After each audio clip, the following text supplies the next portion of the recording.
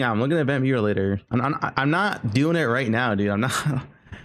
I'm not doing tech support on my PC right now. I'll do it later. It won't happen again.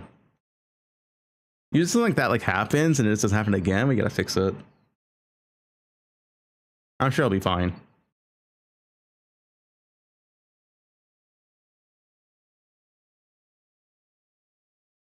Wait, my bingo sheet though.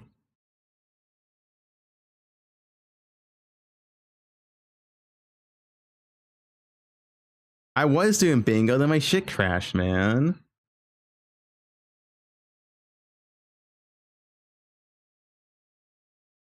And we went back to it.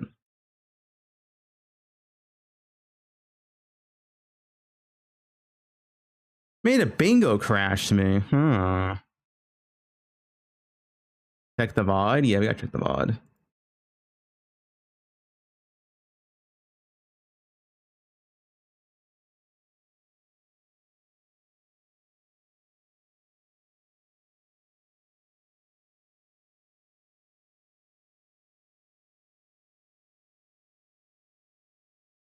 No, my stream's fine.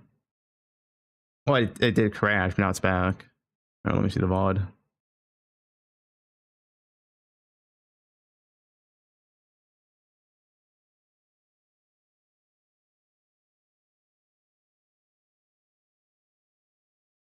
Where were we?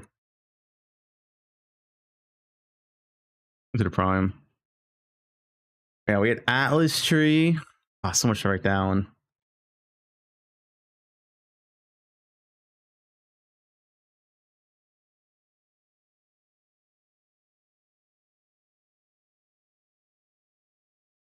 Third Ranger Ascendancy.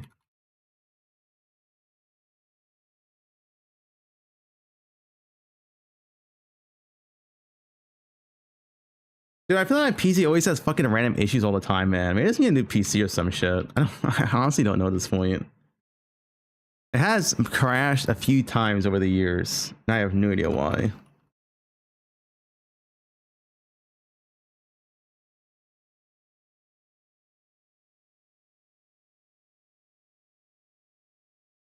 All right, we're back. We're back.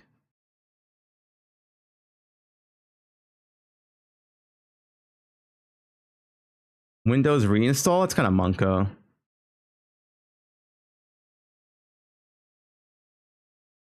I use Windows 11. I could get a Starforge PC.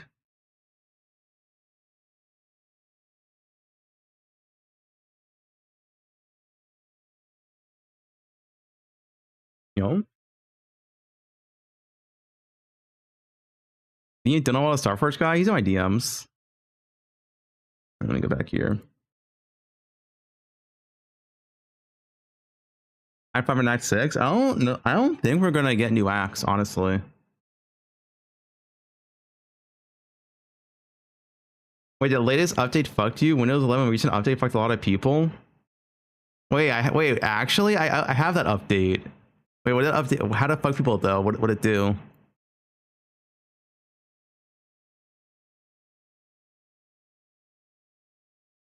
What did the latest Windows 11 update do? Swords? Yeah, I have right here. Duelist swords. There you go.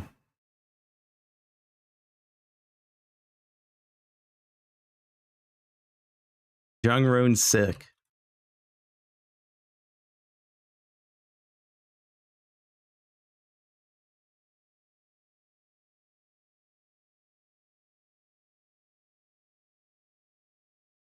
BSOD? What is BSOD? Oh, blue screen. Oh, I didn't get blue screened.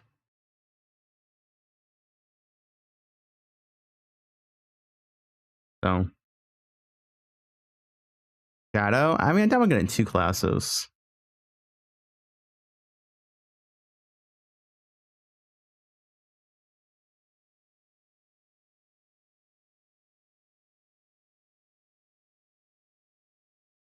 I want to update. I'll put it right here for you. There we go. Now I have bingo. Bro, MTX.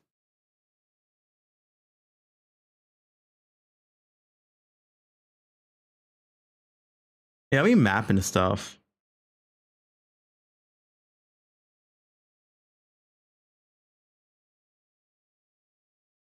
Tech problems.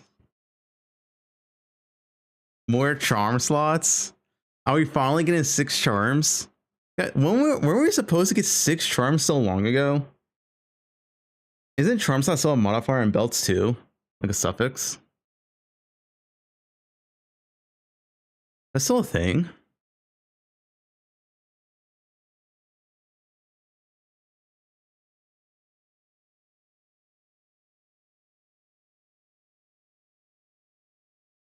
I get rid of that. I just got rid of it. Yeah, increase charm slots. We were supposed to have like 6 charm slots or something, but we never got it.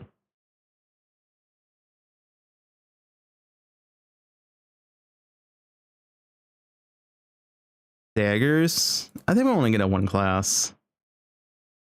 I'd be surprised if they gave us 2 classes.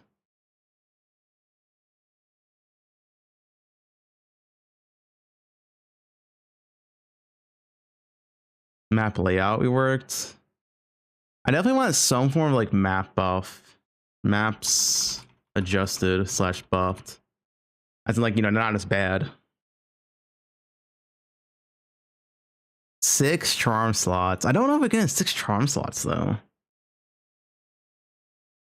Newly mechanic. I mean, that's newly mechanic's not a prediction. That's guaranteed. Tablets removed. Oh, I actually kind of like that one. Like tablets reworked. I don't like current tablets are kind of iffy. I feel like they're worse than scarabs in a lot of cases.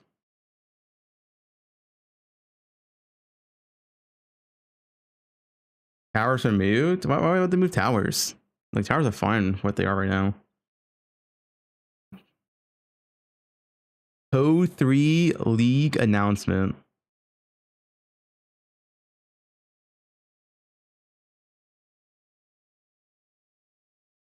D4 bad. Yeah, Megan Towers is quite annoying too. It's really tedious.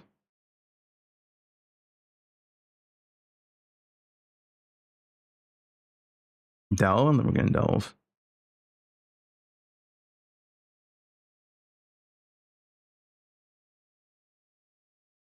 I'm sure the whole Alice itself is gonna have quite a bit of works. New currency. I mean, that probably will happen. With endgame work.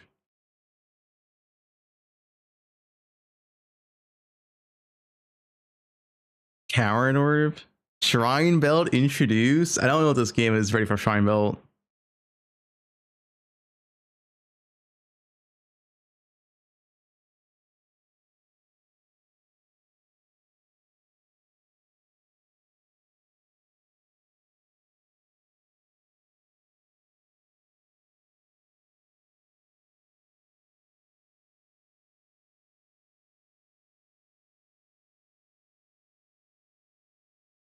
Five talents in one map. Act 5. I don't think we're getting Act 5. I think I would be surprised if we get Act 5. I think I'm gonna save Act 5 and Act 6 for launch, which is 1.0.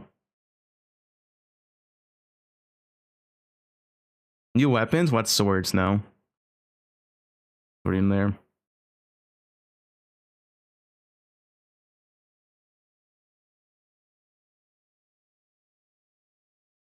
Geared gear buffed. What Crafton nerfed? They might talk about Crafton. They want to nerf Crafton, right? What Ivy banned? I've never been banned. I never been banned in PoE or Twitch. I'm an innocent young boy.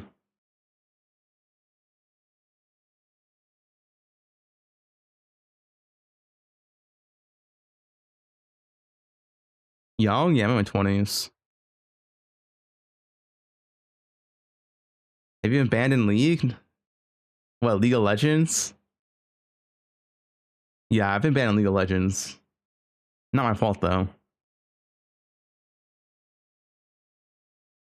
Not my fault, all right?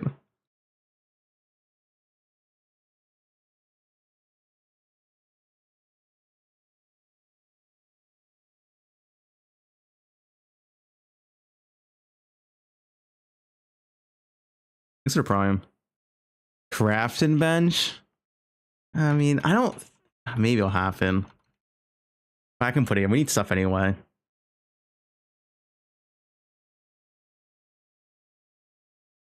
Did you call your team dog shit? Yeah, the jungler. It's always the jungler's fault.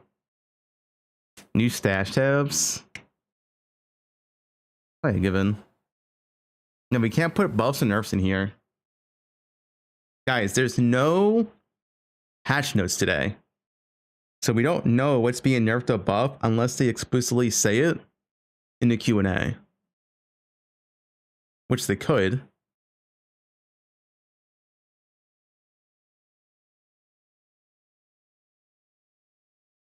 There won't be a new $1,000 supported pack until 1.0 launch.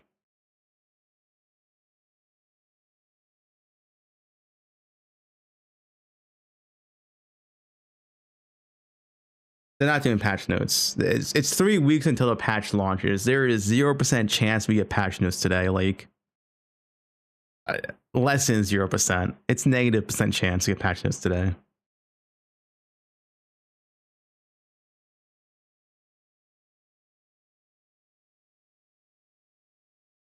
Performance improved? That's not really a good prediction. Because they always do game optimization. It's not like a... I don't know. Like, yeah, GG is always trying to do game optimization. It's not really a prediction.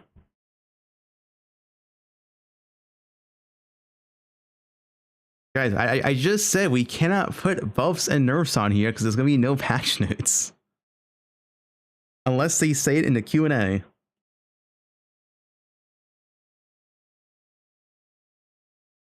Yeah, I don't think we're going to do Act. I'll be honest. I mean, I can put Act 5 here, but I don't think we're going to get it. I don't think we're going to get Act 5. I'm not a believer.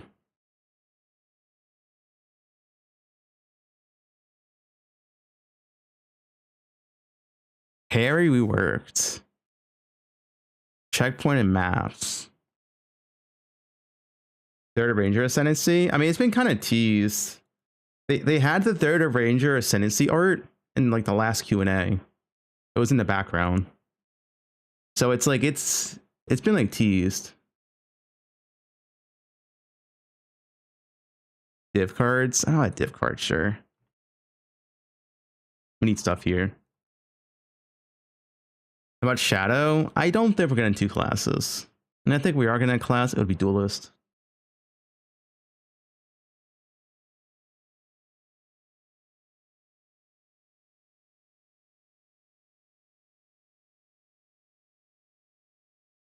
Inventory sort? Dude, we don't have inventory sort on poe2. Map selection? What, like select your 1 tile set? Nah, they're not gonna do that.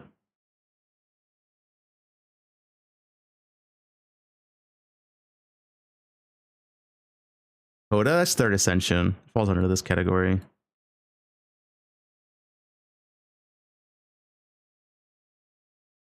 I mean, like biomes like reworked and how they function and stuff. Right now, biomes don't really do anything.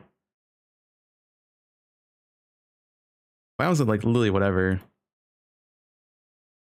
In-game loot filter? I doubt it. Flask and chance, no.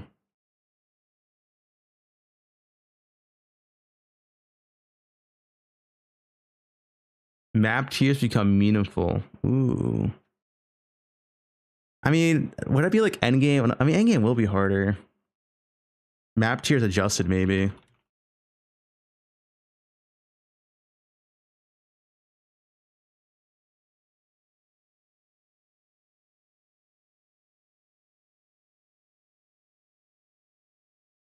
I already have maps adjusted here.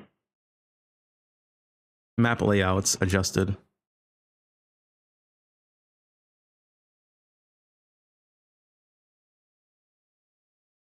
New mechanic. I mean, it is gonna be a new mechanic.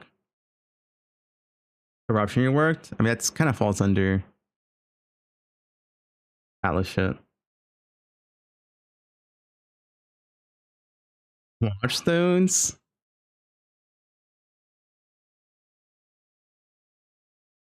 Will we get a new endgame pinnacle boss that succeeds Arbiter of Ash, like some guy after him? That's the question. I think that's probably pretty likely as well, right? Pinnacle boss after Arbiter of Ash.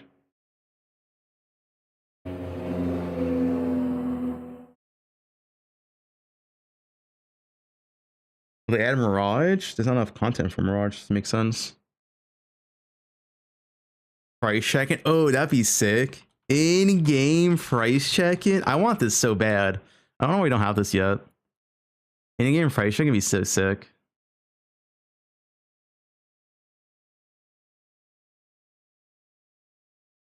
When it's the stream, you see it right here. There's no reason why they can't do in-game price check. Like, you can already search items up in-game. So yeah, I don't really see why. Genesis tree.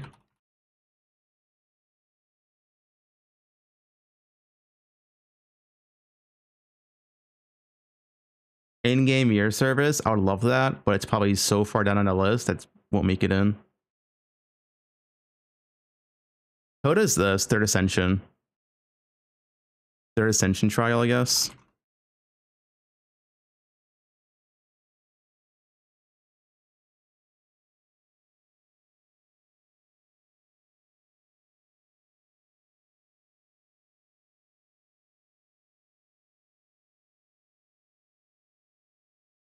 New melee skills. Well, new melee skills is this, no? If we get duelist, that is new melee skills.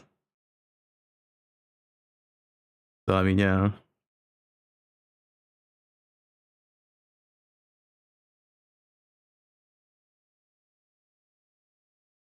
Will we patch notes today? No. I don't think we're gonna patch notes for like a week or maybe 2 weeks. I expect 2 weeks, but maybe we could get it early. I don't expect patch notes today.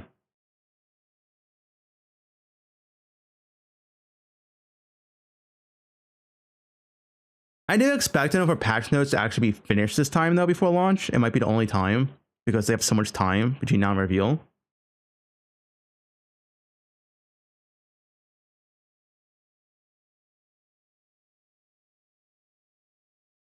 It's Atlas shoe work.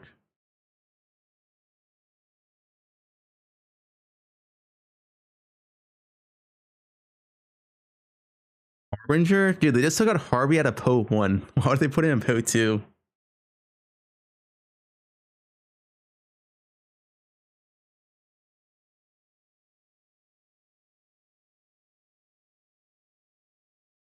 Movement skills? As much as I want movement skills, I think GG is not really budging on that, to be honest. I don't think they're really giving up on movement skills not being a thing outside of Temporalis.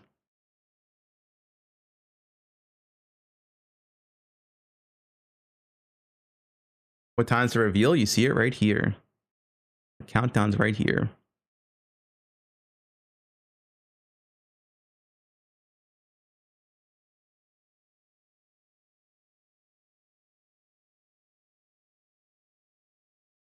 Mage Blood? How would Mage Blood make sense in poe2? You only have a mana flask and light. Like, even for charms is not that good. It'd be kind of shit.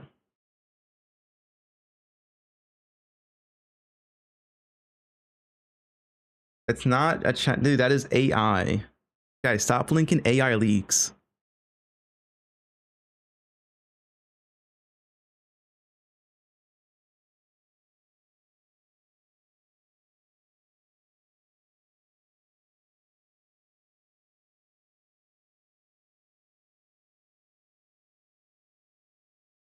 Maybe we finally get more charm slots.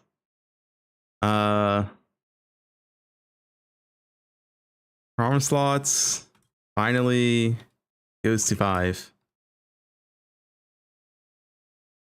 What are they just saying? Life nodes. I like that kind of better, to be honest. Life nodes added to tree.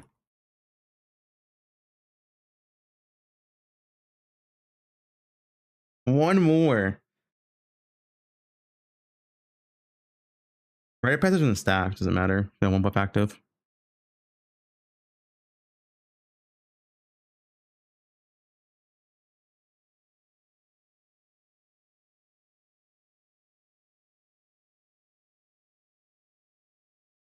Can't put nerfs in here, guys.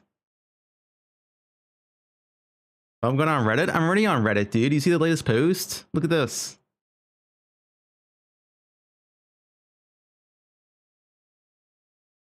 Wait, what is this, dude? Why is there a sushi wide here? Where's that one post?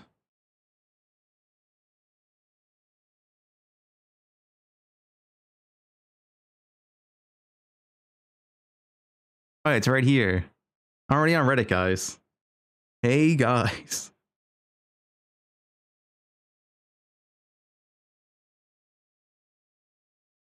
New cheer gear. I want cheer gear to be buffed.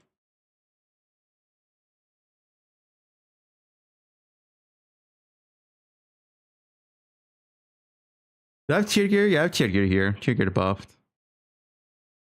I'm not bald. No, that person wasn't me. That person, you know.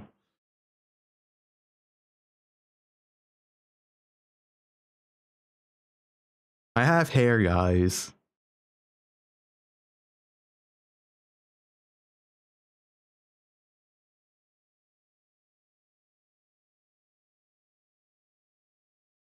What's wrong with being bald? Nothing. If you're bald, enjoy it. Enjoy your shiny head.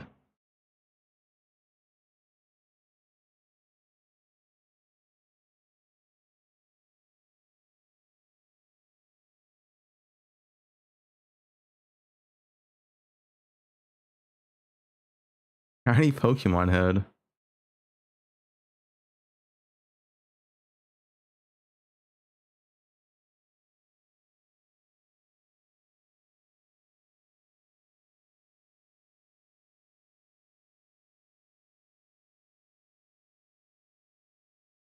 Bro, what is this?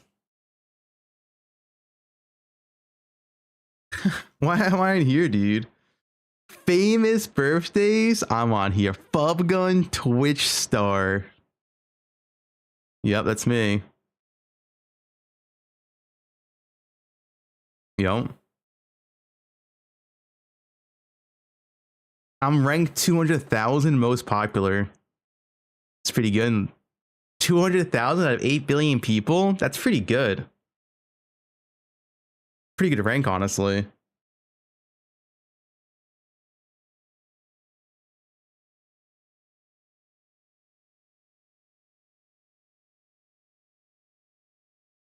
You get top 0.1%. Who's rank 1? That's a good question. Who is rank 1? Who's the most famous person in the world?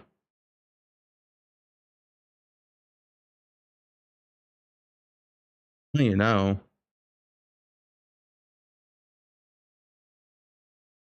Mr. Beast is rank 8.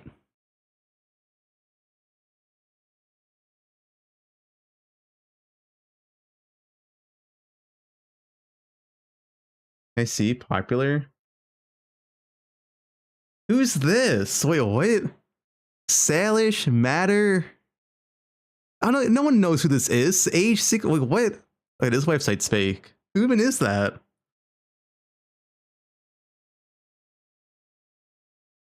I don't like.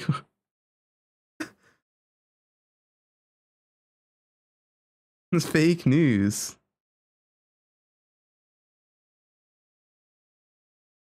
Are you higher than Sushi? Wait, let me check actually. Is Sushi on here? Spicy Sushi. Ooh, Sushi's not even on here.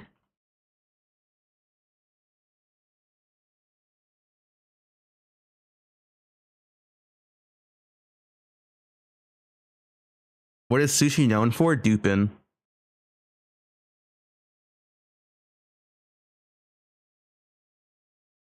We need one more, guys.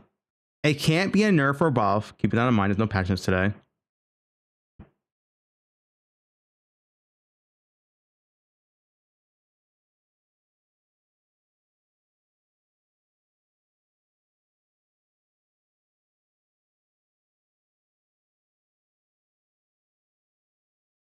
Delve, Toda's the third ascension trial.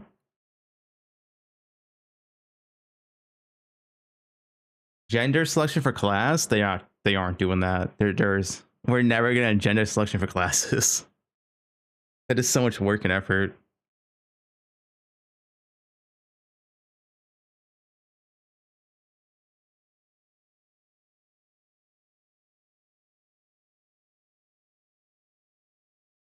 It's Diablo 2 style. Like they're not changing that. New stash task, kind of boring. Let's go to my prime.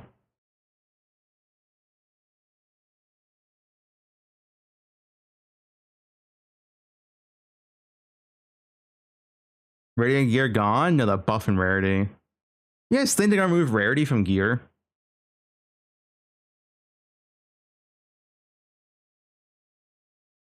No way.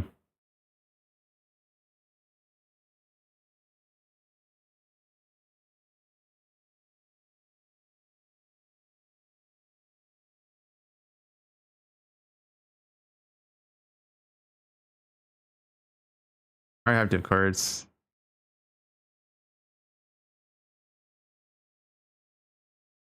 Harry has a mechanic. All right, what is some more chase uniques? I don't want to add. Yeah, where's the generate? There we go. My bingo's done.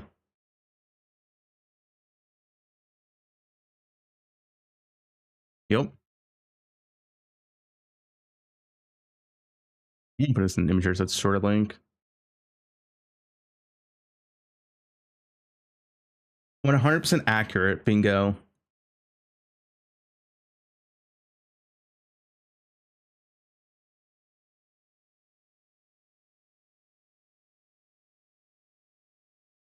Man for it.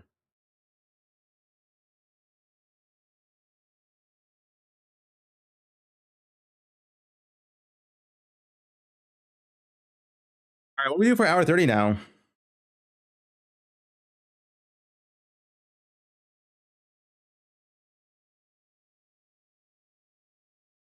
Where's the temple buff?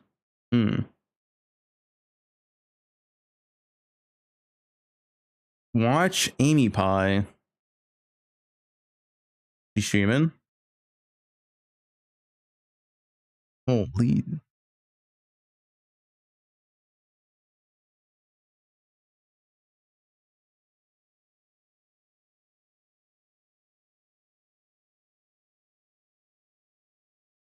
Guys, how do we stall for an hour 30? Like, what can we even do?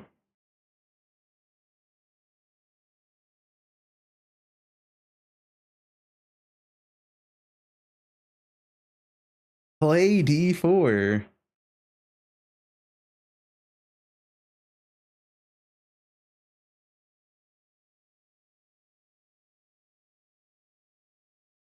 Wait, is this tie ties? Hold up, where's tie tie killer?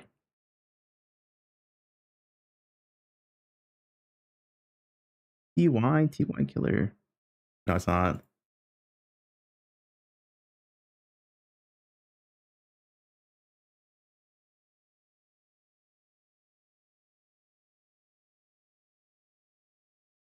Test.com.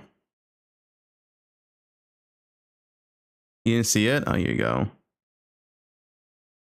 I have a command for it.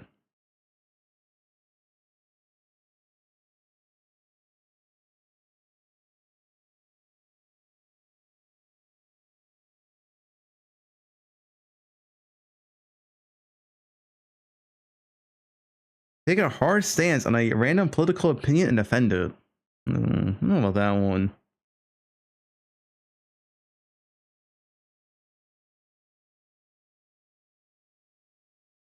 There's no leaks. There's AI generated leaks which aren't real. I don't know how people are falling for it.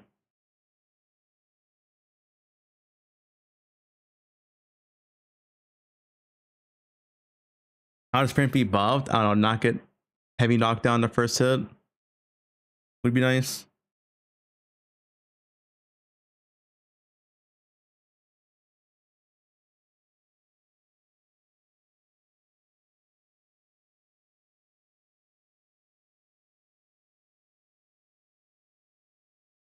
Thanks for the 19 months. 19, holy. Your favorite bald streamer?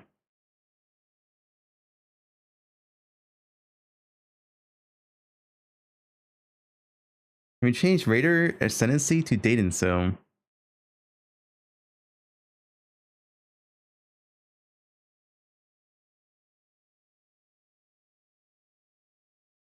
You know, we're missing some streamers still, aren't we? Where's Sushi? Is Sushi not streaming the reveal? Who else we're missing? I feel like we're missing some people.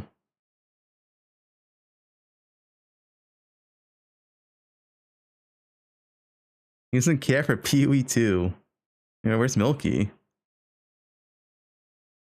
He's doing grocery shopping over watching poe2.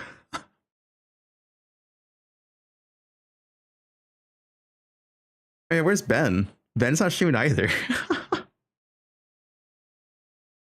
Well, these guys hate poe2. Guys, I'm excited for this patch. I feel like this patch is gonna be sick.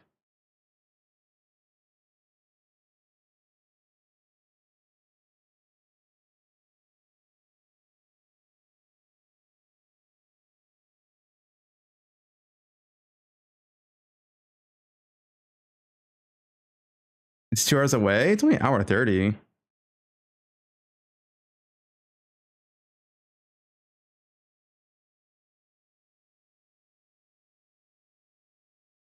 What do I play in this league? Need patch notes to decide.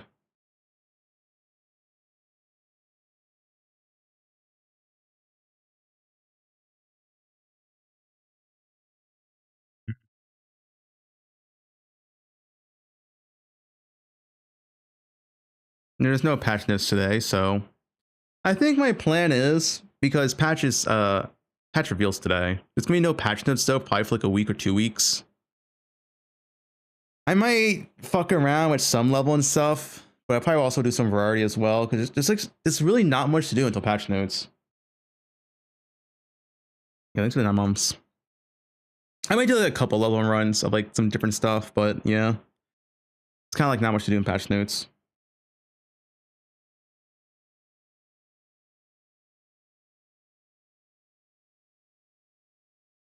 Jonathan retired.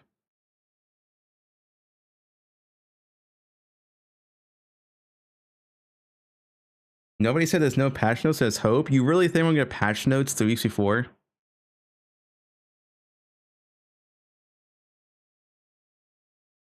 Like there's no shot we're gonna patch notes today. You get burnt out when you finish campaigning into maps. How do you even get burnt out? I don't even know. I can't help with that. The game starts an ending game for me. So I don't know how you get burnt out before you even reach end game.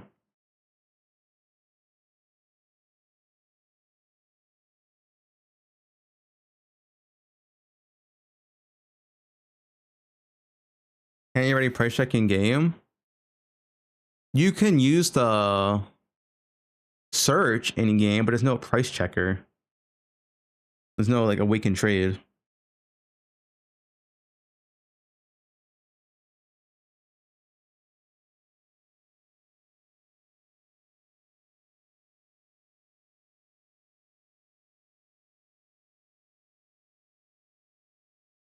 Farmers bingo. Wait, what is farmers bingo? Fubgun crash out. This guy's putting nerfs here. Frost blades added. Bro, what is this bingo? Why is there 2 blood mage nerfs? Fubgun glazes. Wait, there's also Fubgun glazes the patch. Bro, what is this? This bingo's terrible. Any game is good. What is calm? COMD? I don't know what the calm is.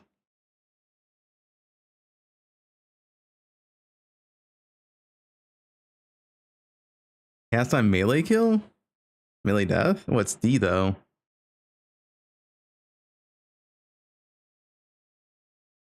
Cast on minion death?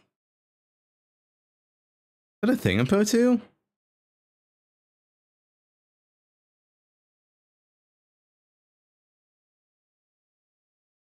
Who else doing predictions? Let's see.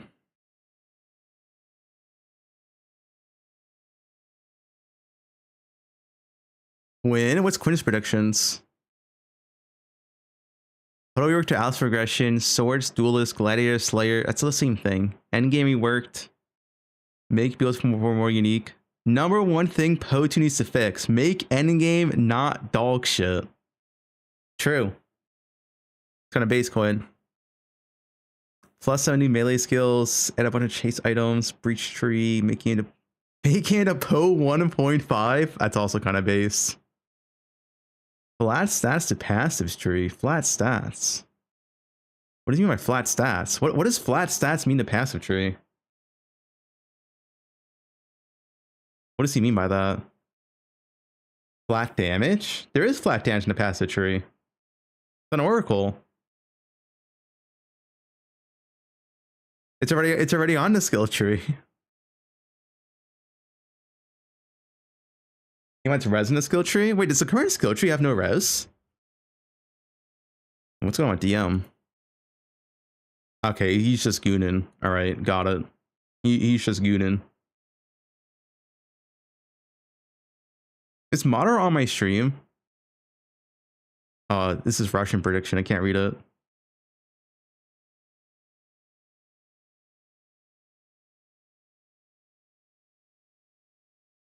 It's Lily's.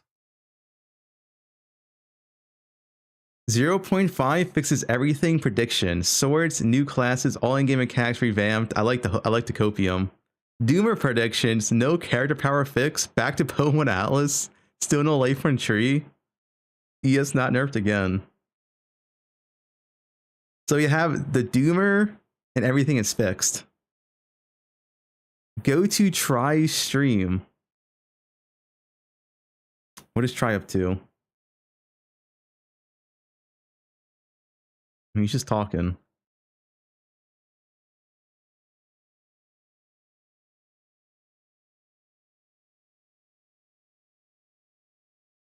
Yeah, he's just saying the scripture.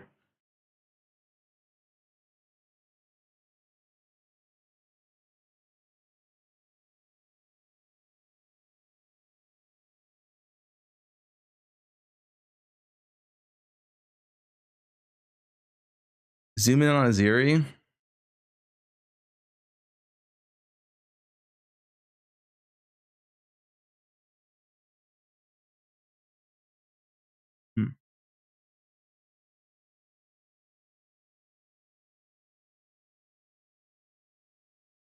Here you go.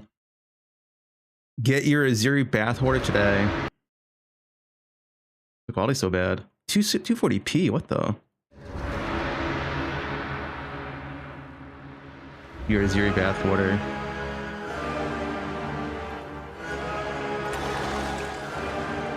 Yep. But it starts at 1 hour 20.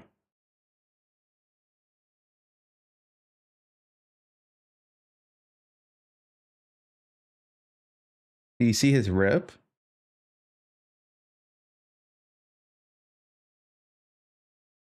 We can do a little. How to pack die? Attempt. Not the mosquito. Wait, what? So smooth. Oh, I thought that's how you. I thought that's how he would die. That would have been funny. Wait, why is he doing this? He's gonna die. Into the sky. Ay, ay, ay, ay, ay. Whoa, there's a second. Oh, suicide. Why did he do that? That's just suicide. Why would he do that on purpose? He's just clip farming. That's a scripted death, man. That's a scripted death. That's a Quinn death right there.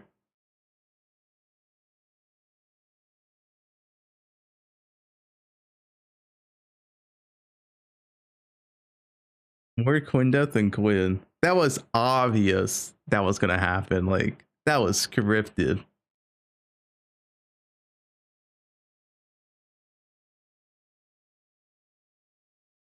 Guys, how do we solve for hour 20 more?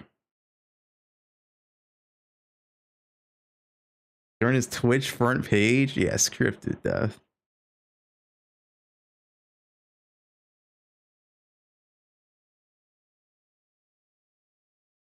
You're in Act 1? I don't feel like fucking playing poe2 right now.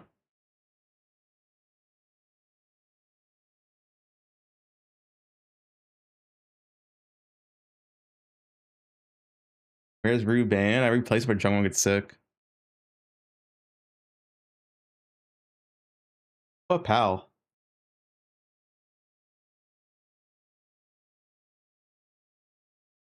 He has no predictions. Go through each reveal video? That's not a bad idea. You see how they stack up on each other? poe2 YouTube.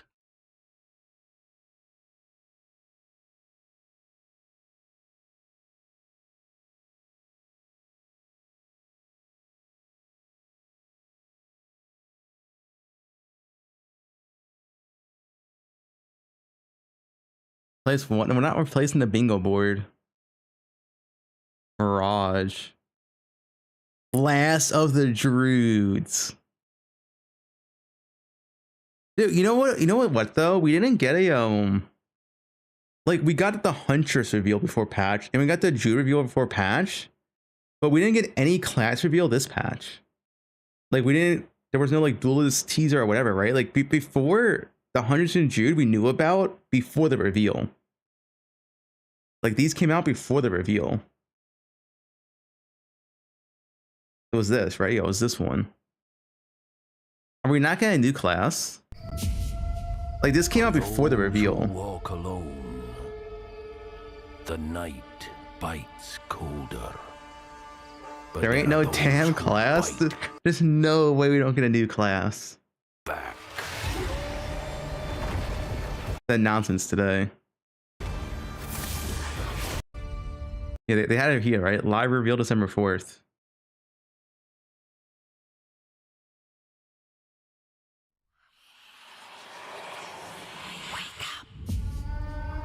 He's naked. Look at that ass.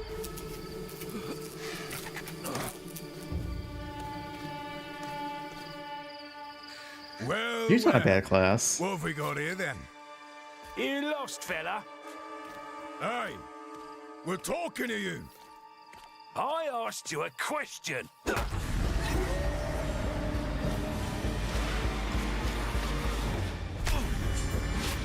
You get to have two wolves inside of you. What's wrong with him?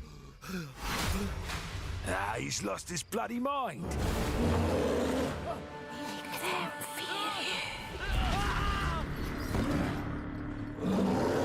Oh, woo.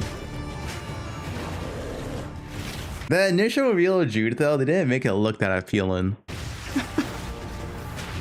What are your plans?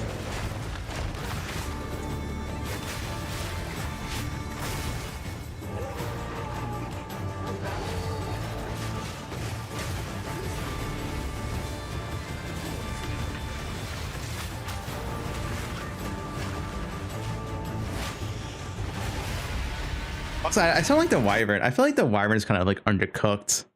I think the Wyvern needs like more to it. I'm a big fan of it.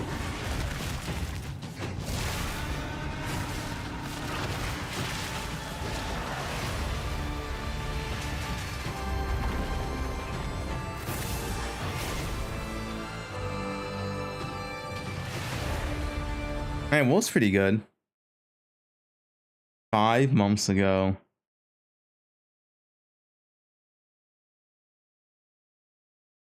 Dawn of the Hunt. And a game content reveal? What?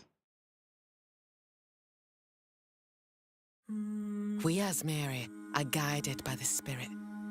It provides prey, shelter. Okay, 0.2 was pretty bad. But for me, one day, all that were changed. When's patch reveal? In an hour. The Spirit, it showed me something. Yeah, 0.2 is by far the worst patch. Like, there's no way we can get worse than 0.2. and to defend all our love. 0.2 was the best. I used Lightning Spear. The only good thing about 0.2 was Lightning Spear. I lost everything that day. But fate weren't finished with me yet.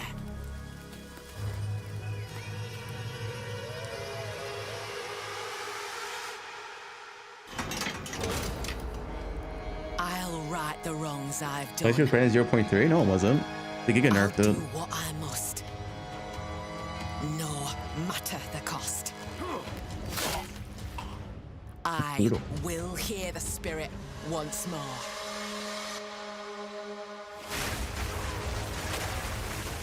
Yeah, 0.2 was Amazon.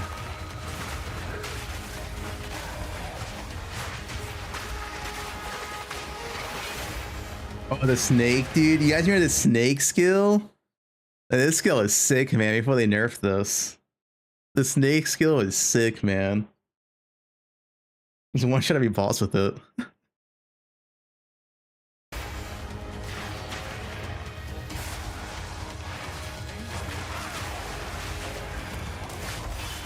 It bit you, the snake. The Roa. Okay, dude, I don't want Roa in the game. Can they take Roa out of the game? I don't want Roa in the game.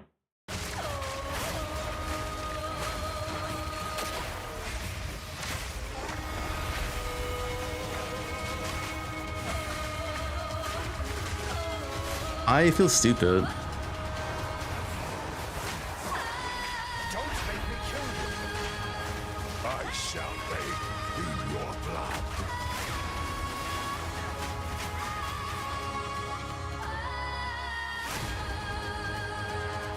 The Smith of Catawba. Here, that was something on launch.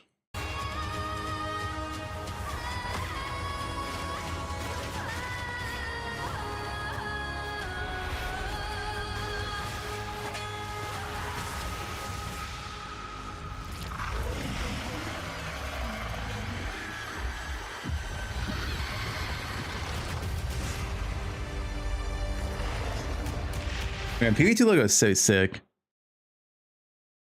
New shit maps. Where's the Quinn clip? Who's the Quinn clip? With the Kadava, it's mandatory. Link it.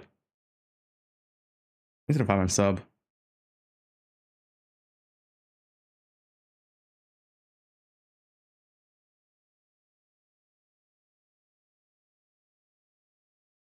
Not that Quinn clip. It's the Kataba one.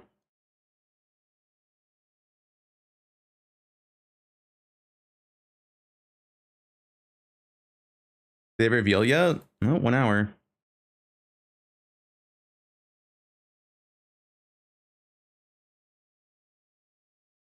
PoE2 official trailer 6 years ago. Guys, it's still not out. The game is still not out, by the way. 6 years ago. This it? This is it. Bro, who made this?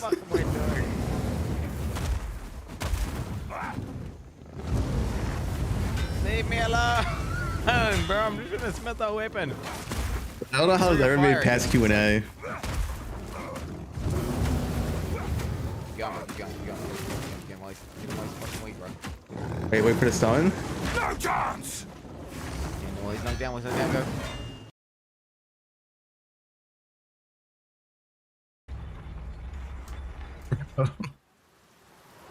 The gods are dead. But left on their own, men will always seek to take The their place. OG poe2 trailer. Your sentence is to be hanged from the neck until dead. Let your souls This hasn't changed. feed the first ones, and your bodies feed the land. The only result is pain and death. Escaping, kill her. All of Act 1 is pretty much stayed the same since they revealed it, to be honest.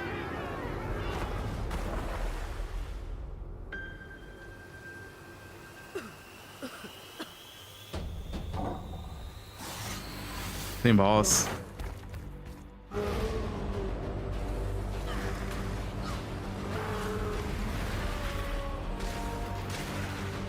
Wait, what was this? Wait, did we have this? Wait, hold up.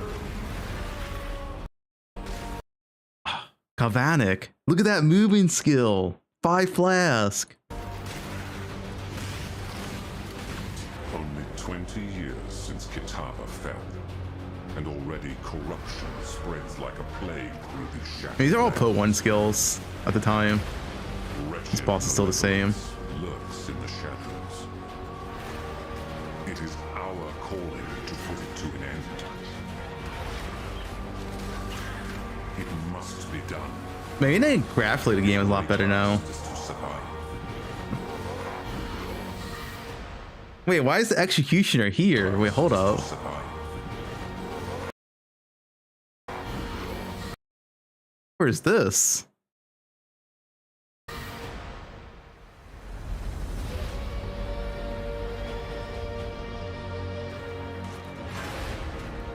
The bellboy.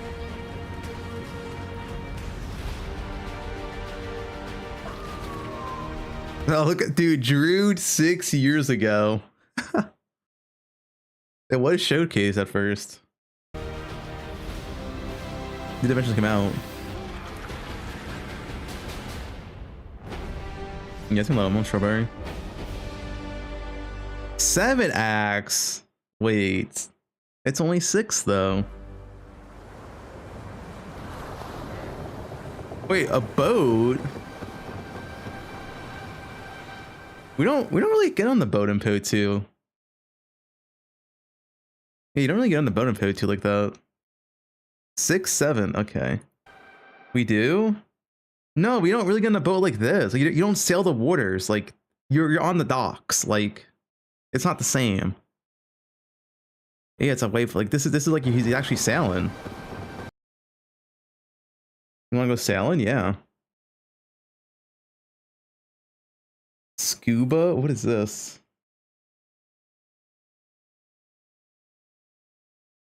Okay, sure.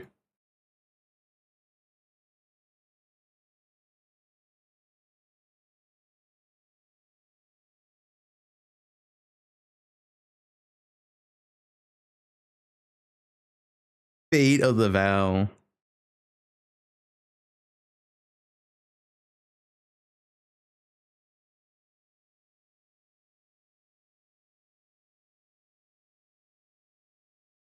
In-game market price, dude, that's 1.8 million views. It's actually insane.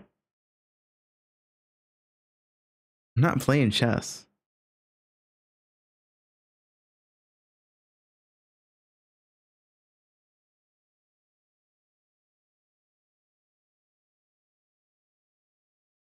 I'm not at an ass 11.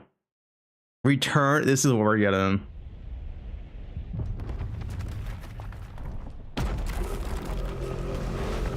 Oh shit, dude. You guys ready? This is not AI. This is badass though.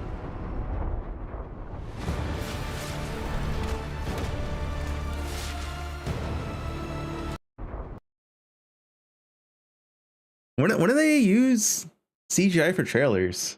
Even the poe2 announcer they didn't use CGI. They legit never use CGI for trailers.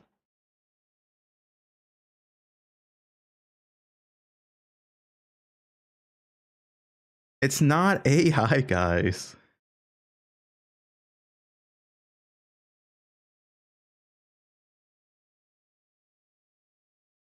Not AI, I was there. Wait, another poe2 trailer. What's this one? Hold up. Among ancient ruins, evil grows once more. The seed of corruption advances, spreading dread and despair.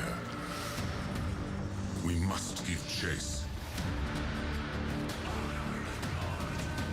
Oh, looks a lot better in the second trailer. Whoa, what is this? What is this flask? Can we have this back in the game?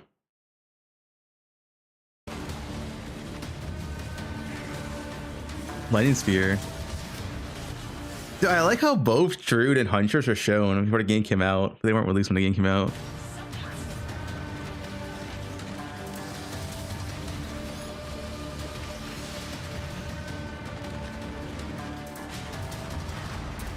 You have charms, yeah.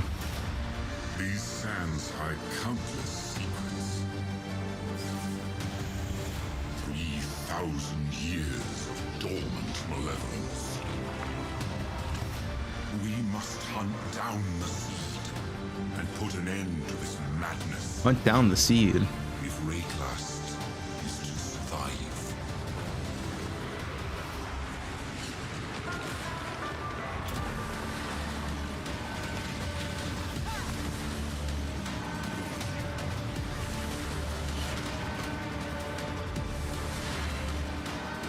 I guess Activist pretty much done too. poe2 becomes a real game in 0.5. God, 0.5 is gonna be so good, man. What, their trailer? What's their trailer? Third act? The gods caused all this, you know.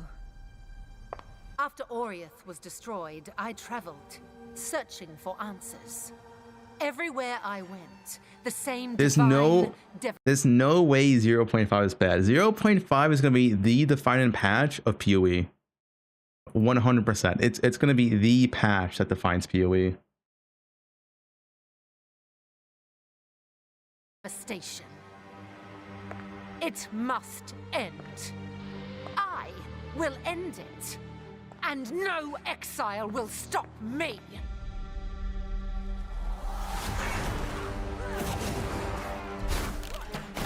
Ranger. Duelist. Whoa, whoa, whoa. What is this, dude? We're duelists. Ooh, what is that skill? That skill looks badass.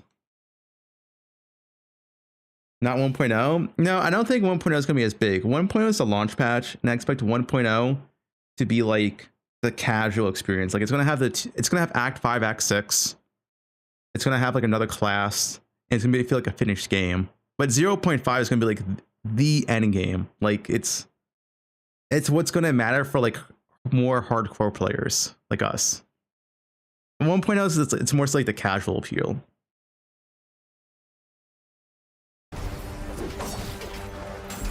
It's free as well. Us?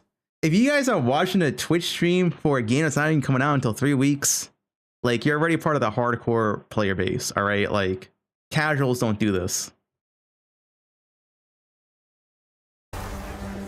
This is someone sub.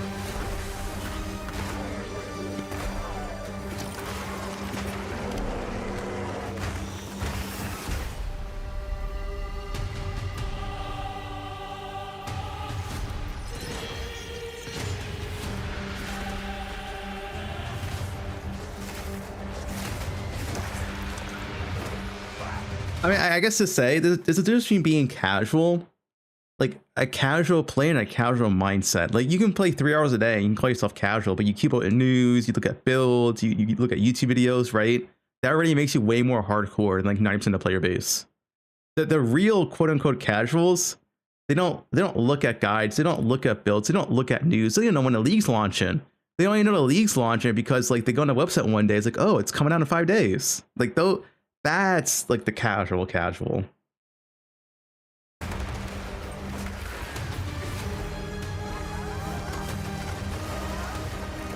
Flask it again, find Flask.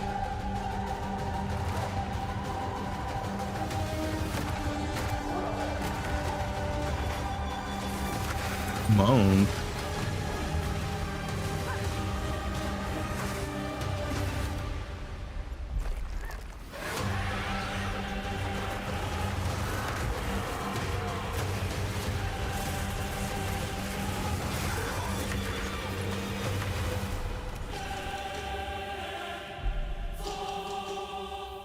Man, this game's sick. When does it come out?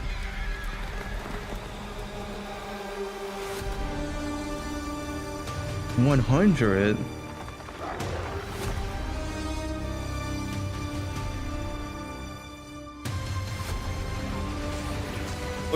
Wait, hold up.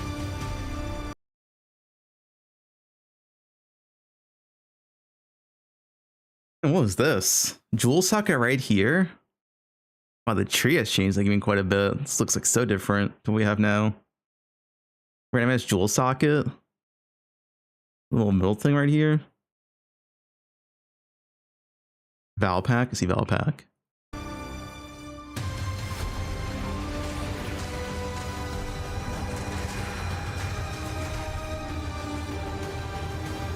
Six-person co-op. This world will be reborn. Hey, where's matter the this? cost. Is that Act 5?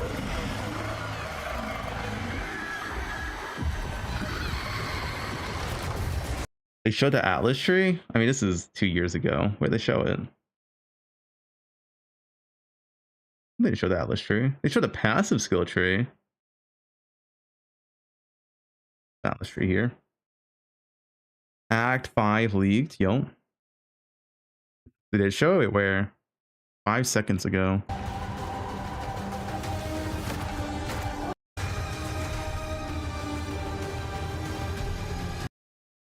Oh, that's the poe1.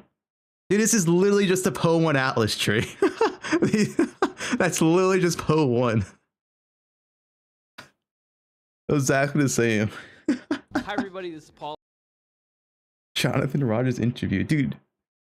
Holy. Look at Big J. 13 years ago. I'm here on RPAD TV, and I'm here with Jonathan Rogers, the lead programmer on Path of Exile. So, for people who aren't familiar with the game, what kind of Honestly, game Jonathan looks the same. He just cut his hair. Like, he looks pretty much the same. An online action RPG, so that's a top-down kind of isometric perspective game. You know, you run around, kill stuff, you find loot. Yeah, this is literally the same. It's even Maven, dude. Maven's right there. Eater Exarch. The hand movement? Yeah, okay, the hand movement never changes. That's true. Hi everybody, this is Paul. I'm here on Online action RPG, so that's a top-down kind of isometric perspective game. He was born with that. He came out of the womb and started moving his hand. It's just part who he is. And our biggest feature is definitely like character customization. Yeah, thanks for 417 Prime. Appreciate it. Like we find character customization really important. You can kind of do a lot of stuff. what other games Oh, yeah. do you guys look at for inspiration for this one? Like, what are the biggest influences on your game? Diablo 2. So, I mean, in terms of action RPGs, the biggest game in terms of influence is always Diablo 2. You know, like it's the classic, everyone loves it. Sold a huge number of copies. But the other one as well is Magic the Gathering was a really huge influence for us. Magic the Gathering, Chris's favorite game. And it's got a lot of cards in it that you sort of collect, and those are a lot like items. But also that GG's on. We can get to the load screen, I guess. Is it? Wait, what's the Twitch channel? Is it Grinding Gear Games? No, it's Path of Exile, right? It's just Path of Exile.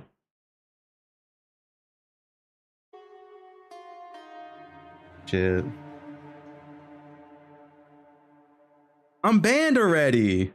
This just started. All right, see you guys next week.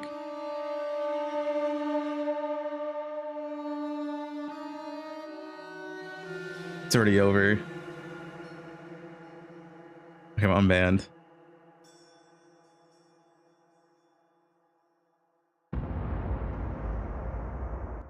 Put a Poe music in the background, get us ready. 57 minutes. No Fubgun tax. Whoa, whoa, whoa, whoa, whoa, whoa, whoa, whoa. Oh. You guys see what I'm seeing?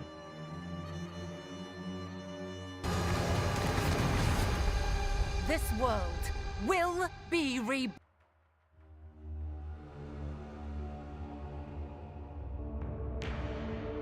I would like Act 5. I'm just not expecting Act 5 of this patch.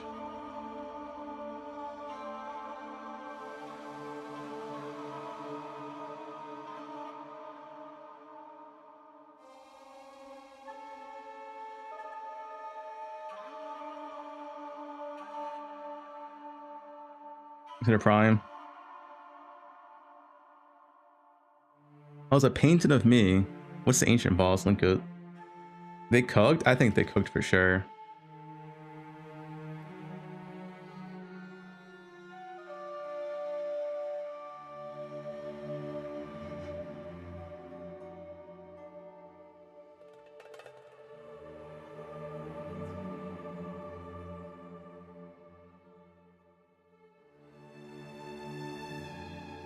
Goes to tier 1. Then what's up? Is poe1 login down? Don't know.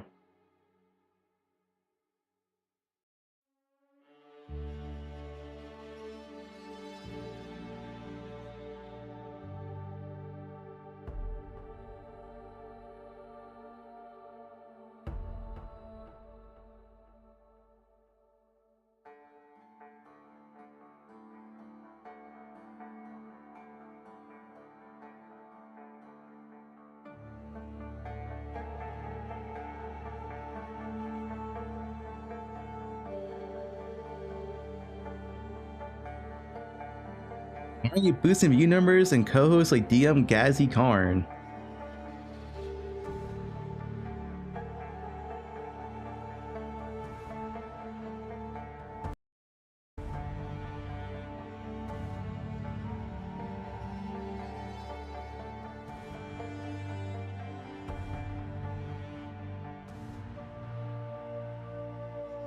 You ever played PoE only D4s or to try a new update? Yes, comes out in 3 weeks.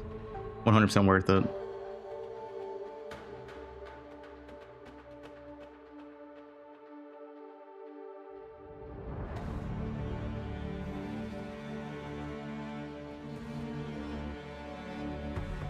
I can hit up Ziz, dude. I can surpass him with just me and Ziz.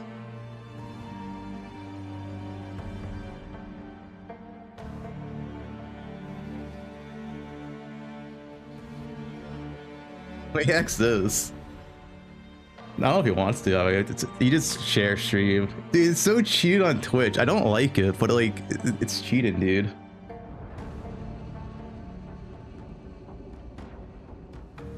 Do quit. I don't think Quinn would do it. It is the meta.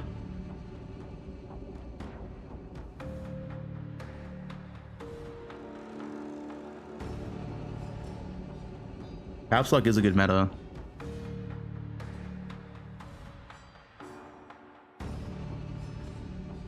He shot. Sushi went to get groceries over watching the reveal, apparently. Is what I've been told.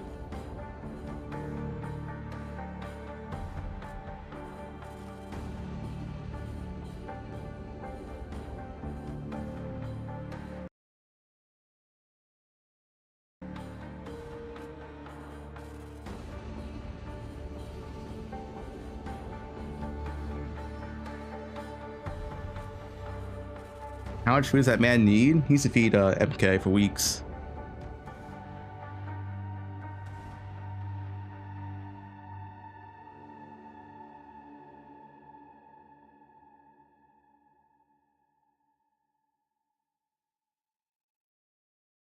And packs of toast.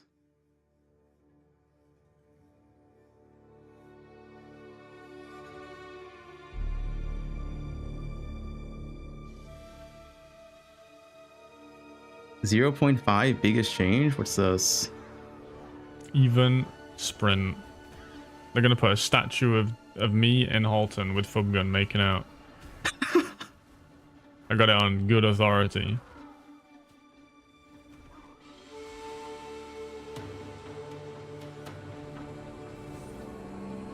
Yeah, true. True. Me and Milky and Halton together, holding hands.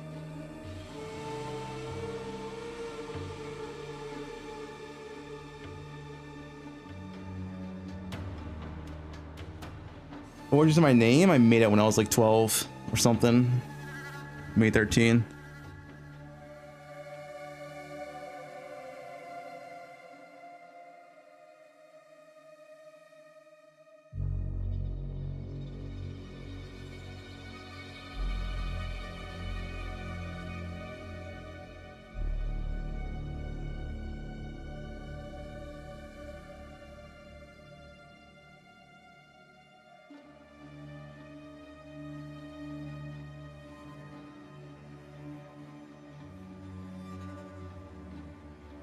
You're thinking about guns that age? I'm American. Yeah, thanks to the Prime.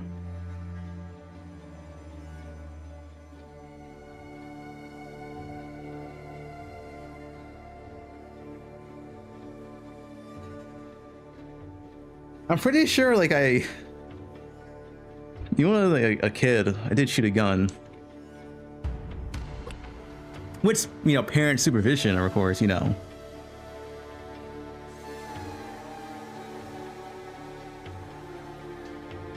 Let's go to Prime.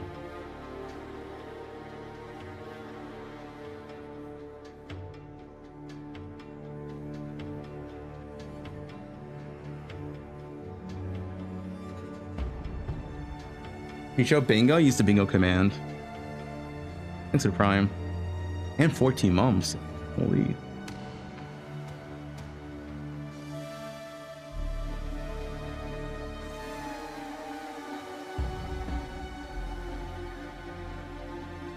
Bro, what is that imager link? I don't even want to click that. pbs.twit. What? I don't even know what the website that is.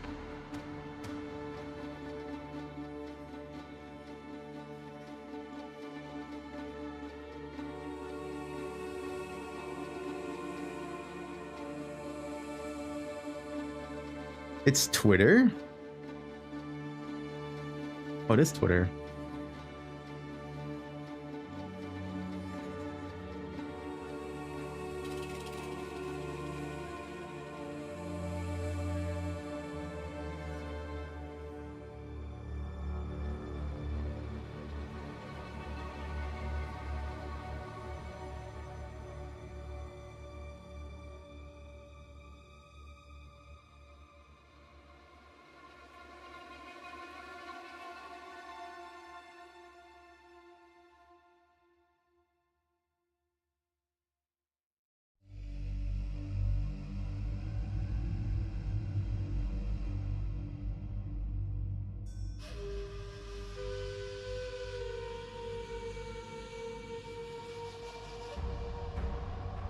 New image? Oh, it's a new image. Yo, what's this, dude? That looks like Act 5 almost.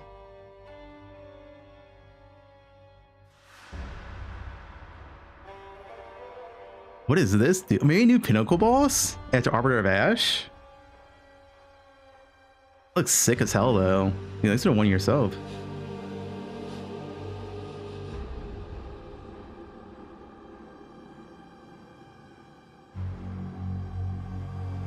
Imperious Phone Diablo. Oh shit.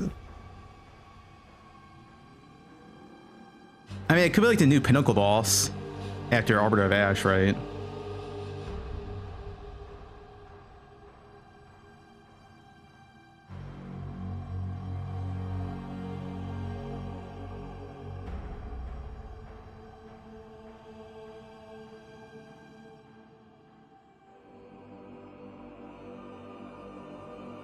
It's an axe? It is an axe. But I don't think that's gonna mean we get an axe class. No, it's like an axe pull-arm, right? Yeah, there's a pull-arm perk coming out. An axe here. Yeah, we're gonna get Ziz. Ziz is doing predictions with DM real quick, he said.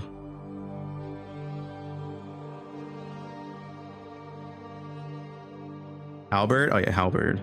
Yeah. More towers.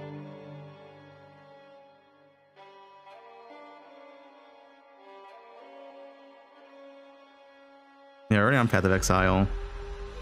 We're waiting, don't worry.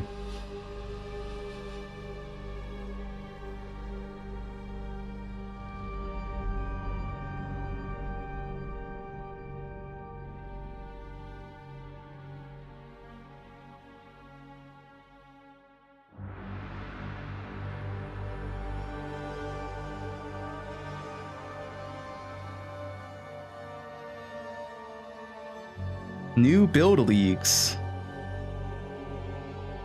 Top 5 powerful builds. Phoenix. Jung has leaks. Predictions. What is Jung's predictions? Party quant bonus removed. Item rarity removed. Mass system changed to poe1. Okay, this is like... Jung's on too much copium. Sprint replaced with higher base move speed. Trigger system reverted to 0.1. Generally, no more account hacks. Okay, yeah, this is... This is cooked.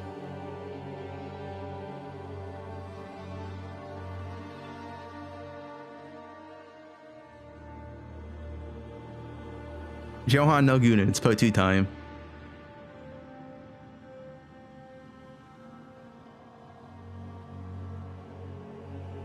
What do you mean about item rarity? The player stat, item rarity.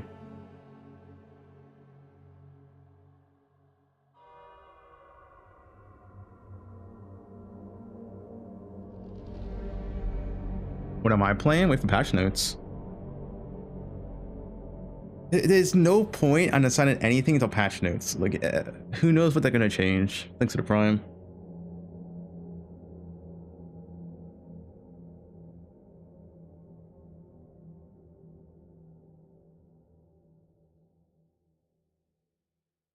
I have a bingo command.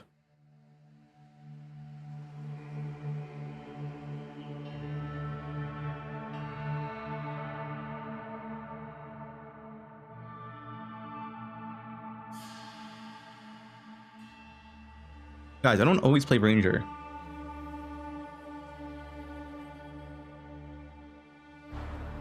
Remember when I played Hunters?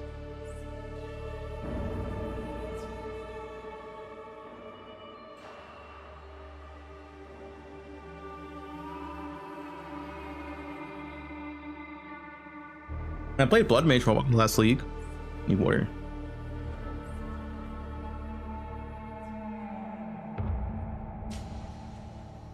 I don't play bows because like I only play bows. I just play bows because playing anything else in the game feels bad. Until you have currency, then other stuff becomes viable, right? Like playing, if you like start warrior, you move at like 10 MS, it feels so bad, dude. And it's the same deal with spellcasters. You start Sorka Witch, you don't have your Temporalis, you don't have your Perma Blink, you know, walking at 10 MS, you don't have any MS notes on your skill tree. It's like, it just feels so bad. I think the only one that feels good is Druid because of Wolf Form. Wolf Form is I think pretty nice because you actually are like decently fast as Wolf compared to other classes.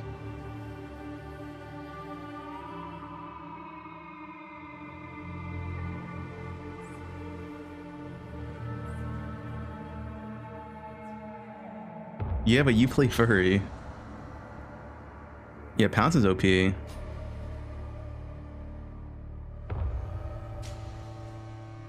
don't do mid-league nerfs, no. Mid-league nerfs is not a thing. The only time they do mid-league nerfs, quote-unquote nerfs, is when it's like a bug that needs to be fixed, so it's like crashing servers or whatever.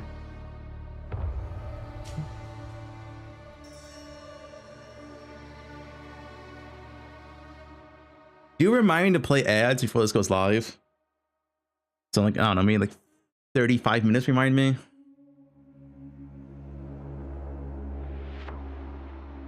What is Viro typing? Hurry up.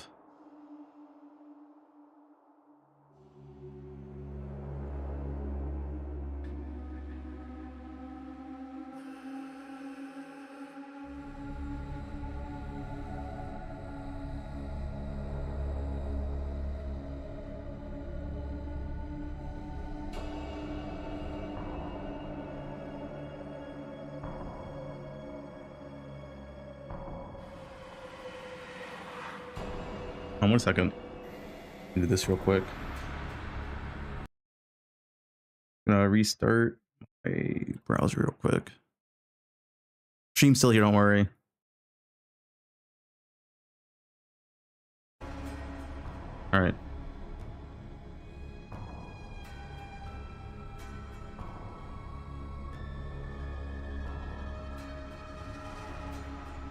There was no F, guys. I was restarting my running from an admin just in case.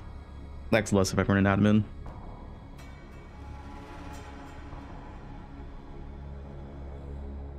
There wasn't an F. I was whatever, dude. I'm not explaining it.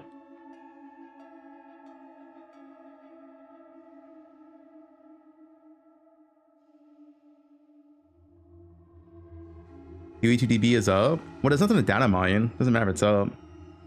We can't like there's no data mine.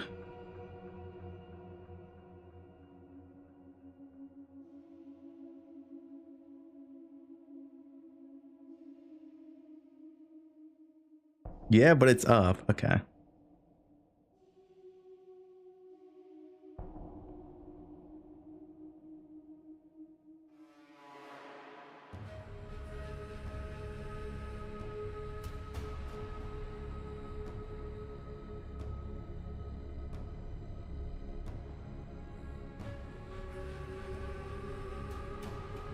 Your mom is 2B? Holy.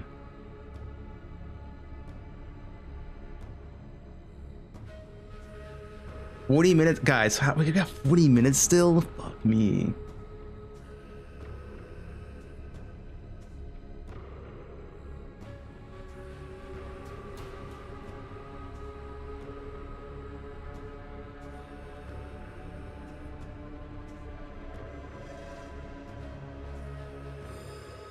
Thanks to the Prime.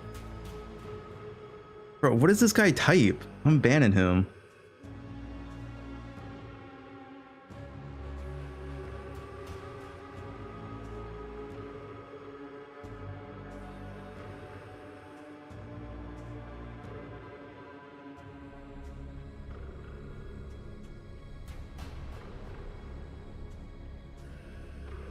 Having a health issue equals ban. No, we're not gonna worse one a Geo gets, bro. We're just waiting. We're gonna wait, stall, yap until it comes like 39 minutes, dude. I'm not doing anything else.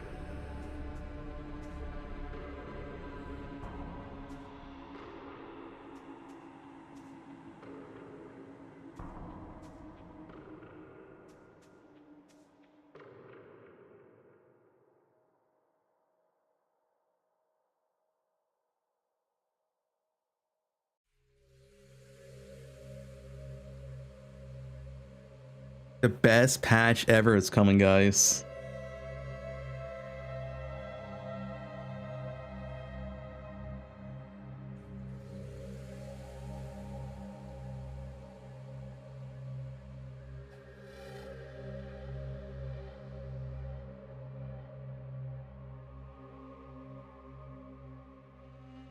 No cope. Everything I predicted will happen.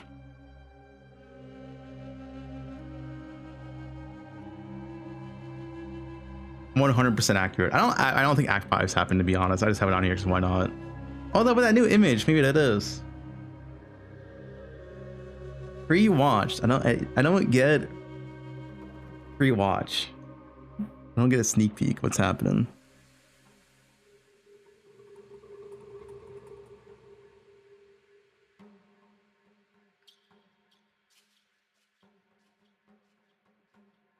Yeah, thanks for Prime. 5 months. And 3-month Prime. Holy.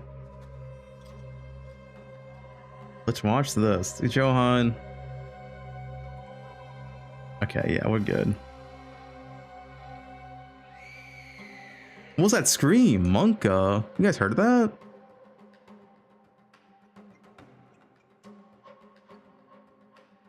What was that? He's a horror game, I guess. Yeah, thanks for my sub. Run your ads? It's 37 minutes. No ads yet. I run ads like 10 minutes, 8 minutes before.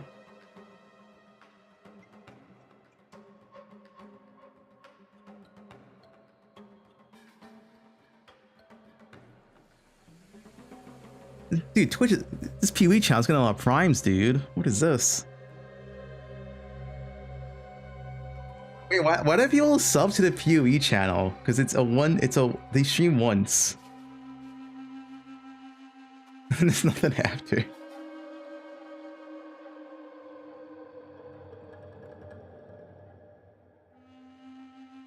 Ads? No, they don't play ads during the live stream.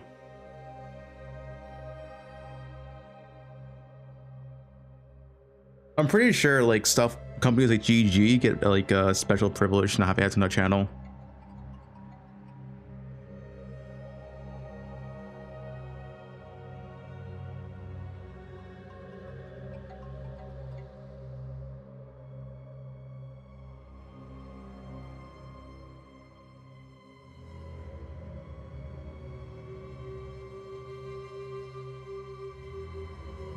I'm gonna send my sub. New leaks today, the reveals today.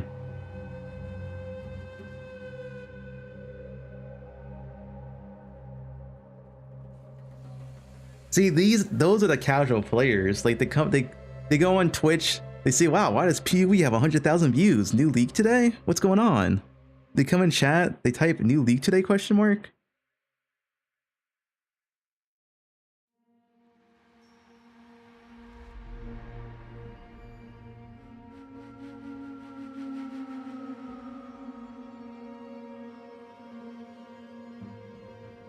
New D4 League, yeah.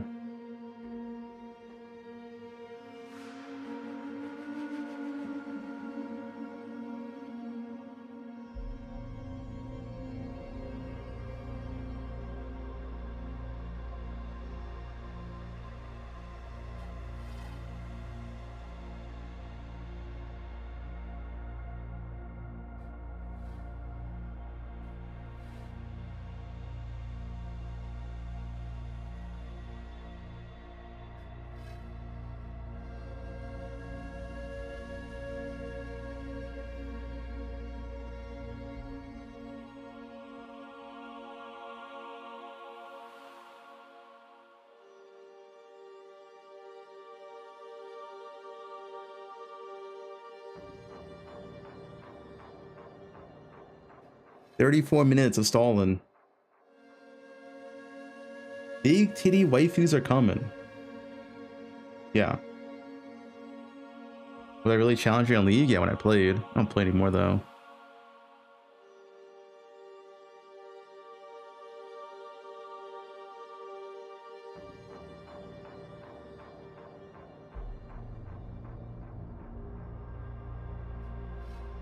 New supporter pack? Musty, this is gonna be your dumbass link into, yeah.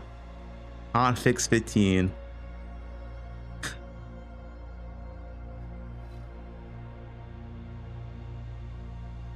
Helltide's up? Guys, Helltide's up. Log in. Look at Discord.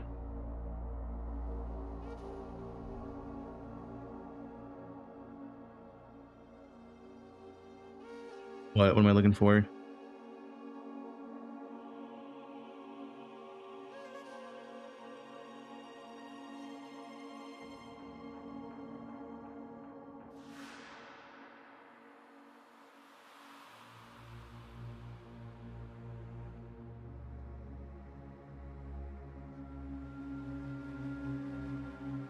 I mean, yeah, I see what you posted, but like that's like that is last league.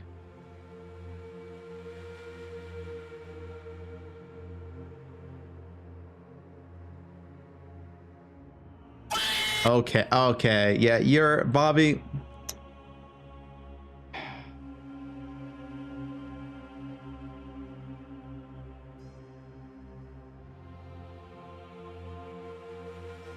Nice one, nice one.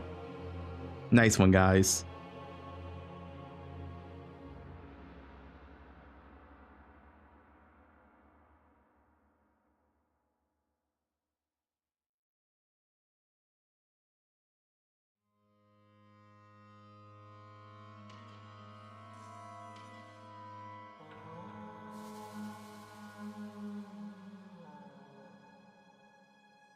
Unironic leaks on Reddit from Tommy's website. I don't care. There's been like AI leaks that weren't real. We're not looking at any leaks that are leaks at this point. It's 30 minutes. We can wait. Thanks for the 4 months.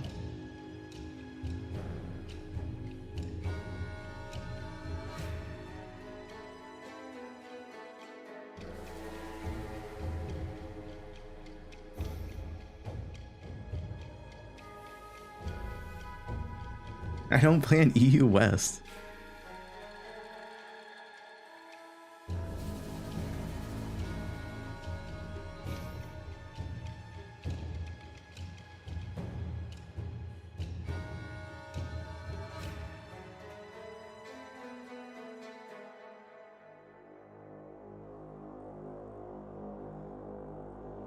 I speak perfect German, it is true. Guten Tag.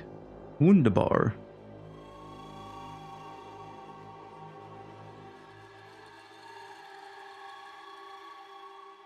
This really is how you best league ever.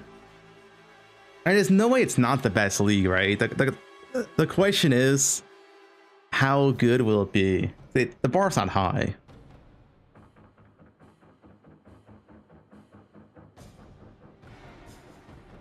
Like the bar is pretty low to be best league ever. It's not that high.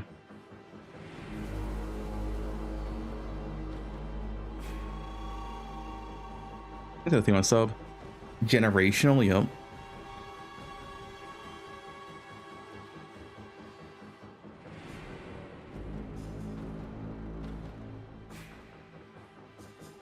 Two months. Which league was the best so far? I mean, I had fun in Temple League, but Abyss League was a generally like good league as well, kind of. Just had the map crafting issue though. 0.1 was fun, but it's because 0.1 was fun because it was new. Not because 0.1 was insane, it's just it was just new.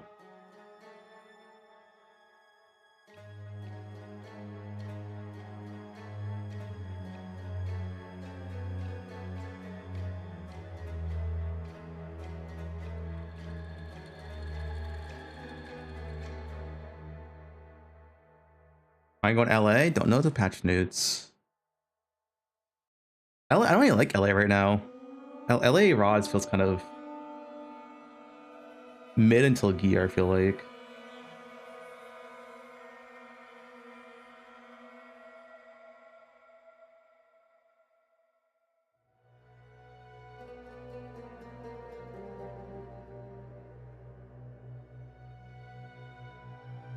The Woo reveal? We're swiping.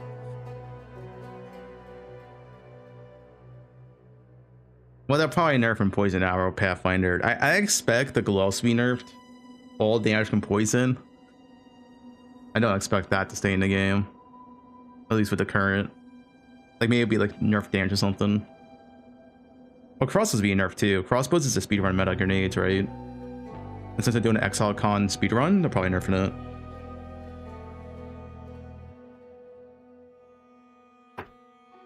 How cope is this? Standard. Comet's being nerfed. You guys see, dude, Comet is currently 28% of the player base or whatever.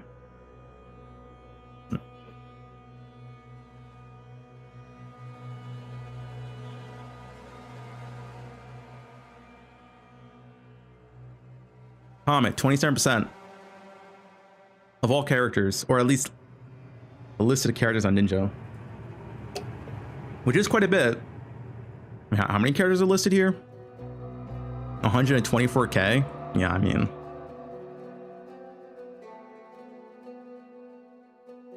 And then cast on crit?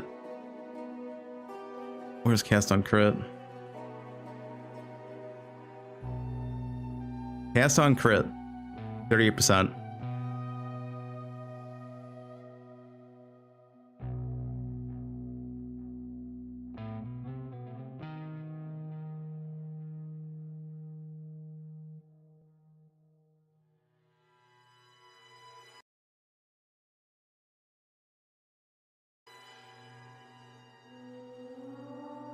poe1, poe2, Last Epoch, Grim Dawn, Undecember, Torchlight, Titan Quest, Diablo 2. What is this, dude? Permanently banned? He missed a chance to put D4 at the end. Maybe it was supposed to be D4 at the end and it was too long.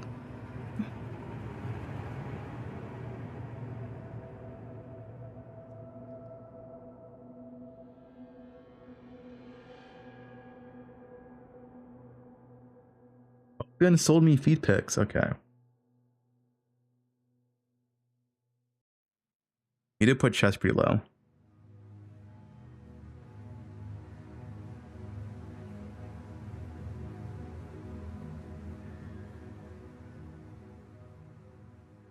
Fubgun sold me Fent and Holton. Alright, JKL.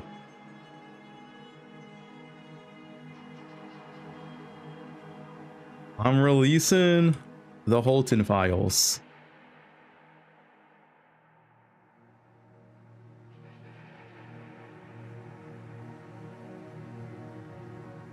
Sushi's name pops up 50 times.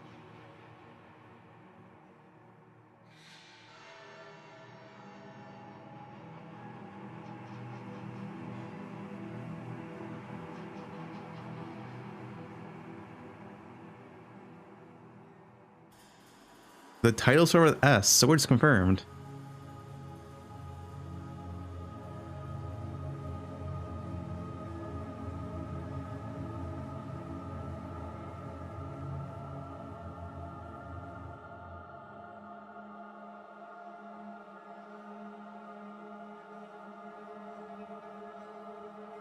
I'm an ethical player. We never abuse stuff on this channel. We follow the rules.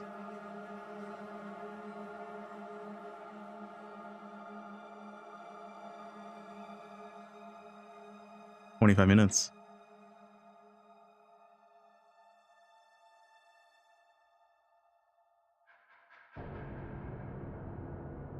You follow the rules of God. They play ads?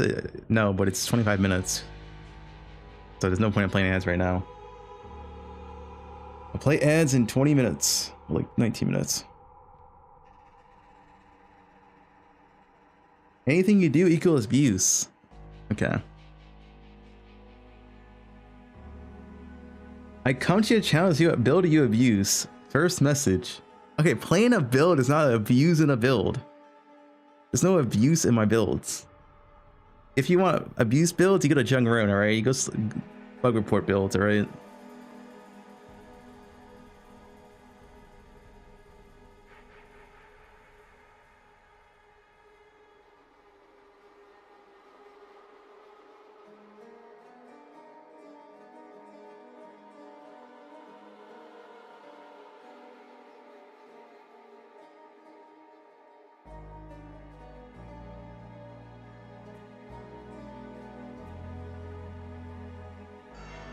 Play Smith with Katava? I'm not playing Smith.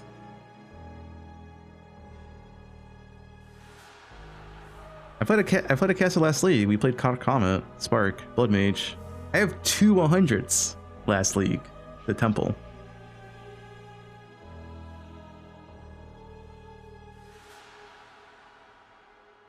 Wait, do you guys see the level 100 speed run? Someone did 1 to 100 under 1 hour. And poe2.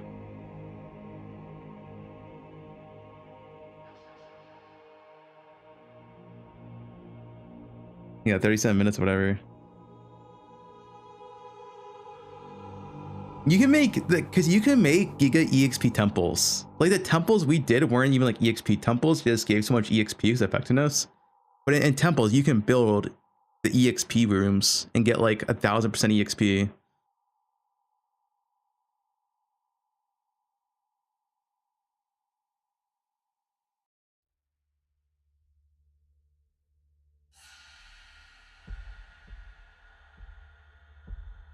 Yeah, thanks for the 5 gift subs. Appreciate it.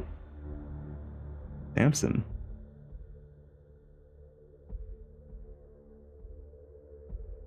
Yeah.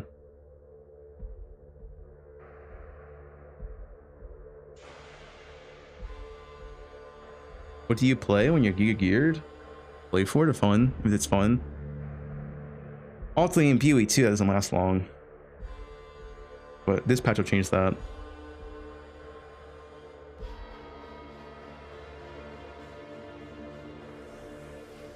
Johan, poe2 time, no more Guden.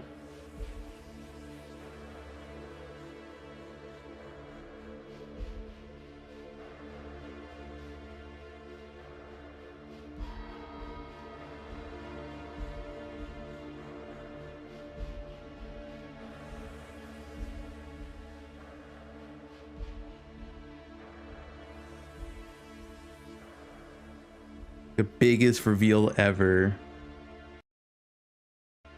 The best PoE patch. Today. Fresh. I'll go full screen when it comes out.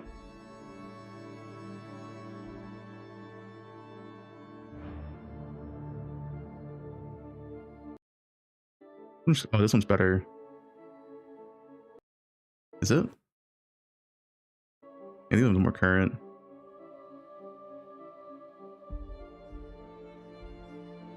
I crash out. I love PoE.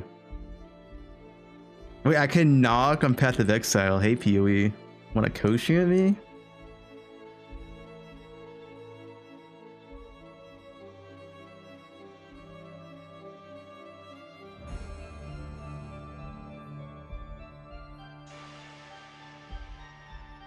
They don't know you, little bro. They would block your ass.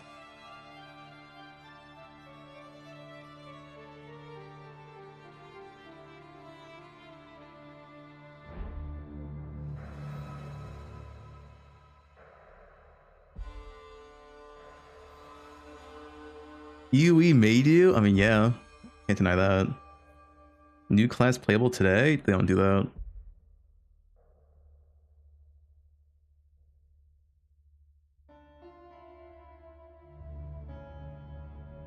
Alright, only 20 minutes, guys. The stall's almost over.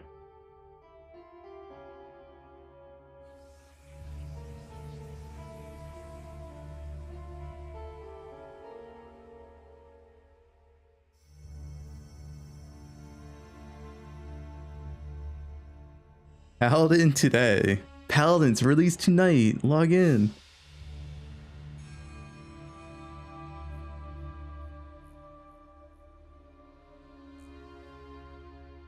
You start work in 20 minutes? Where do you have work? Asia? Like 10 p.m. in Europe. It's 12:40 for me.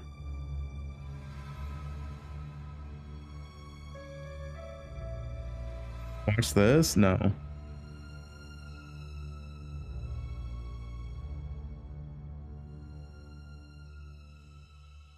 The frogs 3 a.m. Holy.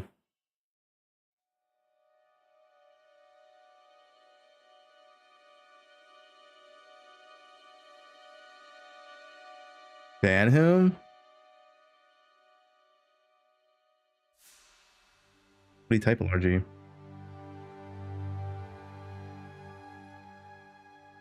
Night shifts? Wait, who here's on a night shift right now? Anybody on a night shift?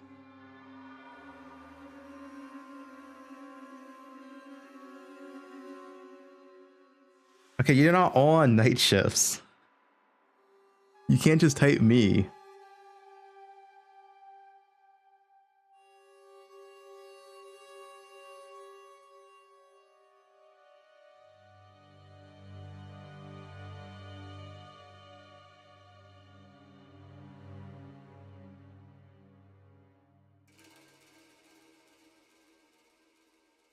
You gotta sleep in 30 minutes.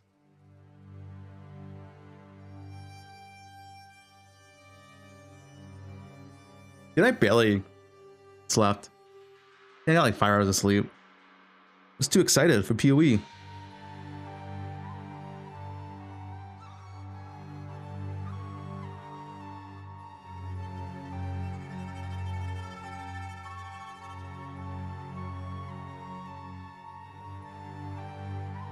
You think poe2 gets Sellers League? No.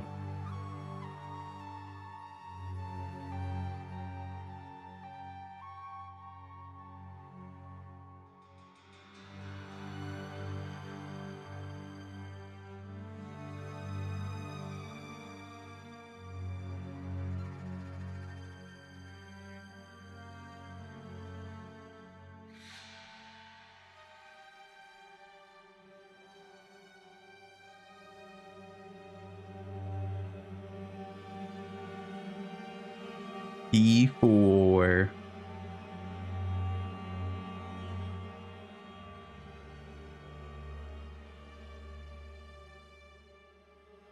Diablo 20. 16 minutes? Alright, it's almost here. Not much stalling left. And stalling's hard, man. I'm not made for stalling, made for gaming.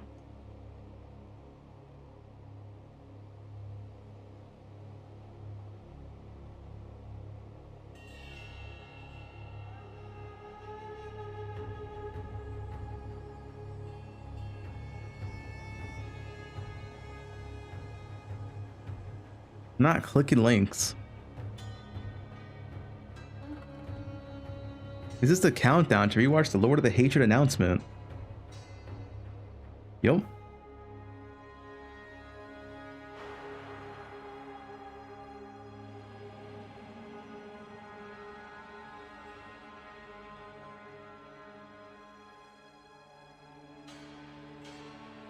Yo, thanks to the 4 view raid.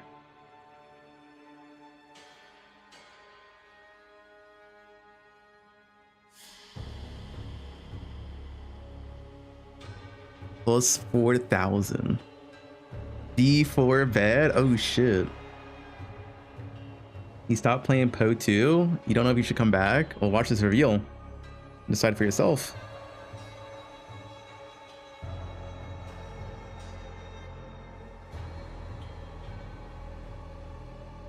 Prohibit to mate you.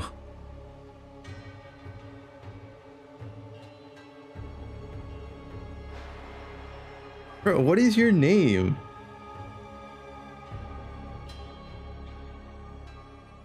Why is this guy's name called Biggest Poop Eater?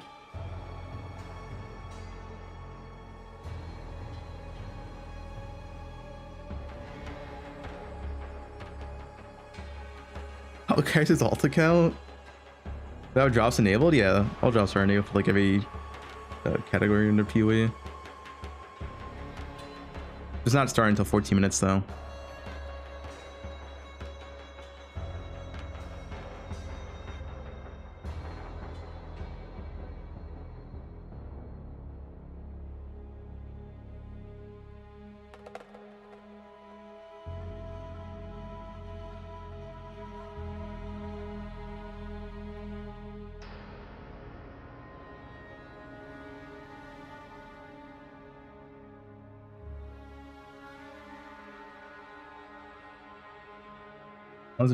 How long does it take to finish the campaign? I don't know. Lastly, we had issues where we couldn't even play for like 40 minutes. Remember that? I was in Act 4 or whatever, and then server issues came and it was all like stay at the screen for 40 minutes. That was badass.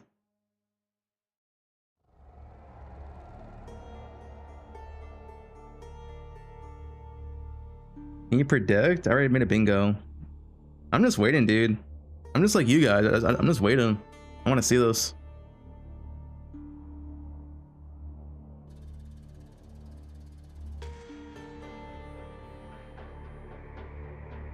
Thanks for Prime.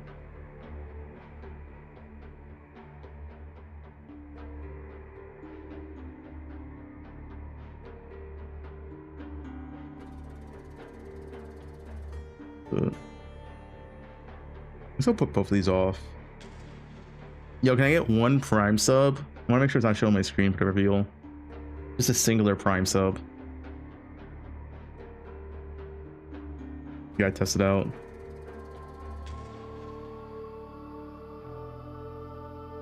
I'm not begging. I just need to test it out. Link to the Primes. Okay, it's not showing. All right, thanks, guys. Test. Test worked.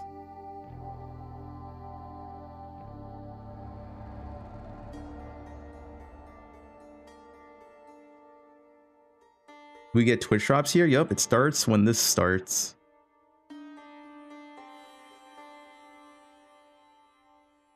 Thanks for the Prime. Appreciate it.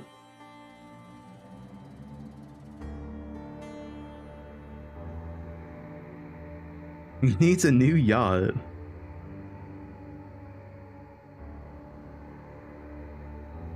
Patch notes? Probably not today.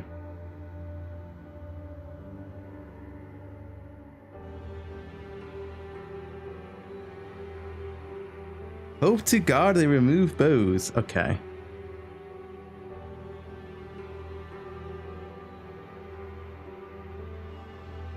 Why would they remove bows?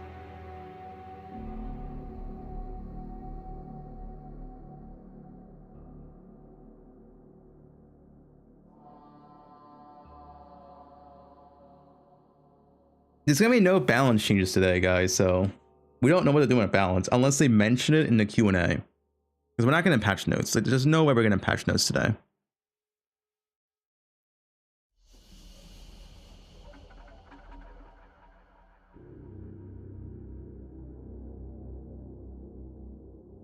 Okay, it's just way too early patch notes.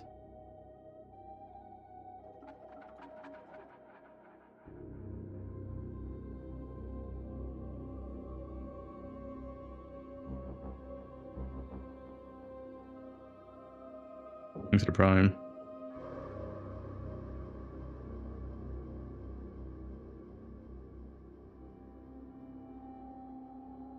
Yep, I'm not gonna pick to run ads. I'm gonna run ads in like 4 minutes. I feel like as close as I could at the end.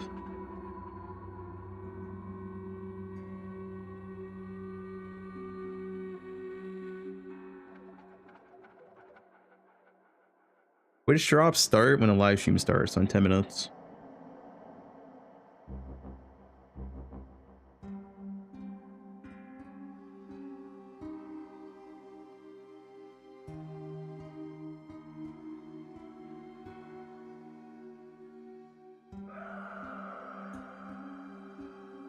Am I comfy? Yo.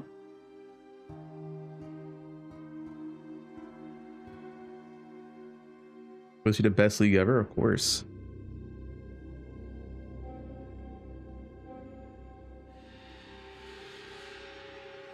Yeah, thanks to the Prime.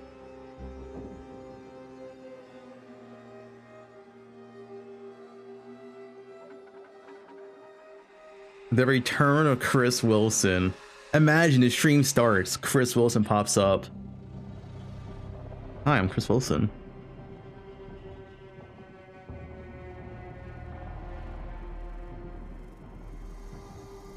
And he has hair. Yep.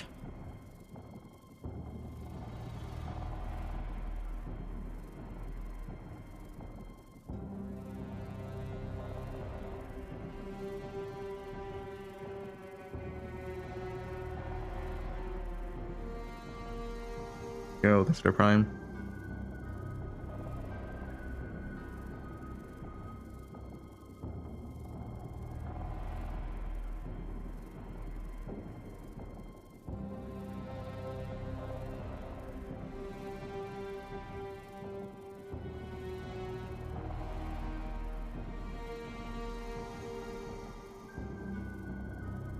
The drops start when the stream starts, so 8 minutes.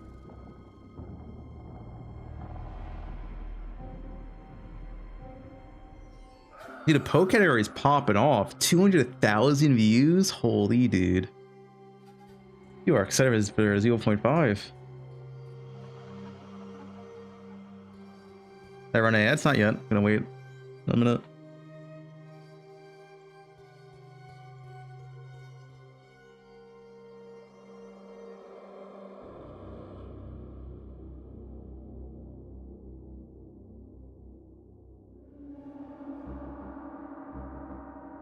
You go for a pee break? Yeah, you have time.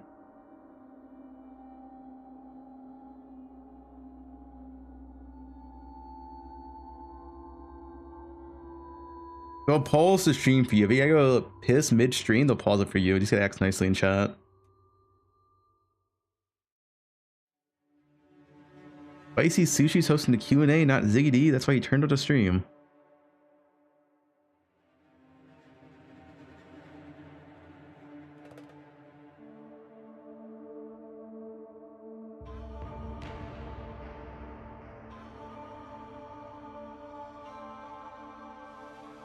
No mods, no ban. Alright, I'm gonna play my 3 minutes of ads so we get no ads during the stream. Just letting you guys know. Of course, you also have Twitch Prime. You know, with Twitch Prime, you don't get ads as well. We're playing 3 minutes of ads right now, right? I'm gonna take a piss as well. Be right.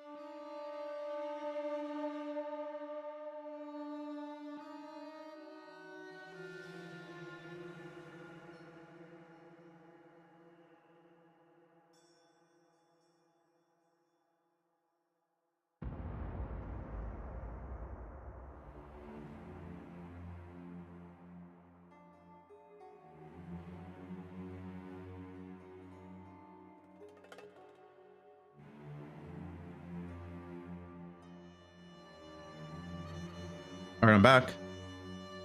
Yeah, thanks for the subs and primes. Appreciate it.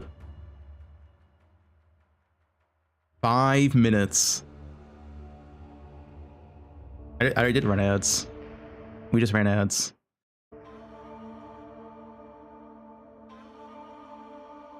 Full screen time. Volume check. Should be fine. I'll turn it up if we need to. I'll wait until Jonathan talks, whatever. Yep, drop start in 4 minutes. I'll make it louder when Jonathan talks. Thanks for Prime.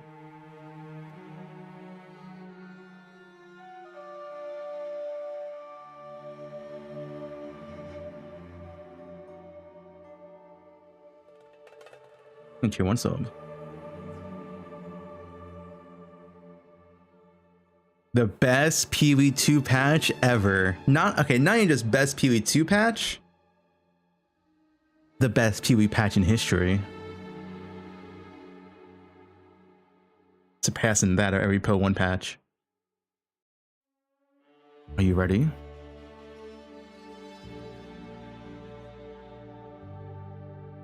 I already played ads, we're fine. We're good for the next hour.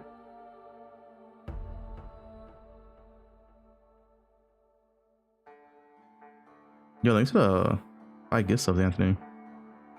And tier 112, 1 year sub in a prime. Yo, thanks, guys.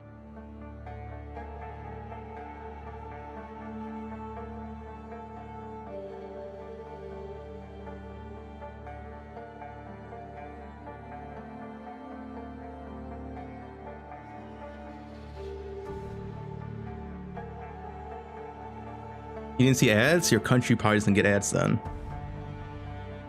We have ad block on or something. Thanks for the 13 months. You're the best entertainer, a good guy, and the strongest man in the World Wide Web. Okay, thanks, dude.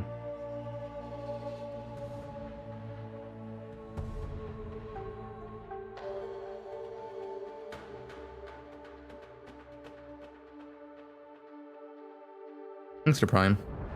16 months sub. Welcome back, Bobby.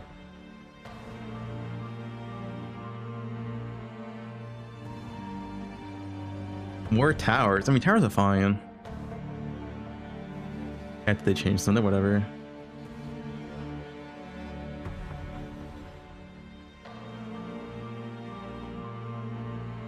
There's no... The drop is just watching the stream. Like, you can watch my stream. The drops start in 2 minutes when the stream goes live.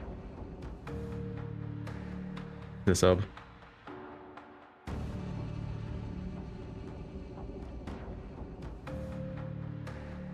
Guys, focus up. 2 minutes. Focus up.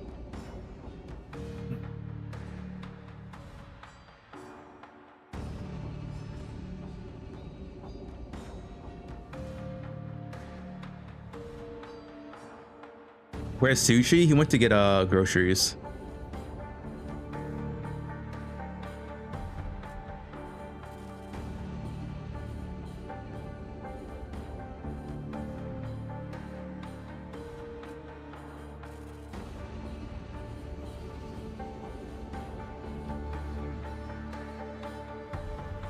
Thanks for the 10 months. I'm Prime. Appreciate it. 1 minute 15. Diablo 4 world boss in 10 minutes. Okay.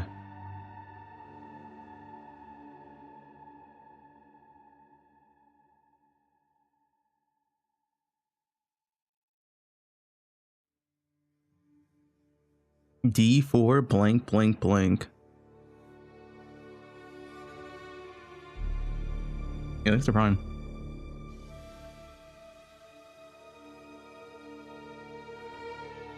Guys, this patch is gonna be so good. Okay, 40 seconds, 40 seconds. I can't wait, dude. I'm excited. I can't wait.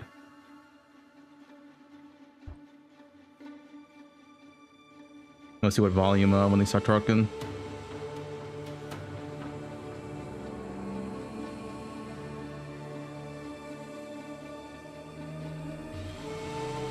wonder how long their reel's gonna be.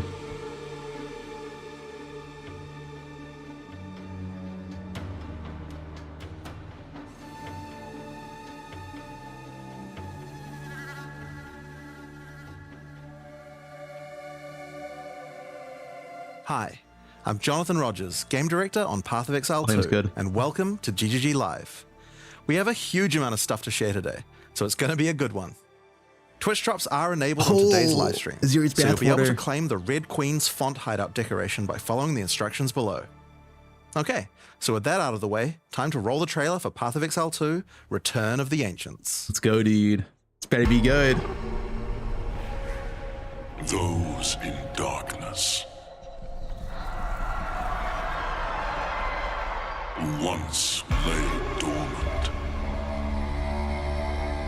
now return.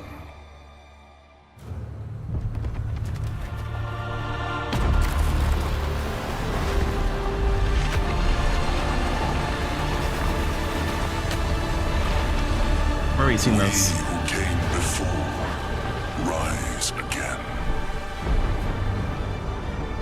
There more? Behold, the first edict. Oh shit, dude.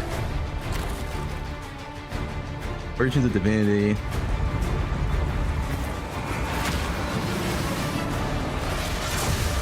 Dirty. Alright.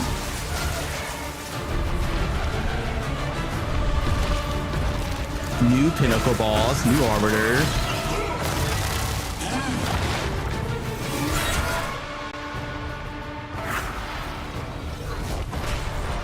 Ritual reworked. Oh shit. Oh, limit catch, it worked.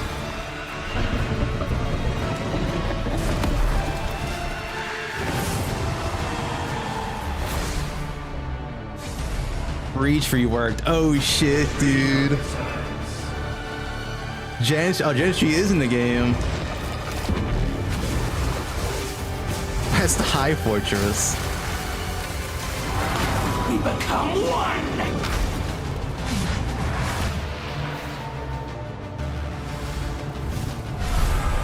Daily reworked. You are completely alone. Oh shit, it's very different.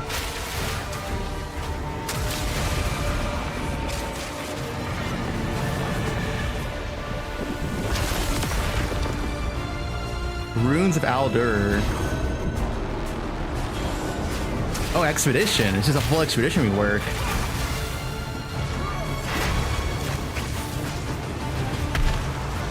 I remain loyal to the king.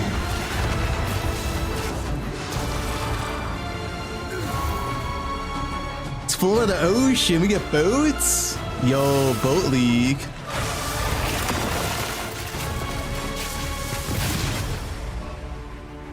Master Atlas. Continue the search. What is See this? what you can find. Atlas classes? What the fuck is an Atlas class? Optimal core expected. Atlas Abyss. Listen. 15 new bosses of pinnacles. Now see how your story ends. New, oh shit, that looks good. Oh yeah, dude, new Atlas tree, new crafted. Spirit Walker. Show me Ranger, show me Ranger.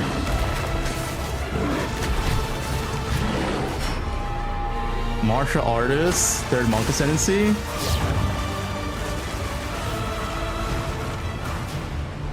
Oh no, no Ranger.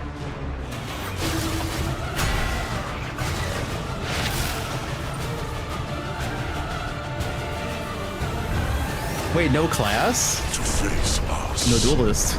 is to face oblivion. No swords.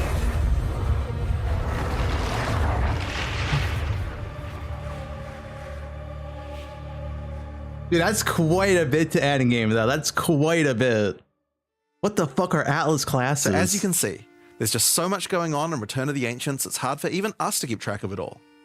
Now, we promised that this one was going to revamp the in-game, and I'm very excited New to talk about Calguran it. skills. But first, we've got to talk about the League. So to do that, I'm going to hand things over to Mark. Hi, I'm Mark Roberts, Game Director on Path of Exile. Now, hey Mark. For those of you who are new to Path of Exile, each time we release an update, we also release a new league. Not only do we have a new economy, but we also introduce new content through the campaign, which gives you a fresh play experience right from the start of the game, as well as new mechanics, storylines, and in-game bosses. In the Runes of Eldur League, you will encounter a man being attacked by the undead in Clearfell. After saving him, he introduces himself as Pharaoh, The a expedition young is totally blacksmith different. trying to bring back the ancient art of Ezomite runesmithing. He has been collating his discoveries in a tome and is keen to show you how runesmithing works. By inscribing symbols on these ancient Ezomite remnants, you can create all manner of old magics. Unfortunately, on doing so, the corpses of the nearby undead are revived and infused with some of the latent power, And more craft is making nice for too. a difficult fight.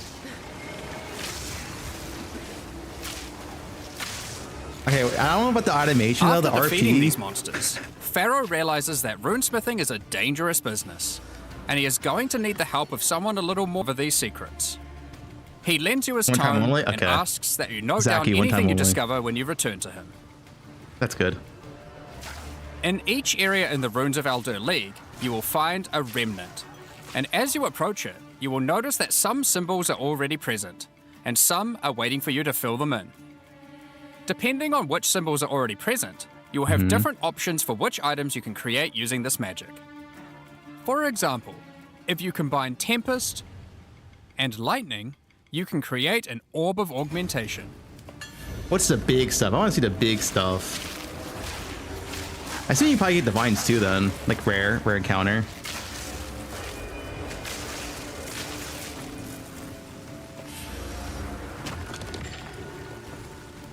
But be careful. The symbols used to craft the items also empower the monsters around the remnant, who will be revived as undead to fight again with different properties depending on what runes you use. I doubt Mirror will be a thing. I can see divine. So, if you use a fire rune in your recipe, the monsters will be empowered with fire. Or if you use a moon rune, lunar beams will rain down as you fight the monsters.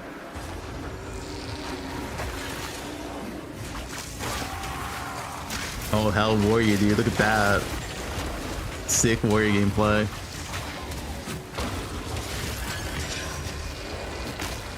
After the fight, break the remnant to receive the item you crafted. As you get higher level, that's big. you will start to find remnants with more slots for more runes, allowing you to craft rarer items. Oh, so I As the number of assume slots increases though, more waves of monsters will be added, this is how we get runes now. Then they don't drop with like the ult each wave system. being empowered I by assume. more and more of the runes.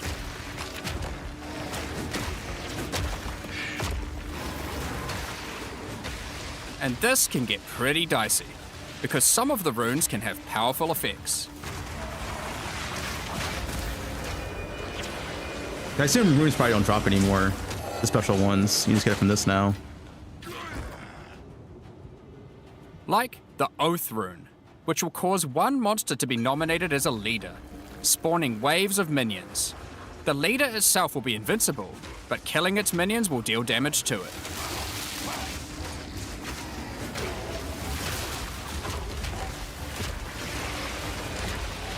Harbinger? Kind of, yeah. Greater Chaos Orb. Ooh. Some recipes can get pretty large, requiring 6, Level 20. 7, or even 8 runes. Asher's Creativity. But don't worry, you won't have to remember them. Pharaoh's runecrafting book will record all the options, allowing you to simply pick which one you want to craft, given the existing runes that are already on the remnant.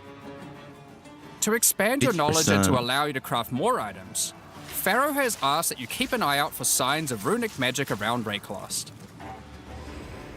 He wants to kinda document like anything Bestiary. you find in order to rediscover the secrets of Ezomite runesmiths of old. Without all the hassle of Catcher and Beast, right? The first of these can be found in Ogham, and reveals to you an ancient secret, buried deep underground.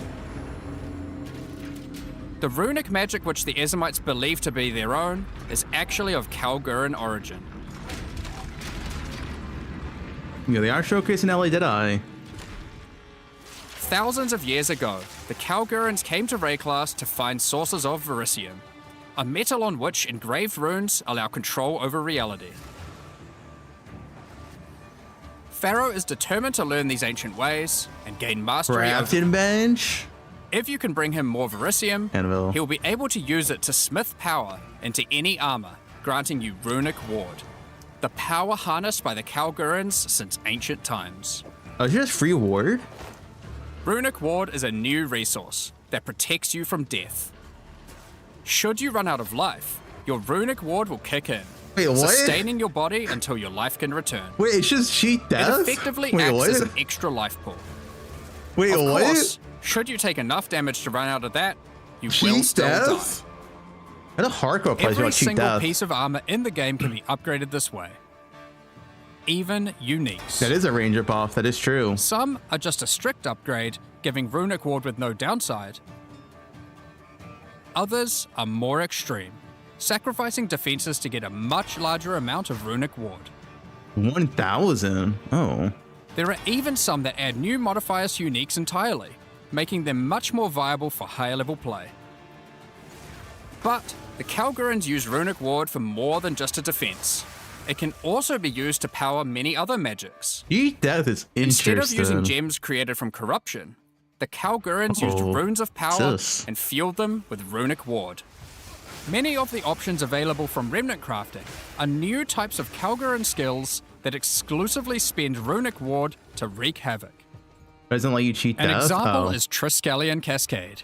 Using it will cause your next spell to be triggered multiple times in a Triskelion pattern. You can use it with skills like Ice Nova that you cast from yourself, They gotta explain it more then. Oh, that's sick. or with something you target at a distance, like Comet. This skill's gone, dude. Comet's There are nerfed. also skills to modify existing effects using runic magic. Oh, of course. Like Cost Frost ward. Flame Nova. Using this skill on a pack of burning enemies will transform the Ignite into Frostfire, both burning them and building up freeze at the same time. You have basic buffs like Hollow Shell that guards all nearby allies, to more Party complicated stuff. mechanics like the Mark of Repulsion that creates a mark capable of pushing away all nearby enemies. Instead of spending mana, like skill gems do, all these skills cost This is pretty runic much ward. Val Souls, right? This And is unlike Val skill gems, just in Poe they 1. don't have a color. This means that they don't care about attribute requirements It's or Val what skills. kind of weapon you use. These skills are designed to be used on any class, and so often interact with mechanics that apply across many characters.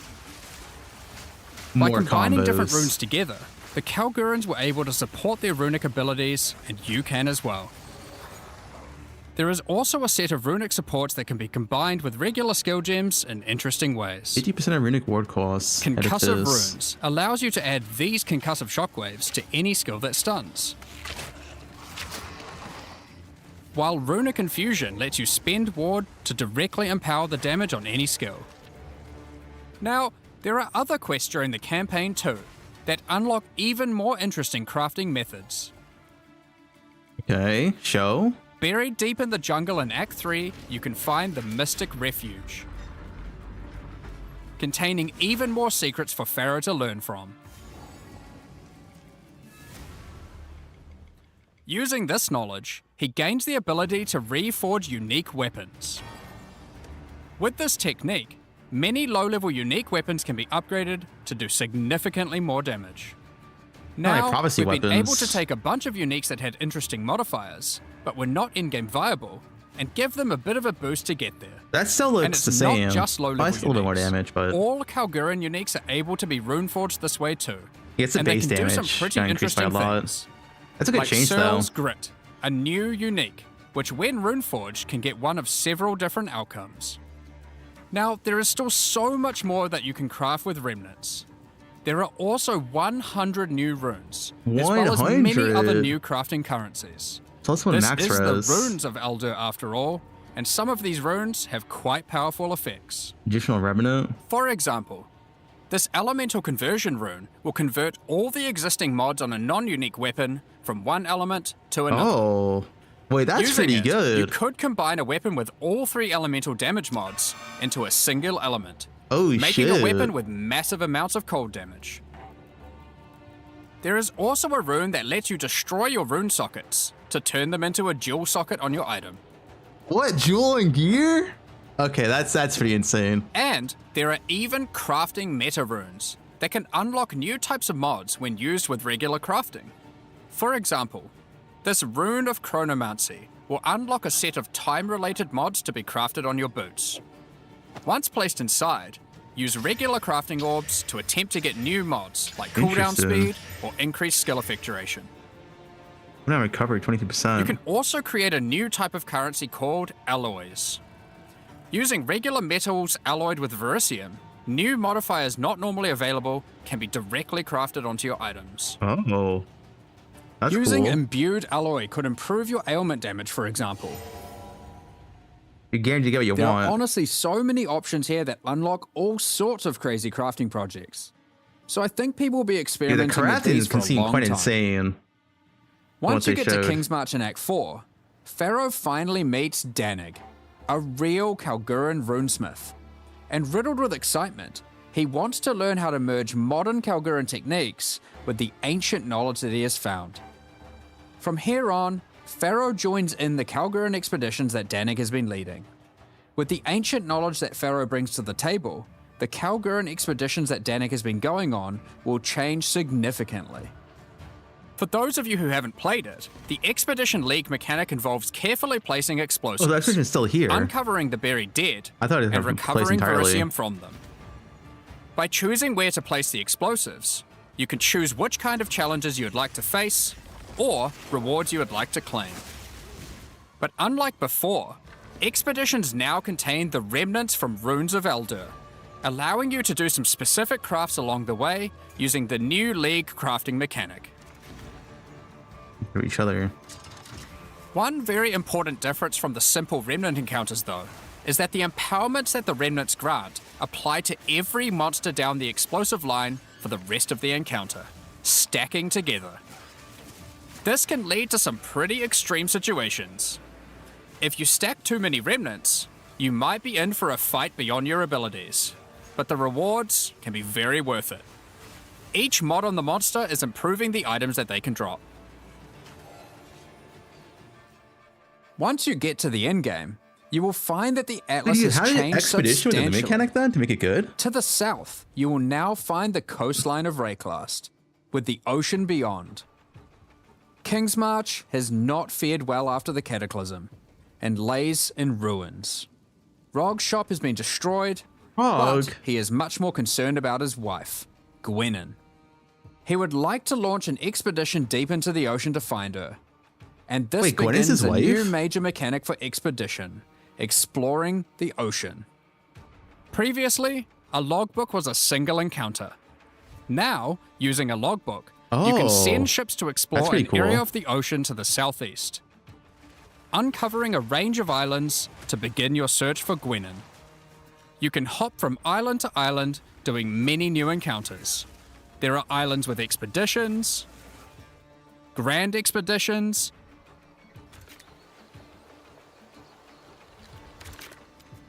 new bosses, and all sorts of other unique things to find. Wavecock Simulator? Eventually, you will find the island that Gwenyn has been holed up on. It turns out that she has found the tomb of an ancient Kalguran, The Sushi Medved. League.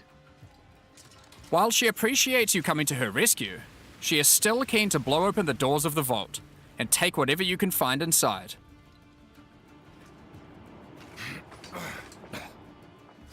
It's just a shame that Medved isn't as dead as you previously assumed. Expedition guy.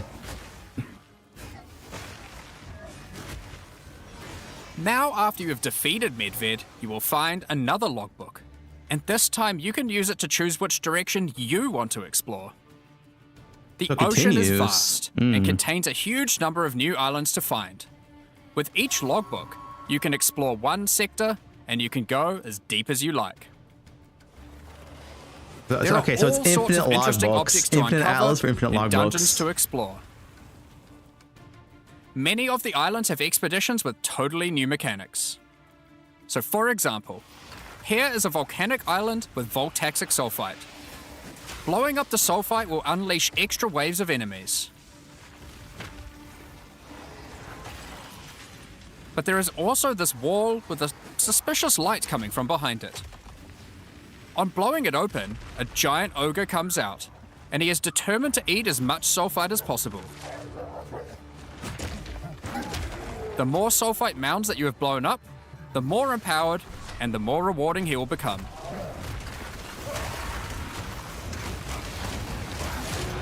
Boy, you're strong. These islands contain all sorts of little secrets that you can find and blow up. Free trapped wisps,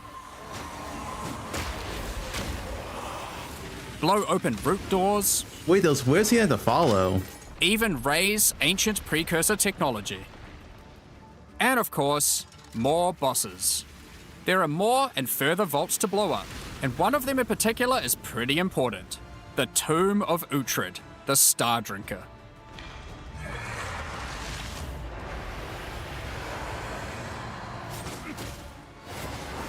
How do you drink stars?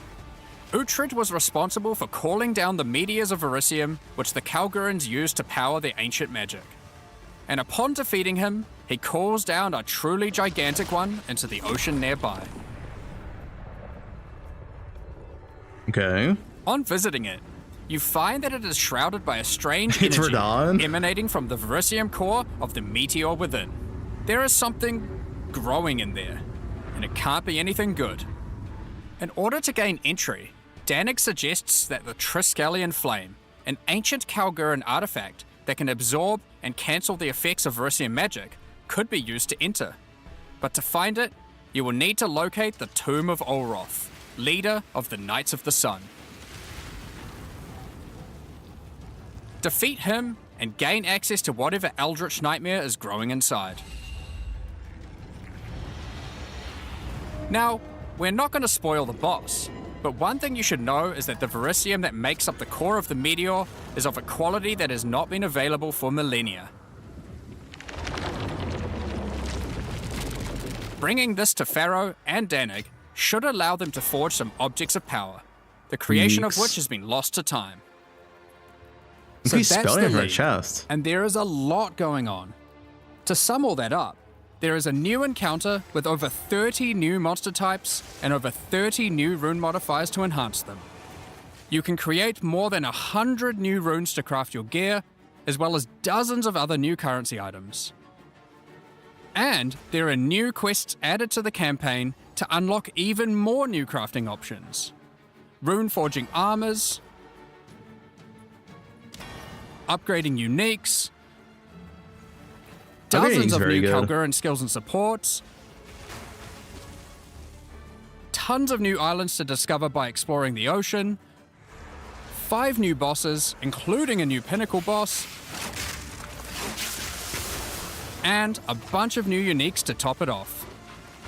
Oh, badass, dude, slow-mo. There is still a ton more to come. Ton more. It's time to talk about the massive changes to the endgame. Okay, But for that, okay. I'll hand it back to Jonathan. Okay. Now, as Mark hinted at before, the endgame atlas is very different now. Okay. And the ocean to the south is the least of the changes. The least of the entire changes. area around your starting location is now teeming with new quest lines and things to discover. Will you investigate the strange forest to the west? The cracks in the earth to the east? Or perhaps visit the ruins of a Val city in the north? Oh, do you choose which way you want to go for which new mechanic? Interest at specific locations, giving you specific objectives that are easy to find. I like that. Like before though, no matter which objective you choose, going to towers to see what's out there is always a good idea. The first time you do that though, something new happens. The earth shakes, and a gigantic fortress rises from the earth. A remnant of the ancient precursor civilization.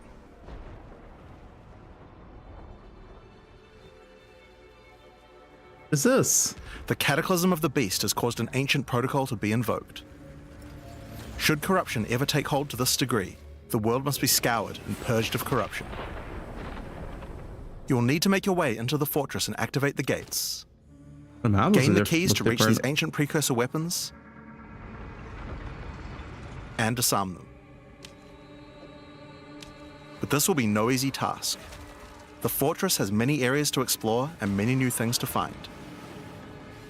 You will power up ancient machines, fight new and deadly foes, discover many new areas, and uncover some dark secrets. Monka. Now, the Fortress is the first of the new full in-game storylines that we're adding in 050, and there's a lot going on with it. But not only that, it has some pretty cool new mechanics as well. The areas inside the Fortress are special.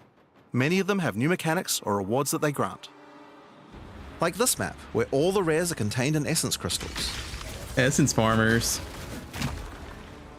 Or this one, which replaces all monster packs in the area with strongboxes. Oh, should we get Containment Scarab?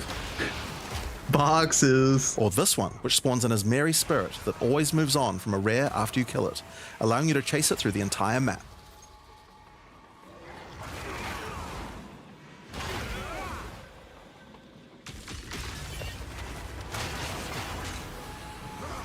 Now, just like the normal areas of the Atlas, you'll need to fight the map boss of each area to complete the map. But unlike a normal map, the ones in the Fortress each contain precursor nodes after the boss, and activating these nodes will give you points for the new and improved Atlas passive tree. Now, we had an Atlas passive tree before, but it was one of the areas of the endgame that just wasn't up to scratch. Yeah, it kind of sucks. The Atlas tree now works quite a lot differently.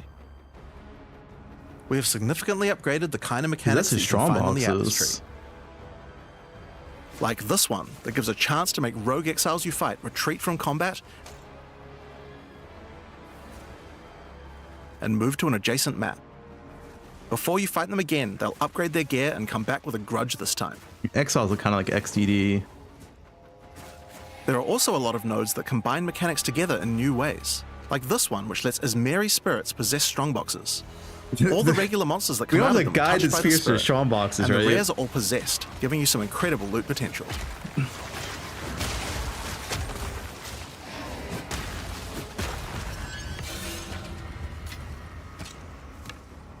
You get points from every single area you complete in the Fortress. And unlike before, that means you can allocate the entire Atlas tree. Yes, this whole tree can be yours. This change is pretty important, since it allows us to be able to create many types of bonuses that we wouldn't have been able to create before. The entire tree. Like this one, which gives a chance for cities to be invaded by another faction. Okay, that's cool. It can even allow it to contain 2 faction leaders, allowing you to get 2 crisis 2 balls count? That's also good. If we'd done this kind of thing in the old tree, we would have wanted to spec into it before running a city map, then unspec out of it before running anything else. With full allocation, we can have cool bonuses like these. Now, obviously, we still want to make sure that you have choices that define your in-game Atlas build. So many nodes in the Atlas tree are now multi-choice. Reapplied. Everyone will get the node, but which bonus you choose to use is up to you. I like that. I like that. Do you want your powerful boss maps to contain more essences, summoning circles, or rogue exiles?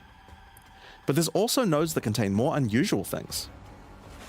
So, for example, on this node you can choose. Do you want to give a chance for shrines to instead be given to the map boss in the area, making them more challenging but dropping special loot? Or would you rather give a chance to be given a shrine buff before entering boss arenas, making for an easier fight? Give your boss acceleration shrine. He just insta-kills you. Now, I could probably nerd out about cool stuff in the tree all day. Yeah, I like the tree. We should probably That's get back cool. to the Fortress. Now, one of the really important things we wanted to do was make it so that all the boss fights in the endgame are now accessible with a quest line.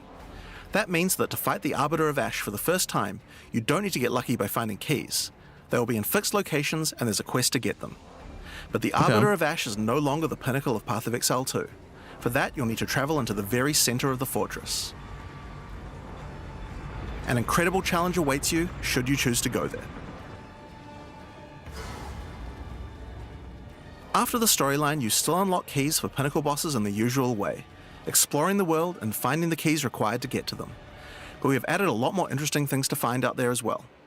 There are now all sorts of mechanics that can spawn on maps in the wilderness.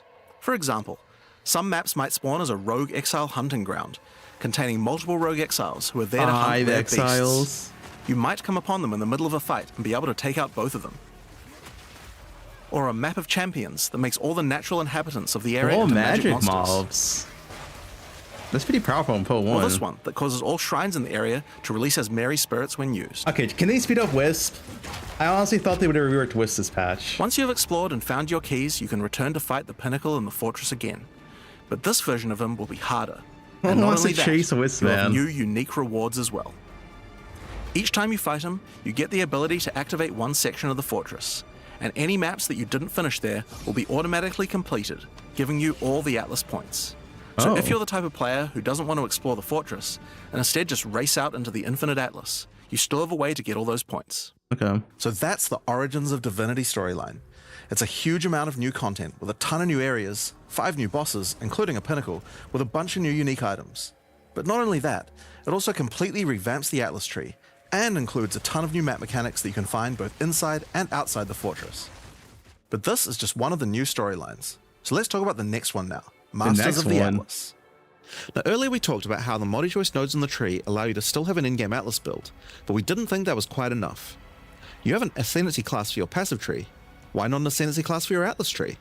Well, that's where the Masters of the Atlas come in. Throughout Rayclast are many opportunities for those with the skills to find them. Atlas Masters are willing to train you in these skills if you're able to help them in return. One such master is Jado, a member of the Order of the Jinn, an organization that secures powerful artifacts to prevent them from falling into the wrong hands. Jado will send you on missions to investigate strange occurrences on the Atlas and recover the artifacts causing them. And for each one you recover, he will gain more trust in you and teach you more ways of the Order of the Jinn. At level 1, you could choose to massively increase the chance for rare and unique chests. Rarity. Or make it so that all map bosses drop an additional unique item. He's the MF guy. Or make corrupted waystones have an additional modifier. That's pretty good. But at the cost of making them send you to a totally unknown location. Wait, I didn't look at the map mods.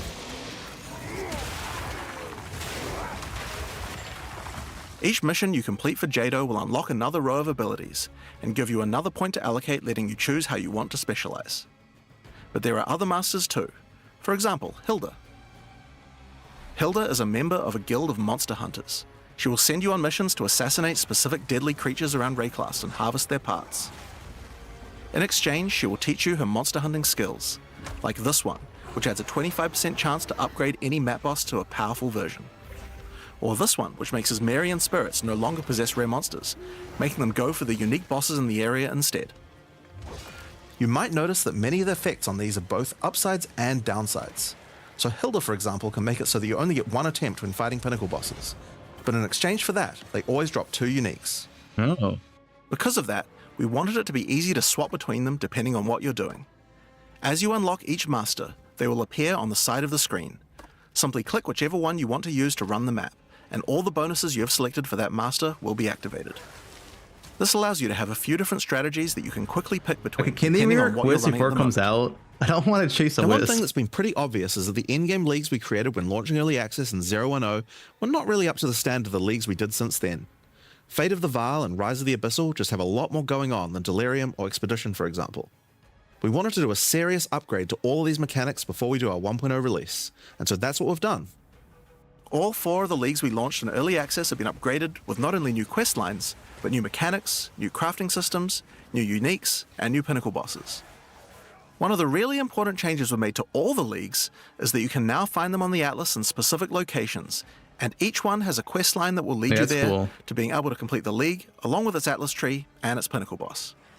This is true even for the leagues that we didn't do major redesigns to. So let's use Abyss as an example. When you first encounter one in the endgame, you'll get a quest that leads you to the east, where you will find these mega abyss cracks in the earth leading away from the Well of Souls. All the maps along the cracks will contain abysses with special properties, and mapping along these cracks will close the Atlas scale abysses, giving you points for the Abyss Atlas tree. Close the At the end of each hole. Atlas abyss, you'll find an Abyssal Depths, with the boss fight for one of the Abyssal factions, giving you a guaranteed way to fight them. And after completing all 3, you'll get a key for the Well of Souls, allowing you to fight the Vessel of Kulamak. This kind of thing makes an in-game league so much more friendly for new players, giving people obvious goals and a guided experience to complete them. Alright, Is it only a one-time thing, or can you find it though? Delirium, and its new storyline, The Hare and the Raven. As you may remember, during Act 4 you were tricked into releasing an ancient entity from a Karui prison known as Tangmazu, the Raven Trickster. Tangmazu delights in breaking the minds of those who step through his mirrors. and when touching one, he will attempt to destroy your mind with twisted abominations generated from your worst fears.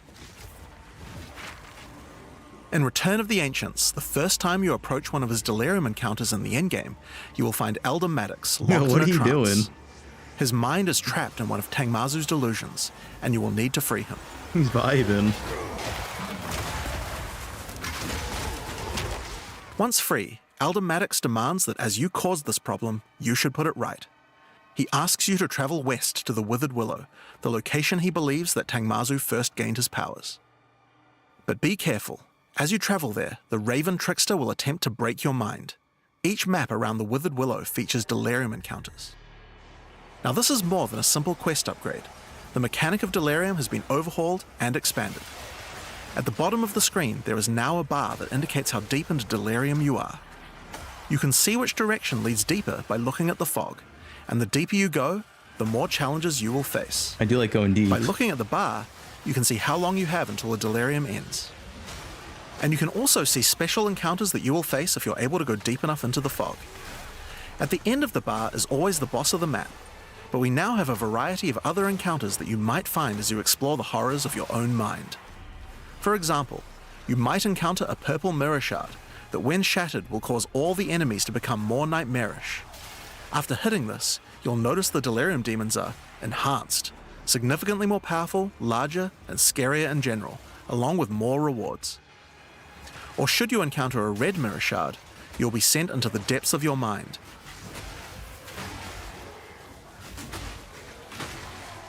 And must escape it while fighting off hordes of your worst fears. What do you guys fear? If you are able to do so, you will gain a powerful amulet with 2 instilled notables on it. Dude, but -1 prefix. Once you reach the Withered Willow, Elder Maddox discovers that a shard of the mirror is missing. You will need to track down Tangmazu and restore it if you have a hope of discovering how to defeat him, and that means entering the Raven Trickster's mirrors in an attempt to locate him. Each area around the Withered Willow contains delirium encounters, so that's a good place to start.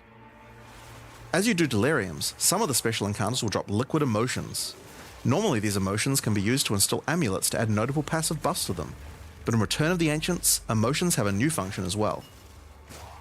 Each one now has the ability to add crafted mods to jewels, allowing you to add specific mods to an item slot that can be quite difficult to roll. That's really good. For example, Liquid Despair will allow you to add critical hit chance, while Liquid Suffering will allow you to add movement speed or Air of Effect to your jewels. Nice. But there are many more. Once you've done enough delirium encounters, the location of a grand mirror, an entrance into Tangmazu's realm is revealed. But it won't be that simple to enter.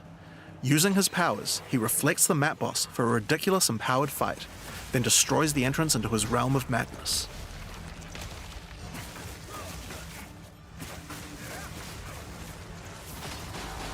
In order to find him now, you'll need to let the insanity fully into your mind.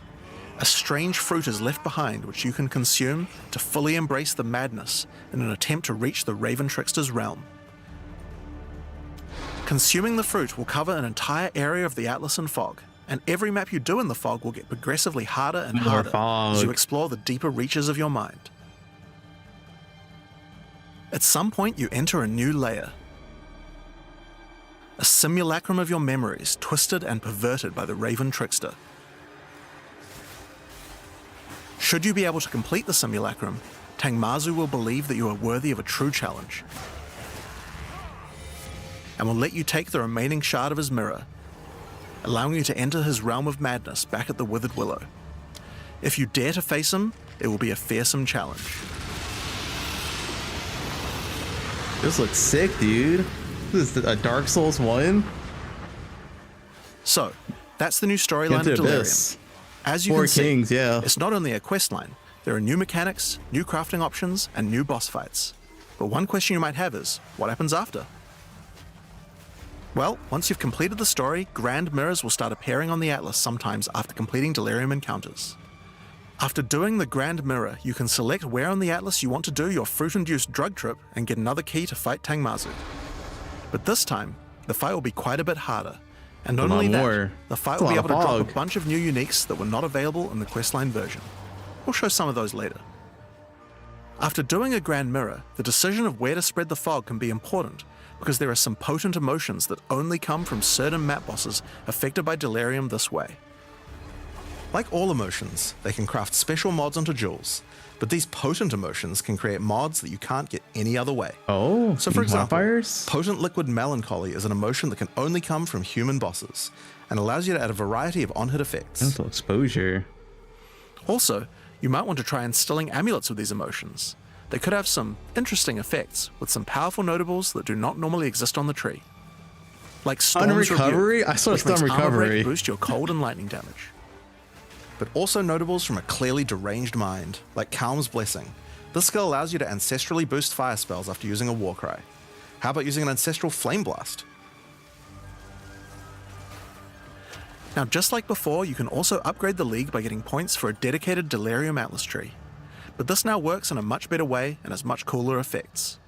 The maps in the Delirium area of the Atlas give you Delirium passive points for completing them, so it's easy to see how to progress. Some nodes will add new types of mirror shard encounters to your Deliriums. More nodes. Like this one, which will pause the Delirium for some amount of time, allowing you to more easily get to higher depths.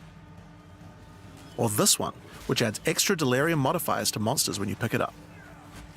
More juice. There are also nodes that can add new types of drops, like this one, which modifies simulacrum encounters to add special liquid emotions, which can craft time-lost jewels.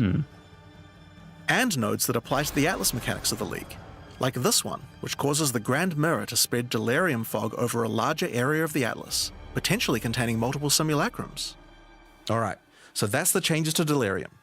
The core mechanic now includes a bunch of new things to find, new monsters to kill, and has new mechanics on the Atlas. It also has new crafting systems. Guys, we still have Breach. And over 20 new unlockable And notables Ritual. for amulets. We're not done yet. We have a new pinnacle boss with a bunch of new unique items and a massively upgraded Atlas tree just for delirium. We still have 2 more lead mechanics. But there's still a lot more to come, so let's talk about Breach next. Yep. When you first do a Breach in the endgame, you will find Aelith, one of the Keepers of the Flame, an ancient order of monks dedicated to preventing the Hiveborn from entering the world. As you seem to be a keen slayer of demons, Aelith would like to recruit you to the order and asks that you travel to their monastery to the south. On the way there, you'll start to encounter more breaches, and will notice one of the first changes to the Breach mechanic. Yeah, You it's still called have to one kill breach monsters now. as fast as you can to keep Which the was breach poe2 open, breach. but now you can visibly see how much time you have left to keep it open, and how each kill extends its duration. Once you've reached the monastery, you will learn more about the Keepers. In the 25 years since the events of Keepers of the Flame in Path of Exile 1, the war with the Hiveborn has not gone well, and they have managed to establish a foothold in the world nearby. A gigantic area has fallen to the Scourge, and the Keepers are unable to get inside. Inside the monastery is the Genesis Tree, a powerful asset to the war effort, stolen from the enemy and gifted to the Keepers by the Dreamer himself. Using the tree, Aelith could create a breach stone and penetrate the Hiveborn foothold, but without Hiveblood, the tree has withered. To get Hiveblood, you will need to take advantage of another new mechanic of Breach. If you can keep the otherworldly portal open for long enough, the breach will stabilize and will enter a new phase. The Hiveborn will send their toughest miscreations to defeat you, and the breach will not close until you can annihilate them, dropping Hiveblood that you can use to restore the Genesis Tree. Look at that gold. In some cases, just you the may one even breach. attract one of the deadliest foes the Hiveborn can offer. I hope he's not as a loud. Marshal of Zesht. Rune. These monsters also drop womb gifts, and if you take these to the Genesis Tree, they can be used to craft items to help you in the war against the Hiveborn. Given that 25 years have passed since the beginning of the war, the tree has grown and withered many times, but with each cycle it learns and expands its abilities. Finally, we get to breed When in you first PoE. open the Genesis Tree, you will notice these holes into which you can place That's your bigger womb in the gifts. poe1. Each womb gift can be used to create a different type of jewelry and must be fertilized with Hiveblood. So for example, you can place this amulet womb gift into the tree and it will give birth to a random rare amulet. Okay, so you get to actually choose what you want But now. the Genesis Tree is capable of much more. As you continue to feed the tree, its branches will regenerate and allow you more and more control over what kind of items it will birth. So for example, this branch of the tree will allow you to control which base types of amulets can be birthed. Okay. It's way more targeted than PoE1 then. And as you go deeper, it will even allow you to create new base types that you can't get anywhere else.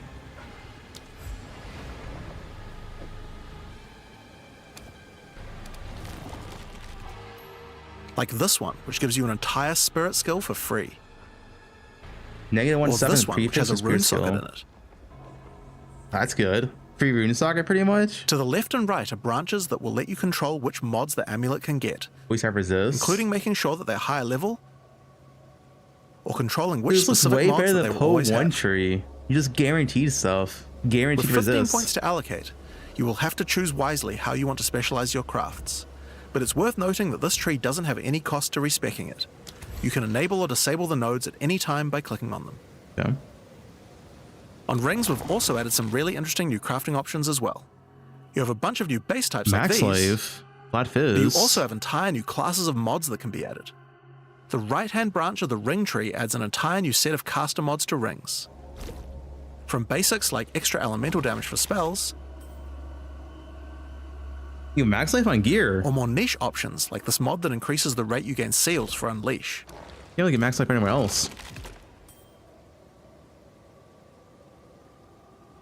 And on the left-hand side, you can unlock an entire new set of mods for minion characters. Minions. This stuff is actually pretty important, because casters and minion builds didn't have as many slots with interesting item crafting compared to attack builds. The Genesis tree narrows That that seems strong. There are also trees for belts and currency. I won't go over them too much here, but there are all sorts of goodies in these too. Like being able to create new catalysts for jewels. Yeah. Or a belt that gives lightning damage.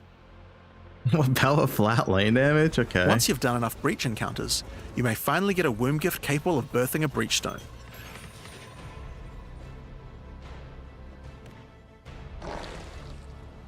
Finally get the birth and boss. You can then use it on the Hiveborn incursion.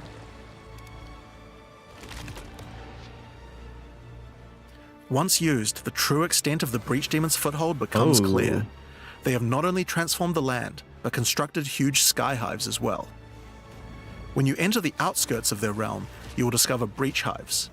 Using the power of the Keepers of the Flame, these otherworldly structures can be burned away when walking through them. Breach mains. But for each one destroyed, more of the Hiveborn will attack when you attempt to purge why is there walls here though? It's probably like poe1, right? Where they made it not as bad.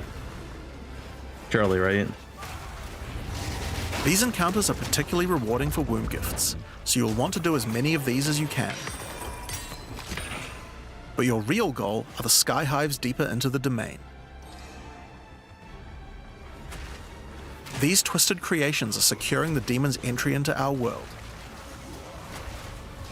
Inside the very center are the Breach Lords Tool and Ash, and you'll need to defeat them if you want to get rid of the foothold once and for all. Now, once you've completed the questline version, there is still more to do. Yeah, we do You some will find births. other breach domains on the Atlas randomly in your travels. For each one, you will need to find a breach stone, destroy the sky hives, so hard, and defeat the Breach Lords. And doing these encounters is what will give you access to fight Zesht, the existing Breach Pinnacle boss, which you can access by communing with the Dreamer himself inside the monastery. While completing the questline for Breach, you will also be gaining points for the Breach Atlas tree, and there are a lot of cool new options here. This node will cause Breach hives to spawn outside of the Hiveborn domains on the Atlas. And this one will give Aelith additional abilities that you can use while attacking a hive. Like this one, which causes all Hiveborn in the next wave to be magic, drastically increasing their difficulty in exchange for way more items. There are also nodes that allow you to control your rewards, like this one, which adds a set of new lineage supports to the Marshal of Zesht. Or this one, which lets you control which womb gifts you will get. That's good. There's also some nodes that affect the Genesis tree, like this one, which will cause Zesht to drop his head, which when returned to the Genesis tree, will grow a grasping orchid on the side of it. You'll have to experiment to find out what this thing is good for. Putting rings on its fingers seems to make it happy. What is this, dude? Build-A-Bear? So that's a rundown of what you can expect from the new Breach questline. There's a new stabilization mechanic for breaches. Read in program. Hive encounters. And Hiveborn incursions on the Atlas. But you also have a huge new crafting system and new bosses as well. Alright, so let's talk about the Rite of the Nameless storyline next. Alright, we got another new mechanic, guys. When you first complete a ritual in the endgame, Aoife, a lost spirit, will appear. She appears to need your help, but isn't able to communicate more than a few words, beckoning you to come to the We're not Wildwood. done yet. Like the other leagues, Ritual now has a place on the Atlas to call home. The Wildwood could be found to the west. When you first arrive there, Aoife's spirit will guide you in. Oh, where it you might will be discover that inside the Grassamel. Wildwood, Yeah, I think you're probably spirits can take correct. physical form. Grassamel and poe2. Aoife has been bound to this place by the King in the Mists, and requests that you free her. But in order to do so, you will need her body, currently in possession of the King. To reclaim it, you will need to gain an audience with him. Inside the Wildwood, there are many ritual encounters to complete. Like before, in each area, triggering rituals will resurrect the nearby bound monsters to attack you, and killing the monsters will give you tribute. In addition, each ritual you do in the area will add the monsters from the previous ritual, making the encounters much more challenging the more rituals you complete. Once you've completed them, spend your tribute to get items. Now, an important change to the rewards of Ritual is that all the items in the reward window are now uniques or omens, making this league's rewards much more valuable than before. Okay, that's better. I like that. In order to gain an audience with the Nameless King, More rares. you need to sacrifice tribute to him. Any remaining tribute you don't spend can be sacrificed this way to fill up this bar. That's good.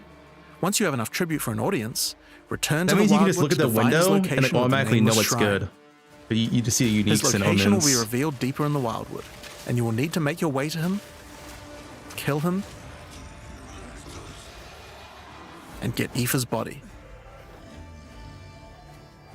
Using her body, you can attempt to release her spirit, but this is when you learn about the true threat of the League. The Wildwood is built on top of an ancient prison. The King in the Mists didn't gain his power out of nowhere. He was granted it by an ancient being of darkness known as the Bodark. And My the Nameless wife King's use of now. this power has been causing the prison to weaken. Finally, +1 wife. In order to prevent the Bodark from entering the world, a champion will need to enter its prison and beat him back, but those with a name are unable to survive there. In order to do so, you will need to transfer your name to another with a new mechanic in the Ritual League, the Rite of the Nameless. The rite will begin in a nearby forest. At first, it appears to be a regular ritual encounter, but that will soon change. The final ritual of the area will include the map boss. And defeating him will give you a piece of the effigy onto which you will transfer your name. This shoot is EBS. But the ritual is still not complete. Once the map boss is defeated, the Atlas will open, and you will need to pick another adjacent map to continue the ritual. During the rite, each adjacent map will have different rewards to tempt you.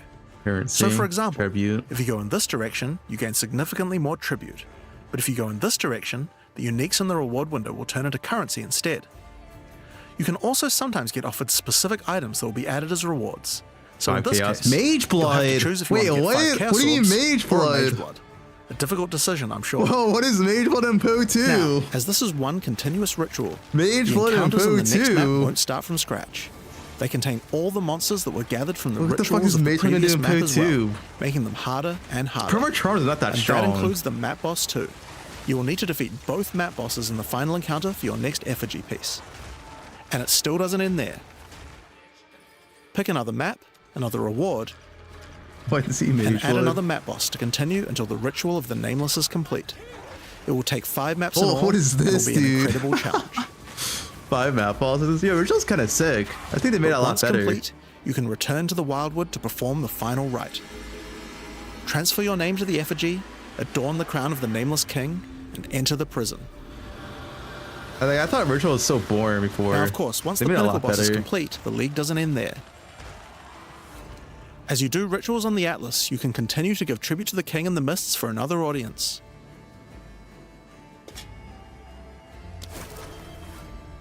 Pick another forest to begin the rite of the Nameless once One more, Divine Orb. and this time with a harder pinnacle boss and new unique items to find. Of course, we've also significantly upgraded the Ritual Atlas tree. +1D. Get points by completing maps in the Wildwood, and you'll be able to unlock some pretty cool nodes. Some of them affect the Rite of the Nameless, like this one, which extends its duration.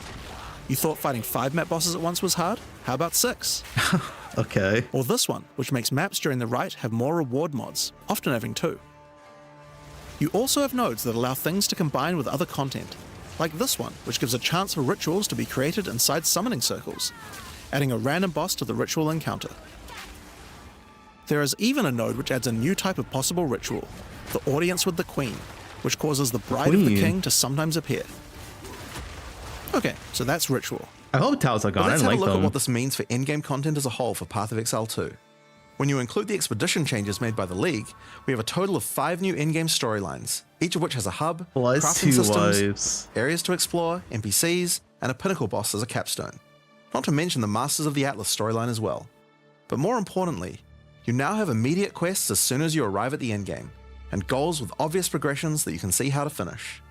Each endgame quest line has a progress bar that you can pop out from the side of the Atlas screen at any time that shows you how far through you are, and buttons that will take you to the hubs for them.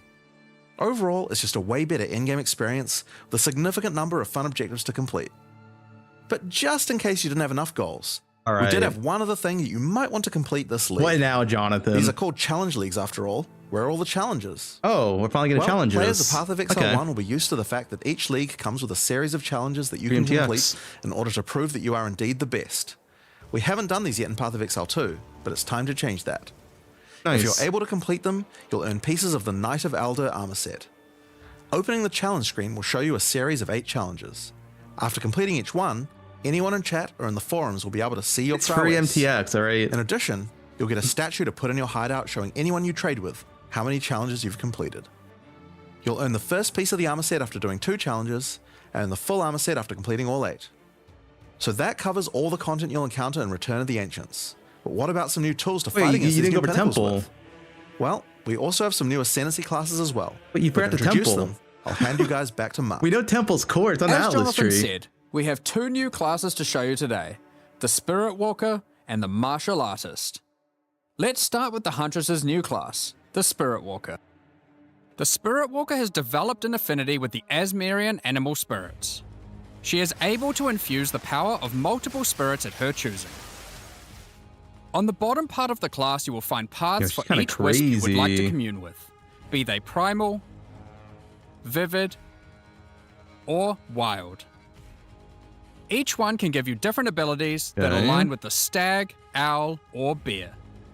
Each ability gives you a method to become possessed by wisps of that type, and a new ability when you spend them. The stag allows you to summon stampedes when you attack. The owl grants boons in the form of their feathers, which adds extra projectiles and enhances the projectile speed of your next that skill. is fast. Whoa. And the bear simply summons a giant bear companion to your side. The bear will maul, slam, leap, That was and do fast. intimidating roars to debuff your enemies. Twister buff. Now Wait, you Spark. can specialize Yo, more what into do you each do of by these Spark? wisps, but if you want to combine all 3 of them, then a new hidden power will be unlocked. Spark Ascendancy. The power of the Sacred Wisps. This node is free and enhances the quality of all 3 of your spirit animals. Your bear will take some of the damage you take and grant you life regeneration. Your stags will become more aggressive, leaping towards enemies, and your owl-empowered skills will leave a trail of soaring ground behind them. But that's not all. Interesting. The Spirit Walker has other powers beyond wisps, such as Idolatry, which can give you large bonuses for using idol socketables in your equipment. And this one, which is my absolute favorite. The Spirit Walker, having attuned herself with nature, can gain the ability to tame beast bosses. Hell yeah, opening dude. up a whole suite of very cool options for your build. Maybe you Capture tame the the monkey. mighty Silverfist in the jungle depths. You one-shots bosses. Hell yeah, dude. Or maybe a That's 3-headed badass. chimeral beast in the chimeral wetlands. Or then there's a giant frozen owl beast, Rakar, the frozen He's tower. badass, dude. There's so many choices. You're going to have to experiment a bunch with this one, and I'm very excited to see what bosses you all choose to have as your trusted boss companion. Oh, that seems pretty Next sick. up, we have the Monk's new Ascendancy class, the Martial Artist. After decades of training, this looks he has good. mastered 3 of the 7 Hollow techniques. Channeling Hollow Form technique allows the martial artist to create illusions of himself, All right, channel. which then use a skill of your choosing. Perfect for turning How skills much with standing less area still of and effect channeling? into ones that can obliterate packs with ease. Should you find yourself overly vulnerable while channeling, you might want to take Way of the Mountain, which causes you to be covered in stone when you immobilize enemies, Stand mitigating still large in amounts of channel. damage. This can even enhance your attacks too. By hardening your weapon in stone, you can deal even more damage. After taking Hollow Focus technique, you can manifest your spiritual energy into objects. In this case, bells, which will appear around the martial artist and can be shattered by any of his attacks, even ones from the Hollow Form technique earlier. Hollow Resonance technique furthers that by adding a manifested bell to your back, which rings each time you deal a critical strike, Okay, that's better. damaging all enemies around you. That's good. That's good. Through all the martial artist's Runes. thorough training, he has mastered the flow of internal spiritual energy too, and has engraved runic tattoos around his meridians. By doing this, he can gain the benefit of extra runes. Just open your inventory and add the runes. That's pretty good. There is one that counts as a helmet, 2 as a body armor, 1 as gloves, and 1 as boots. That's pretty good. Finally, your hands, the ultimate expression of a master of the martial arts. Taking Way of the Stone Fist will cause your gloves to become a new base type when equipped. Each modifier on the original pair of gloves has an equivalent, more powerful, and more impactful modifier. For example, these gloves add some physical damage, cold damage, lightning damage, some resistances, and life gain on hit. Now, when I equip these, they become literal fists of stone. And not only grant me a bunch more evasion and energy shield, they now also grant a lot more damage. 6 adds some extra maximum resistances, max res. and a significantly higher amount of life gained on hitting enemies. With all the different rune combinations you could do, and the different modifiers on gloves, there's a ton of different build options, and we're looking forward to seeing what you can come up Yeah, with. where's the clones though? I want to see the clones. Oh, they Now, didn't show it. with so many new bosses in Return of the Ancients, of course we want to non-channel. have a huge number of All right, unique where's rewards. Mage Blood? There are some pretty cool things in here, so we wanted to show you a few of them. Twisted Empyrean is a two-handed mace made from the purest of Verisium, combined with the Crit, beast's decent corruption. damage, mana. It converts all of your mace's skills fire damage to cold, and visually does so too. Oh, that's cool. Turning your volcanic fissures into glacial ones. This mace also comes with its own built-in skill, Starborn Onslaught. Using Glory, you can leap backwards, throwing your mace at the ground, creating Verisium fissures, before calling behind it a storm of cold metallic bolts from the stratosphere. Summer Dawn. Next, we have Eventide Petals, an amulet that not only grants runic ward, but also comes with its own reservation skill, Midnight Zenith. Arctic Petal. This skill causes your critical hits to grant Arctic petals that hover around you. Hard to say how good that is with enough the of damage these numbers. petals, they will be consumed, creating a floral ice crystal near an enemy.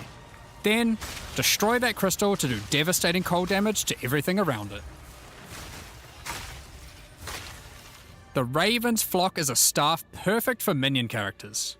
Not only does it grant spirit reservation efficiency and minion damage, it also allows your minions to inflict grueling madness on hit, slowing enemies and making all other slows on them more powerful, for maximum crowd control.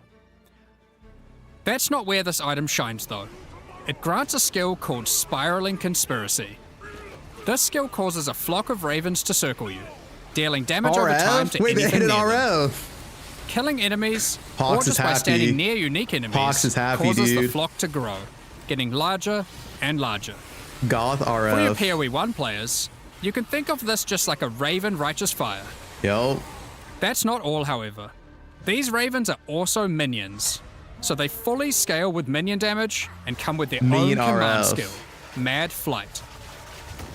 This command skill causes your flock to create a tunnel of deathly damage between a set of illusory mirrors, obliterating anything in between.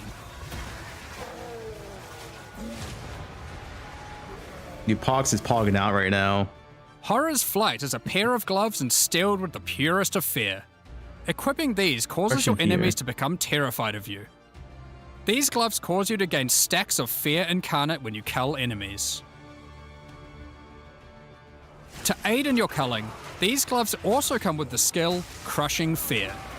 This is similar to the monk skill Killing Palm, except it deals chaos damage and the amount of damage and area of effect scales drastically based on the power of the enemy.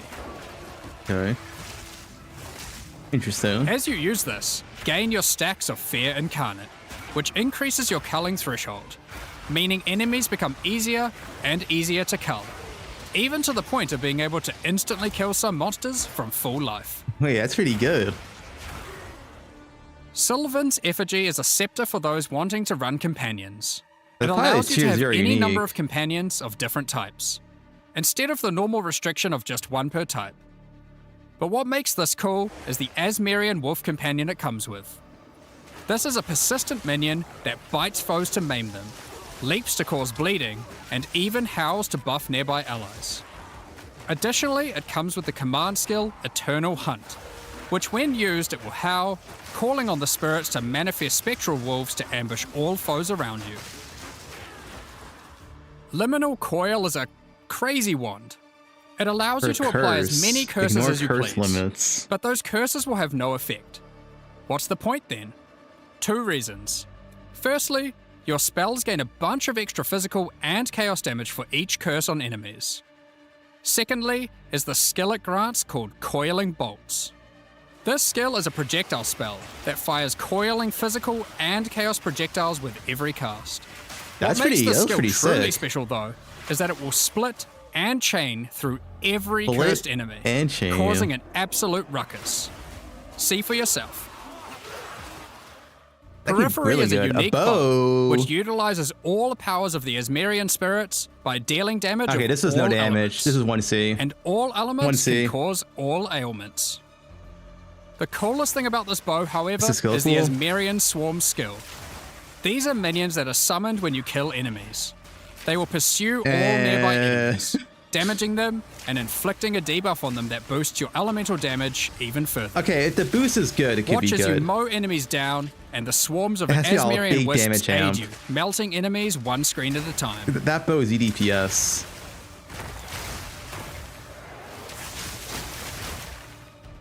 The Ordained is a new spear, mastering in physical and lightning damage, with high critical Why strike did the chance spear too. get insane stats? What is This this? spear allows you to leech life not only from physical damage, but lightning too. It also creates a fragment of divinity nearby periodically. That spear is giga damage. What are those? Well, this spear has the skill Righteous Descent, which is an Paladin. epic divine leap, aided by angelic wings. If you use the skill when a fragment of divinity is nearby, it will become empowered, dealing significantly more damage, gaining massive area of effect, and bypassing its cooldown. When fighting a boss, let a bunch of the fragments spawn, and then just unleash your divine havoc, obliterating them. 60k? Nice. Last, but not least, we have a new unique jewel. Voices. Voices is simple. It consumes 1 jewel slot to add more. There are versions that add 2 jewel slots, 3 jewel slots, 4. and for those who are absurdly lucky or rich, one with 4 Adorn jewel meta. slots. Adorn meta. Equip it, and notice the slots appear next to your character's portrait in the center. That's pretty. Dude, One of the 4 things we are jewel concerned slots? about Okay. is how long it takes for experienced players to replay through the game in each new league. Wait, what? Are they As gonna we change learned from campaign? Path of Exile 1, one of the Campaign things that can changes? really help is having elements in the campaign that tell you where to go, if you know what to look for. We'll cover just one example per act for Acts 1 to 3, but there are many more than just these. For example, Hunting Grounds in Act 1 is a large, sparse area, containing multiple entrances and landmark encounters. Here's an example of some of the changes we've made here. Finding the ritual encounter in this area isn't too difficult. Now after completing it, a trail of locusts will lead to the entrance to Freythorn. Just follow it and find Okay, the it's source probably of not the that big evil. of a deal.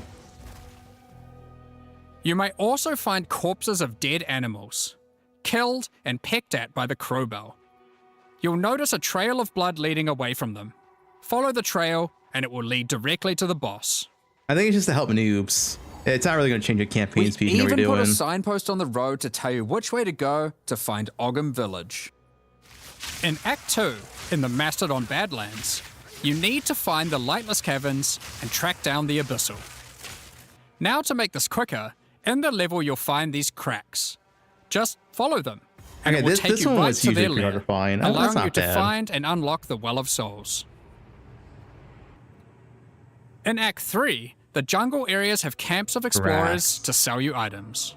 However, they are now even more useful.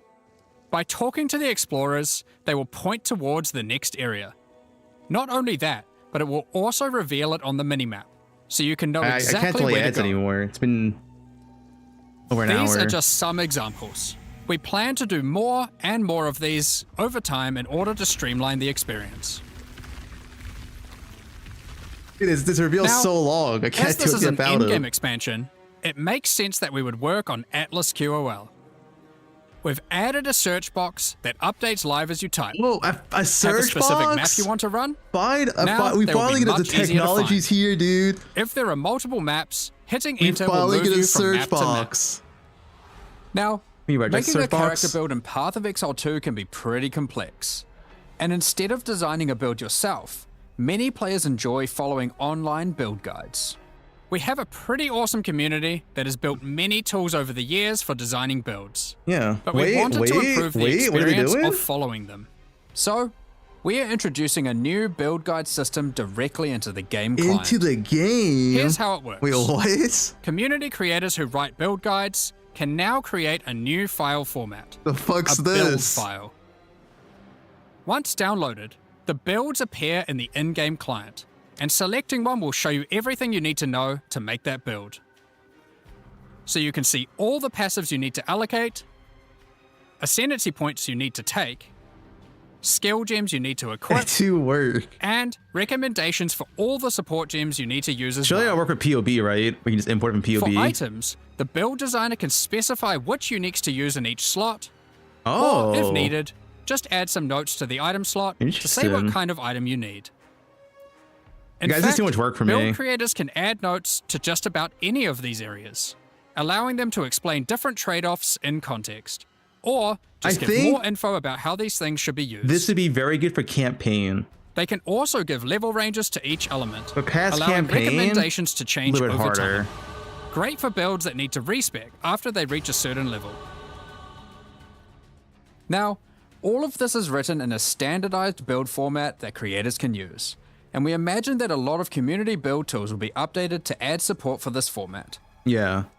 Now that we have trademark If I can just searching built import into it, the it's in-game fine. client, Wait, we've price added check. the ability to price check items you can Yes. find more easily. No more Awaken? Control-Alt-clicking an item will now search for it on the trade market, Oh, that's showing sick, you the dude. current prices. For rare items, it's handy to exclude some mods, so we added the ability to price check in enable game. and disable each mod so you can see what effect each one has on the price. Nice. Next up, we're going to be talking about the new supporter packs for Return of the Ancients. Today, we're launching 2 new series of I'm supporter buying them packs. both instantly. I'm The Blood swiping. Reaver and Divinity packs. Each tier contains the pack's full face value in That points, looks like Bloodborne. alongside several exclusive Should have a microtransactions. Bloodborne armor. As always, the microtransactions in these packs are purely cosmetic and do not affect your character's power or progression in any way. The Blood Reaver series of supporter packs contains 6 exclusive microtransactions. Let blood fuel your bloodshed. The Exsanguinator weapon effect draws the blood of enemies you've slain and funnels it into your weapons. Turn the appearance of your endurance, frenzy, and power charges into orbiting globules of blood with the Blood Reaver charges. While your charges are active, these blood orbs will grow in size when you absorb more blood from nearby enemies. There are options to have pure blood charges, or charges didn't go that over still temple display which changes, kind of which is charge really they are weird. at their core. A taste for blood doesn't negate a taste for style. The Elite Blood Reaver armor features crimson leathers and golden accents to set yourself apart from uncivilized leeches. It also features a back attachment, fashioned out of the wing of a colossal bat. Alongside every Blood Reaver is their trusted gargoyle pet. In true gargoyle fashion, they take the form of a stone statue when you are idle, leaping into action when you're on the move again. What good is immortality if you don't have a vast mansion to come home to at the end of the day? Oh, the shit. Eternal Blood Reaver supporter pack contains the Blood Reaver Manor Hideout. This exquisite 2-story estate features an organ, a grand dining table, and cages for your visitors. You can alter the walls to create as many or few rooms as you like. Last but not least, the Servant of the Manor, eternally bound to the Order of the Blood Reavers. This henchman will manage your store, so you can spend more time spilling blood. Get Sarad in your hideout? Won't disappoint you. Yo, +1 Sarad. If we do, you've our permission to beat us most violently. The Divinity Pack series also contains 6 exclusive microtransactions. Call on Divinity to aid you in eluding enemy hits with the Divinity Dodge Roll effect. As you sprint, actual Divine Lightning wings will form out of your back, leaving a trail of radiance as you engage or escape from combat. For situations that are too dicey, call on the gods above to send down the Storm of Divinity portal to create a safe passage for you to retreat through. Adorn yourself with the Knight of Divinity armor set, a highly revered attire only bestowed to those deemed worthy for the divine cause. That looks pretty good. The Divine I like that. Surge character effect empowers you with a storm of divine energy. Using skills causes the storm to burst from your character, spilling raw divinity into the area around you. The shield is kind of small. It's a little small Arbiter buckler. of Divinity wings are the final piece remaining to Ooh, emphasize yo, the those force wings. Divinity has over this realm. Yo, those are sick wings. This ancient precursor machine was found locked away in a highly guarded vault. Its original purpose is unclear, but it has been altered to fuel your maps using the pure, everlasting divinity within the statue. The pillars surrounding represent how many portals you have left for your map. This map device also tracks your progress as you complete the new Origins of Divinity storyline, added this expansion. Additionally, all microtransactions from the supporter packs will be made available for use in Path of Exile 1. On release weekend, we will also be releasing the Return of the Ancients mystery box, which will contain 2 armor sets, a set of map devices for your in-game adventures, a new tracking scroll that records the amount of currency you've gained from the currency exchange or your shop, and that's much cool. more, I'm like buying a that set too. of finisher effects and affinity stashes. That's not all, however. The Fragment Stash tab is finally coming to Path of Exile 2. Finally, And Fragment with it Stash comes some tab. tabception. Inside this one tab, there's a tab for your various boss key fragments. There's also a tab for all your precursor tablets, with each type of tablet getting 6 tabs of storage. Finally, there's a tab for your Djinn barriers and inscribed ultimatums. Nice. Both of which get their own 6 tabs. Finally. That's a lot of tabs. That's a lot of tabs, So that's yo. everything in 050. This is by far the biggest Hey, that update wasn't we've everything. ever Where's made Temple? to PoE1 We know or Temple's in the 2. game. You forgot. New in-game storylines, pinnacle bosses, crafting systems, items, ascendancy classes, and so much more. Now, because this update contains so much in-game content, we're doing significantly more testing than usual. For that to happen, we're taking a little longer than usual between the announcement and the release. Yep. 050 will be released in 3 weeks on May the 29th, with the patch notes being released on the Friday before that, on May 21st. Okay, patch But notes there's May just one more 21st. thing to Okay. talk about. Whole week. Now that the endgame is up to scratch, we have to start talking about our plan for 1.0 release. 1.0. The feedback we've had during early access has been critical for making all the improvements that we'll be making to the game. At the same time, we had to create enough in-game content to make an RPG that can call itself a successor to Path of Exile 1. Well, with 050, we now believe we have reached that point. And so this is going to be the last full-size league during early 1.0 access. this year. That's right. The next big update is going to be 1.0. Yo.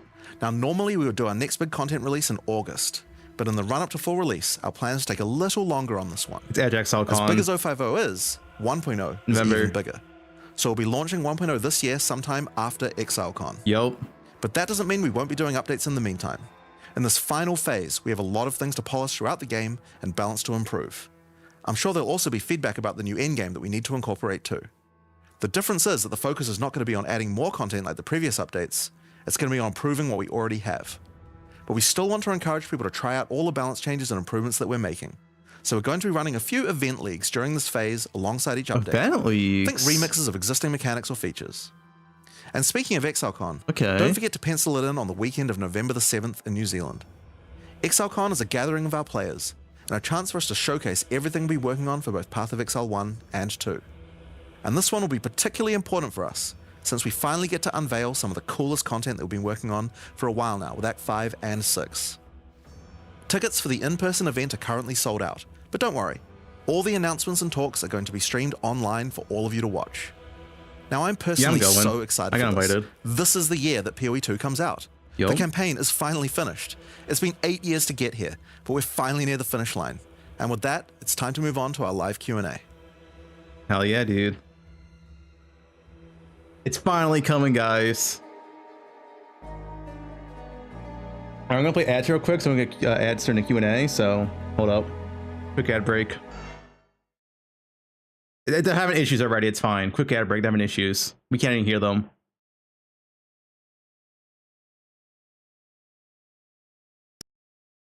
Yeah, it's okay. It's muted. No sound. To sit down for a nice long Q&A again, once again today. We just had a teaser for Return of the Ancients expansion. Dude, that is so much content, every single thing in the end game, complete end game overhaul.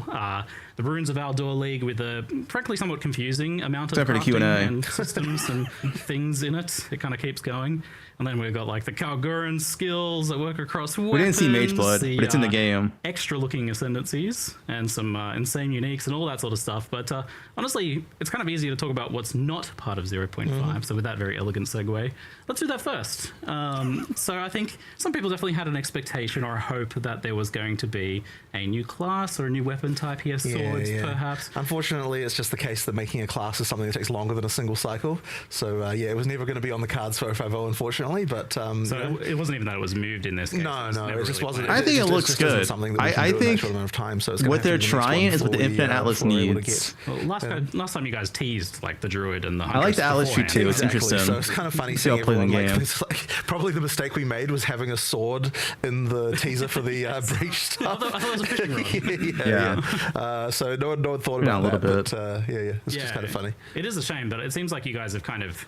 Well, you keep raising the bar on yourself as far as class design is concerned. And it's not like we're not working on it in the background, right? Like that is definitely happening. I've been seeing a little bit of work going on there. We're simple people from New Zealand. Like swords, they're advanced technology that we haven't. Audio's kind of off here. Just don't understand. We're trying to learn how they work. Just like get on the map, aren't you? There's like a straight line. There's like some metal.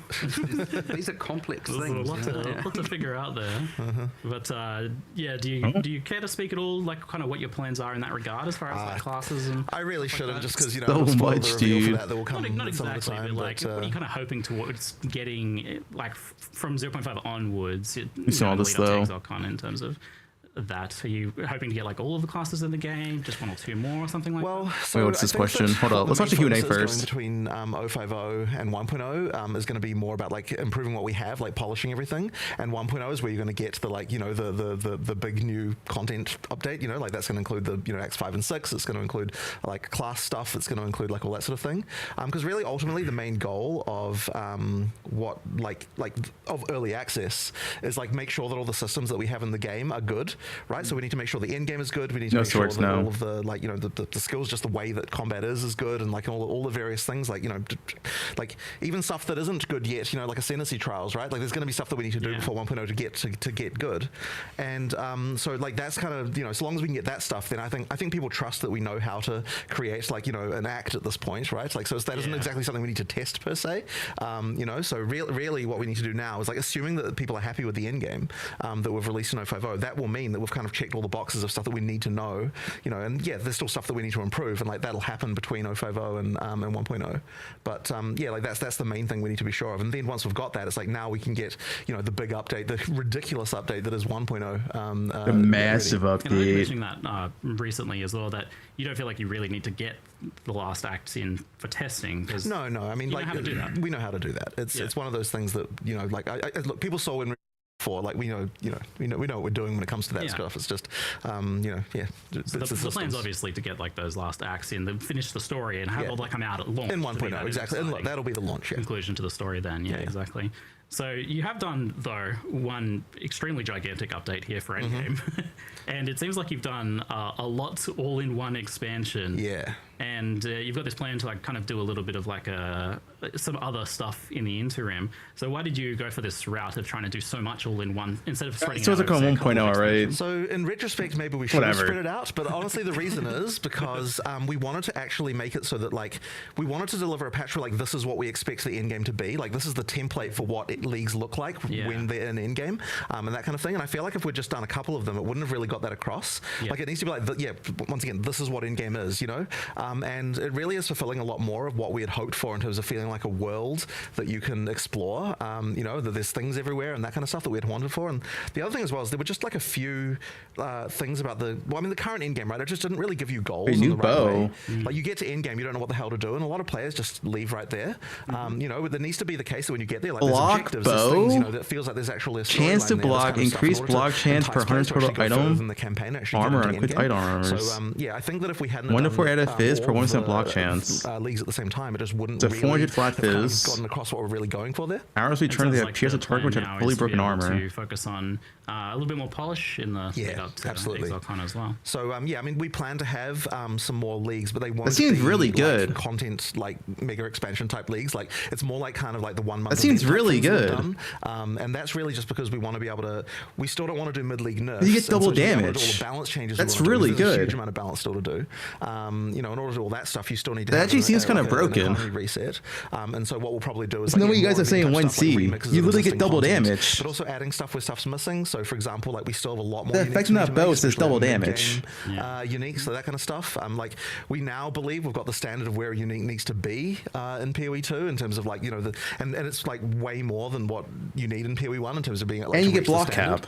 That seems really good. We can expand on that, get more uniques, sort of, you know, mid game ones, that kind of stuff. You get block cap without investing the block. You know, so yeah, there's stuff like that that'll be coming in the sort of the updates. Oh yeah, block's only 50% block. I forgot about that in poe2, right? Oh, that's right. It's only 50% block in poe2. Craziness that we've got for 05. 50% block so low. A lot to dive into as far as endgame things. While people watching live get your questions in the chat for all of that. In the meantime, I want to ask you about the new league. Return strong. Aldur, which this is like an expedition rework, but it's also its own separate league. This encountering remnants, uncovering these runes throughout this storyline in the campaign, and then into endgame. And I was like, really, like, it's a lot. There's a lot of like crafting and items and reward types and systems and stuff going on here. I've already seen that Reddit post. Jonathan, you showed me this rather unhinged looking spreadsheet. Like, I was like, oh, so these are just like random rewards or something. But then you showed me this spreadsheet, like that's like the recipes of all how different runes combine together to make different things. Yeah. We probably put too much thought into it that honestly needed. But like, like we have to make sure that like if it's an iron rune, like what kind of stuff would be, you know, creating that, like, you know, that's just something like the recipes have a lot more structure to them, and I suspect a lot of that players won't even think about. Like they'll just see list pick for item, you know, like that's something I don't really think about. But there is some thought put into that of like what things go to what recipes. One way to look at this is this league has the most spreadsheets we've ever made. Like that's a spreadsheet meta. The other day I was looking through all the. We have this gig. It's called like Verisium Crafting or something. Yeah. I was looking through all the tabs, and I was like, I was on like the 60th tab, and I was like, the heck is this? I was reading all this stuff, and it said like Mark's ideas, and I was like, I don't remember coming up with any of this. I did. There's just like pages and pages and pages of crafts and stats, and just like honestly, I've lost the plot a little bit with respect to how many like different things we've made, and like it's honestly just been crazy. Idea writing. Some of the rune stuff is like also super bizarre. Like, okay, what's like? I don't even really understand that rune that's got to do with uniques. Like, what's going on with that? It's called Olroth's Legacy. And it's a rune that you can place in Ezomite and Kalgurin uniques to destroy the unique, and it takes one of the mods off of it and creates a unique rune. What? With a slightly modified value sometimes, because obviously, and then you can put that in the same item class of a. I don't even know about this system. What the systems just keep coming out of the There's just so many crazy crafting things going on, but it was kind of like wait, Headhunter? The league, we're like, okay, we've got Kalgurans. Like, what kind of crazy crafting and magic systems would Kalgurans have? Like, that would be different than the stuff that's going on in Rayclast. And so, you know, their whole magic system is based around like this star metal that they have. Extra uniques only.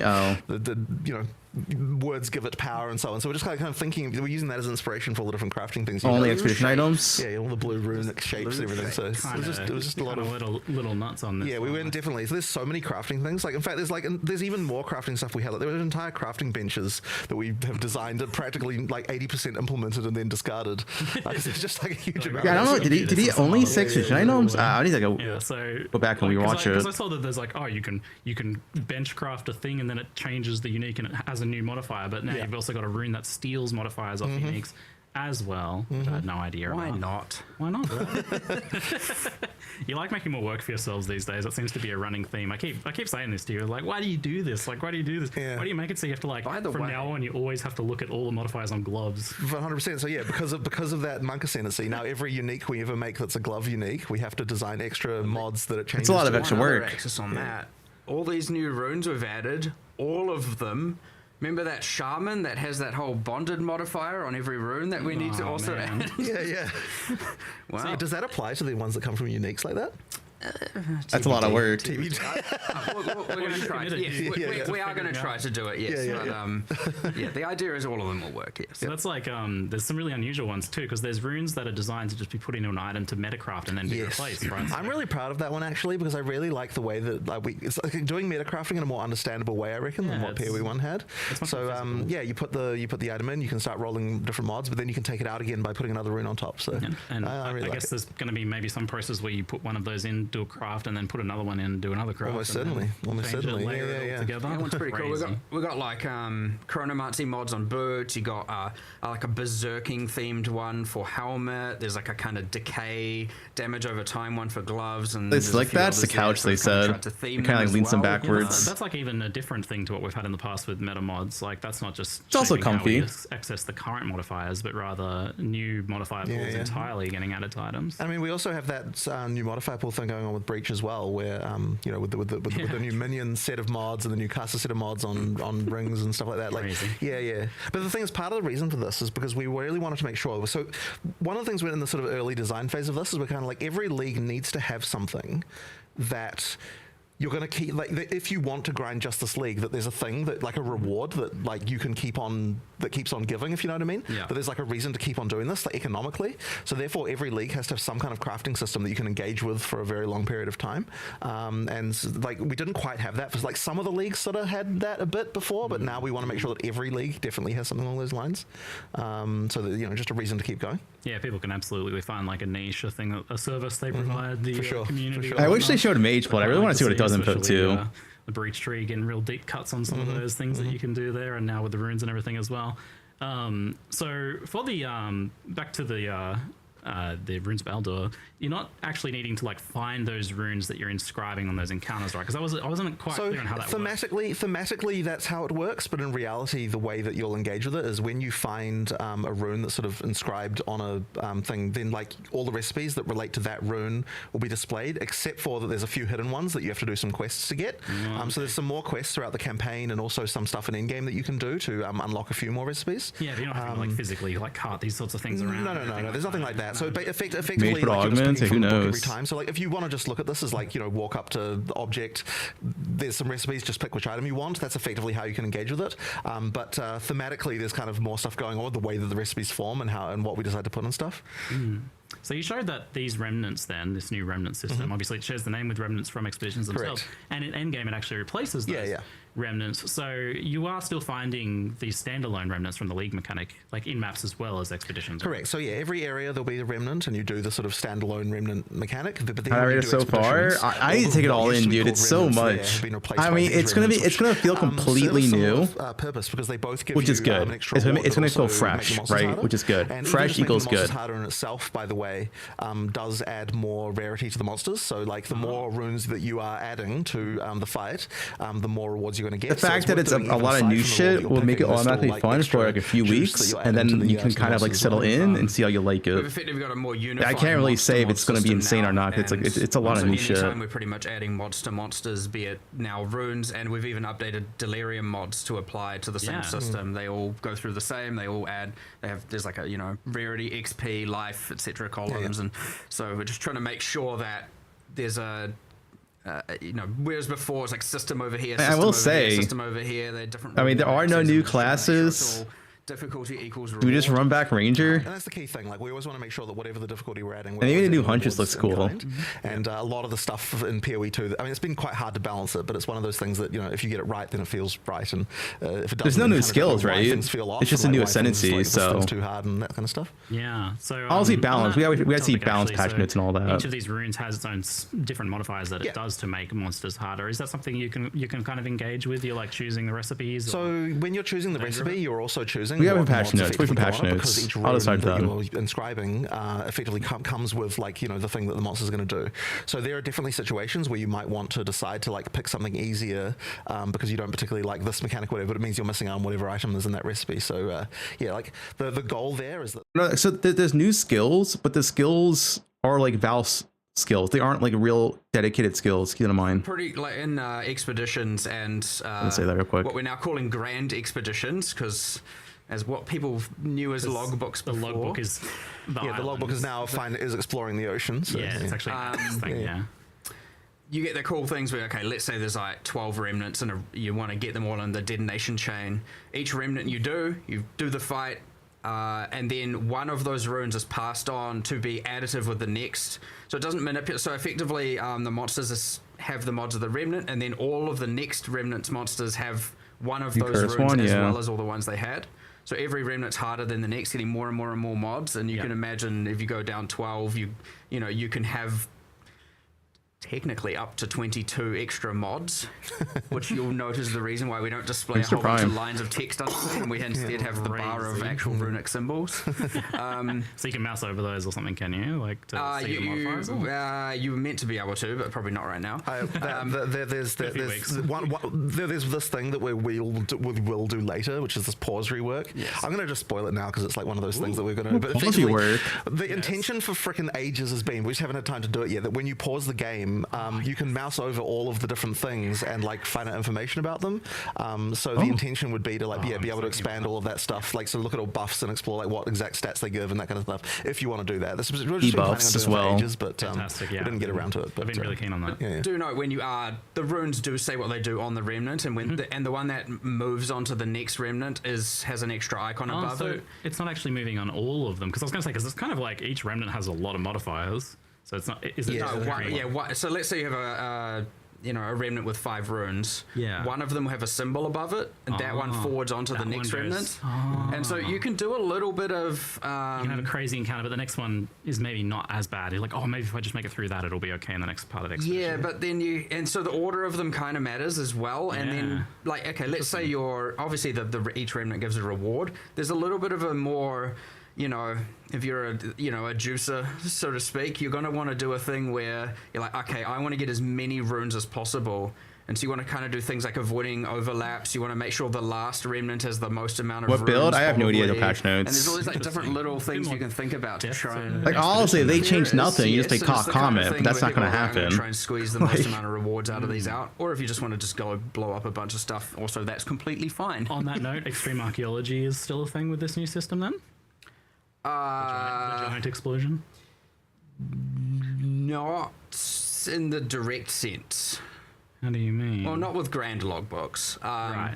Well, with the regular encounters and maps. I believe it's on one of the master nodes. Oh, yeah, cool. I need to double check that because I can't be sure, but I believe it is. Yes, we are. Yeah, that was always the thing for regular expedition encounters anyway, right? But obviously, you don't want that in a grand expedition. No. Patch notes 21st, they said. Okay, I'll get 1% of the island. We don't want to get it at least 1 week before. Yeah, for the regular ones, it should be there. Yeah, awesome. But cool. If it's not, it's funny though. There's also a sort of hidden amount of work that we sort of glossed over there as well in all of the logbook islands, what used to be called logbooks, but now the Grand Expedition Islands. Yeah. We put a lot of effort into making a bunch of unique islands with weird shit. Every one of them has got unique things to find and blow up that are kind of weird. So it's not just a bunch of generic maps with expeditions in it. Yeah. They're actually got a lot of effort put into them in terms of every one of them has 2 to 3 things that only spawn there that are interesting. So yeah, there's quite a bit there too. It's kind of we didn't want to spoil too many of them because it's quite fun. Rarely be in patch notes if it changes. So there's things like that you can do. But yeah, it's quite a fun one. There's even like there's like special logbooks you can find. Now that a logbook is just you click it to reveal a section of the ocean. Yeah. We have one that you can get that you can turn on, and then when you click it, all of the islands revealed have extra modifiers on them, like expedition themed modifiers, so like more explosives, more radius, and a whole bunch of stuff like that you can get in late game. Yeah, I guess kind of somewhat filling the role of how towers work in the rest of the Atlas as well, but for the islands. Like an AoE craft of maps.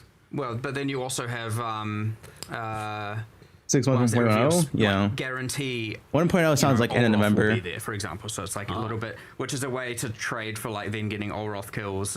Spicy, of course. Nice. Well, you can always, of course, just trade for like the pinnacle boss keys themselves. Anyway, so, yes, yeah, but he's not the fake pinnacle anymore. Right. And you are actually using regular wastelands. No info on temples, but it's still in the game. Grand expedition. Exactly. Now. They didn't say what they did with them though. Potentially quite a bit. That's pretty juicy. It seems. I think you kind of mentioned, Jonathan, that it feels a little bit like Delve in some ways. Yeah, it is a little bit. So the exploring there is sort of supposed to feel that way because it's one of those like sort of infinite expanses that you can go down. Delve, but ocean. Yeah. Delve, I mean, sideways. I still want to make proper Delve one day, but at least we've got this. You know, it's in the game because there's an Atlas tree for it. Reading all those giant blocks of text anymore, hoping to not get some. Oh, you remind me actually. So with the runes, is there modifiers like immune to fire damage and can't leech from them and stuff like that? No, they're just gone. Yes. Just more traditional modifiers, and then there's a set at the top. Like there's one called Power Rune, which is the rarest. Yeah, Temple is going core. We just don't know what's happening with it. It's obviously nerfed, but. So there's some meta-y ones, and then there's the ones some we showed, and there's one that causes all monsters spawned by the remnant to share a life pool. So.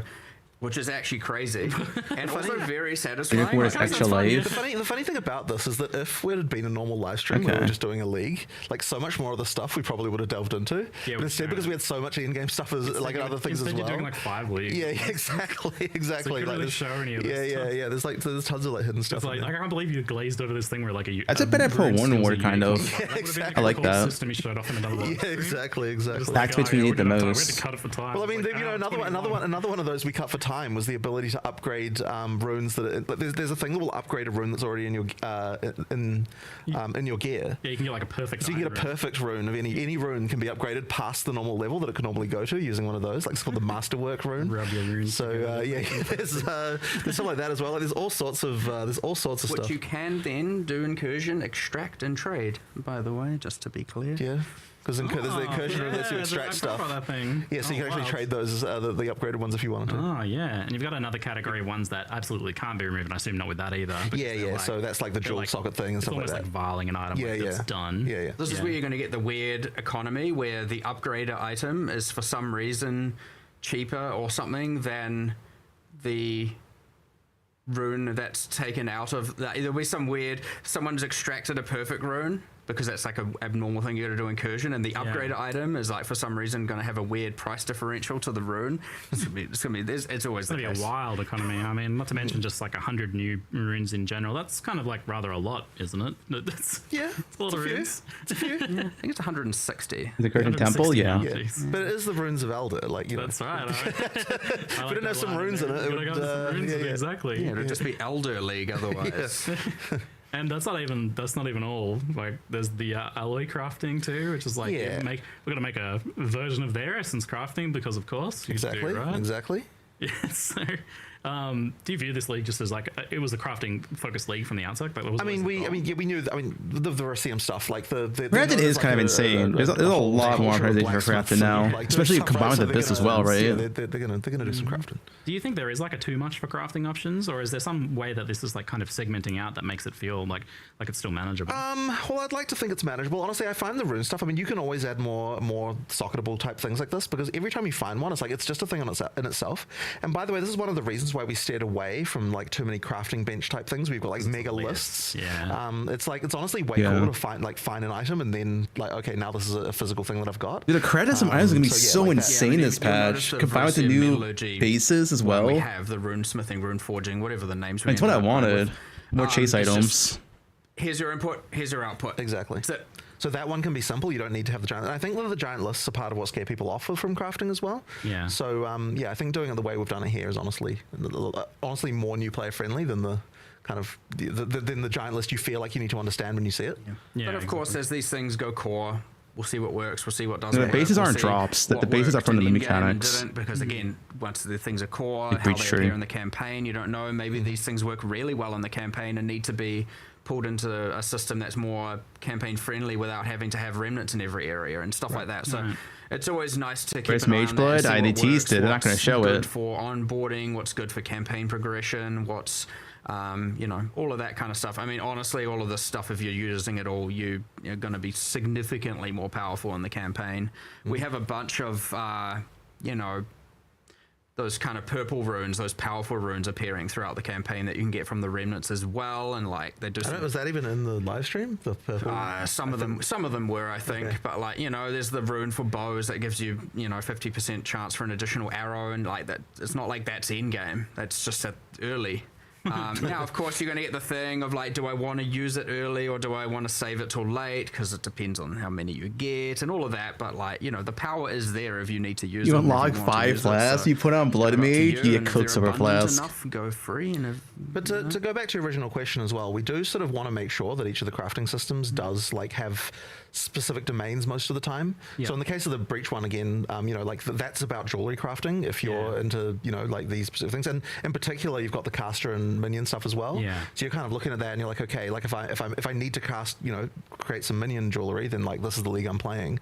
But then if I'm not having to create that, then I don't have to necessarily understand that one. So we do try to like we're trying to make sure that it's not like for every single item slot or every single use case you have to know about every crafting system. Like there are specific ones that can help with specific areas. Yeah, okay. You can look into that. And that does divide it down a little bit more. Yeah, but I got. This was actually one of those things we discussed way back in the early days of PoE 2 about how we would differentiate crafting from PoE 1. Is like try to have a little bit more segregation of the different crafting systems and different item slots. Yeah, exactly. So you've also got this. It's 2 seconds to attack time.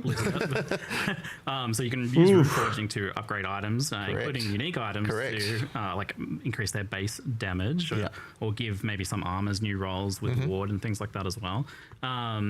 This is like another route to modifying uniques, which you've been doing a little experimenting a bit more with over time. And this has an ability to change affixes on uniques as well, right? Correct. So the changing affixes part, I believe, is mostly the Kalguran uniques. Where I made a tweet about. Like, is that not correct? Can you tell what is a Kalguran unique? We are going to add a way for you to tell what's Izamite Kalguran, because Val for the other one as well. For the weapons, it's mostly about increasing the base ID projectiles. Fubgun takes us no 90% of his build. Because there's obviously a lot of uniques there that are interesting, but not viable for in-game because they just don't have the damage. So that's kind of like one of the main things we're solving. And then for the armors, it's all about I played a non-projectile build in 0.1. As well. Stat stacker. For the Kalguran uniques, what we've tried to do is have that, because most of the Kalguran uniques Maybe are anger or happy, right? That's just I'm pretty excited. Drops from Olroth. My biggest concern right now is still map layouts. I'm sure they probably got to address some, but I really like what they're doing. Like having like a full abyss area, full deli area. Alachie's way better. There's a new shield being added. And it is a lot more endgame chase items, so armor evasion, and it comes with raised shield, and it has some mechanics around that. In the Verisium bench, you can put it in, you can craft, and it can turn into a full ES base, a full evasion base with parry, or a full strength base with raised shield. So you can, if you'd want to get away from it being hybrid, and like that's just one example. Now you might have to get a few of them to get Box eyes light up, deal with it. But for all of them, that's kind of the idea. Is like some are just mods, some are a bit more transformative. There's just like, okay, there's a weapon, and one of the outcomes might be that it's just higher damage, slower speed. One of it might be that converts all of its damage to lightning. Like, is it looking good, dude? The whole reveals like an hour 30. Just a whole bunch of different stuff like that, and like some of them are a bit more niche, some of them are a bit more spiked. I also do like, as long as everything's good, right? The optimistic view is that everything is equally as good, so you kind of just do what you want and be rewarded. It's like hopefully they're all rewarding, right? Like if you want to do the boat expedition stuff, you just do the boat expedition stuff like the whole league. Right, like stuff like that. So hopefully, like everything's like good. Okay. I'm getting all my secrets in. but I hope people Kind of like can choose find your them own and endgame enjoy type it. of But deal. yes, there are some other things as well that are a bit more. Yeah, Ritual. The Ritual looks good. I'm actually pretty excited to play Ritual. Ritual actually looks fun now. It isn't so secret, but like It doesn't there's look kind of boring the as fuck. questions of like what happens if you know, try and add Runic Ward to something that has no defenses to begin with. Tabula rasa. You know, like there's like weird things where it's like, what happens when you convert nothing into something? I don't know, you know. So and then there's some other weird cases as well. Yeah, it can be nuts. It'd be awesome to try. Well, there's going to be a lot of exploration and tinkering, and it seems like a long tail of discovery for this league as well. Yeah. Months in, people might be still discovering stuff. That's Yeah, there's gonna be so many new shit just like try out. With the uniques in general, like I think this crafting, the ability to modify uniques, change how they work. Yeah, it scales off melee That's been damage. pretty popular. Do you feel like, are you worried at all about like losing the identity of uniques, or what? Oh, I'm gonna try and shambles. No new act, no swords. An idea of how you can maintain them? I think that it'll be possible to break that, but I don't think that we have here, because at the end of the day, the uniques are still like each serving a specific purpose, and that is different from rares and how they work. You know, like so. I think it is okay. Like what I wouldn't want to do is just be like, oh, now a bunch of rare mods can spawn on uniques. Like I'm not a fan of that at all. So as long as we're not doing that, I think it's okay. I mean, look, we do push the boundaries. Like, even just the Reddit's fact that uniques angry, have are they? that go in them kind of changes I things haven't a bit. checked. But I think a lot of the time when you do that, you're not really looking at that as like the unique has got random mods. It sort of feels more like it's just an extra place for things to go in your character. So I think it still works in terms of the flavor of what a unique is supposed to be. Yeah, it feels like a separate layer. Yeah, I guess a lot of the time. I guess Reddit be angry with no swords, right? For another unique modifier that's like a twist on the original concept, so it still retains that identity quite a lot there as well. So kind of like transitioning. Oh wait, first I did want to ask about the Runic Ward thing. So Runic Ward obviously has undergone a bit of a redesign, a bit of a concept change here. It's now a layer under your life. How did you arrive at this design? Kind of what's the reason for it? Well, once again, we were thinking, okay, we want to be able to make a magic system that feels like it's fundamentally different than what you'd have on Rayclast. We're looking at 1.0, right?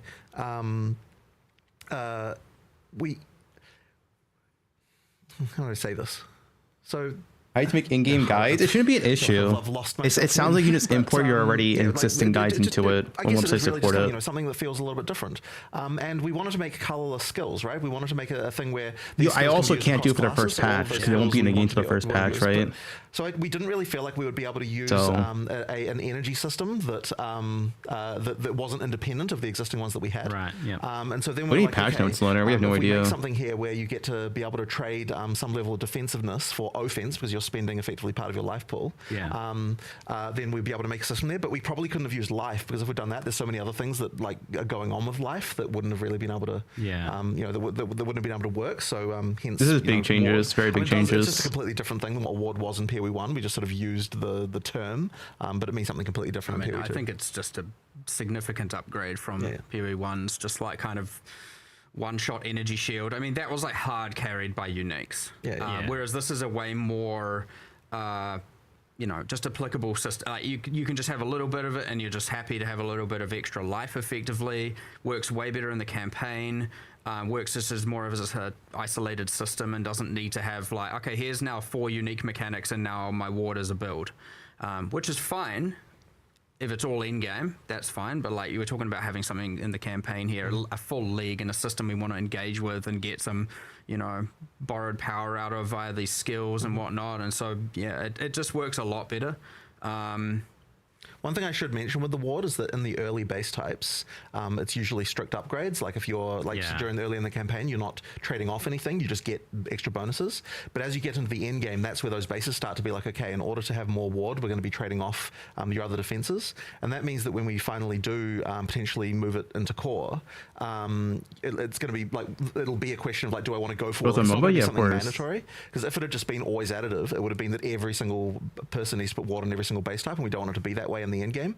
We want it to be once it gets there. It's like every time like, Jonathan says, take so one shot. Important consideration there at the end. We've actually also handcrafted every outcome. So every single, generally how you would expect this kind of thing to be done. Here's the formula.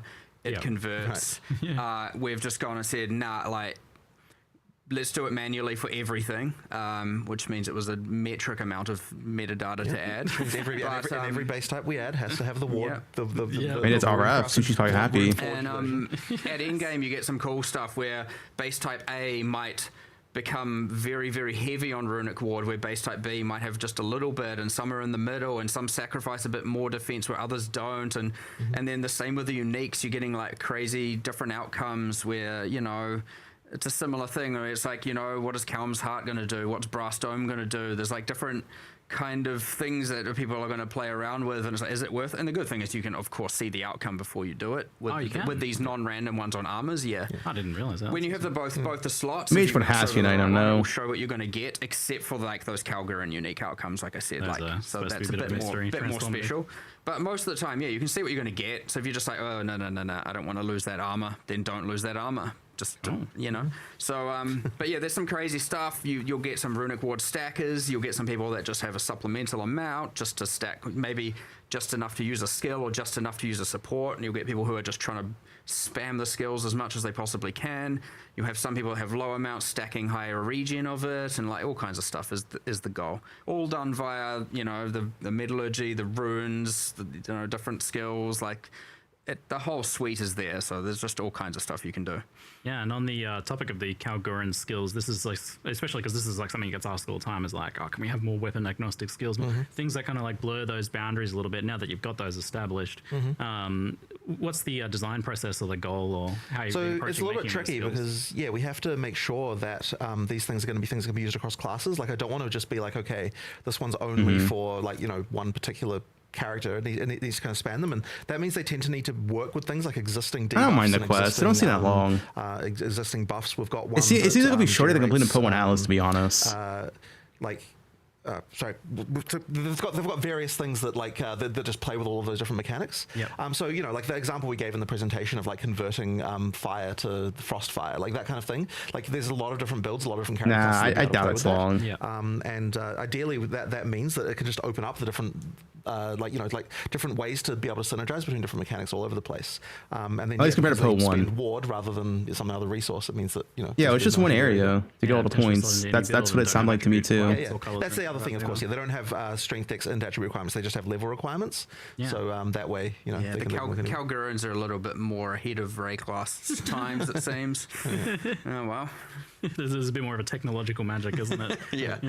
It's cool that it's often the case when we add these things that can feel is Temple nerd like probably, but we don't know. Here's this whole new magic system, but only there's this little amount. Whereas here, I feel like they forgot to mention Temple. Here's this whole magic system, like here's a taste of it, and like in some cases, like sure, 25 skills now. We'll see what happens later, you know. And like there's things to expand on, unless they're of course terrible, in which case they never existed. You know what I mean? But I mean for the long-term health of the game. But you get this thing where it's like it really feels like, with respect to the Kalguran magic, the Kalguran technology, we're just like getting further and further and really learning more and more about how these people gain their power, how it's different from everything you know on Rayclass, and like it's honestly been just quite cool. And like Runic Ward, as I said, it feels way more than just. It feels pretty core. Like it doesn't feel like this like just secondary. I do like how it seems like they're making every lead mechanic rent its own unique stuff, which will inherently make every lead mechanic more valuable. Yeah, very cool. And I wouldn't say we've gone this deep into like a extra resource system and thing like in any like a biz. You have a biz crafting. You have the new rune system from Expedition, like, whatever. Map thing, you collect petals or something. Also, temple. You have the temple currency. Only comes from temple. Engaging than that, a bit more fundamental. Which inherently makes every lead mechanic more valuable because they all get their unique stuff. Want to keep long term then as well, like as long as it works. Yeah, I mean, if it works, then we will. Yeah, breaches its own unique bases and rings and all that. We're talking a lot about gear, just kind of zooming out to a bit broader picture. It makes everything more valuable, which is good. It's very, very good for like a more diverse endgame. Plus, skills is often brought up as something that's has a very high level of impact on your gearing choices and can feel for some, I think, a bit restrictive, as just because it's. I don't think she's going to pick out 6x tier 1 items. We finally decided on there. Didn't look like that. Dexterity-like conversations. I think we are trimming a few levels off the top. Yeah, that's right. Or more so. More so. We're trimming some off the top and moving some of it up so that there's still a high-level mod. But doing that for the weapon mods. But like, there's more to do here, for sure. I would say that given the like this league in particular, like I remember we started it and we were like, here's all the things that we've discussed we need to fix, we need to do all this, and then it was like, oh, and here's the like 8,000 other balance runes and crafting systems and everything we want to do and new classes, and it was like new versus existing having a bit of a conflict, and we were, so I wouldn't say we got to do as much of the balance fix up to a lot of the stuff we've discussed previous that we wanted to do here, but as you were talking about at the start of the Q&A, like that is and what Jonathan said is that is a lot of what we want to do, you know, while we have the team making the acts. Yeah, like that's a different kind of balance. We don't have, you know, you're not adding runes and crafting systems to the acts in the same way, Which right? means that those designers are it's a freed different up team. freed up to be able to work on all of those kinds of larger balance concerns. You can pretty much do some balance leagues between. We now do, and, exactly, and we do have a big list of stuff we want to change there. Like, it is a list, which isn't to say that we didn't do some balance for this. I expected you to do almost none on this one, given the scope. No, there's definitely some. There's some important. There may be some balance changes. Whoa. You know, some Chronomancer stuff. There's a we're doing a bunch of stuff. But honestly, it just is as much as we can, to be honest. Like, you know, we're not sitting idly not doing it, but yeah, like, I understand that there's a few things which I assume you're going to bring up a couple others that are left unresolved. Yes, and certainly. Hopefully, maybe one of them's resolved. We'll see. Well, the next one was Rarity, reprising our earlier discussions on Rarity from the last Q&A, where you were saying that you were eager to at some point remove Rarity from. I am interested in doing that. It's still a question of what we can replace it with, but there is one other change to talk about around that is a bit more subtle, and I don't know whether it will matter or not. But one of the things we identified, I mean, look, the thing people often say with Rarity is they just don't want it to give currency. Yeah, that's like a common thing that they'll say. Like, people who say they want to keep Rarity, they'll often say, "Oh, but it should. You could just remove the currency from it, and then it'll be okay." So what we were thinking about is like, there's this sort of market dynamic that goes on in PoE 1, but hadn't been going on in PoE 2 so much, where people couldn't really respond to in PoE 2 to them. I love Rarity. I love Rarity. Rarity buffs. They would like to get as much. So in PoE 1, it's like, if currency is becoming more valuable, you can respond to that by farming leagues that give you more currency. And if uniques are becoming like more valuable, then you can respond to that by farming more uniques and that kind of stuff. So there was like a little bit of an aim here to make it so that the league's a little bit more like by picking picking more of what types of rewards you want to get a little bit better, which can mean that, like, if there's a gap in the market, you can fill it that way, and that should result in like more price. We're getting total economist here right now, but it'll mean that people can respond to the price signals that the market is giving them by farming the correct thing to like get the thing that like the market is valuing more right now. So we're actually seeing that phenomenal difference between the two games on like the economic statistic level. Well, I think that's what I said. I was just realizing that, like, without the ability for players to do that, it can mean that you can get endless inflation in one thing because people aren't able to respond to that by effectively getting more of that thing to drive the prices down again. So that kind of stuff actually can matter. And so one of the things we have been doing is making it so that here's a league you can farm more to get more of this thing. And like, even with regard to something like Breach, because you can pick, like, there's mods for picking what type of womb gift is going to drop more often. You can be like, okay, if currency is more valuable right now, I'm going to pick that one. That's the, I'm going to have that tree be the one that I'm getting more of, and that kind of stuff. So it's like giving a little bit more control over what the rewards are, which should actually lead to a bit more price stabilization here as well. But we'll see how that works. Like, I don't know whether that's actually one of the things, but it does seem related to the fact that in PoE 2, since Rarity effectively boosts everything, it meant that that mechanic wasn't letting it be one of the levers that people could use to respond to the market that way. Yeah, exactly. You were just going to do it because it was clear. Sorry guys for turning into an economist all of a sudden, but it's like I like it. It's one of those things. Jonathan understands.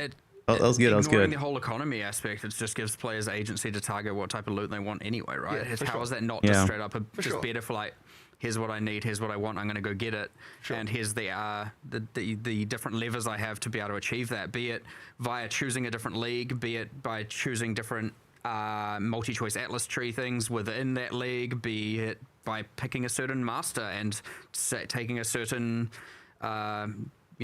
Atlas Master skill that changes the rewards of one of the leagues. Like, there's many different axes here, which is very, very cool to just be like, all right, we're going to try and get the best out of the uniques today, or I'm going to try and target farm this or that. And like, it's just a win, even if you're just like, I don't care about inflation and all of the trade and all of that. Like, it's just good. So win-win on that regard, hopefully, assuming but the economy in saying adapts. that doesn't necessarily mean that we're like happy with how item find stuff is. Like, there still might be changes. Yeah, correct. It sounds like you're still eager to replace that. Yeah, I am. Given that you can find the it's one of those things that's surprisingly hard, alongside no rarity changes, alongside decks and various other things like the forever topics that always seem to come back and to haunt us every time. Where's the dex box? At night. Since we're talking economy and inflation, is that something you guys are kind of like interested in looking at in some way, like sinks for exalts or divines, or kind of managing that sort of stuff, where you just kind of like see what happens? This is a weird one because some of the perceptions that people have about like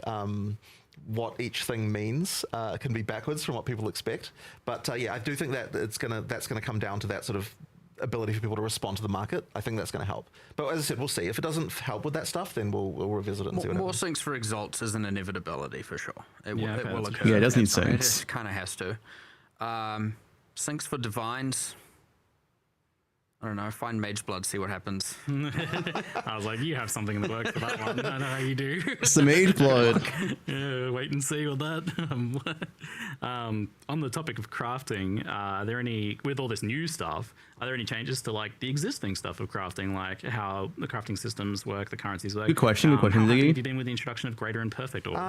I would just say that Greater and Perfect are too, especially Perfect is just too common. Like, we're probably going to have to nerf the drop rates of those. Transmutes and orgs. Yeah. And because effectively it's sort Ooh, of 7 being a problem perfects. in that kind of early in the end game crafting is like probably a little bit too easy. So we'll probably nerf the drop rates of some of that stuff a little bit.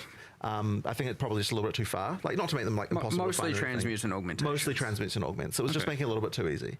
Yeah. So I guess the outcome of that is that they become the norm like immediately, right? Sure. Imperfects are very, very strong. Change there, but like I think that it was just making it a little bit too easy to progress in that early in game part there. Okay. All right. Now I'm going to hit you with, I usually do this at the end, but right now, a surprise QOL UX round. So you've got this in-game build planner, which is an awesome addition. Very excited and kind of surprised that you did that. I was also surprised with in-game build planner. What you tested in the past, that kind of went away for a while, which was like the ability to plan passives. Yeah. So I guess that was the reason why that went away, since you had a bigger project in mind. I'm curious, when you take a different angle on this, what don't you want to do with this? Like, where is the line of where you don't want this to? Because this is something that helps like players a lot. It's very in-game. Right. Well, some people have asked us, like, are you going to suggest builds? Like, is GGG going to be like, here's some builds to play and that kind of thing? And I don't want to be doing that. I do want to leave it to the community to decide what is that stuff. So Pox, that means we're not RF. gonna be, like, what I don't want it to be is like, okay, you like join the game for the first time and the game's like, pick a build, like, that isn't how it should work. Like, it needs to be that that most look, I know that a lot of players wanted to follow build guides, and that's absolutely fine. We want to give as good of tools as we can for that. But at the same time, like, I still want the desirable You ready, theory Tai-Tai? of the game to Or be. your level one built in game now? If you've never played it before, and you just explore and find the stuff that's interesting.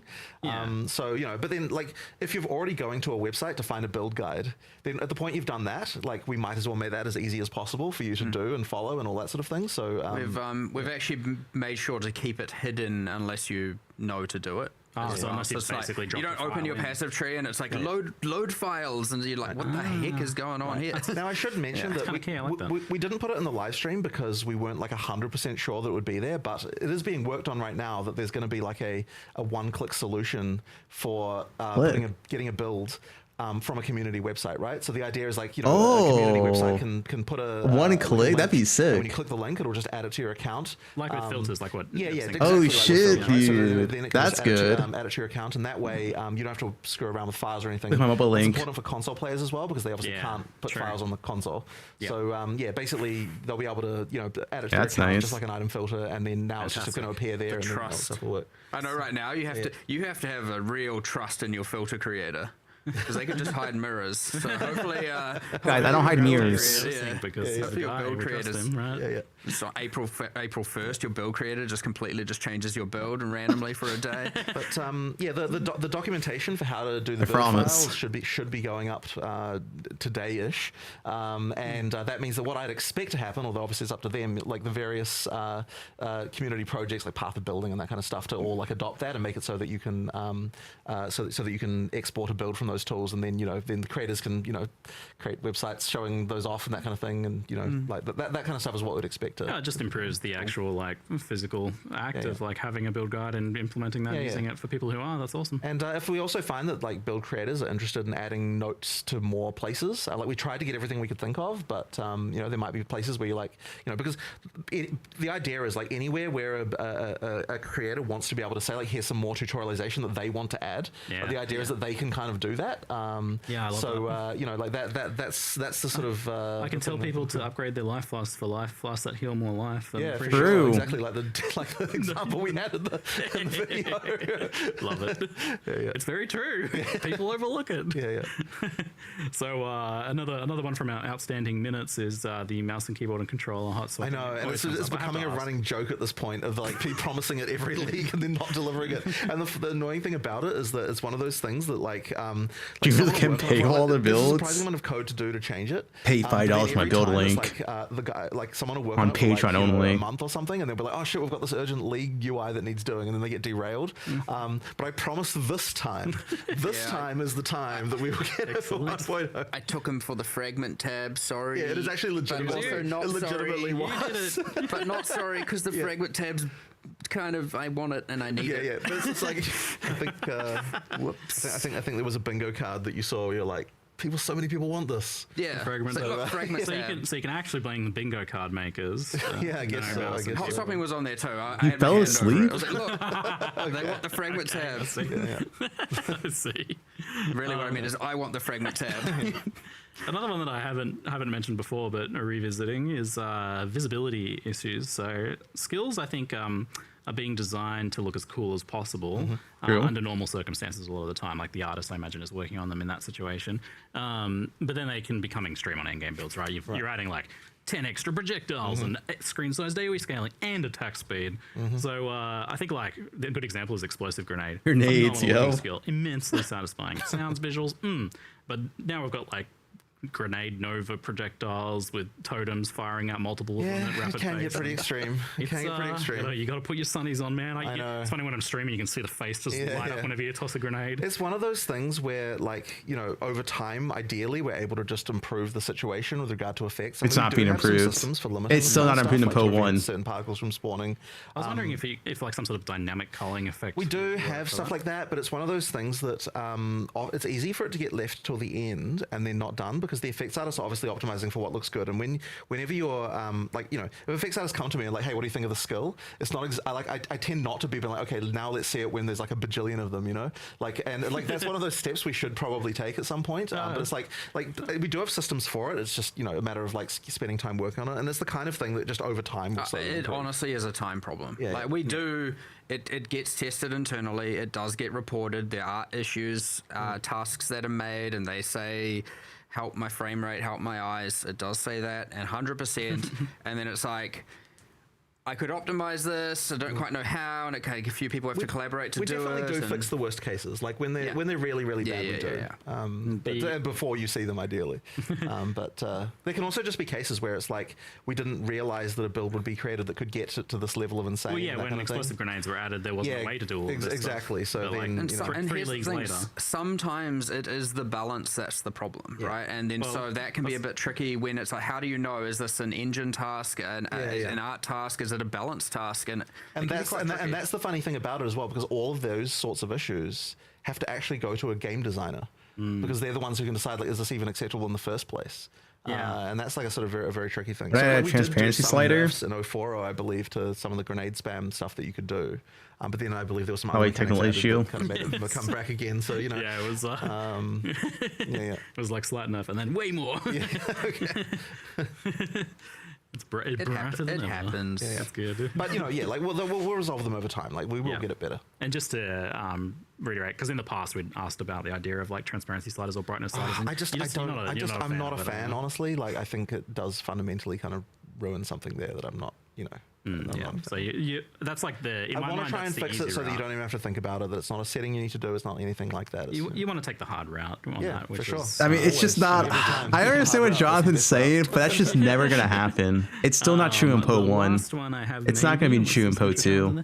Is you guys looking to get full Steam Deck verified sometime Yes, soon? yes. Well, I was telling you about that earlier. So so this is a there were a few things around the UI that made it so we couldn't get Steam Deck verified, like UI size. So we've actually added a lot of options for UI scaling in like different areas now. So pretty much everything, like like hovers versus like the like just like all these different areas are now scalable. All the different parts of the UI, and that means we can now have defaults for Steam Deck that we can now go, okay, hey Valve, can you Steam Deck verify us, please, and get all that stuff. And we're sort of testing on the Steam Deck now, like we have Steam Deck. Internally, it's a thing we're taking seriously because we know. I think I'll watch this tomorrow on the deck. So it's Jonathan Rogers. I really want to make sure that by launch, there's too much to do today to watch that video. A perfect experience. That'll be for tomorrow. There's still some performance issues at the end game on Steam Deck, like it's still not quite there that we need to work on. But during campaign it's fine. But I'm like not going to play grenades on Steam Deck. Yeah. So there's like a few things there we still need to do to improve. But in terms of like the experience of like the main experience and all that stuff, it's way better now. Great news, excellent. I keep seeing in the chat. Gonna play on my Steam Deck. Like, people are asking like, "Tell me about Mage Blood," but like quite clearly, we're not going to tell you about Mage Blood. Yeah. You have to find Mage Blood. You want people to find Mage Blood. I mean, you did find Mage Blood yourself, kind of subtly. But people can maybe you can rewatch the Q&A and kind of like find out what those things were. I know how to tease a unique. I mean, this is like outside of a headhunter or something. This is like one of the most like chase long-awaited items. And the tricky thing is making sure that people actually like it as well, because we don't want to disappoint people. Yeah, it better be good. It better be OP. It's going to be insane, though. It's going to be insane. Yeah, it is. Yeah. Mark says, okay, Mark says insane. Okay. Make sure that Mage Blood's on the screen for a second. Mark says insane. There's one frame of Mage Blood. But it's so rare. I'm like, I don't care. Do it. Excellent. Didn't they show Mage Blood originally when they teased it in 3.17? Let's talk a little bit about campaign leveling. So there's a pretty nice signposting tricks addition there. Yeah. In one case, completely literally a signpost. Literally a signpost. It's one of those things that I like. So we do understand that if you're a repeated playthrough, like it needs to be that it can be efficient. We were thinking about like what is better in PoE 1 than PoE 2 in this respect, and we're thinking there's just like people have just learned a lot of tricks. But then we're like, are there even enough tricks in PoE 2 to learn? Like, like we want more mastery things. Like we want it so that if you're paying attention, you actually can work out, hey, like this thing leads to that thing and all that sort of stuff. Yeah, go nuts on this. We are just going nuts on it, right? Because it won't actually affect the Trill of Spiritron doesn't work because the buff is unique. They're not going to know what it means. And that's the charm itself. The secret, isn't it? That's exactly. That's the secret sauce there. And like, in some cases we have shortened some stuff. Like for example, at the end of Act 2, there was like 2 areas of the cart. The Farragon cart. Now there's just one. Oh, nice. Like the one that there is like very slightly longer than one was before. So like it doesn't feel like a complete compromise of that, but like it is definitely shorter than what it was. There's just stuff like that. Okay, improvement campaign. And then there's some counterintuitive things that we've done. Like in some cases, you want to take an area and that was linear and actually make it non-linear, but with wayfinding, right? Wait, whoa. It entirely depends on what your clear speed is to get from one end to the other. Wait, what do you mean non-linear? Is more open, but then you've got things that point you where to go. It's like if you know what those are, now you can get through it faster. But if you don't know what they are, it's still like an area that's going to take you a little while to get through. Giving the possibility of a shortcut. Exactly. So things like that can actually be something kind of counterintuitive that you can do, because a lot of people just assume like in order to make it shorter, the way to do it is just make the level smaller, But that would compromise the first time experience. So it really is about like how can I make it take you less time while also not making it take you less time if you were playing for the first time. Even like the jungle ruins now, the silverback, the big old quadrilla is now in the direct center of the level. Right. So that means you can always find him easily, right? You find him, northeast, southwest. You just know. And then obviously you can find the camp is another way. There's all these different ways. I mean, if you find the venom crypts, you escape out the other end. Yeah. So there's an extra exit in the venom crypts that comes out directly next to the exit of the area. So if you want to go down through the venom crypts, it's actually can be a faster way to find the exit to the zone. There's like a shortcut through there. Cool. So and then the venom crypt. Here's an interesting one. All the snakes. This is one people probably want to notice. I'm going to tell you. All the snakes will go towards where the venom crypts are. So all the snake, the little snake critters, they're going home. They're going towards it. So if you see a snake, that's the way that the venom crypts are. So there's like little details like that everywhere, just little things like that. That's so cute. I love it. It's a little bit of stuff with monsters as well. Like there's in the venom crypts again. Towards the boss room where there was the shaman making the whole venom potion, now you get more of the humanoid monsters of that tribe. So that was an area. It was really hard to find that final place like where it was. But now you know like, oh, if I find those type of monsters, that means I'm getting near the place where the we've done that in a few places. So like a density of monsters increasing, or more so the other types of monsters phasing out as well. So an introduction of an abnormal monster, or one that's not natural to the rest of the area, or in some cases one that's natural to the area, and then you get to a section where now only those monsters are there and all the other monsters aren't spawning. For example, the snakes in Keth. Yep. Right around Kabbalah's section, the boss there is only Serpent Clan. You don't get the other monsters. If you want to find Kabbalah, then you run in the direction where there's more snakes. Yeah. Like that kind of stuff. So that is it. I don't know if we'll get it all perfect in one go, but we're going to be doing a lot more of just that sort of stuff all through the campaign. We definitely got more to do, and we're just going to keep going. Excellent. Good stuff. And also what we're finding is it's just adding more flavor to the areas. It's adding more identity. It's adding more interesting things. And it's just an upgrade overall and on every axis. I had a little bit of hands-on time. I was especially a fan of the Ogham Village change because now you actually you come in and there's an obvious cobblestone road there, and if you follow that, you get to the blacksmith. Exactly. That was so annoying to find. Oh, okay. And it actually it makes the zone feel a lot better as an actual zone too. Now it actually feels like a village, like a town. It doesn't feel like just a random maze like it was before. It's not like a 50-50 guess anymore. Actually, a bit more of a believable, realistic area. So good stuff. On the leveling topic, something that comes up somewhat often is this idea of so you've got new skills getting unlocked all the way through into late Act 4. And I always thought of this personally as a good thing, right? You've got a nice steady progression of new stuff to play with. But recently I saw some interesting reasons why people don't like this.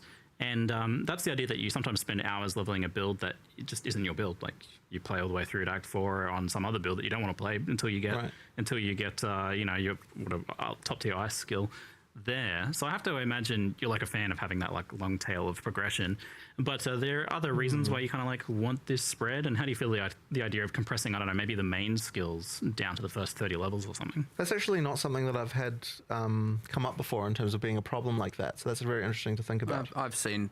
I prefer the slow unlocks personally. That's my style. I prefer. It's certainly if as a first-time player, you want it to be that you kind of get that it feels like your build is still progressing as you get through the game. Much negative feedback about it. Oh, Mark's seen it. Of course, to think if you want to just speed through and you want to play a certain build. That is certainly something even on the experimentation level. So when you respec to a character at endgame, it's just trash. It feels bad generally to do that because you didn't have that evolution of that build over time. And I feel like it maybe if you're swapping over at level 52 to your actual build because that's when you get the skill, then you don't actually really have much of that progression evolution of your build to test. It might be more of a matter of just swapping where some skills are given. I think it also can also be that we're not necessarily it's not necessarily clear when we're creating the build what some skills might end up being ones that feel like main skills in that way. Yeah, I remember it's the same. So it's probably likely that's one of the issues there is just moving things around where they start. Yeah. It's just that we don't want something that's too flashy to be something you get really, really early, because otherwise it feels kind of strange in the power curve. You do need to feel that level of progression of the skills get more epic. So I imagine it's pretty okay to have things like those glory skills and stuff like that right down the bottom there. Well, certainly. The last row tends to always be those sort of ultimate type things that, in theory, those are not things that your entire build is made around. So it's more just sort of extra. The examples that I get see brought up usually aren't that sort of thing, but rather what's that ice skill that shoots projectiles everywhere? That round spinny one. Winter something. Oh no, it's my skill. Eye of Winter. Eye of Winter. That's the one. Eye of Winter is an example that I see get brought up because it is on that last tier and it is kind of a main skill and it's not really a big cooldown skill. Point. Yeah, that one honestly might be able to come down. All right, so that's something to maybe. I suspect there's some tweaks to the levels. There's some reorganization. There's possibly. I could see a thing where also main skills coming down makes sense. Maybe there's a point where we're okay, we want secondaries and port skills to stay high, and then we come up with a new point. But I honestly suspect the rearranging is the solution there. Nice. Okay, Sure. that's good to hear. I think that'll be good for these people who feel like they don't get. Yeah, promoted but for a is long kind of time. high. Kind of carrying on with the topic of skills, builds, and balance, we have the 2 new ascendancies, which you seem to be getting a little bit like with the classes. They're following a similar trajectory of getting a little bit more, a little bit extra, a little bit more high effort each time. So, well, as we kind of learned from PoE1, like you know, we have changed some, but ascendancy classes are kind of like just forever things. Yep. You know, we obviously have a whole alternates classes league and stuff like that, which is cool. But you know, we don't. On rare occasions, we're obviously going to change the balance, change kind of what the skills are, but who those characters are and the identity of that, and most of them are going to remain fixed for like a long time. Yep. You'll get rebalances, you'll get changes, like obviously, right? We've done that a lot, but like, you know, I wouldn't expect the Deadeye to despawn anytime soon as an identity. If ever, just by the way, just Deadeye. and so like they just need to be high effort, and they need to be, you know, something that we are like something that comes up a lot, and you'll notice it in these two. Like now, for every single beast boss, the Spirit Walker, yes, we have to make a tamed version. This is what I keep saying. Like, for every pair of, for every mod on gloves, of which we just added a bunch of alloys. And there's, you know, it goes on and on. We have to. It's a maintenance, but the thing is, as I said, these are forever classes. These are identities. These are. They're putting a lot of work for themselves by adding that stuff. Always very worth it. But now we. Just a bit of a rant here about those beasts, because it's come up a bit recently where I'm like, what is a beast? Are the new pinnacle bosses beasts? And I'm just like, oh no, what's going on here? What are we doing? Like, imagine tearing a pinnacle boss. You know, there was the shapeshifted one who turns into a werewolf, a beast when they're in shapeshift form. Wow, exactly. So, you know, well, you got to tame the count. Is that what you're telling me? Yeah, only in second form. Only in second phase. Badass. Yeah, maybe, or maybe because I mean, cool. You know, or maybe specifically. Nah, I don't know. I don't know where we're getting with that. I don't know. The point is, it gets a little bit complicated. It's like, where does it end? And you know, how much you're talking about, you know, visibility. How much of your screen are you willing to have be a gigantic pinnacle boss? And thing is, like, changing the scale is not actually as trivial. Like, yeah, I was like, I thought you make them smaller, but then I saw like the giant bird boss. I'm like, nope, that looks like a normal size boss right there. I think that's fun, but you know, we did limit it to 1. We did internally have it that people were running around with 5 for a while, and it was a little bit off, a little bit out of control. But yeah, it's quite fun. But I'm so excited to just see how honestly, it's such a weird thing to say. I'm so excited for how much work we've created for ourselves in the future. I'm very glad to hear that. That is good. That was the right mindset, I think. Excellent. So with the Tame Beast thing, like when you get your first Ascendancy, that Tame Beast gem is actually a higher level though. Like, is this something you? Yeah, we do have a thing that we're going to do about that. Okay. There's a solution I believe that we had for that one. Yeah, all right. But yeah. And with this being the idea of being a big single beast, and a lot of the time, like, I don't know that bosses compared to say like aura beasts don't have a bunch of utility stuff on them. Like, I'm sure there'll be some, but not as much exactly. So I imagine you want these to actually be things that kill stuff. So how do you make the big single minion work? We have, like, honestly, I think it might have even been, we've tripled the damage, I think, of tamed beasts. Just FYI. Cool. Triple. We're doing a few changes around that because we want like damaging companion builds outside of obviously just Wolf Zerg to be more of a thing. That actually might be pretty good in campaign, but triple, to be honest. A bunch of changes to. So that means can do some damage. We're trying to give them a longer revive times. The idea behind the revive time on that, which I know sounds bad, but just let me explain the thing, is that with obviously an undead build, you generally have a swarm. And so the revive time's a little bit lower, and the assumption that things are dying and reviving more frequently. Yeah. Companions should be a bit more, you obviously have 1 or 2, and you have a lot fewer of them. They're more significant, so they should take longer to revive. And so these like uninvested aura companions, and when they die, you should feel that more. Like, you should be having to invest into them to keep it alive. Okay. On the other end, we're making them deal way more damage, so they're more of just an aura bot. And then for the bosses in particular, what we've done is gone through and for every single one of them, we've gone, okay, are you good at stunning? Are you good at freezing? Maybe they have, the primed for stun thing. Maybe they have, we're trying to just really give each of them something that can complement your build. Themes a bit, So it isn't just a question of just taking the boss as it is and being just like, hey, it's like, all of them are actually like, like the monkey to one-shot bosses. Like what they can be. Crazy. So it's even more effort. Yeah, because it's more like, it's just more like taking a creature that's got existing animations and be like, now we have to completely do AI and everything. We're adding a bunch of new passives for companions. There's obviously a bunch of uniques. Some of, I think we showed 1 or 2 today. But yeah, playing into that archetype a lot more for sure. It's definitely way more fun to play. Lately, it's just running around with your kind of mini zoo. It's kind of fun. So awesome. On the martial artist, the Fists of Stone that converts gloves, you showed that working with a rare, and that was quite spicy. A lot of uniques don't have like modifiers that are like actual kind of like regular modifiers. So does this work on uniques? Certainly does. Crazy. It's an TLDR. You legit can't TLDR. Any game changes. That's a TLDR, I guess. Find some way to convert. But it's a lot of changes. Does it affect the mods that go on the runes that are in the item? I don't think it affects socketed mods. No, right. It's meant to affect every explicit mod.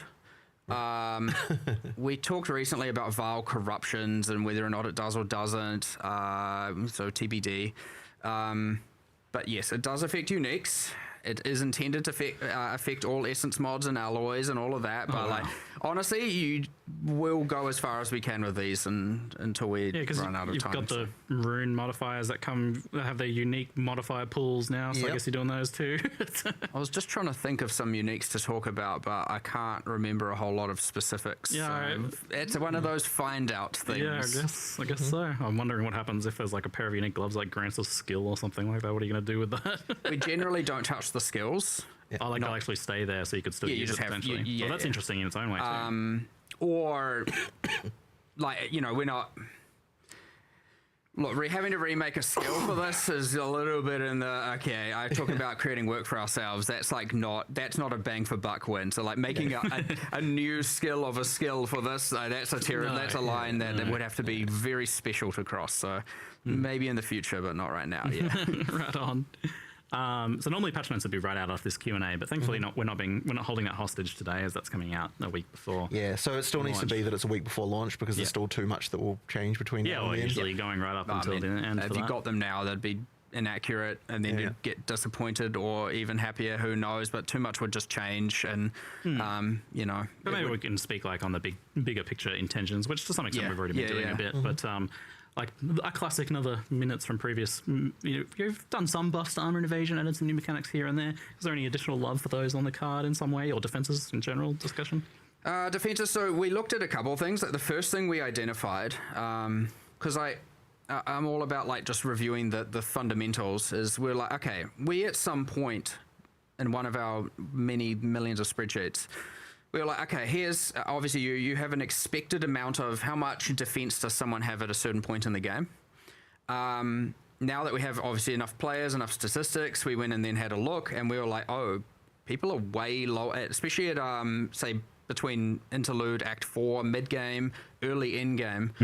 People's defenses are significantly lower than what we had deemed as what we wanted them to have. Buff and defense. And you can look at that in a few ways. You can say, well, okay, people aren't upgrading gear as much as we wanted or expected. People aren't upgrading. I wouldn't say expected is definitely more of the thing. People aren't maybe taking upgrades during campaign. Passives as we had expected, etc. And there are obviously many reasons for that. Some of them are garbage, but at the end of the day, I mean, you don't click defense nodes for people to have this much during campaign as well, this much EHP, and they don't have it. So let's get them to have that amount is our play. So instead of obviously changing, you could either change monster damage at that point, or we can give people more defenses. So we are generally buffing all of the base types on all of the that's nice.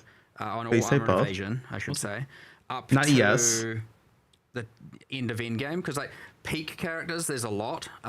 You can get a lot. So like we've taken some of the outliers that are the things that make the end game characters have a lot of those defenses and kind of brought them a bit down. So it shouldn't be worse, it should just be the same, but relative to rares they could be a little bit worse. But yeah, ultimately this is mostly from Act 3 onwards, right? Pretty much, yeah. So more armor and evasion is the start point. We've done a whole bunch of other stuff, like, I mean, Energy Shield there's a thing where it has too much recovery available, like too easily for recharge. Nerf and, like, we've done a ES? few things. A lot of them are outliers, not No, necessarily they're not talking all about of them. Temple, So we've but it is done a core. bit of changes to a whole bunch of stuff.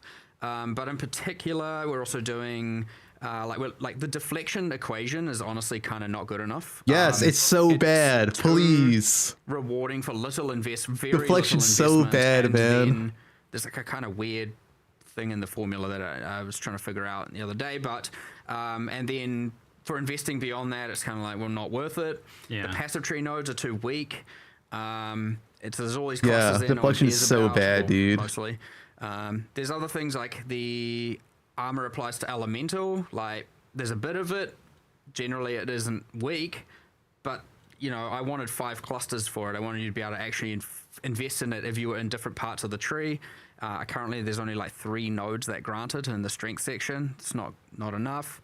And then all the way through to like things like the hybrid section of the passive tree, where normally you have armor in the strength section. Over here you have evasion in the dex section, and then combined you should have both of them on the nodes. And you do for armor and evasion, and then you have I know, big rant here. Then you have things where like, okay, all the armor and evasion notables are like kind of hyper conditional. Some of them don't even grant armor and evasion, and so there's just like a ton of work across the board. Yeah. And then those secondary defensive defenses don't generally have hybrid nodes, which they should. So if you're now playing hybrid, you have to double invest in the secondary axes, and so there's just all kinds of just like, honestly, what I would establish as fundamental problems going on here that just need to all be addressed. And armor evasion's being buffed. That's nice. When I look at all of them, I'm like, well, they all are just buffing it, so that's great. Yeah, that's good. Except That's for good. like a little bit of energy shield problems, and I mean,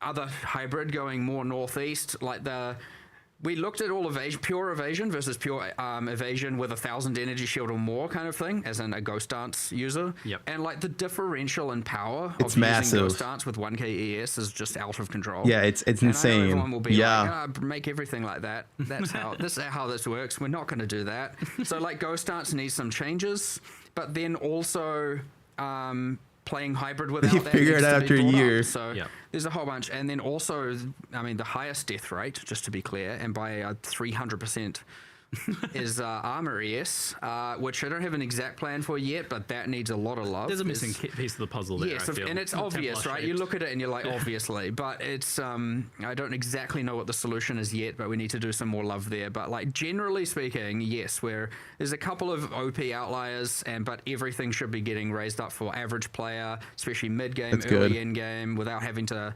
And you don't have to. The only way to play it shouldn't be this one very specific node to take this very specific skill or use this very specific node or use this very specific unique, and just trying to make it just more broadly like investing in defenses no matter what feels good. And we're not there yet. So anyway, Giga rant. Covered a lot of things there, but anyway. Excellent. I saw a few questions about it in chat. It does surprise me a little bit. I thought there was more of a consensus that life on the tree Good was rant, yeah. unpopular, as it was kind of in Path of Exile 1, and it was always deemed as like a tax, like, oh, I guess I got to pay my life node tax. But I'm curious how you obviously removed life from the tree in PoE2 effectively. What led to that decision, and how do you feel about it now, kind of like 0.5 of the way in? Again, I personally prefer it not being there. I think it makes the decisions of what I'm taking on the tree more interesting and where I'm pathing. And What about ES I think, nudes? to not have it, I think that will increase over time. I think I am less penalized for hunkering down in a certain section as opposed to having to get this like minimum life percentage threshold by going to certain spots. I think it allows you to be a bit more free, but I also understand why people are asking for it. Especially, like, I see a lot of people comparing life and energy shield, where it's obvious, right? They're both your life pool. But energy shield should be compared to armor and evasion, and obviously they're asymmetric, so I can understand how that can't be so trivial. And I can also understand that when people are dying to a thing and they don't necessarily understand why, the answer is. And the difference is, and ES affects everything, which is not shoot for armor and evasion. It can be that the problem and the solution don't have to The be evasion the doesn't same affect red thing. attacks, right? There's an obvious armor, path to unless the you invest solution into when it, doesn't you're affect dying spell and you're running damage. out of life. ES by default affects But everything. It can be that there are other ways to solve that problem, and when I With look at the with nothing defenses on and it, just just ES identify itself. fundamental problems, how much of that problem will be solved by just fixing those fundamentals? Want to make those juicy to take and actually. Yeah, so I'm not ready just yet to but that doesn't say things like these are off the cards. Now works for chaos in PvE2. Yeah, I know you've been discussing. But if the defenses are bad, then we should fix the defenses first and then see if it's still bad. Really, well, I'm just going to go follow the trail of bad until and then we'll see. It's just that the reason why we don't want to do it is really we just don't want to make it so that if you don't know to pick life, then you're just going to suck. And this is a thing that PoE1 has, right? If you don't know that you have to pick life. Yeah. If you don't know that, you just die. And we wanted to try and remove like noob traps, right? Of just things where the things you just have to know. And so ideally we can get to a situation where we just don't, thing is, I'd even rather solve it with a more immediate option. So for example, if you're dying a lot and you're like, I need more life, here's a cluster 12 passive points away. It's like, okay, so I got to level 12 more times to now feel a bit stronger. I would rather just immediately go, if you need more life, then the way to get that should be itemization solutions. Like you should be doing it on your gear and that should be something that is readily available via things like essences or various crafting systems. Like, I mean, Runic Ward kind of is that in a way. It's like, I'm dying. Okay, let's add some Runic Ward. Now I'm probably going to die less. Like, I understand that's more of like a campaign, newer player problem kind of thing, but I don't like, I need to be tankier now because I'm dying. I can't overcome this boss. That's like ES is still OP, honestly. I'll be able to solve it 2 days from now if they're playing only like an hour or two a day. So I also just want to make sure there are immediate solutions to these things as well via itemization. So it might be even that we need to look at that more. I mean, okay, I am looking at that more recently. I was like, damn, a lot of these runes that go in your armor, just because we're doing the martial artist and you get these rune slots. And I was like, okay, in game there's some chase stuff, but these ones in the campaign are just kind of sad. Like there's some sad, like obviously resistances are fine. I got no issue with that, but some of these other armor runes, I'm like, well, that's not okay. I put that in and now I'm like I'm 2% tankier. Like what am I even getting out of this? Like I want to make sure that, so I was looking recently and I'm like, we just need to buff all these armor runes. Like those were meant to be problem solvers for holes in your core stats throughout the campaign. And so even just things like that, where it's like, yeah, you should be able to just get a lot more of that just by using defense or armor slot runes, as well as adding new ones, because honestly, there's kind of a thin selection and it just ends up being like resistances in most slots until endgame again. Well, even still sometimes just resistances there as well, depends. But yeah, obviously we're adding 160, so that's a big difference, but I wanted to make sure there's a lot more in the campaign, and the campaign ones are buffed as well. So I don't know, there's heaps going on here. It's like hard to nail down to a single problem and a single solution. And I know there's like the easy way out, and we don't like necessarily the easy way out. And I don't want to have to make these kind of compromising decisions that I feel like have made a very good upgrade in many ways, when we have just fundamental problems left, right, and center still. So we'll just keep fixing them, and that's part of, again, this lead up. Like we need to address a lot of these fundamental balance concerns by release, right? This is why we're wanting to do, these intermediary patches, and here on out just like make everything better, plug all the holes, get everything good. Because it's really hard to do that when you're adding 100 new systems and crafting systems at the same time. You're like, okay, we're making holes faster than we can plug them. And it's obviously not that dire. Like most of the time, it's like pretty, things are pretty comfortable. But it's obviously it's my job to make these good. And so I look at them with a lot more self-criticism. But at the end of the day, we will get it pretty damn good, if not, perfect. Balance is never perfect. We were talking about yesterday, how do you make the passive skill tree good for launch? Like, how do you get that? Like, what are the problems with it? Because it's something that, like, you're adding more and more cool stuff to it, but at the same time, there's still people that just kind of, like, don't like the passive tree for some reason, and it's often a lot of different reasons, like the size of it, the travel nodes, like the downside nodes. It takes a lot of massaging to get the tree into a good kind of state, and it's really, really tricky detail work as well. Like the difference of just like like one node here, one connection there can like make a huge difference to quite a lot of stuff. So, yeah, it's just. I've identified. I mean, as I said, issues with defenses. There's issues with lack of interesting mechanics in some, and some of those is just due to the absence of classes. Like you'll notice the parts of the tree that have 2 classes for the start point have just generally a lot more going on because there's a lot more stat design, mechanics design, and stuff that's happened. So that's the thing that expands, and as you get more ascendancy classes, as I said, we're doing the Spirit Walker. All of a sudden, companion stuff's going to be a lot more fleshed out. So this is stuff that's just going to happen over time anyway, but we're going to do a big push to try and fill in all those gaps. There's obviously just like a bunch of just terrible clusters. As I said, there's notable armor and evasion notables with no armor and evasion, and they have a stat, but why can't they have like a immune to ailment thing, but why can't they also have armor and evasion? Why must it be only one or the other? And there's all kinds of just things like that. React harder. And it does take time. It does take I relax too, right? It's been a lot of hours. Work of going through and tweaking everything and iteration after iteration after iteration, but it'll be all right. I think some of us feel like a little lost on what you need to do, the passive tree, but we walked away from that conversation with you. You seem pretty confident that you know exactly what you need to do. You're like, give me a day, I'll fix this section. 100%. I mean, I did literally say, give me a day and I'll fix one of the slices. And it won't be perfectly fixed because, again, but it'll be, twice, 3 times, 4 times as good. But getting a day is not exactly entirely trivial, but that's all right. We'll get there. I am confident we'll get there, though. I have no doubt in my mind that I see a road to success there. So it's just a matter of getting there. And yeah, Passion for league start? No.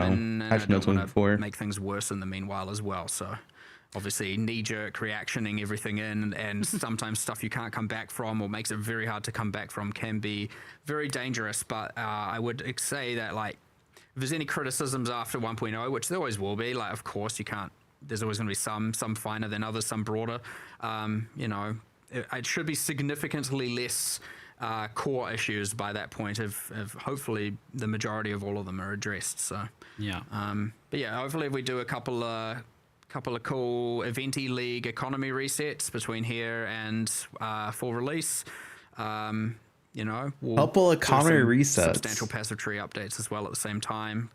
That way we can get a lot of feedback and testing, right? I'm not just going to take a shot in the dark without people being able to get their hands on it. So, which it's kind of like a private league at that point. It's kind of like, very important let's actually add content. A lot of testing and a lot of eyes on that for quality, for just making sure people really enjoy the end game after 10,000 hours, not just, how it looks at the start. There's a lot of time there, and obviously the player base is capable of testing this at a significantly faster rate than we are. And so that's the joy of being able to try and get all this done before the release and have it be as flawless as possible.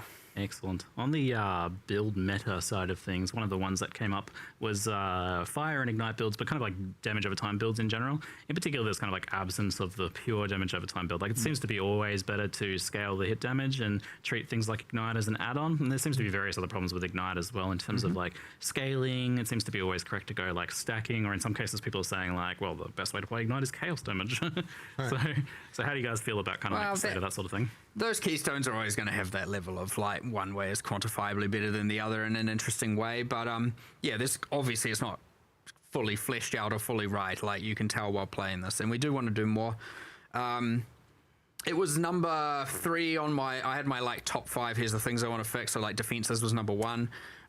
Number 2, I think I actually had some stuff to do with some minion stuff, which we've done a lot of itemization for, but I didn't get to do as much as I wanted. We had the Ascendancy classes in there, had Chronomancer in there, and I had, there was some gemling stuff in there, and we had Chaos hits, and, by correlation, Archon, we had Ignite. These are all in I was saying top 5, this is now a top 10 list, I guess. That's more than 5. Okay, yep. But, they're all up there, and so as soon as we actually get to haul ass and start fixing all the balance, more than we, have been able to with this patch, given that it's kind of the same resources, trying to ensure endgame is good, and there's quite a bit of overlap there, and with all the crafting systems in the league, the same resources that are going to be looking at all of these. So as soon as we can get to, soon as we're like back working on the campaign with our core like content, monsters, pipeline, etc., and thus doing less systems, we can have those guys come in and just like start fixing all of these balance systems. Is the intention to get to there being builds that are like the pure dot feel, like where you don't really have the upfront hit damage, so you dual flame blast and then it's just pure ignite, that sort of thing? Oh, like the whole spreading wildfire ignite fantasy 100% needs to be a thing where you're just doing like, there is the thing where like when you take away hits, things can lose a lot of satisfaction, but there is a different kind of satisfaction of just watching the world burn around you or decay around you. So, you trade one for another and different players have their different preferences, but 100% that is something that we want to support. We had a bunch of keystones in mind for enabling it. We had different supports that we thought we could try to enable it. It's just a matter of being time to execute it. So I would be very, very surprised if it doesn't come in one of these interim patches between here and full release, though, to at least some degree.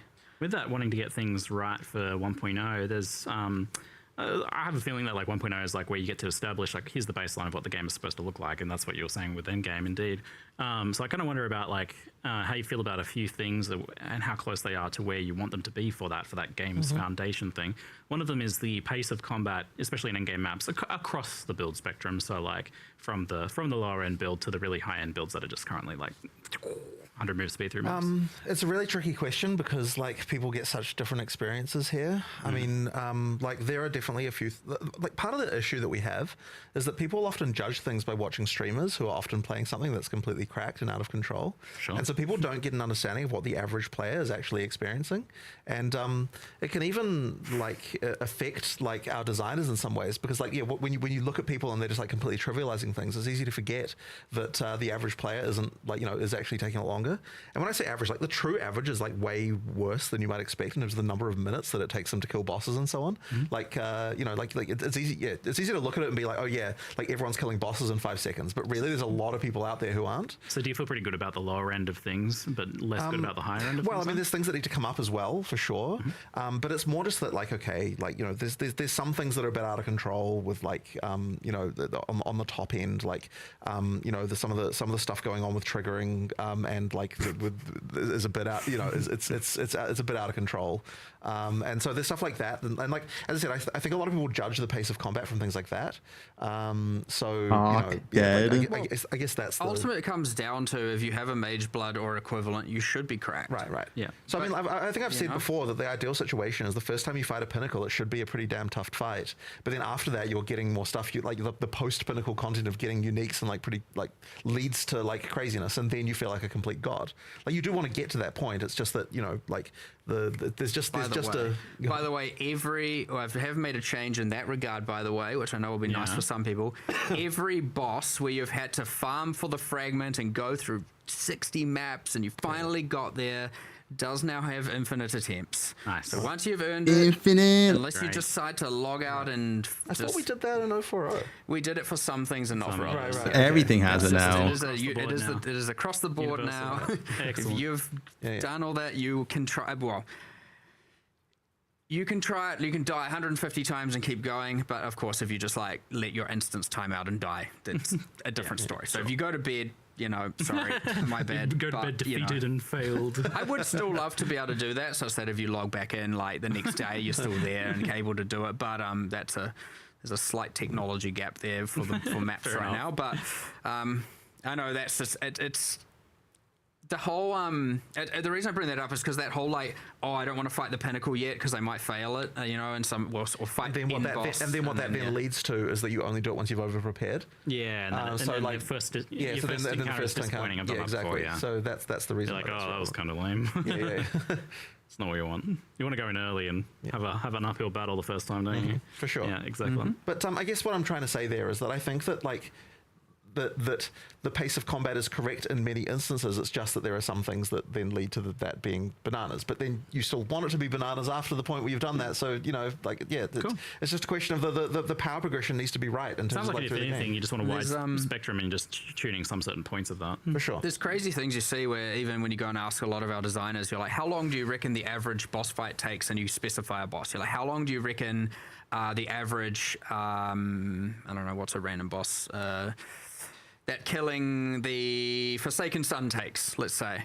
And like honestly, I would say my experience at this point with understanding how to gear my character and build my build at that point, you know, sometimes it's honestly 8 seconds and sometimes it's 20 seconds. And it's like, is it ever really more than that?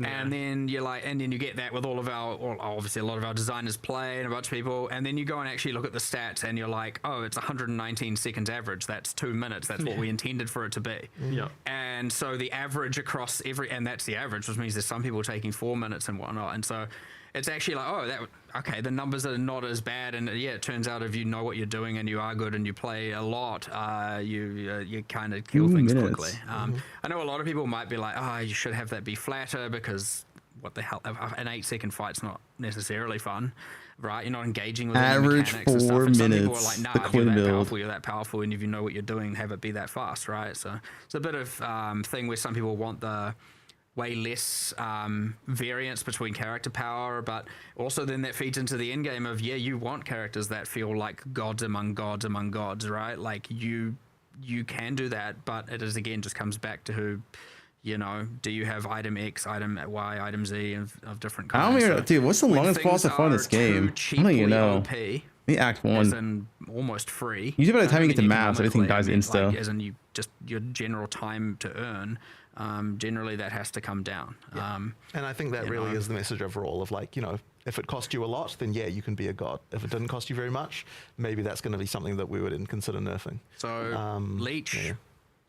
I was going to ask, that's my next one. The state of recovery, especially because like really fast life recovery tends to lead to situations where in combat the only thing that matters is the thing that kills you instantly. So how do you feel about recovery overall? So we're definitely unhappy with leech, and this is one of those things where we attempted to simplify it from PoE 1 because PoE 1 had the most complicated leech thing in the history of the universe. So funny. Slayer leech. We're going to try and make it simpler, but unfortunately the simpler thing has not led to a good leech result. is so broken in PoE 2. It's like unbelievably broken. It's insta full heal. Like, are we fine with telling people how it works now? Like, we could go into it. Yeah, that's fine. Yeah, all right. So basically, the key thing that we're first changing is we're going to a single source method of doing leech, which means there's only one leech buff active.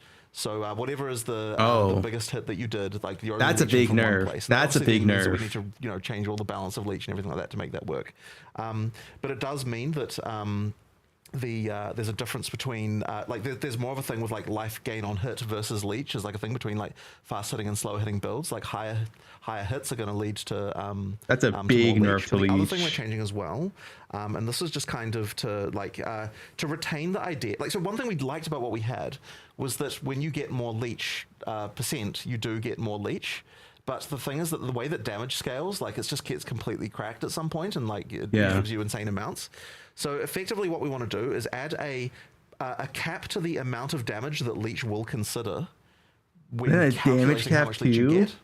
So I don't know what that number will be. Like I don't even know what order of magnitude it is, right? But let's just say that it's like 1 million or something, right? Like I don't know, maybe it's less than that. Yeah, it's hard to say what that number is. It's more than there's a goal of the kind of expected rate per second you get for various levels. Effectively, there'll be a number that's like 1 million or 100,000 or some number, right? That'll be like, okay, like after when we go to calculate leech, we're first capping your damage to that. Like, you're still doing the damage, by the way, but like, you know, just for the leech calculation, and then we apply your leech percent to that. And what that will mean is that it's always the case that getting more leech. No, you're not damage capped. The leech number is capped, essentially. Double the recovery. That's the way to think about it. So there's no like capping thing like that, but it just means that exactly. But then at some point, like getting more damage isn't increasing your recovery. Right. And that's like the key thing that we need to that's what you're trying to disentangle. So, and I mean, the intention really is to sort of get it so that, you know, like a typical character who's like investing in leech actually cares. It's like they're able to recover their entire life orb in like 3 seconds or something like that. You know, like that's the kind of thing, right? And yeah, you could go further than that with like even more investment, but it's probably like not worthwhile compared to other stuff. And then like other characters who aren't investing are going to get less than that sort of thing. But like you do actually have to, you know, like we don't want it to be so ridiculous that that's the only like source of recovery you would ever need. Yeah, because it's now capped, we can give a lot more leech early as well, because that was kind of a bit dead. I mean, it's a giga nerf to leech, dude. So then we get to buff all those values. And that obviously, some people know about leech cap and only one leech. Like you know, currently you leech less from a white or magic monster than, say, a unique monster, because the assumption was you're hitting many, you're AoEing. Right. Now you only get one instance, that's flat. And then that means that Leech will be more consistent between boss fights versus not boss fights, which is another thing. I think Leech for mana is fine. It's Leech for life that's being hit. You don't need that much Leech for mana. You know, you got some investment. You could anywhere between 20, maybe up to 40, 50% of your life recovery per second. That's where you're aiming which for. Is obviously still pretty fast, but and then we're removing some of the instant leech just because obviously that's. Oh, his leech is gone? That. It's funny. I remember you coming to me at one point and you were like, either we can nerf like all these skills by 10 times. Yeah, how's Blood Mage gonna feel? It's part of the just like damage begets recovery, which also begets energy triggering, and like it just feeds into itself, and then you have characters getting 3 million% of their life per frame. You know, while triggering. This is part of the meta skill equation infinite as well. Triggering per frame, and it's just like, what are you supposed to do? Yeah, Blood Mage just be ripped. It's the 200 million DPS, like infinite comet, infinite recovery, and immortality builds. You know, the leech explanation sounds like complicated, and it kind of is on the back end. But the player-facing side of it is now just that you get a leech percentage, and that's the only affix. And you get more of it, you get more. Like for most people, you get a mod, and now your life starts recovering. So it's very honestly, Blood Mage could just be shit with their leech change. We don't know until we play with it. Doubles the amount of life you're getting. Yes. You know, so like, there's a lot of calculation going on to achieve that. But the one player-facing thing that is important to know is that there is a point beyond which getting more single-hit damage is not going to increase the amount of recovery you're getting. So at some point, obviously, getting damage gives you damage, but at some point, getting damage is less valuable than getting more leech investment if you are simply wanting leech investment. Okay. Interesting. All right. There's obviously going to be some adjustments there for people to. For sure, it's a big change with the meta skills and custom create comets and things like that, and their interactions with these various things. For sure. Yep. So that's going in 0.5. This stuff for people to figure out. Yeah. Cool. Go test it out. It's all fully changed internally. Feel free to go have a look at it. All right. And with that, so like I mentioned, the part of the core problem ultimately is that you, aside from the meta skill stuff, you're if you're recovering so quickly, then things have to kill you very quickly. Does that allow you to look at things that are killing very quickly then, once you start to feel like recovery is getting a bit more under control? Well, part of that, I mean, that folds into the whole the defenses and everything thing. But like outliers are outliers for sure. I mean, obviously some stuff is intended to mess you up. It's kind of the point. But, you know, it all folds into the same, be it recovery, full life, one-shots, characters having significantly lower defenses than we anticipated, tools for getting more life via runes, like all of that folds into the same problem here of, if you're absent of all of these tools and you don't know how to do the like very, you know, I guess the meta strategies, then you sometimes are just going to get obliterated by things. So I'm just hoping like, obviously, that leech is a case of bringing down the top end, but I think more the defense is bringing up the defensive tools, like i.e. body armor runes, etc. Runic ward, everything. All of this is going to help contribute to ideally things feeling more fair. And of course, as expected, though, if anything's just like one-shotting you and you don't think the telegraphing's enough, you just let us know, because like, you know, it might be on our radar, but it might not be on our urgent radar, and maybe we need to do something about it. Like, we have improved a lot of these things, either via increasing telegraphing or lowering damage. Like, we had problems with a whole number of skills, especially early. I'd say the number of those is dwindling, but they're still there, and obviously we might add some new ones on accident. But, you know, just keep telling us about that stuff 100%. It's not the intention. I mean, the important thing is things feel fair, less so than damage one way or the other. So, you know, if you're getting insta-killed by something you couldn't even see coming, that is a problem. We're obviously adding a ton of new pinnacles and all of that. And we're going I got my Ziri statue. Everything is well telegraphed and is, you know, the correct damage output and everything. But, you know, we miss things, and if things feel unfair, just raise the alarm. All right. With that, we'll change topic a little bit to endgame. And Endgame? Dude, how long's this Q&A, dude? Is there any major changes there to how temple snaking works, especially? we had to get rid of the snake strategy. Snaking gone. Caused a lot of problems. There you go. We actually had a Temple solution for the snake strategy, the proper solution, as it were, that we wanted to do right after the league launched. XCB snake. This one's actually on holiday, and I was like, okay, I need to fix the snake strategy. But the problem is the one that we came up with is that we felt like it would be a mid-league nerf if we deployed it.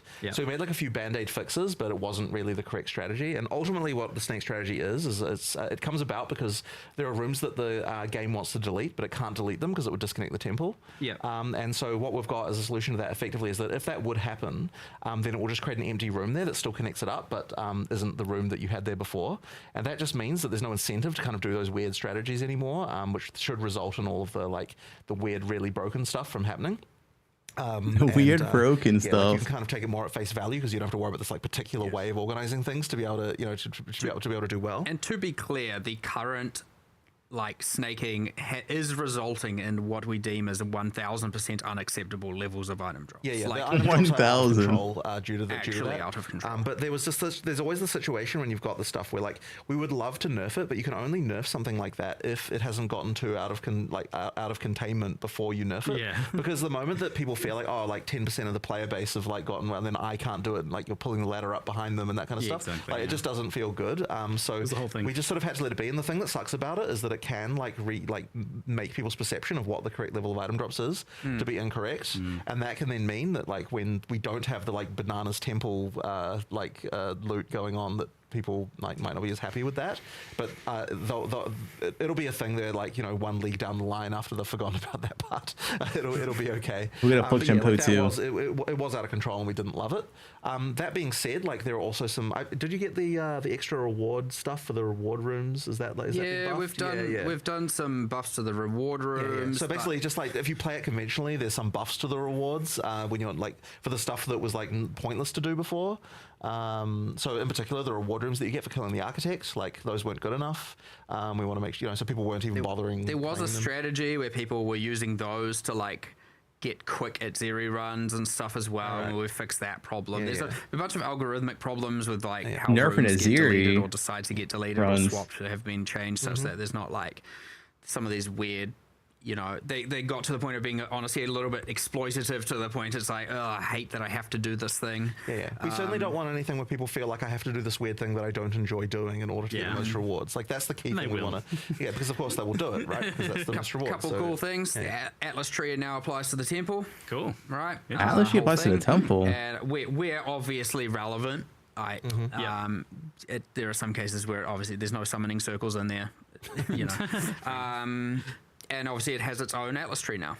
Now that it's core, and its own entire quest line on the Atlas, where you can go there and do the thing. There's a place where it physically is. It's you get all the points, and there's parts of the tree that are blocked behind killing the architects. So you're getting little unlocks and stuff like that. There's supposed to be little districts in the city where you kill the architect, and now this district is unlocked, and you can go in there and little things. There's just little things. Sort of exploring that. Very nice. Yep.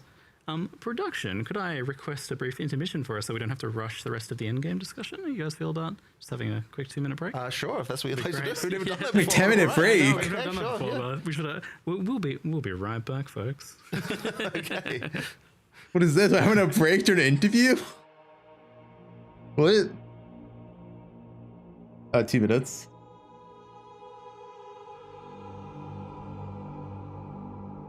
It's too long, dude. It's too long.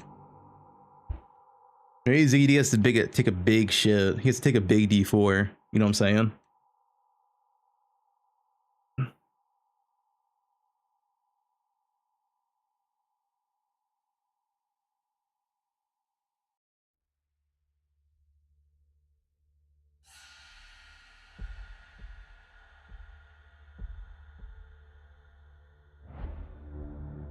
Yeah, the temple's gone, which was expected.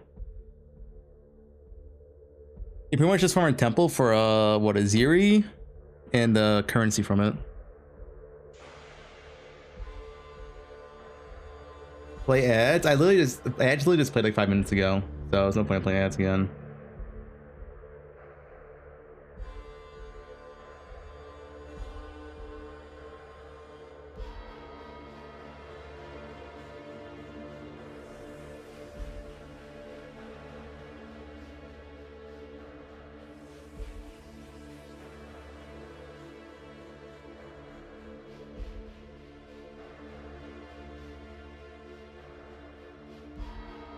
You're playing 20 minutes as an hour. I'm not playing 20 minutes as an hour.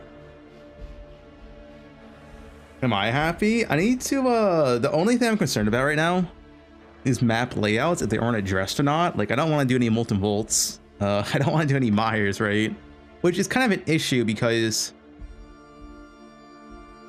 you can't really select the maps you're doing now. You're kind of forced to do the maps that they give you. Like, you put on your deli thing and it, you know, consumes like 7 maps. So you have to do those 7 maps. So like every layout kind of has to be good, or it's gonna feel bad if you end up just doing like molten vault, mire repeatedly over and over and over again, right? So it's like, they didn't mention it, but I do hope map layouts are improved.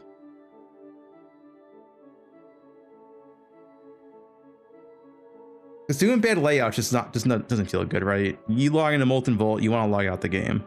And now at this patch, you're more so forced to do every single layout because you can't control.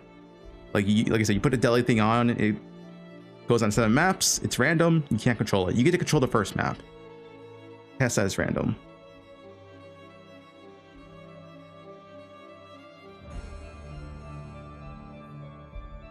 Yeah, that looks like Asher Leaves.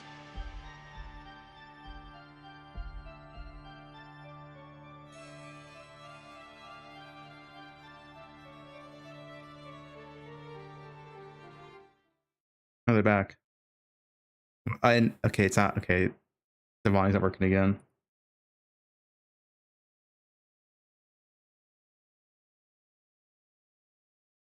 Nice.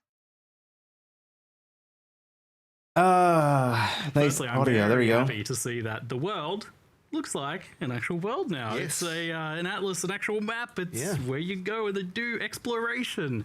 So was this kind of the goal for the outset when you were making this whole world map style atlas from the beginning? Well, okay. I think that I didn't realize when we were making it the importance of having those fixed locations, like knowing where things are. Okay. And like, so it's like we wanted it to feel like there was a world of stuff to explore, but I think that we did make a mistake in not necessarily like realizing that, you know, it is important that you can get your bearings and that kind of stuff initially. So having the fixed points like has worked even better than I expected, honestly. Like I was a little bit worried it would make it feel like too samey every time, but honestly, it's like, it's really cool. Like in all of those points of interest, like I don't know if we really showed it like how easy it is to sort of get to the things, but it's usually to get to one of the league things, it's only like 4 or 5 maps away from the sign location. Like when I was first showing it to you when you first arrived, like, you know, like you do just go like I started with it just all fog of war there, and I'm like, okay, if you just go down this way a little bit, then you get into the breach area, and if you just go like, you know, ride a little bit, then look, there's these abyss cracks here and stuff like that. So that's really cool. And the other thing is as well is just like, you know, the fact that there's like a giant ocean to one side means you just got your bearings. We're like, okay, we're on the edge of the continent here, like this is where we are. And we did even try to sort of think, okay, well, like in the physical Rayclast map, you know, like this is the direction in which like all of the, you know, the temple of how long is the queue going to be actually? Ceres temple and everything of Laraval was, and like, so we're going to put it in that direction. We try to sort of like have our bearings so that all those things are sort of like have some kind of real world analog, Steel which is pretty Mage. cool. And there's how am I liking it? How are you liking it? Into the ocean, you will find Orius. Because you're a poe2 hater. I didn't know you were going to say that. Which has the beast is you know the apocalypse is there. You see, it doesn't actually do anything. Like there's not a reason, but it's like we wanted it to feel more like this is actually wait like 5 and 6 for that. Right? Yeah. So it'll change later once we've got the campaign in. But I have a few concerns that I don't know is going to be addressed this patch. It's kind of more of an That's my opinion right now. It's mainly map layouts, which is so bad in this game. Class that you're exploring, that this is like, you know, like things are at least broadly where they're supposed to be, and you know, like while it is like the biomes and stuff like that are all randomly generated, like what maps are there randomly generated, like the initial layout of where the landmarks are is you know, is really nice. We're gonna have like a world first race to Oriath or something like that. I don't know, maybe expedition race, so you can get over there first. Yeah. That's really cool. So I think before, when you first started Endgame, you just kind of ran maps and it took dozens of maps for anything to kind of happen. Yes, I agree. And now we want that to be way shorter. So like, you know, the first time you open the atlas, like, you know, there's towers that rise out of the ground, and like there's a quest marker right there to do that, but you don't have to do that, right? You can go a different direction, and pretty soon you'll run into like a breach or something, and then you'll be an NPC, you know, like within 1 or 2 maps there'll definitely be an NPC telling you, hey, look over here, and like, you know, it'll appear in the fog of war, you'll see there's a quest marker, you're like, oh right, there's something over that way, you know, like that's the kind of experience that we want to have, of like feeling like you are exploring like a kind of like, I guess it's more of a sort of, it's funny because it's a little bit, in a way, it's sort of a bit more like that sort of open world game design that you would get from a kind of open world game, except it's on a kind of like Atlas level. So you need to be thinking, get that feeling of like, but there's points of interest and stuff to find. And it's not just molten bolt. Not only that, but we did want to make the, kind of, the infinite part, like once you have done all the quest lines, the infinite part needs to be more. Handlers and poe2 are bad. Now what is we the have issue. is all the leagues are adding Atlas mechanics, right? Like, so you've got things that, and I guess that's one of the other things I really want to make sure people are aware of is like all the leagues do have things that interact with the Atlas in interesting ways. So like, you know, you've got the Delirium fog thing where you're spreading fog over, and the, you know, the positions of things matter, and where you pick to do it will matter, and actual like that sort of stuff. Yeah, actual abyss cracks that close on the Atlas is really cool. I really like that one. That was one of those. That and it's been one of my major complaints at the start. People thought I was a bit crazy. You cannot have bad maps if we're forced to do random maps. It's just really cool. Crazy. You know, so and so it's and fun to come up with believe those that. kinds of mechanics for leagues and think about how they can escalate and so on. But it also adds like another sort of deeper layer to everything too, because one of the big issues we had with all of the leagues was that they had kind of like their mechanic, but they didn't have like, and here's how the mechanic changes and here's how it evolves, and like there wasn't kind of a lot of that going on with those initial 0-1-0 early access leagues. And it's really adding all that extra depth that like makes they are going to mid-league patches, interesting thing. And like part of the reason why we identified that is because like when we came to write a quest line for them, we're like, well, there actually isn't enough here to write a quest line for. Yeah, there's nothing. Like there just kind of wasn't really stuff enough to do. So it's like we have to add a bunch more to make it so a quest line is reasonable to do. And so the quest line actually sort of drove in some ways like the making sure that there is an evolution that happens across the course of every league. And I guess that really does set the standard now for what you have to make a league for PoE2. Like that it's going to have things like that and mechanics like that. It seems like you're really trying to min-max the breadcrumbing here in particular, because like you leave. I don't care about swords not being in game, whatever. I don't really care. Like 3-4 maps after that is the gate of the giant fortress. Yeah, exactly, right? We want you to get to that stuff quickly, right? And I just want the cane to be fun. It also, like what we said earlier about how the different sort of amount of time it takes for like the average player versus what people believe is the average. Like, it really does need to be that minimal number of maps to make that happen, because for some people, like they're taking a long time to complete maps, right? Like, you know, like it's taking like 7 to 15 minutes in some cases to do a map. Like you don't want it to be multiple hours of gameplay. Who's doing 15 minutes a map? Even that's fast by the average. Yeah, and it's like you what? Don't want it to be hours and hours later when you finally get to one of these things. So it really does 15 minutes is fast by the average. If you're a fast map runner, you're going to just blaze through that real quickly. But yeah, you do need to sort of consider, you know, what that experience looks like if it's the first time, because a lot of this questifying stuff is for people who don't even know what's in the end game. Like an issue you'd have with a first time player before is you'd go in the end game. It's like, is there even anything out there? Like you don't even know, right? So it's like you need those kind of like a few guideposts to even get you started to be like, okay, well, like here's some some 15 minutes a map is fast. Yeah, and even if you don't go like that tower into the fortress, you can like go another you can way. literally pick any direction. Like, because that was the thing that surprised me the most when you were showing me by kind of like revealing the map, was like you literally can't pick a direction and miss. Yeah, like, exactly. You will hit something no matter which way you go. It actually made like the Ray class situation look. This Ray class situation is crazy. It looked pretty dire. You're like basically surrounded on all sides. It's like you look one side and there's like a giant breach just conquered area. There's like a freaking abyss over there. Just wait till like 5 years from now. I know, right? Because now whenever you add a new thing, you add it as a spot on that. Yeah, we're probably gonna have to do a bit of rearranging to make sure that the newest stuff is like close to the center, and there's like, you know, the ring outside that, which has got some of the lesser known stuff you can kind of snake out to get to. Like weird passive tree situation where there's like stuff further out and stuff in closer, and that's that is going to be wild. But it also kind of helps solve that problem a bit, because like I sometimes I go back and I play like a game that's been around for a long time, and the way that usually they're like 10 years worth of content is presented is like a giant menu. No, and it's definitely much cooler. You missed drops, and it should be going on for like 24 hours. It's physical places in a world, so it's kind of almost solved by the fact that you have to travel to them to start interacting with them in some capacity. Yeah, I would say so. So it's kind of a nice solution. I mean, but yet all of them do have events that will occur that will direct you there and like reveal it on the map and show you that it's there as well. Yeah. If you do find that in the you know, so you sort of get quests. We have a few things as well though. Like it's a lot, but I also don't want people to feel like, oh, I have to do all of it every time. And there are different ways. Obviously, I think we mentioned the way to shortcut the fortress completion. Like if you just want to, obviously. There's a big grid, a tree of nodes, right? So you can go like path of least resistance to all that. This is if you're good. You know what you're doing. You're repeating. Good build. Turn to Like, Christ. just beeline towards that. Go Amen. to that. Go to that. Go to that. Kill the bosses. Kill the pinnacle. Right. You've now done the quest. They're not going to mention Mage now Blood, they just said. Go out into the infinite and They're not go gonna and show it farm, off. or maybe go do one of the other leagues, or 2 of the other leagues, whatever, and then go out and farm.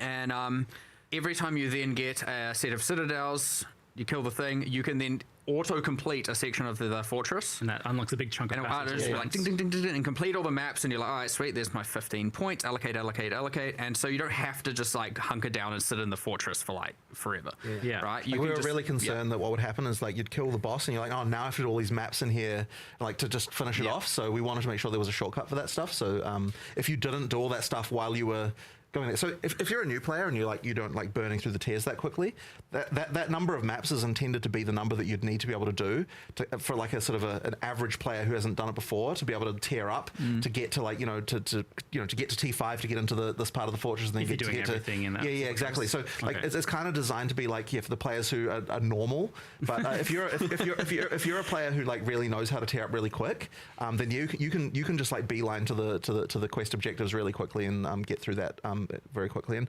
I guess one of the things that we wanted to do as well, even just for the regular leagues, is like if you're like an actual like a player, like we sort of imagine it's like a night of gaming is what it's going to take you to like do one of the quest lines. Yeah. You know, like A I night don't of mean gaming. like half an hour. I mean like like a solid night of gaming. A couple hours. You know, a few hours, right? You know, like of gaming is enough to kind of get like a sort of a fairly reasonable player through one of those quest lines.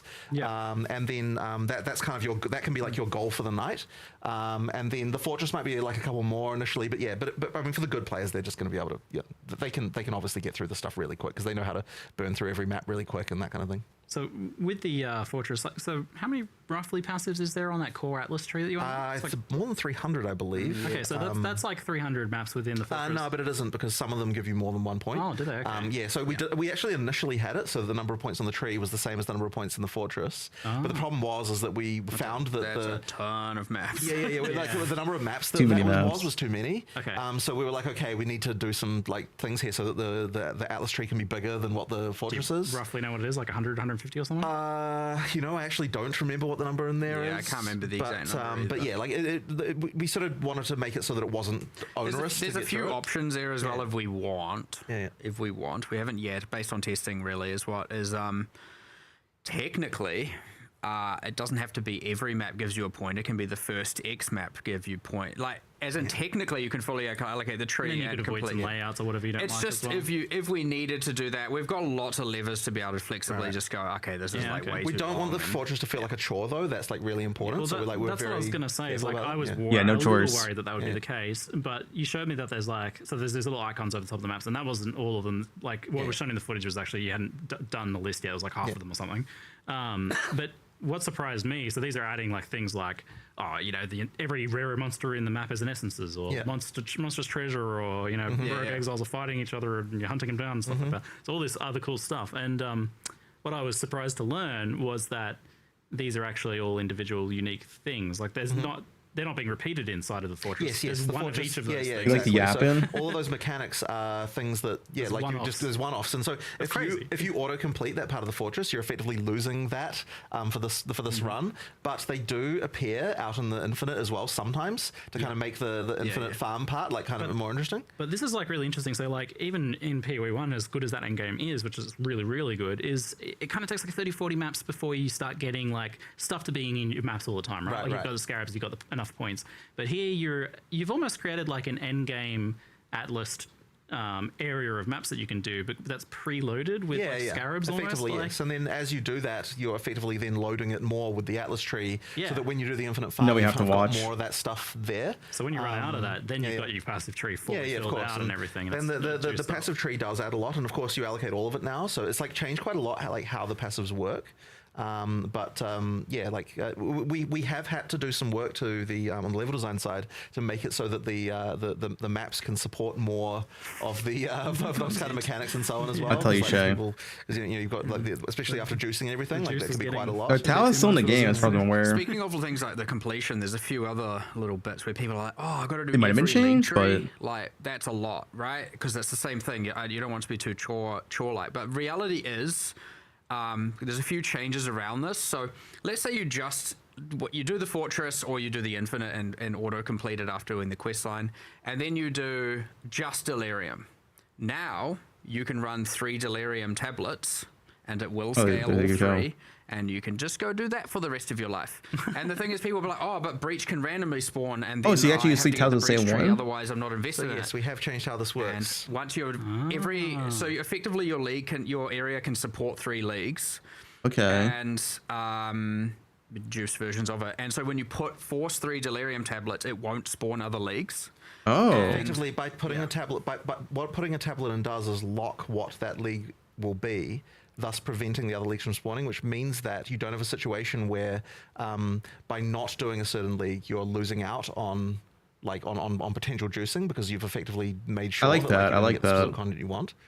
So you can do that, or you can still leave it wildcard by using the generic irradiated. Says will wildcard the leagues. Can you still mix and match Of course, so you can still do exactly right. And if you just want to do a bit, just do Abyss. Delirium. If you want 2/3 breach, 1/3 delirium, you can do whatever. You combine it. Like a greater level of control over this than previously. But what it means is that if you just want to all in on 1, you can. If you want to all in on 2, you can. If you want to go 3, you can. And if you want to get them all on wildcard, you can do that.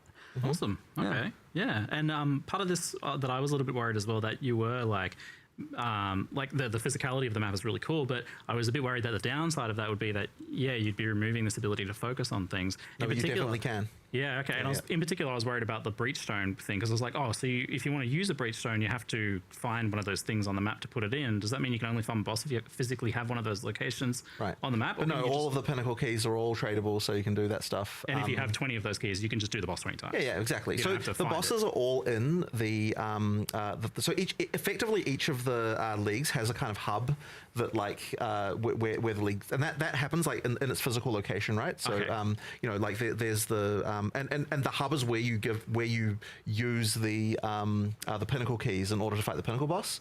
So that means that if you want to do them back to back, you just go to the hub, run 120 bosses. That's fine. Once you've done the quest line one, you can then farm it as much as you want if you trade. The other thing that we've done is, so Breach is unique in that regard because in order to kill the penultimate boss to get the ticket to the ultimate boss, you do need the biome. Now you can buy the key after. Right, that's completely fine, and you can buy the breachstone, but that one is unique in that you do need to go find those biomes, or someone has to go find those biomes. So that one is a bit unique in that regard. But for some of these leagues also, for example, simulacrums, like you do deliriums, you get this grand mirror, you apply the fog, and there's a simulacrum in there. We do still drop simulacrum splinters. And a lot less of them. And once you finally get that item, instead of that item now just going in the realm gate because that's gone, what that does is allows you to turn a map into a simulacrum on your atlas. And so that will give you an extra key. And so there are some ways, the expectation is that you complete the quest line and experience all that before you complete a simulacrum, but later in the game when you're farming, there's actually alternate ways to get access to more of these. And so we have that for a few of the leagues. I can't remember exactly which ones do and don't because it's asymmetric, but yeah, some of them are like trying to counter that. So it's the thing with Breach where if we're finding a Breachstone versus Breach biome imbalance, we can do a thing where once you've finished the quest line, you can start getting splinters towards pinnacles without necessarily having to do that. Or maybe there's some other mechanic where you can create a Breach biome, in the fog of war that way. So mechanically create it, reveal one that definitely was there the whole time, and go over there and do that. So there are tools we have to be able to do all this, but yeah, Breach is relatively unique in that regard. The others are less problematic, but just trying to have different ways. One of the things that is fun with those ones though is that there's reasons generally to pick one area of the Atlas versus another. Like they're kind of subtle, but like we should have tried to explain that with the Delirium one, where there's certain emotions that only come from certain map boss classes. So what that means is that you're like, okay, if I want to be able to get this emotion, then I'm like, I want to find this type of map to put it on. So then that I get that. So there's little hidden things like that the biomes actually matter. Yeah. So there's stuff like that we can do too. Cool. And so picking where to do the Rite of the Nameless can and where to do the Delirium, things like that. Ideally, that stuff should be something you actually do have a little bit of think about. Because it can affect the rewards a little bit. Yeah, right. So, Wild. Okay. yeah. Now, it's impossible to say, like, put an hours of gameplay estimate on endgame for Path of Exile because it's, like you said, it's so variable. But how would you say some of the endgame milestones for Period 2 now, like, line up with maybe the milestones from Period 1 that we're a bit more familiar with? So, like, for example, getting to the Fortress Pinnacle boss, unlocking your full tree, so getting that full clear of the Atlas if that's the clear goal. Filling up those nice new progress bars for the lead mechanics. Like, where do those kind of pan out? So it's definitely intended that the kind of like completing the fortress is supposed to sort of be analogous to doing Atlas completion in PoE 1. You know, it's like a kind of similar thing. That you're the similar type of goal. It is almost like a PoE 1 Atlas on the map. Yeah, a little bit like that. So if you can get enough tiers, it's 50 maps to kill the pinnacle if you can. Okay. Right, like, which is honestly not, that out of control. No, that's not Fortress complete. That's that main quest line complete, right? Like it's, you think you've got a big square with 2 ramparts. You're just going up to this thing, up over this thing, up, and then to the middle, and then out to the back. Kill the thing in the middle, right? And you just follow this path, the shortest path to it. If you can do it, go for it. It's fine. It's entirely up to you. Which again, good players generally will be able to. So like, 40, 50 rumors continue to keep going until launch. And as you said, the ziggurat to the fortress wall, pretty short distance. Like it's right there and then right there. Let's say Breach. I'm just giving some examples just to give some people some context. Breach is the closest biome to the ziggurat, the closest start. So you just, if you went tower, what is it? 5 maps over to Breach. No, it's less than that, I think. It's I think it's only 4, sure. Then you do a few breaches. You don't have to do that many. She gives you the first breach stone. You use the breach stone. You do. You can probably minimum 1 hive, 1 sky hive, and then the boss. Now, this is the problem that we run into a bit here, where I have level restricted the bosses. Yeah, I was gonna say you can actually do this too fast. I don't want you to just do it tier 3. It's tier restricted. Yeah, tier restricted. Tier, not character level. Yes. Yeah. As in, you do need some waystone progression. So if you just go, is Europe still up? I guess sleeping yet? There, you're probably gonna find you don't have the waystones.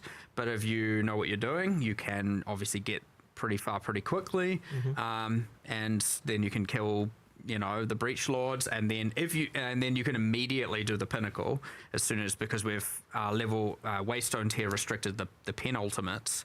But that's like breach in the fortress, whereas like, okay, over to the left of the ziggurat you've got breach, slightly further across is delirium, so +5 maps, even that maybe, ritual +5 on that, like +5, and then the, what is it, 8? Honestly, it's probably only like 8 maps you have to do, 9 maps or something within each. And I'm talking like absolute. If you're just zoom into the end, So, like the early versions of the end game, the thing definitely burned me out was just like the sheer amount of time it took to just travel through maps. I was even like coming up with theory crafts for like ideas of like, what if there was one of these travel maps that are like really fast? So it seems like there's just so much less of that now. Definitely. And I mean, like that's the experience you're going to get if you know what you're doing, right? If you don't, it's going to take longer because you're like, okay, I need to be able to put up this. I'm not juicing it as much. I'm not doing all this. Well, at that point, when you're in that position, you're focusing on the actual content you're doing, not like your goal so much, because you don't have the experience for that anyway. King's March is a bit further away. It is. Being on the coast, it kind of, if it had put it too close, it would have restricted the other things that can go there. So we've got like a sort of slightly longer lines that to shorten the distance to get to King's March. So it's not as many maps. Yeah, so it's not as many maps as what it would be for the normal conventional distance. Right. Yeah. But it is a couple of extra maps further than some of the others. The cool thing is, because it's now quest lined, as soon as you get to King's March, you're given the first logbook. Oh yeah, cool. So you just instantly like reveal a whole section of ocean, start mapping. Islands. You're getting 15 to 20 maps per logbook, give or take. You can, if you just want to explore, like let's say the logbook you placed didn't spawn the chase thing you're looking for, you can just shortest path to the edge and then reveal another, and you can go check another logbook and up, sideways, up it's just a big grid of squares. A logbook's tradable thing, like if you want to blast through that. Yeah, the quest ones are not, like obviously. If I have a search bar for it, logbook, it spawns a guaranteed island with a quest marker. You complete that, it gives you your second logbook. Because the start's questified, right? So the first therefore you get through those bosses and stuff like that with the first 4 logbooks. So it actually takes you all the way to the boss as part of the quest. Because as I said, because now what we're doing is every single quest line takes you to the pinnacle boss, right? so- Like there's no randomness in the ability to do that. Because it is the active league, in particular, the Runes of Eldur Pinnacle is more maps than some of those other biomes. Because it also it doesn't have a tree, right? Because it is the active league. Right. And it has just a lot more generally going on in many different ways. So it itself is a bit more, there's more going on. But then when it's not the active league, we can then, like get that to be more like in line with the others and that kind of thing. Oh man, I'm so excited for this to play it so much. But funny thing is though, like I heard you talking about very recently this idea of like it's actually good to have a quitting point. Stepping off point, and this seems to be tackling that problem. So too. that was another big thing when we were designing this initially. Is like, so I mean, and at this point we were literally just looking at Steam reviews and being like, okay, like what, like on a more meta level, like why do you get a situation where someone's like game is terrible, 400 hours played? But like what leads to that? You know what I mean? And honestly, we're like one of the big problems is like there isn't an obvious point to stop, and like eventually any end game is going to get boring eventually, right? And if like you didn't have a point of like you felt like you were done, like if you've got a place to leave, then you're gonna then the game's gonna eventually suck for you. So like we have to be like, we want to actually get you to feel like you're done, and part of the way that you do that is you add more objectives that like have progress bars where like you finish them and then you're like, okay, I'm done with this now. And so whether or not you want to do all of them or not, the key thing is the Q&A ends when 0.5 launches. Yes, and like there's progress bars, and like there is a point where you do, you finish the league. There is a point where you finish, all of the other league mechanics around, and then and then there's, for other people there's challenges, right? Like part of the reason we wanted to add challenges in this one was to see like there's quite a lot of people who just like the thing that their goal for the league is finish the challenges and then I'm done with it, and so it's like it's just another one of those things that PoE1 had that can give you an objective for yourself so that you know when to quit, because ultimately the goal is like we want you to play when you have a great time, but we want when you decide to leave that you come back with a plan to play again next league. And so long as we can get you to that point without burning you out, then you're going to be wanting to come back and play again. So it's like that. It's just one of those really important things that PoE2 just didn't really have, because it just kind of petered out into like into nothingness. It didn't really have like this. I'm done with this now. Ultimately, it's just about having cool core goals. Exactly. Like, and then you've got nice clear goals for that now. It's probably like Fortress plus like a specific league mechanic.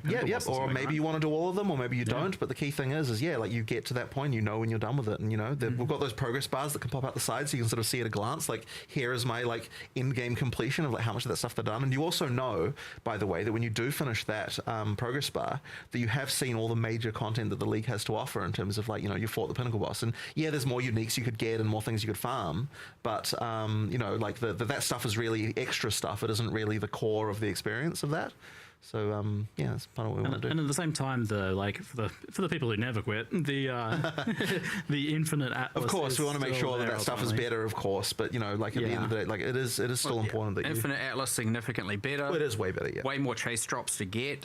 And the chase drops is huge too. Like it's so much more crafting that you might want to min max. Like there's just a ton, and you could be like, I'm gonna go farm the land. The not ocean. Okay. You're gonna go. Oh, there's patch notes? No. Is that what we're talking about? You're gonna go farm the infinite. Base drops, the rare bases with the rare crafting currency now, right? Both combined. And just logbook, and do all of those. Like make it hard to get a full bis. Different axes. That's also important and cool. I'm gonna go do Breach this day, and the next day I'm gonna do Delirium, and the next day I'm gonna mix them all. It seems super easy to change like whatever it is you want to do if you want to mix a match now. So if you are focusing on Expedition, like there's nothing. Yeah, it should take a lot longer than min-max, which I like. Going and focusing on Breach for a while instead. So all the bases look OP. And of course, the fate of the Vile Temple, right? Like it actually is unique amongst the others in that it doesn't have an Atlas active mechanic, because the temple is its own whole building a dungeon vibe, and so it still is a tree. It still appears in maps. It has a tablet. All of that. But instead of now like doing the progression on the Atlas, the meta progression layer, you're doing it in the temple, right? Just with less snakes. Excellent. And the new Atlas tree design supports this idea as well, where this core full tree is like a full completion thing, which is cool. But also, like, your initial reaction to that might be to kind of like worry that, oh, it seems like it kind of removes some player decision. But you have some specific things. So that is something we're really worried about, and but I'll explain also why we did it in the first place. So we had this problem where designing the atlas in a way where you don't want to constantly respec really handcuffs you in terms of what kind of nodes you can add. Because if you want to add a node which is like, oh, this cool thing happens when you're in forests, it's like, well, now if you're not in a forest, you're like, it's a waste of a point, right? Yeah. So effectively, by doing full allocation, you can now say, okay, well, I'm not wasting any points. Like, they do different things at different locations, and it means that we can just be more interesting with the bonuses. And they can be way punchier. Yeah. Because we're not like worrying about so much about the balance of that. So then when you're doing your initial progression, I am interested in Atlas tree. I really want to see it. What stuff do I want now versus later? See how impactful all this. The issue with that is you can't add difficulty if you've got a full tree. So we're like, and you still wanted the idea of having a build for your character. So then we're like, okay, we're going to solve this in two ways. One of the ways is we're going to add multi-choice nodes to the regular Atlas tree, so that those ones can be like, am I going to go difficulty, or am I going to go like more difficulty, more rewards, or am I going to go less difficulty, less rewards?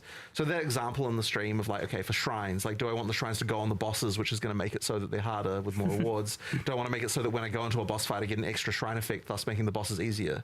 So you've kind of got that tweaking you can do. And so on the regular Atlas tree, you'll find guys, get up and stretch. You've been sitting down for too long. The design space there is that they're decisions that you're going to want to make, but not very often. Right, so it's like, as my character gets more powerful, maybe I'll flick that node from one mode to the other, but it's not something you're going to be changing all the time. So that's that design space. But then for the Atlas Masters, this is the design space of things that I do want to change all the time, because it depends on what like maps I'm facing. Stretch this sushi wide. It's really easy to change because we've got that system where you just a button on the side, you just pick which one. So what that's actually most close to in a way is kind of like the Jesus Christ, I've forgotten the name of even these. You pick the modes when you run a map in PoE1. What do you call that again? There was the Zara thing for like Exarch and the influence. Okay, yeah, that thing. Yeah, exactly, right? So it's Jesus Christ, I can't remember any more of the names of the shit. It's kind of more analogous to that in a way, because it's like before each map you might want to consider what you're picking, and like depending on what it is that you're doing there. So that's that design space, and so those things together. But that thing there also has like like the choices that you're going to make. Your sort of Atlas build comes out. They're kind of like your Atlas build loadouts. But with pre-configured nodes as opposed. And way better than that, because like if you want to respec one of those, it's only a couple of nodes, and you can do that freely. Yes, exactly. So it's no longer but by making that not be on the giant Atlas, it actually simplifies that quite a lot in terms of being able to see that. So like at a glance, you can see like here's the choices that are important, as opposed to like the million other little nodes that kind of don't really matter in practice. So nice not having also just like I suspect from a more player who's like approaching it for the first time as well, just way less FOMO, way less like, oh my god, I don't know, do I go this way, that way, I don't know what to do. And there's still choice of how you get there, but even with the masters and stuff, that you don't have to have all these respec systems with different currencies and gold costs, and then they're too cheap and not too cheap and all of that, and yet there's still builds. Like there's still Atlas strategies. There's what tablets you're doing, what multi-choice you've taken on your league trees. There's I mean, even just what league you're running is in itself a build. Like, I guess you have this kind of like, you could be, it's more of a meta strategy, but you'd be like, I'm going for forest biomes because this league with these nodes on the Atlas tree equals, some certain benefit when combined with Delirium. And then you could be even doing things like, as I said, all the multi-choice. Maybe you run this master when fighting bosses, and this master when fighting or when boss chasing, this master when doing certain leagues over others, this master while logbooking. There's just like all kinds of stuff where it's like, okay, so you'd think by having it's only Calgarian uniques, but it should be strong. Allocation, you're like, there's no builds anymore, and then it's like, hold on, there's like. There's a lot there. But effectively, the complexity there has been moved into a much more tight place where you can sort of do all of that in one go, so it's just a lot more manageable and it feels a lot better, I think. What's the deal with like the sub trees within each master? Because they each have 3 tabs, don't they? Is that right? No. So each of those tabs is a master. Oh, okay. So basically, so like one master is one of those tabs, and then you pick like the things you want for that master. But then when you change to a different master, that's like that's the choice of master you're making for that map. Right. Okay. And it's just whatever master you have that's selected is the one that's active. It's the one that's active. Yes, exactly. Yeah, so it's really each has the 4 rows, which is their quest line unlocks. Each unlocks one row and 1 point. You can take all of one row, or you can take one of each row. They're just all kind of keystone-y things that. So there's a lot of, even within that, there's obviously a ton of permutations of things you could do. So. Yeah, right. So we've. I think trials for the whole day, right? All that line down. So the kind of like. The equivalent to your, I don't know, your Tier 16 plus endgame juicing now is like go do the fortress, maybe complete like the couple. It's for 24 hours. Get your masters done, so they have their quests. I guess they appear kind of you can like use your at bathwater certain points when you discover those ones things. are like, so for example, you've got Hilda who's like sending you to kill like bosses. Yeah, she'll pick maps that are like a few maps away from the map you just did as like the place where she's going to set her objective. So then it's kind of like you can kind of do that like while you're doing other things, because like you know there's you do have to visit her campsite first to like get her. So there's like a place like right really near the starting point where that is. But like that's like then her mission can kind of be completed as you're doing other things. Whereas like other ones have kind of like, you know, they're a little bit different. Well, Doriani's tracking down the corruption. Yeah. So effectively that quest of what you had as like the quest before is now just like Doriani's like master quest. It's his side quest. Yeah. And the places where the corruption biomes are is like hard, like in the starting zone we've put them in like specific places so you can questify going to them. Like Doriani can be like, I'll go to this one and then go to that one and so on. So like we've kind of got that stuff that so his quest line is kind of that. Seeing Doriani's quest kind of like minified into his little master thing now makes it seem like it'd be pretty easy for you to in the future make other leagues into masters like that as well. Yeah, that was what I was going to say next. I was immediately like, someone who's looking at this damn well knows we're going to be adding more of these. There's going to be more of them for sure. Effectively, more Atlas classes get added over time based on different new themes. Like because we've tried to have Jado, Order of the Jinn. Their whole thing is like, you know, getting powerful artifacts out of the hands of the villains, you know, and so you get a vibe there about what the types of nodes could be or should be, where you've got Doriani, who's like a powerful thaumaturge scientist, so you can get, you know, you have all these different characters, and you have just the classic, I want to kill bosses, Hilda, who's just trying to like kill powerful beasts, and so you immediately can go, okay, well, you know, not that this is confirmed, I'm literally making this up as we go, but it's like, well, you got Pharaoh, who's the rune seeker, trying to learn. Were those removed? Yeah. Maybe that's a master when he's not, if it's core or not core, depending on how things go. Yeah, you know, like it goes on the Atlas is a big thing. Like you've got these options now for how to integrate things, which as exciting as this is to play now, I'm excited for the future of this as well, because it seems like it'll be a lot more. It's much easier to see. I mean, we designed more than the masters that we're even putting in here. We just didn't get time to do them. Yeah. Like we had some ideas there. Excellent, good to hear. So yeah, it's like you guys could scroll down a little bit more on our Q&A. We can move to the next part. Thank you guys. With the traveling around the map, so towers still kind of exist scattered around, and does the Grand Project still exist as the way to kind of like teleport after you've done a tower? It does. How does that work now? It works some way. There's a bit of a change. Not to like nerf it, it's just like there's a way about how it needs to work that I can't remember the exact specifics of, but yes, ultimately, yes, it does. Excellent. Okay. Have you guys ever considered like just making towers work like that in general? I kind of love that thing. Maybe. Might help with some of the discussions around. I know you're a big fan of like having a nice variety in the Atlas, and certainly there's going to be a lot of that, because if you're doing like one of those breach areas, you're going to be like doing a variety of maps in them. But for some people, they want to just avoid certain layouts ultimately if they can. And so in a way, like you can path around maps a lot of the time. I guess Grand Project is one of those ways that you can kind of dodge those things too. So something worth considering. Has there been any look at layouts for maps, for like unliked layouts? There's perhaps? always some of that work that's been done. I'm not entirely sure how much of it there's here, but there's definitely some. There's also a bunch of new maps, just new maps in the pool as well. I mean, there's always work on layout stuff, and they address that stuff typically. Just like the level design team just tends to sort of address that sort of stuff. Just always over time. So probably some improvements. But that being said, I don't want people to believe that we're just going to devolve into just like every map is just a simple layout without any like resistance at all. There does need to, on some level, be some maps that are just like maps should have some level of identity, and like I wouldn't want to just erase it all and just turn into a pile of slop, gorgeous all day. Exactly, you know what I mean? So like you give me dunes every map. It's like, oh yeah, everything will eventually just become like a freaking circle or something. You know, like you do want to have some level of interest. You want some interaction with some maps are better with certain leagues than others, and others, kind of thing. You know, different things like that. So, but yeah, obviously, if there's maps that are just like nobody likes, like not a single person is ever keen to run ever, you know, then we might want to consider changing that. Well, you did get rid of the slow levers in Augury, free, so thanks to Yeah, for sure. Rogue Exiles are a fun idea, and there's some cool things for them here where you've got this like nemesis system where they can come back and hunt you down. It's the patent's expired on that. It's okay, we're safe. But have Exiles been made more substantial in general? Because they kind of pushovers, like to make that a bit juicier. Excellent, great. I'm glad because I was like very excited for them, but they were like, they're kind of lame.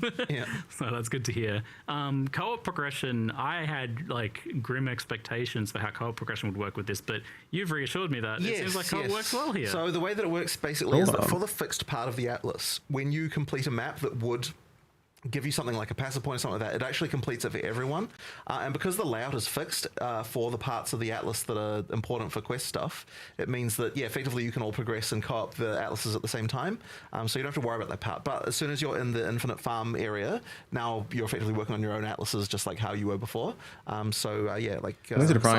don't, and I'll give some examples because, so the general just random map that gives, gives a passive point. It completes for everyone. Now, if that's disconnected, like let's say I've been mapping and you join me on day 2, and now I'm just completing maps, you will have a disconnected set of completed maps. Right. You cannot path from those. They have to be connected to your home to be a path. So you still got a path there, right? But they are completed for you. Oh, interesting. So once you connect it up, you can skip over them. But the other thing is that let's say you get to the Delirium tree, you get to the hub, you do some of the maps with Delirium, those will complete in multiplayer. But then you get to the Grand Mirror. That one does not complete in multiplayer because it applies a thing to your Atlas that, if it were to just complete, would rob one of those players out of some sort of either quest or meta progression, which ultimately yields a reward. So some maps shouldn't complete in multiplayer because then you have to split up, you have to run them each in your own, and then you apply your own miss to your own Atlas. And then you can run all those, and those will complete together. Well, the flip side of that is that the entire party gets to go around and do everyone's pinnacle boss, I suppose, at that point. Correct. Yes. That's good. So, some do, some don't. We're just but almost all do. It's just a few cases where we needed to make sure. It's judgment calls where we don't want to rob you out of rewards, right? Like, because you happen to be playing in a group and you're like, damn it, we should have split up. Or I should have left the instance before you did that so that I got it twice, We're trying to make it that's not, just stealing loot from you. We've got some kind of rapid fire random chat questions here mixed in. Some people have been asking about like the portals for maps. So like the portal restriction, 1 portal for 6 modifier maps. Is that something you're like looking at or reevaluating, or how do you feel about that? The change now at this point? There was some discussion with it. I think we now have it be -1 portal per 2 modifiers. Oh, what's for 2? Something where the tablets did something as well. Oh my god, I don't remember. I can't remember. There was some change here. Oh, this is actually only per 2 would be. Change here. We've changed some stuff. The whole thing of like we don't want you to run 5 mod maps all the time because like just of an happenstance of dying. Like we've done some stuff around this. But they have changed a little bit. We did that though because now we have like Atlas nodes and the master for additional revives. There was something about that though. I feel like we did something in. There is an Atlas node that gives you an extra. We have the master for an extra revive. Oh, the master does it. Okay, right. Okay. There was something here. I don't quite remember. We have one that removes all the revives. That's often what's mentioned is like people are like 1 portal just feels 3 like, portals is quite. Gets me and I'm like, we are doing things around it. I just can't remember exactly which decision we landed on, but we did show it. We did show.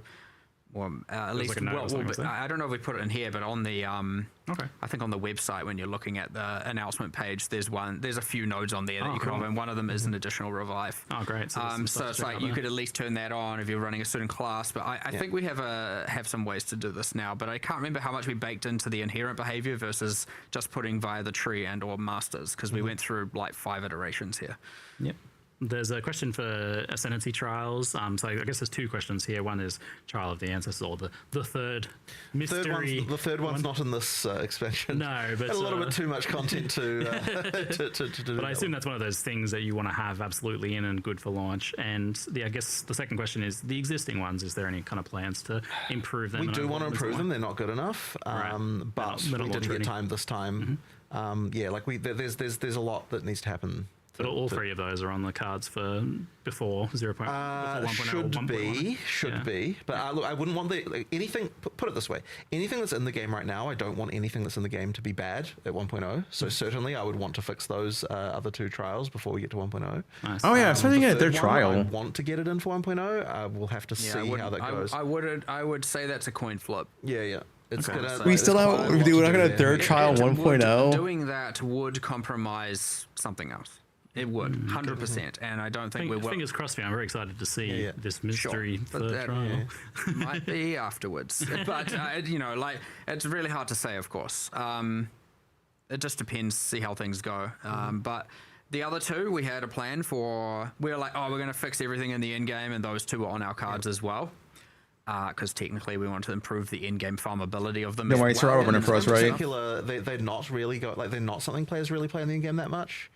We want to improve that. Like we want to get that to be a thing that's like a viable league, as it were. Yeah, you want it to stand alongside these other in-game mechanics as a thing that you'd actually want to do. We wanted to do the core Atlas stuff first, and then so because we were like, okay, we can't do this and this and this and this, and we did that, and then the and this kind of tape it off, and those were two things we're like, let's do those in a separate patch, a separate time, and give them the justice You might they have need. tried to do too much at once here, but you guys seem to like doing that anyway. One kind of final topic for us here is bosses. I cannot overlook bosses. Always one of my favorite things, and you guys are getting a little bit cracked with bosses. They're getting crazier and crazier. I've seen like a bit more than I think what was teased in some of these boss fights, and they're unhinged. So I guess my first question is, who is each of your favorite of the new bosses? Because there's what, 15 new bosses or something? I mean, I reckon just conceptually that the one that's the ritual one, the big freaky Bodak. The Bodak under the ground is just like really cool. The light, like just with the darkness and the like, the beams on that thing. Just and it's just like it's just really cool. Just like conceptually, as I said, like with the the way that I mean, I don't know how much to spoil about that, but like the way that you bring in some entities to help you with that, and like it reveals the playing with the mechanic of the light and all that sort of stuff. Like it's just pretty cool. The tale of light versus darkness. Yeah, exactly. So that's just a really cool one. Yeah. Favorite. I never pick favorites. They're all. You must pick a favorite of your children. Go on. Which child do you love more than the Miller? Miller. I mean, that Delirium boss is. I mean, it's good. Finally, having the is that spoilery? Go on. It's good having the strange voice have a has a thing now. You know what I mean? Okay. He's not so strange after all. Or he's more strange, I guess. One of the two. Anyway, but like it's nice that from a Delirium's been in PoE 1 for so long. So it's like holy, it's been this long till we got a new pinnacle out of Delirium. But in the same sense, so is Ritual, and you don't worry about really it. have any of the way of bosses in anything really so much. And at some point, King in the Mist became it, but that honestly wasn't. That came with the Affliction League, and so it's like this. He's just a little guy. It's just interesting, finally getting some new capstones to some of these stories that have been around for like a decade. Which I think is real cool. And honestly, it's just nice to be able to like the King in the Mist. Come on, you fight him in Act 1. I know he went from being like a pinnacle boss to a campaign boss now. It's so good because your bar has elevated that much. And then you get it again, and you're like Pinnacle of Ritual, and it's King in the Mist again. And didn't they kill this guy in the first act of the game? He's a side boss. He's got a new skill. It's like it's just not good enough at all. Obviously, it's more than I'm underselling it, but it is clearly just not good enough. And so yes, I wanted to be more ancient with it, more primordial with it, like things that are just beyond your comprehension of power, and just like holy, we're on a couple of them look a bit mind-bending in that regard, which but not also just like OP human, those are cool, like technically Tang Mizu is just a Dorn OP farmers human.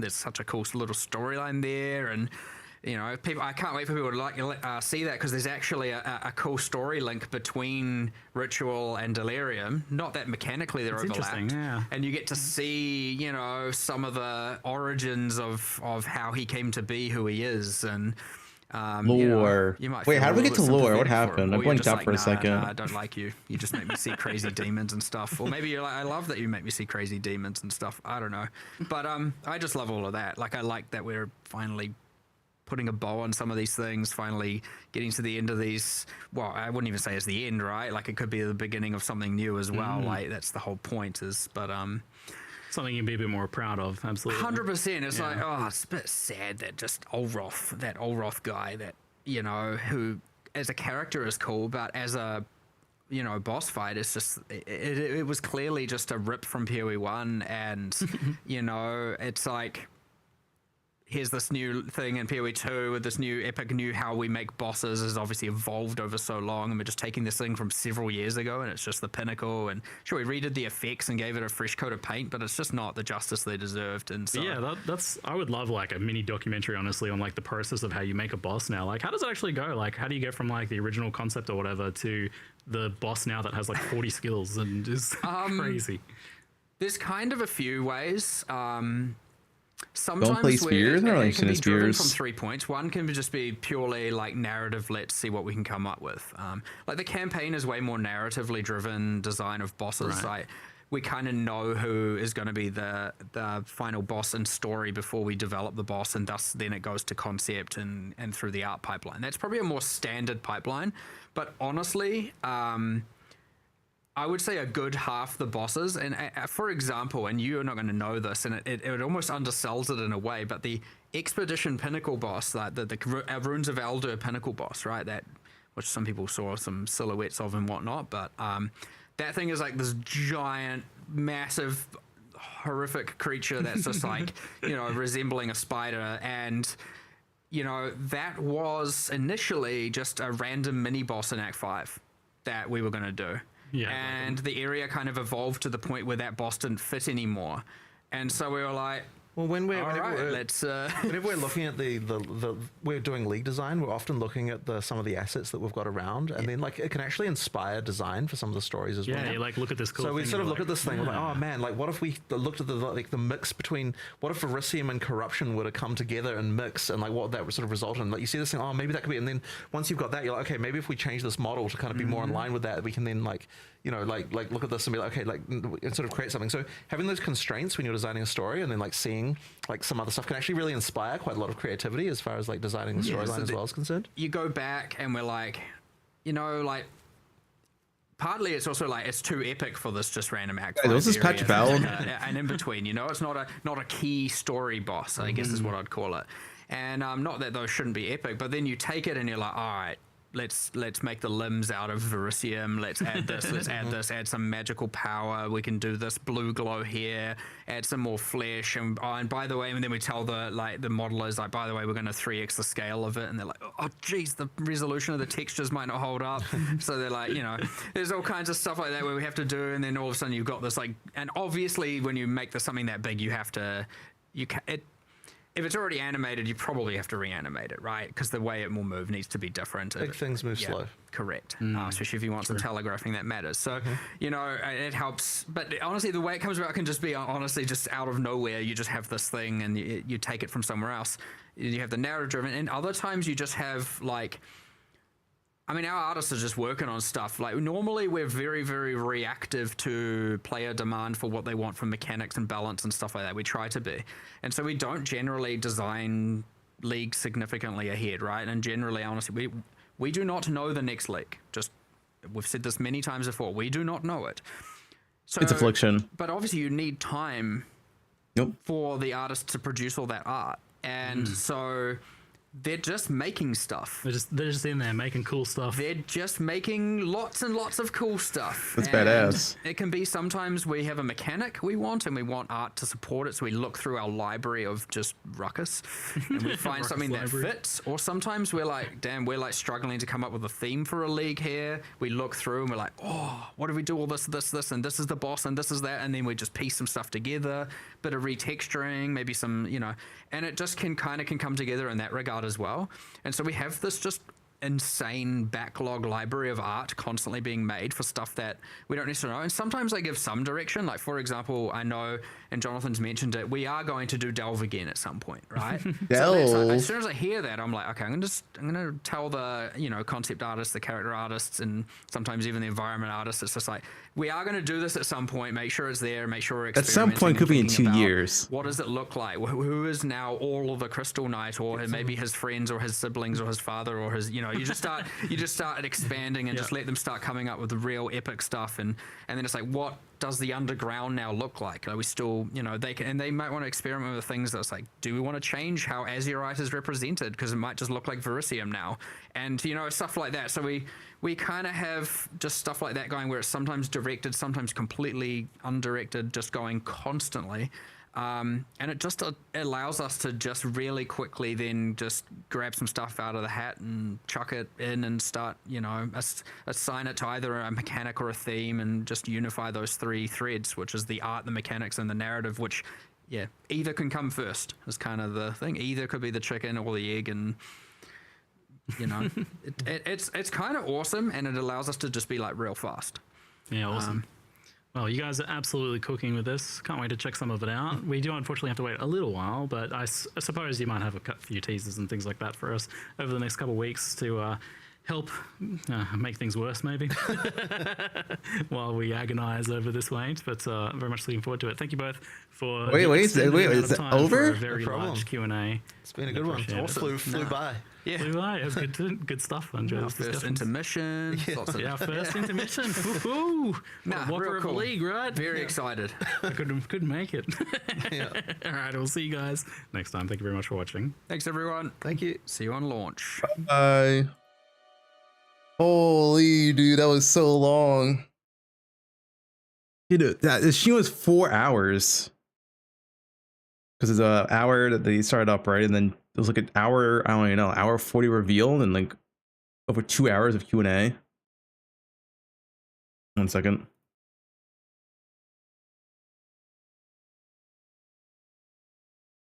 Be long.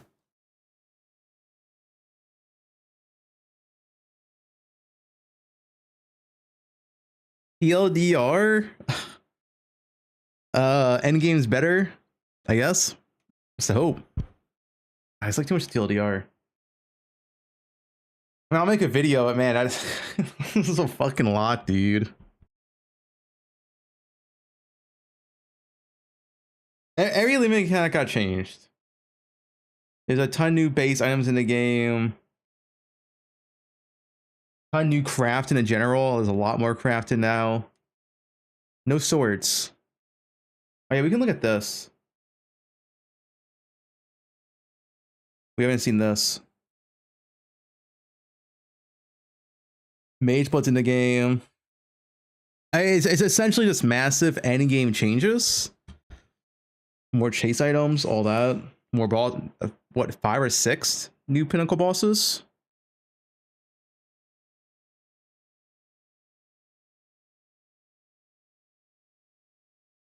What we got here? Under Fortress.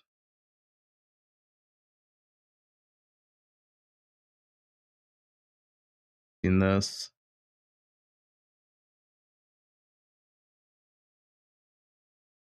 What can Mage Blood do? Who knows?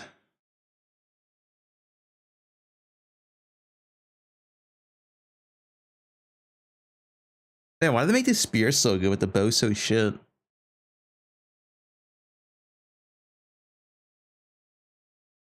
Oh, we can see some stuff here. Increased rarities.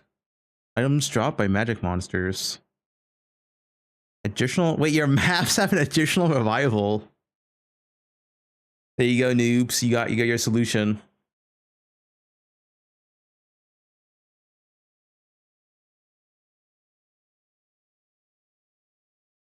Yeah, only 3 of them. Upgrade map. Release spirits on death. 25% chance one rare monster is play a random map boss. Corrupted Waystones open maps at 1 additional random modifier. Corrupted Waystones open a random map area when used on basic maps. Wait. Whatever. Wait, is this our solution? Is this our solution to Mire? Corrupted Waystones open a random map area when used on a basic map.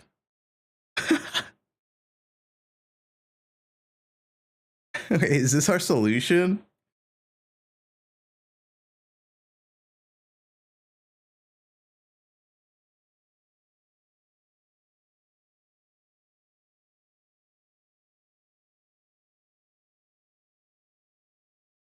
Hmm. Interesting. The thing is, like, you would want to spec out of this though. It's free though. They said it's free though to spec this, right? Because you wouldn't want to use this on good maps.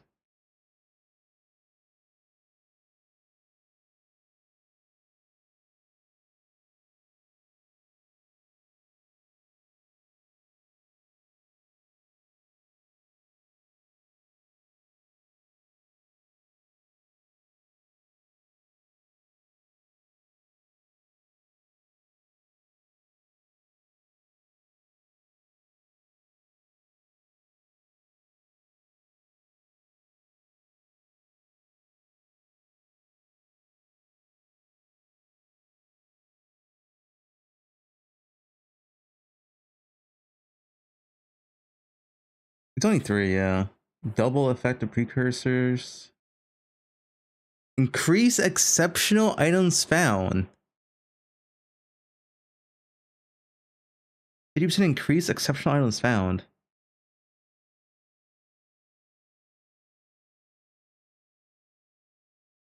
Good. So I'm kind of blanked out on some of this stuff. You can only have one of these activated, right? But how many? You can have more than 3, right? You choose one master, so you can have more than 3. I don't know how much they said. 4? Okay. I mean, exceptional is pretty good.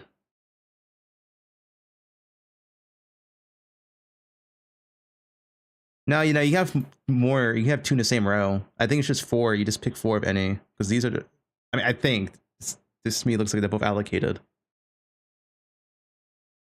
Now, we don't know most of them. Most of these are fucking unknown.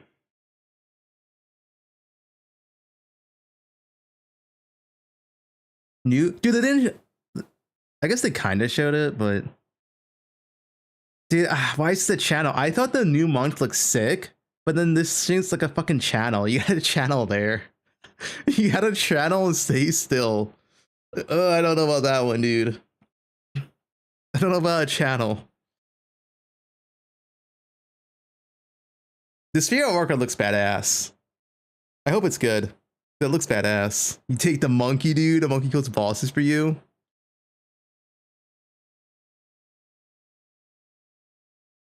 The Lily mechanic.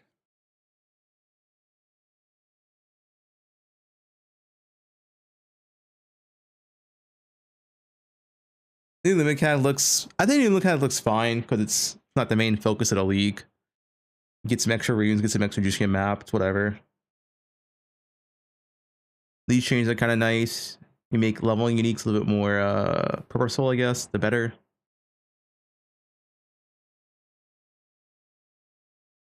New Calguran skills. These are Val skills from poe1.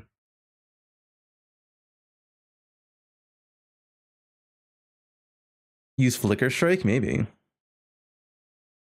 They wouldn't have charges though, right? Additional Aftershock and Slam skills. So also, you know this. It could be possible that the bow has 2 runes. It could have a +1 hour rune. And it could have Surpassing Chance. Because this is a different name. This is Rune of Splinters. This is a different name. So, what if you got both? +1 hour and 50% chance to surpass. It is a different name.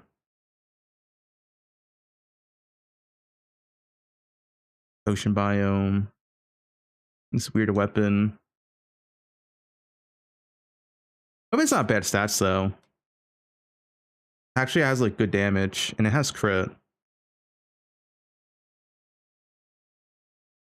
It has like this weird mana thing going on. There's feeling the numbers for this, so who knows? No patch notes. It said patch notes 21st. So yeah, patch notes in 2 weeks, guys.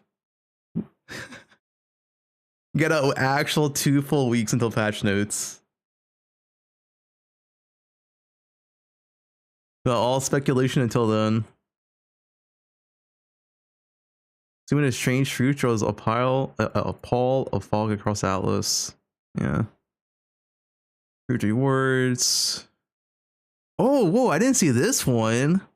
Augment Flesh grants 2 additional skill slots. That's pretty interesting. I wonder what GG ones are gonna have here. 2 additional skill slots, huh? That's good on some builds.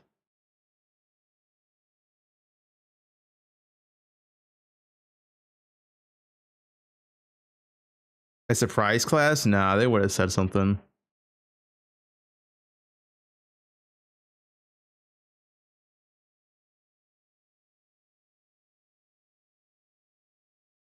This one's also pretty good. You get free LA exposure if you have all 3 gems. So if you have Sapphire, Ruby, and Emerald, you get LA exposure for free. Blind is like whatever. LA exposure for free is pretty good.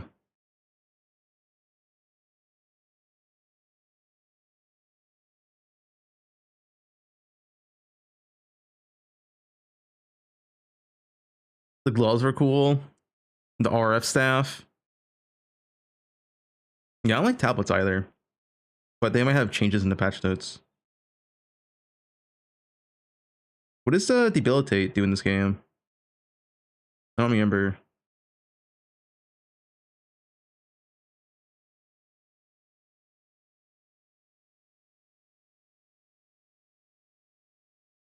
They inflict less damage?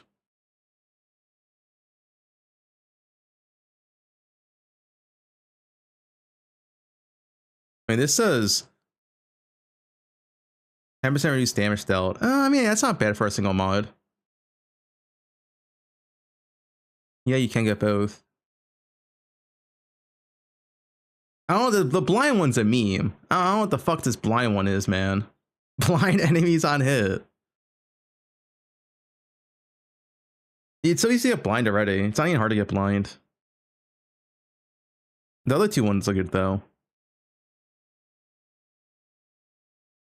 I hope the RF's good. Make Pox happy. Yo, look at this guy. Yeah, but that's the portion that gives you damage from blind enemies. You cannot inflict blind that skill, right? So it already has that issue. And the way you do it, you just put blind support on another skill to blind enemies. So it's like a, yeah.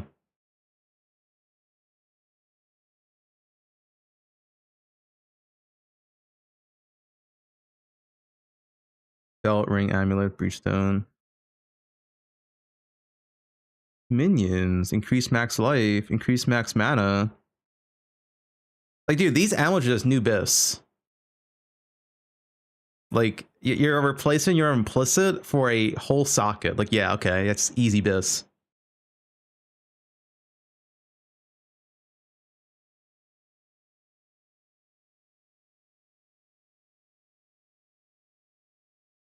Even the fucking rings. Are these? I didn't catch it. Are these like always gloves or is it random? Because if it's like, it could be any. I mean, gloves is strong. You get attack speed here.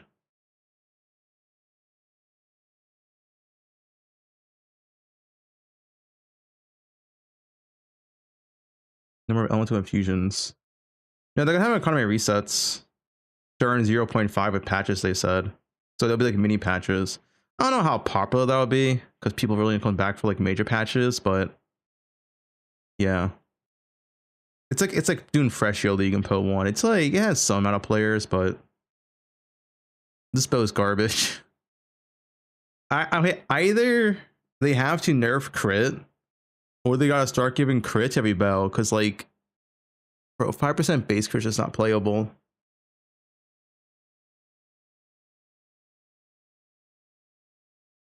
This wand looks really cool. This wand would be really cool for endgame. You still want current oracle. Drafts in mail, yeah. Canyon. Over 30 new maps. I hope the maps are good.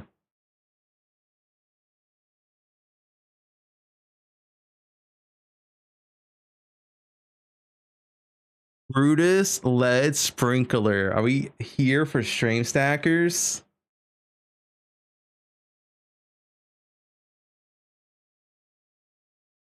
The towers? No, towers are fine.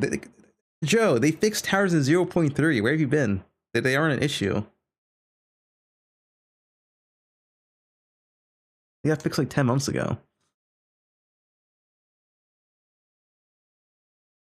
5% chance to get a molten shower per 25 strength.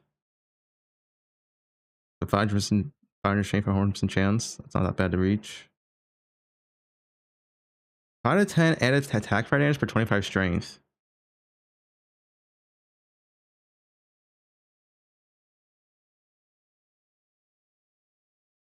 I mean, how much attributes can you get nowadays after they nerfed everything? I don't know what's the top end for attribute stackers anymore in poe2.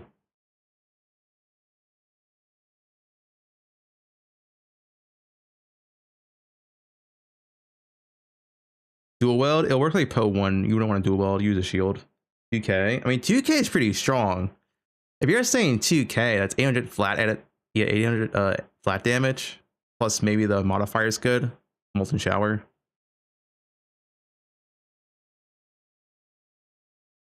You see what a skill does? Click on the bow? What do you mean click on the bow?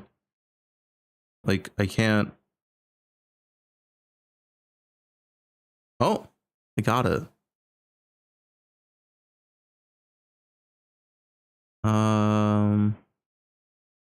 One fairy fire. Okay, well, someone still. What the fuck's fairy fire? Well, I can't click that. What is fairy fire? Hold alt? Okay, why is this pin on my screen now? Let me get rid of this. Oh shit. Well, one thing what fairy fire is. It can't be an armor debuff because it's an LE bow. It wouldn't make sense.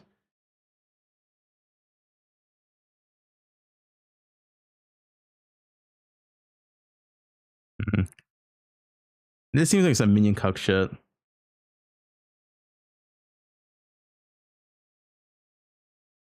Block bow. This can be good. But once again, it doesn't have crit, which is always an issue with unique items. Voices, voices are gonna be insane no matter what. Even a regular, even just a regular voice is insane because like you would never not use this, even just a default one.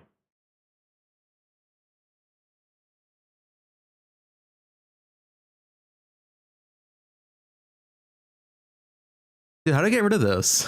I don't want this on my screen. Challenges. Refresh. Oh, we're almost at the end of the page. Oh, refresh. Fuck. Build planner. The thing is, we can't use this first patch because we can't make. I assume we can't make a build plan until 0.5 launches. It's like we can't even use this for league start, which is awkward. No, we can't even use this for league start.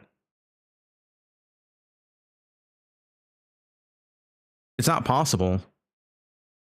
You have to? No, it's literally not possible to use this for league start. Like, we can't. It's not possible.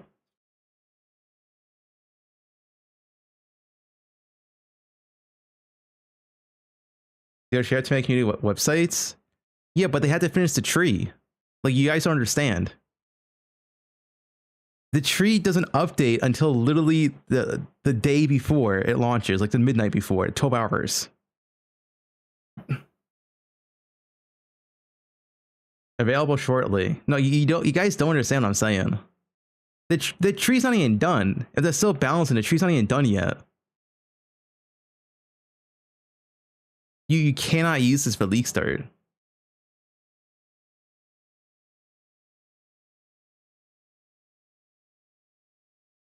You can use it for like a second build or like endgame or something.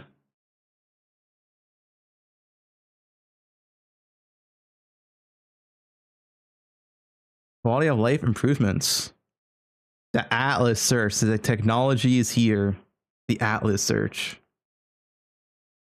What is Gruel and Madness from our staff? I don't know. Oh, I'll find it later.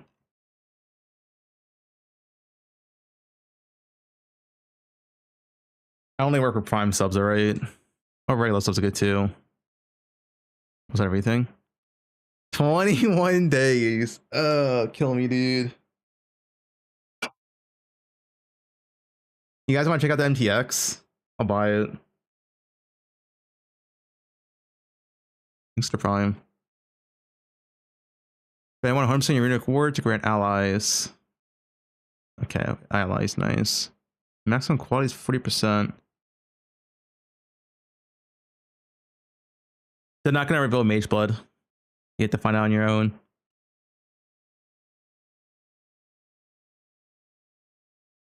Skills that power an attack at 30% chance to not count that attack. Wait. Thorns damage per runic plate. Thorns.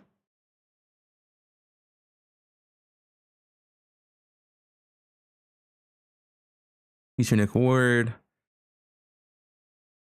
Gain guard. Wait, every 4 seconds, gain guard equal to 20% of maximum runic ward for 2 seconds. I wonder how much ward you can get. It seems like 1,000 should be almost reachable, maybe 800. Maybe more. Don't know.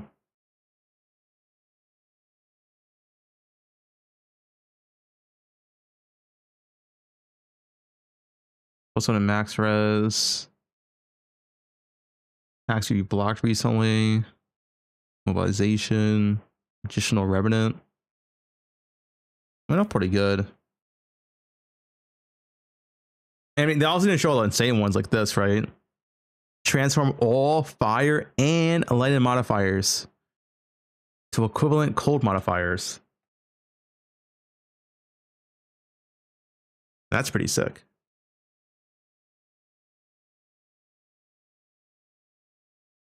XT1 heli staff, yeah. The thing is, unless they buff black damage, percent fizz always wins out in the end on weapons.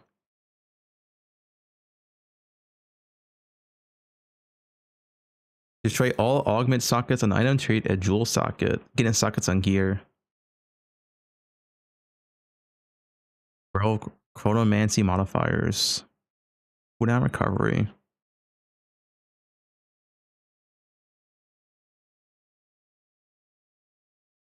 Maximum ward, 10%.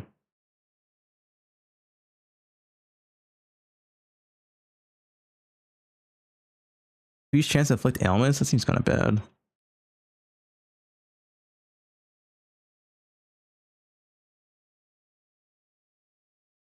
Helmet. Presence area on body armor. Remnants can be collected 50% further away? What?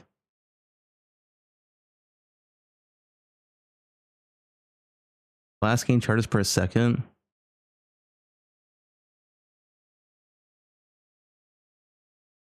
Wait.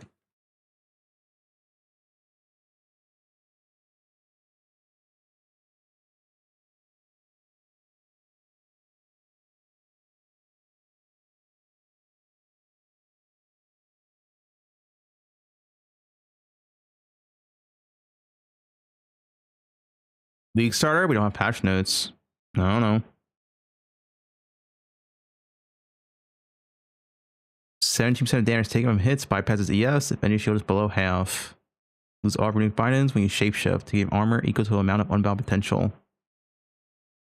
I mean, the interesting thing here, it has spell damage. Getting that damage modifier on a chest is unusual. That's like the only thing interesting here.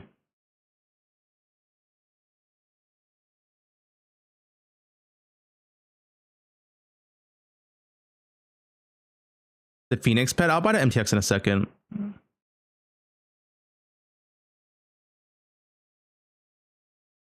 25% chance of getting a frenzy charge. Wait, 20. Oh, when you gain a frenzy charge, to get an additional frenzy charge. The pass. Yeah. -1 prefix to annoyance.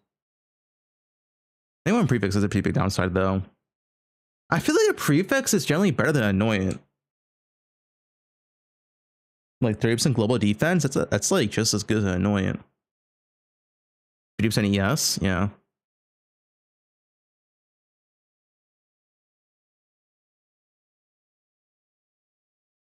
Spirit. I mean, maybe you don't need Spirit on prefix.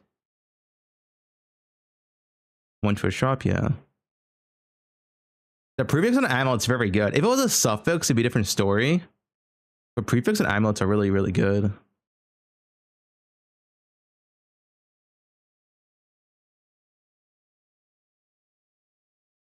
%80 increased stun and recovery. Is global defense going to affect ward? I think it should, because it is on base items. There's very few sources of it as well. Fully broken armor you inflict also increases cold and lightning damage taken from hits. I wonder how much that is though. Eternal Rage.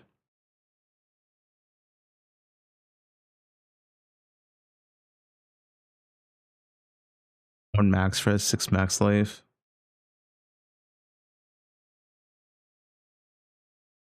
I'm gonna ban you, dude. They aren't releasing Mage Blood.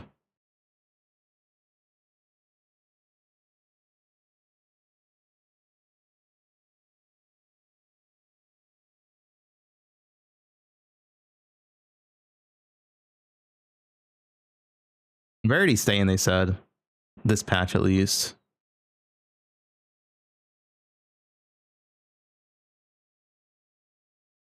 Add quality enhances fire modifiers on a jewel.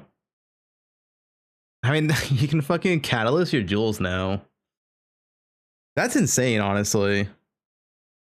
You can get 24% ES jewels.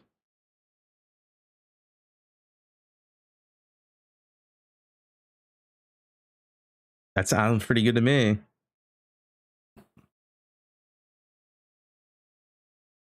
Wait, attribute modifiers on a jewel?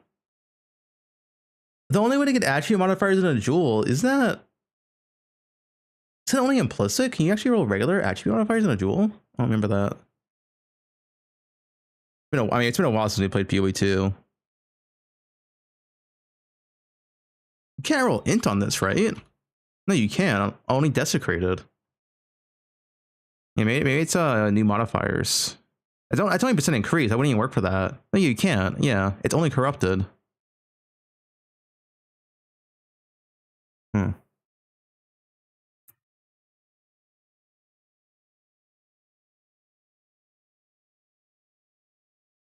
It's probably new modifiers in jewels. You can probably get main attribute on jewels now.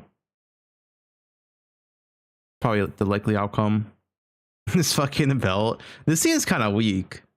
Well, like 130 lightning damage to attacks is like I don't know. That is, if you get at level 56 exactly, it's good, I guess. But for any game character, that's like nothing. It's good if you get it in campaign.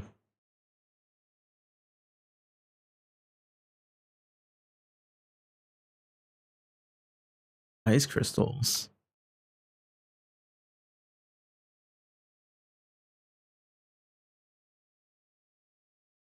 Resist. Yeah, this is dex quality. This is probably a grass and mail in poe2.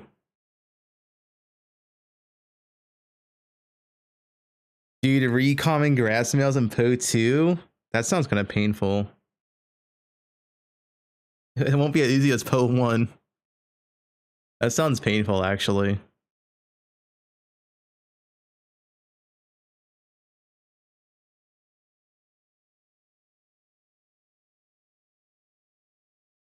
No, this is not nerfed. This is the same. They changed the word in. 20% to max quality means it's 40% quality. It's the same as it is now. What's that? Graphs and mail? I guess if you're a poe2 player, you don't know what graphs and mail is, but I can show it. So graphs and mail is an item in poe1.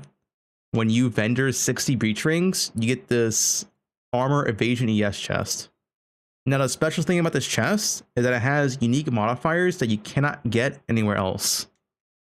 So this stuff like, I don't know, armor is increased by overcut fire res. 10% cooldown extra chaos damage. There's some very powerful modifiers. Increase attack speed per dex. So presumably this is going to be grass and mail in poe2. It has unique modifiers that you can't get anywhere else. And that's presumably what this is. It's also 60 breach rings. And this middle spot does look like a chest.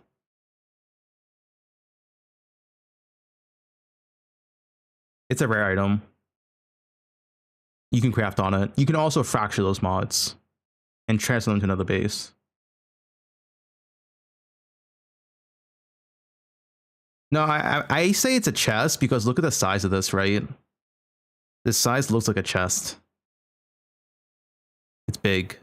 There's a little hole right here. And it's the same thing as poe1, man. It's 60 rings. Okay, come on, it's 60 rings. It's gonna be grass and mail.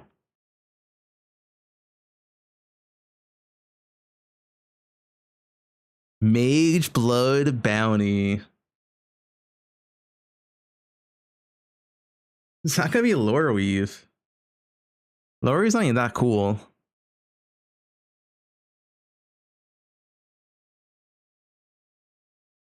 Can you transfer on poe2? Yeah, but it's way more cancer.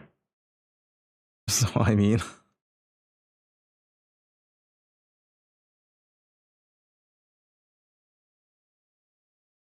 Spend all bit of West to trigger bit of a stampede when you attack.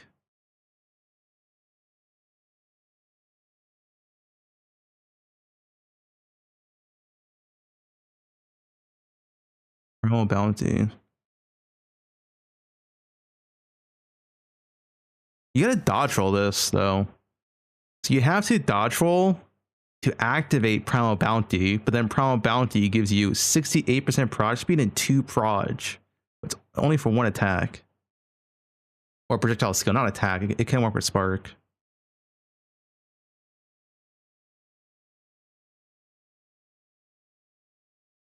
Oh, it's awkward because 1, it's only for a single attack. 2, you have to dodge roll. So you wouldn't use Spark. You can't Spark too many times. It's like a Twister. It's honestly for Twister. Tornadoes, yeah. You could use it for grenades, yeah.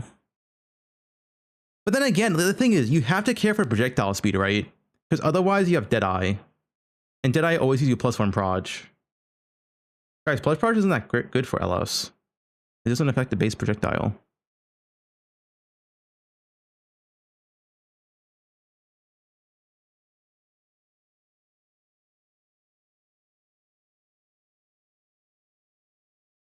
Paying the additional attack damage equals 6% of your main hand weapon.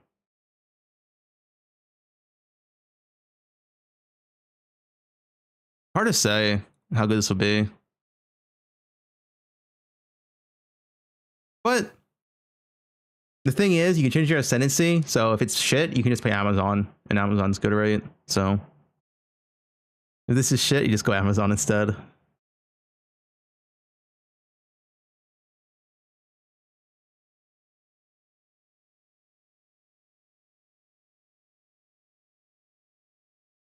No ass 11. Protect the bear spirit allies within presence. 2% of max life regen per second. 8% DR effectively. My 2% regen is like legit whatever.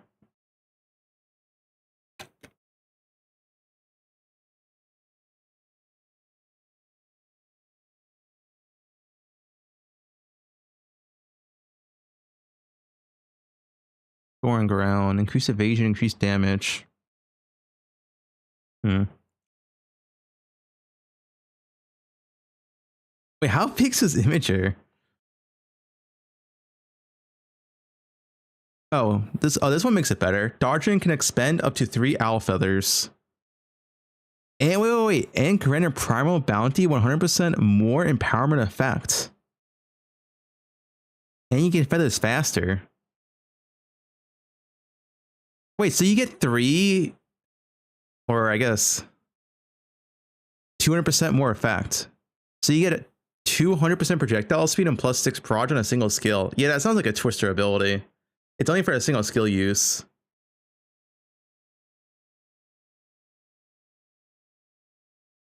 Yeah, 1 roll you get 3 empowers and it's 200% more. You expend 2 extra. Like you want to use it for spark because like you only get one spark use out of it. So it's, you know, not that great for something like spark.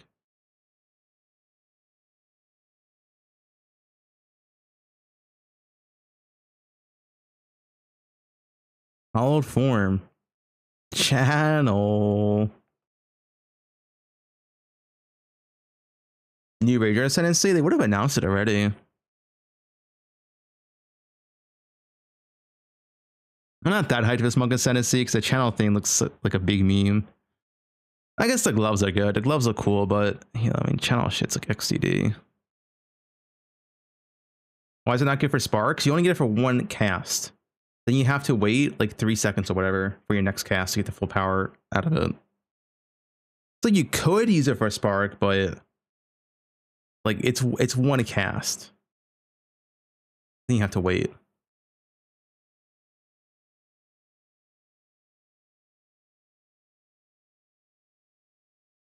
Ravens.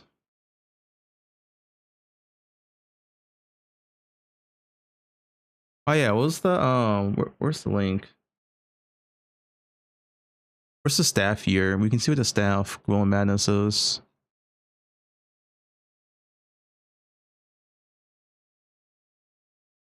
I guess we can actually. Let me see this.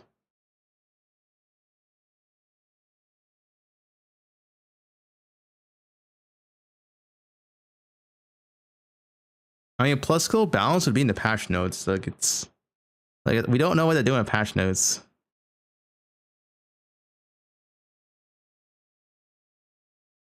Can we see this? There's an increased clone strike threshold. So I think currently you can already get like 150% increased clone strike threshold. Right? This would make it 250%.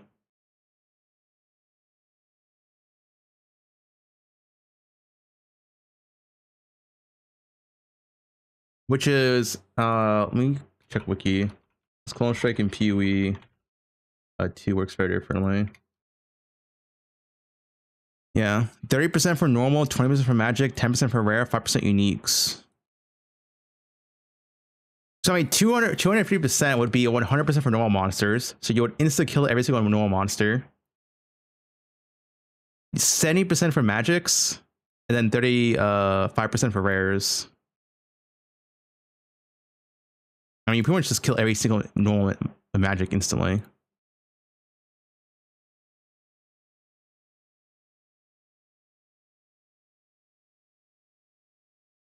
Ooh, she's getting Fiki.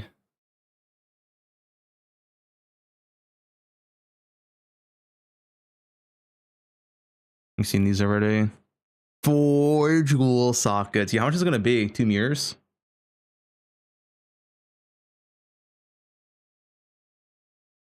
It should work with Witch Hunter, I think.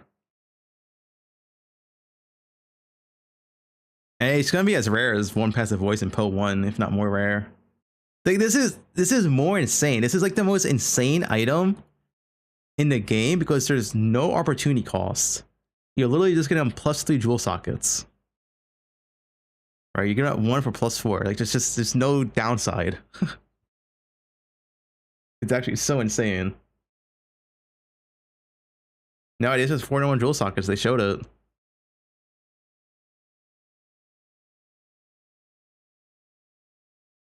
Yeah, it should drop from Delhi. It might drop in a new Pinnacle boss. Who knows where it drops from.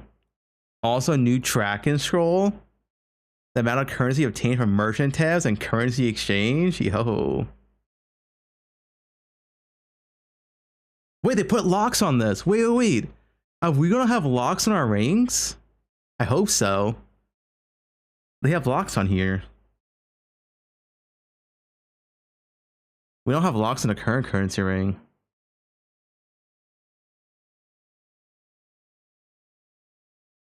It's currency exchange and merchant tab.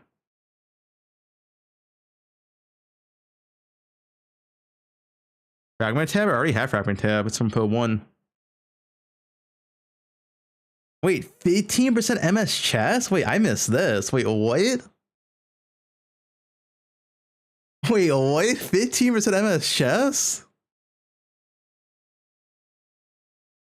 Yo, evasion meta. Pure evasion? I mean, hey man, you do what you gotta do. No, that's fine. Because pure evasion, you played ES helmet, and then you can do whatever at your chest.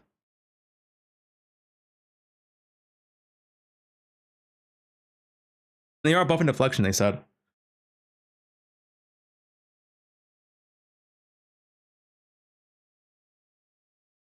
Yo, 50 MS at chest is kind of sick.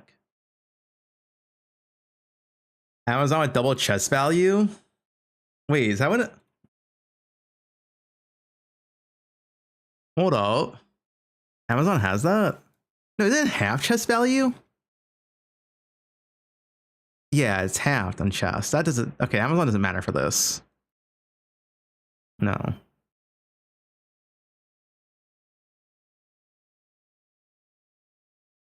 No, you want evasion on your chest. Like, you do want evasion. You don't want to give up your evasion. This is an evasion-based chest.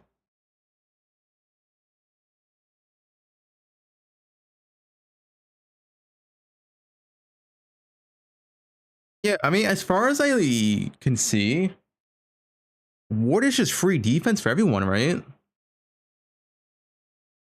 It's just, everyone's just gonna have ward for free.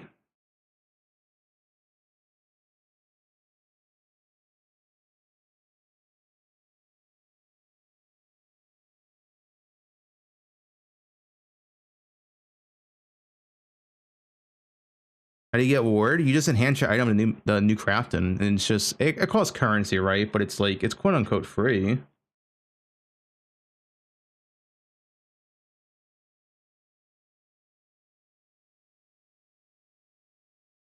Reduce the base armor defense. Wait, does it? I might miss that. The reveal was so long, dude. I probably missed some stuff, of course. They show before and after. Show MTX. Yeah, I can log in for MTX.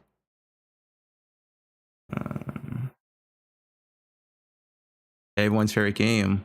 PoE2 login.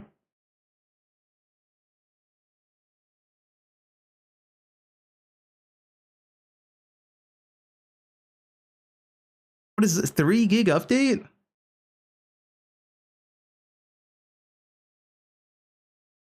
Is ward a one-shot protection? No, it was clarified. Essentially how ward works, it activates when your health goes to 1. So it's not, this thing is like extra defense. It's not cheat death. If you get hit for 5,000 and you have 2k ward and 1k life, you're still dead. It just doesn't activate until you're out of life. So it's kind of like opposite of ES. ES is before life, this is after life. Does that make sense? It's like the opposite of ES.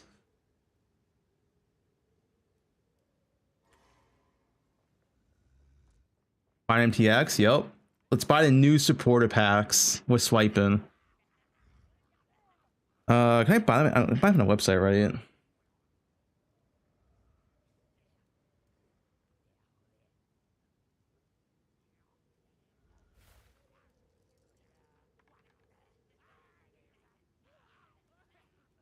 This supporter packs available now.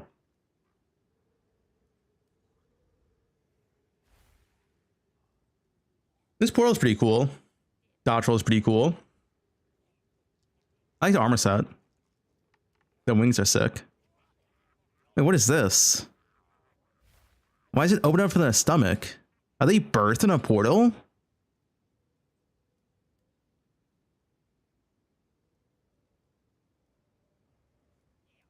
This armor set's kind of mid, but the orbs are cool.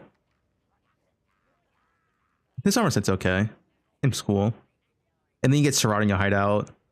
I'm putting Sarad in my hideout. All right, let me swipe.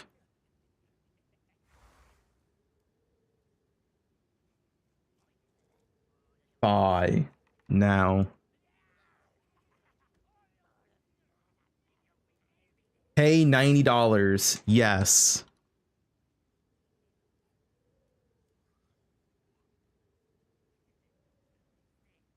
Dude, okay, I keep saying this, man. I'm just saying. I feel like content creators should get the packs for free because I'm showing it off. I'm literally advertising for GG for free. I'm just saying, like, you know what I'm saying? Like, I gotta pay for this and advertise for GG for free.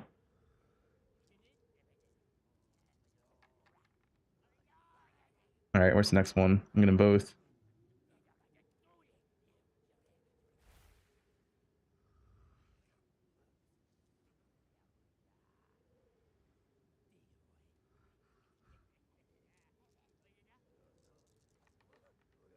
If anything, they pay you not to play. All right, I now have like 3,000 coins as well. All right, what do I want to see first? Wait, is new MTX already in the game? I didn't even look at MTX store in this game. Not like not this one I brought, the track and scroll. There's a new track and scroll in the game.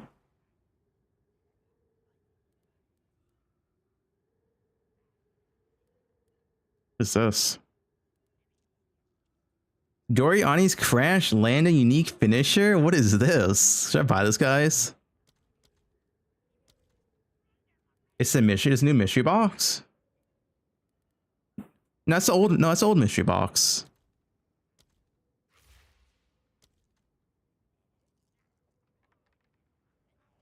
Important.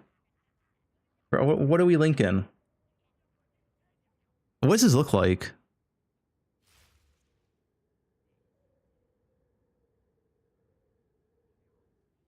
You guys enter that hole. That's Sushi gaping. He bends over.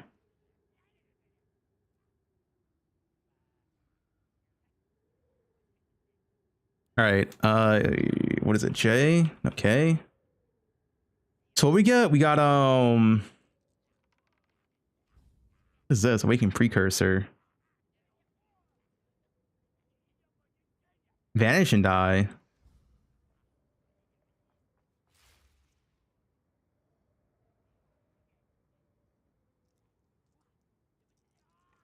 Where's the pet? I want to see the pet. The wings, the pet. New wings. Wait, where's the animation? These look less cool than the preview, I'll be honest.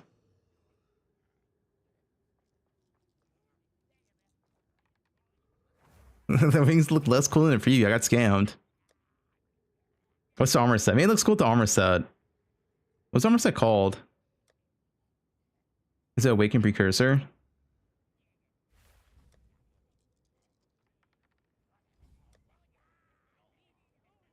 My Demi helmet. Do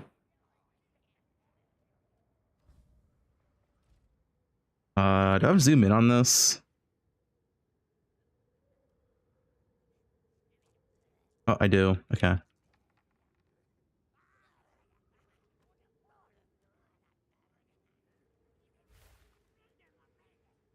Wait, how do I zoom out? Oh shit, I'm ruining this. Wrong armor set? Wait, what's my zoom out button? Guys. Where's my zoom out?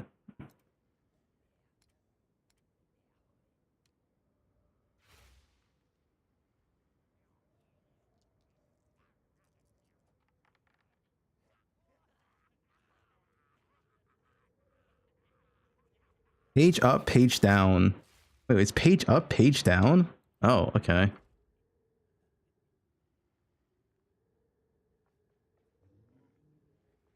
All right, what's the correct armor set? I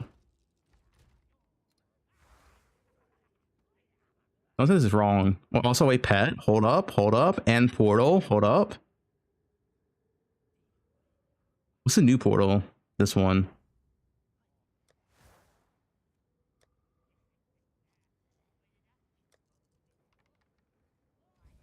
It's not Abyss Phoenix.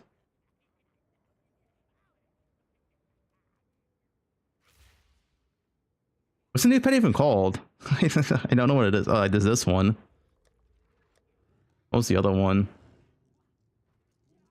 It was two pets, right? Or am I misremembering? There's only one pet? I have this. Wait, this pet's kind of sick. It kills himself.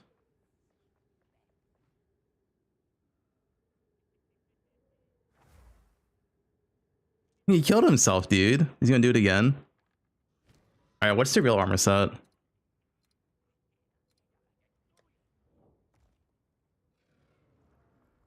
Turns to stone. Did I move?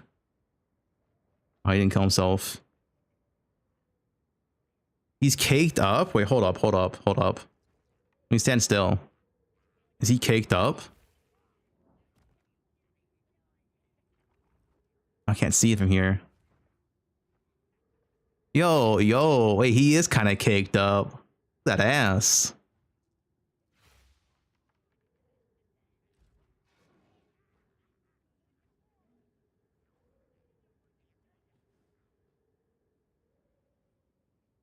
He's packing, dude. Hey, what's the real cosmetic armor? I brought it, I have to use it. Look at that. Knight of Divinity. Yeah, too much. Oh, I can search. There we go. That's too many. There we go. That armor looks pretty cool. Dude, these wings look kind of whatever, though. I'll be honest. The armor does look cool, though.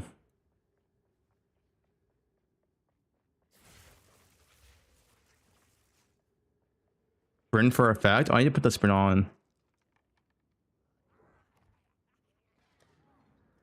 What do you even put sprint on? It's on like character, right?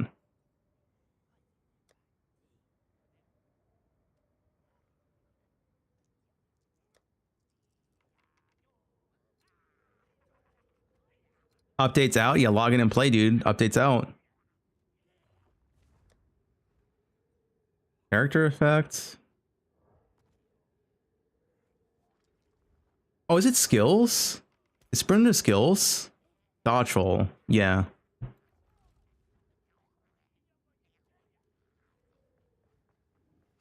Wait, I have blink. Wait, this doesn't work. I have blink. Wait, I need to disable blink real quick.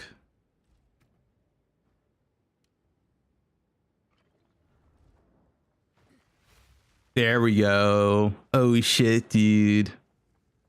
Yeah, I'm fast.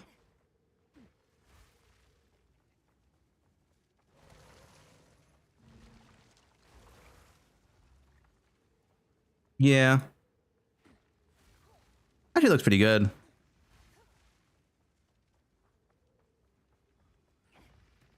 Doesn't remember blink though. Is this a bug? I don't get to affect my blink. Scammed.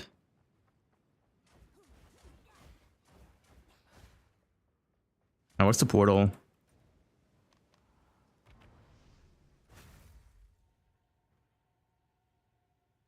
With less ascensions than poe1. Wait, what was that? The animation like didn't even play. Oh, there we go. Okay. That's not bad. Whether I'm preset for their wings, I didn't check.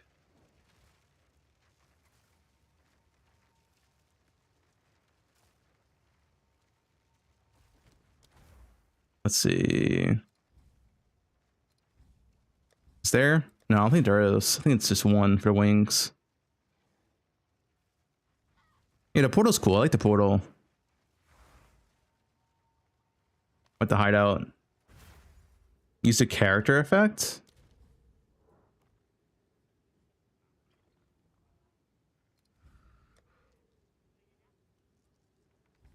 What's this do? When I use a skill, raw divine energy bursts out. Oh, I see it. Oh yeah, look at that, dude. You see that?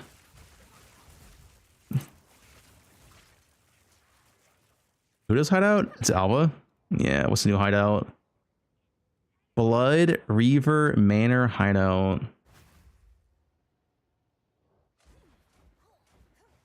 Is that sick? It's kind of dark. Got the boys in here. The dinner table. Stairs. Oh, that's pretty cool. You can see down below.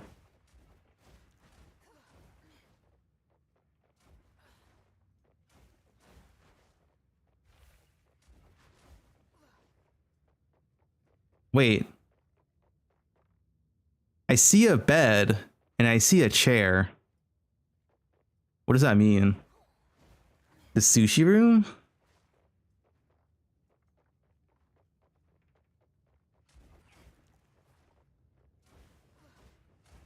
I have a comfy hideout, honestly. How big is it? There's still more.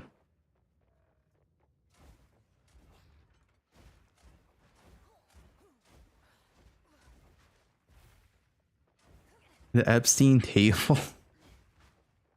Cosmetics, yo, that's cool.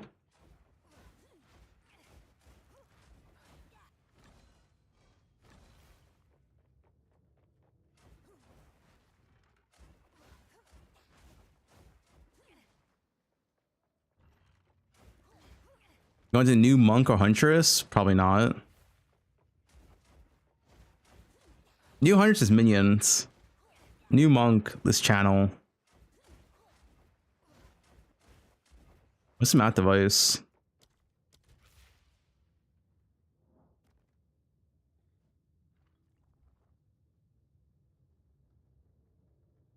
Fabulous? No.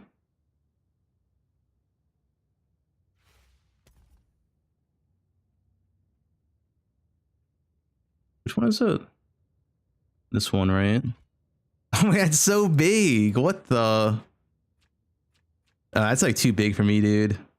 That's massive. It's bigger than I thought it would be. It has two variants.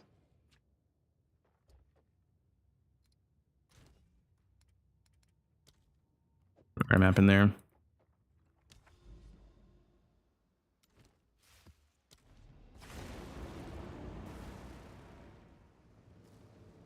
One more left.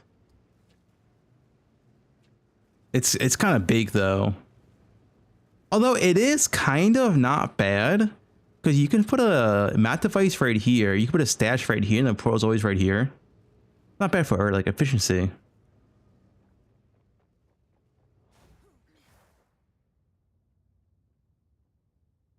Oh yeah, Zeri bathwater. Wait, I gotta see the Zeri bathwater. That's the best one, and it's free.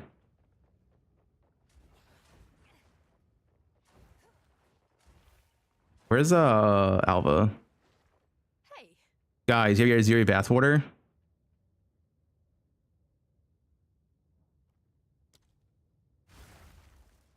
I already claim it.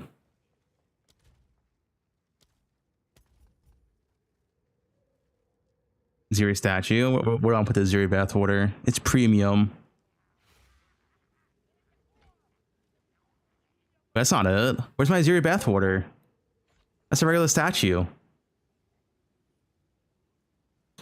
Red Queen?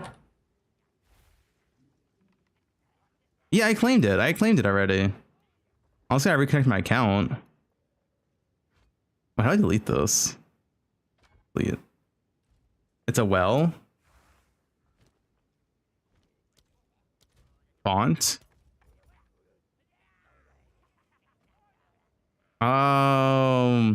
Guys, where's my Zeri's bathwater? I claimed it already. I claimed it like an hour ago. Let me double check and see my Twitch account is connected properly. It better be. I need my Zeri bathwater.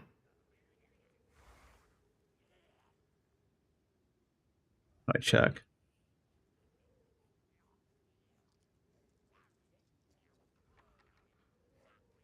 Go through the well? No.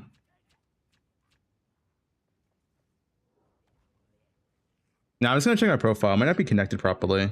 Might have to reconnect or whatever.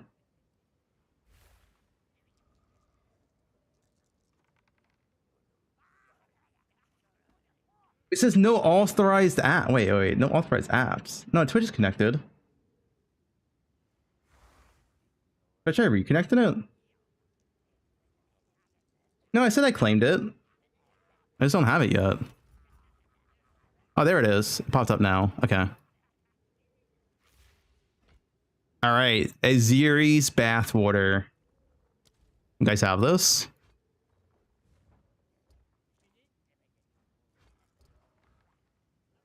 Only one well variant.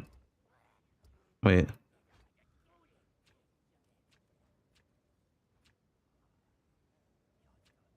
By the way,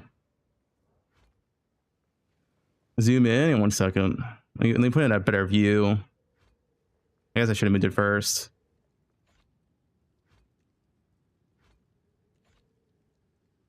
There we go. Wait, how does this work? Oh, when you're bleeding, her bathwater comes out.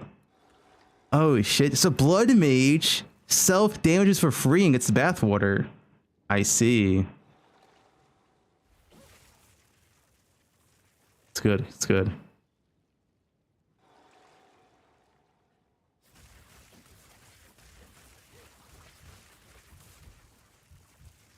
No, that's pretty good.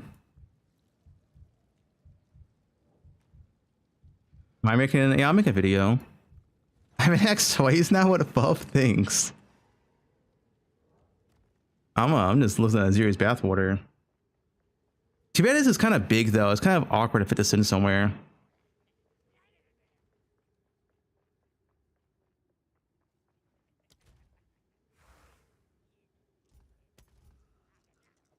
What are these wells? Fractured well? Is this new?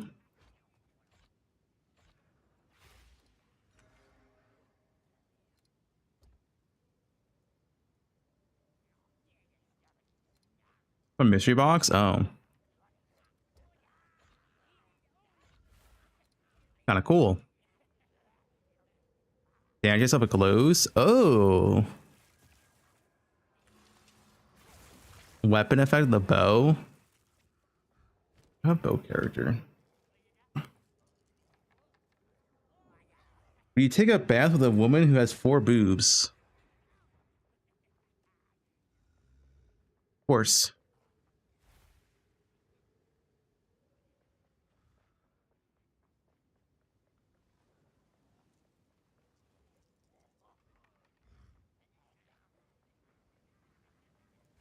What I do? I just went to my Peewee account to make sure it was connected. Looks like a Prime. Despair armor set. Any other MTX I'm missing? Oh, the orbs, but I can't see the orbs in this character. Oh yeah, Sarad. I forgot Sarad. How could I forget Sarad? What? What's it called even? There he is. So is this a 1-to-1 merchant? Master, we are pleased to see you. Yes, Master. Oh, he doesn't have cell. We await your command. Have an order? Oh, but he has ID. Oh, interesting. So he has managed shop currency, ID, but no cell. Yes, Master. We're always here. Dialogue volume up, or hold on, put up. Here you go.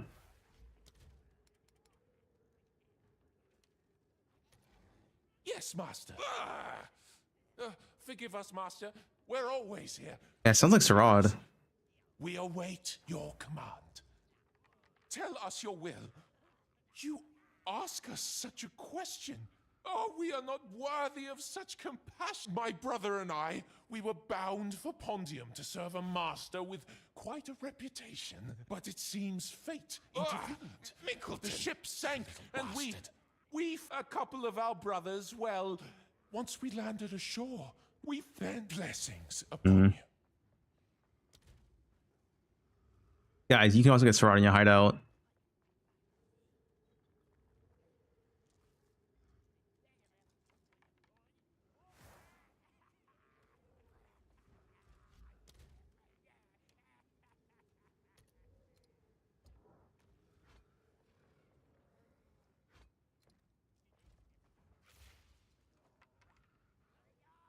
You know the well.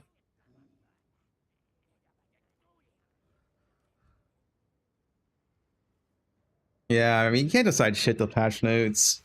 Which, I mean, it sucks. It's like, bro, like you can practice campaign, I guess, but like patch notes can change everything.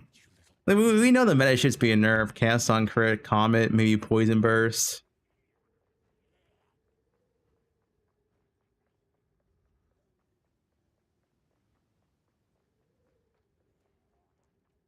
You watch Chris Wilson x Jonathan interview? I think I'll watch that tomorrow. We just watched like 4 hours of yapping, man. We can watch a hour of mapping, hour of yapping tomorrow.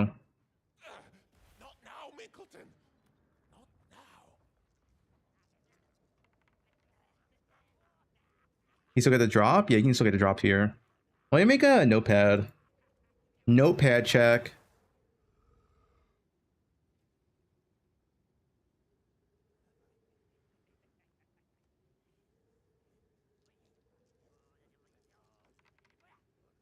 I want to make a TLDR video, right? Let me... Well, it won't be TLDR. How am I going to do the video? You can't like TLDR it.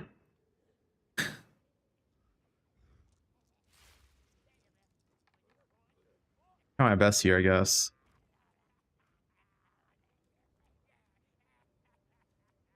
Yeah, I mean, I don't want to make it too long.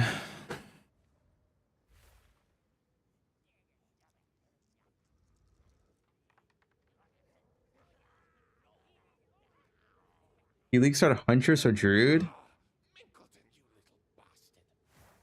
Who knows? You look to the Prime.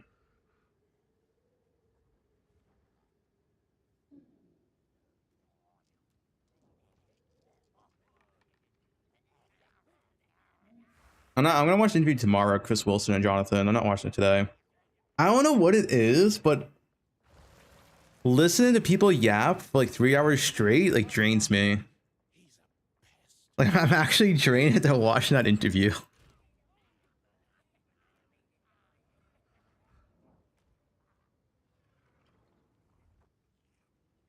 How do you think we feel? No wonder you're single.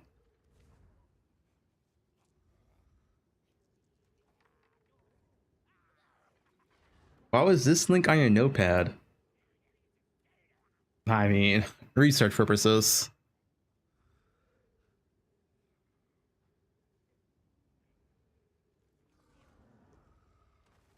You never experienced corporate meetings? I'm a streamer. You think I go to meetings?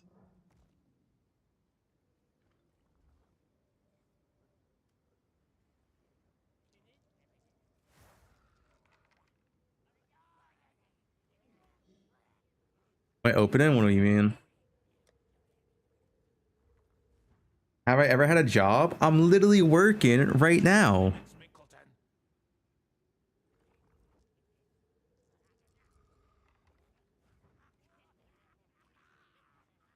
Yeah, who goes to work tomorrow though? Who has a job tomorrow? Nice Friday.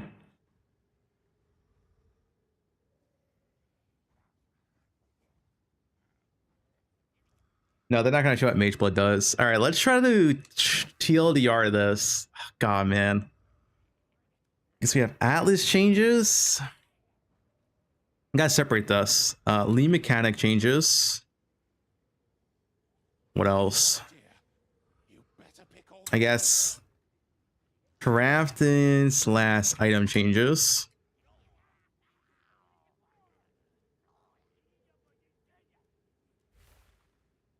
Do this tomorrow? No. I'm making a video tonight.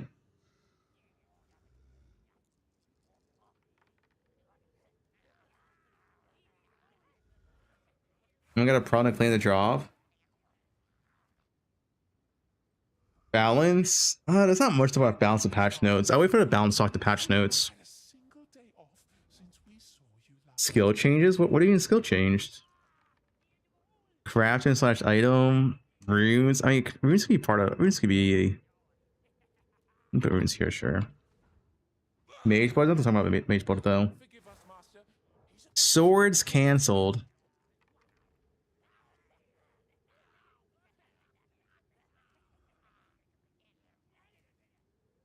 uniques. We can kind of just go here, to be honest.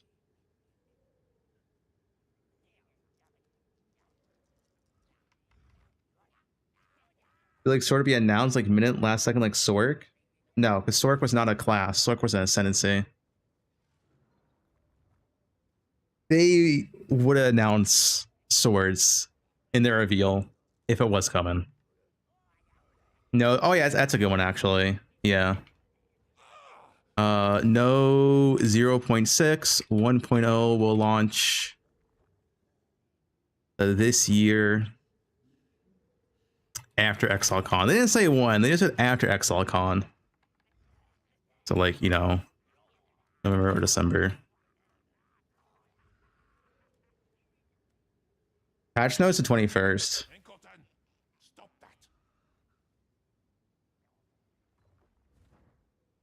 I'll also say official balance patch notes come out the 21st.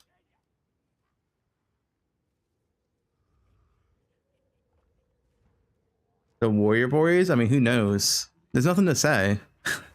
We don't have patch notes. I'll see my swords.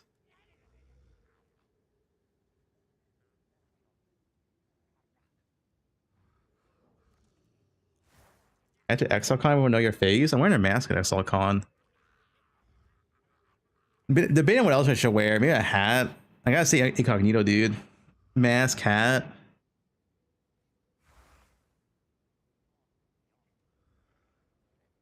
Full head mask? No, like just a regular mask. But one, I also don't want to get sick.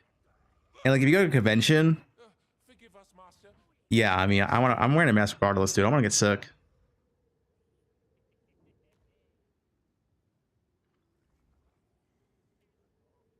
Bucket full gimp suit.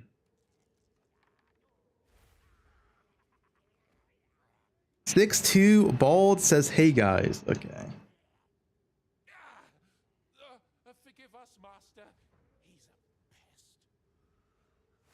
I'm not bald. I don't know why chat thinks I'm bald.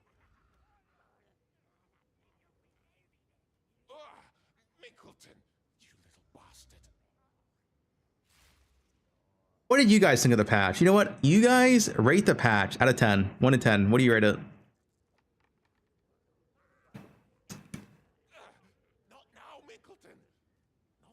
Eight, 9, 6, 6.7. Okay. 7, 8. I think I would put it. And what the thing is, I need to see patch notes, right? Because patch notes are a big part of it, right? I feel like I'm at a 7.5, but the patch notes are really good.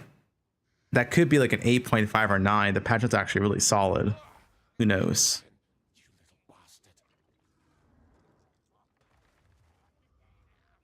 You gotta see patch notes. Patch notes are a big part of the patch, like always. Also, I gotta see the changes in game, right? They said they adjusted maps. There is some being worked on there. Molten Volts removed apparently. So we'll see how the maps, like, you know, actually feel post adjustment as well, which could bump up the score.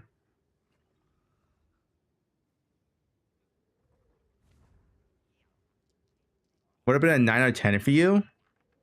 My two main issues with the current endgame is a lot of layouts feel like ass in the game, which this in the Q&A that there's some adjustment there. We don't know by how much. And I don't like the current tablet system. And I think the current tablet system is staying.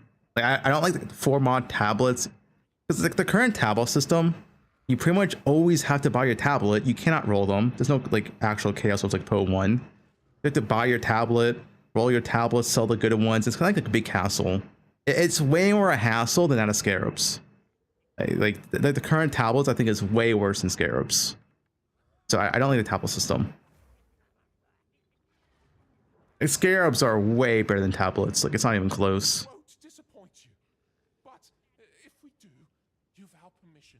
Yeah, those are the two things I don't like. And tablets, as far as we know, is not addressed. The layouts might be addressed. We'll have to wait and see what they change. I feel like tablets are just not it. I was hoping they would change it for this patch, but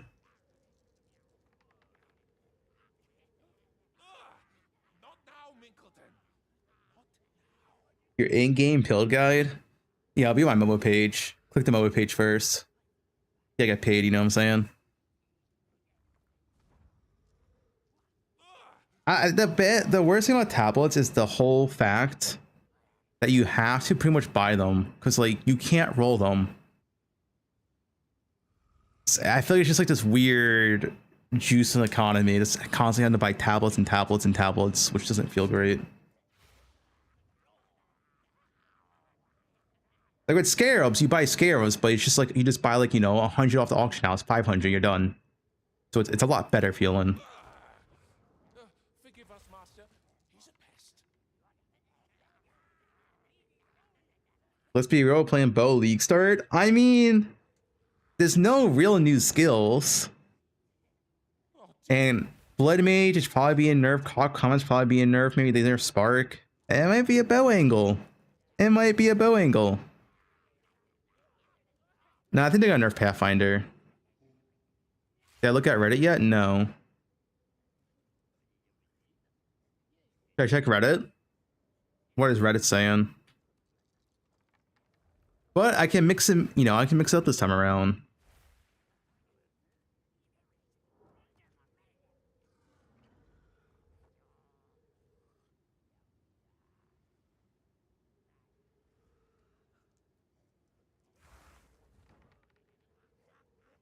All right. Price check for console players. The price check is nice. The price check is nice. I'm a big fan of that.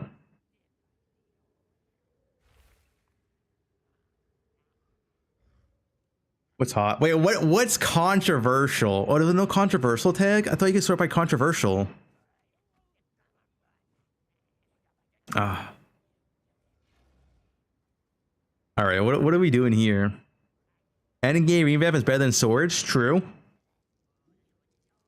You should agree it's better to have a massive endgame update than a new class. True. I mean, personally, I don't care for Swords. Like, I will play Swords when it comes out, but like, having a good endgame is 10 times more important than like any class in the game. You want to have fun at the end of the day.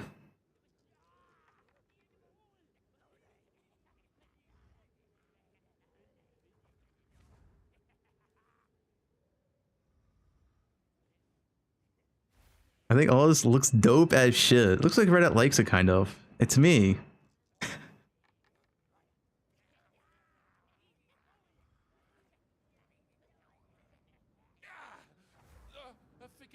People are legit saying they prefer new campaign acts over endgame. It's probably the casual player base. No, I'm not bald. This is me, right? I have hair. This is the bald. This is you guys, actually. You're watching my video. I have a full set of hair. I like the Headhunter. No. The bald guy is representing the viewer, which is you guys. Me, I have hair.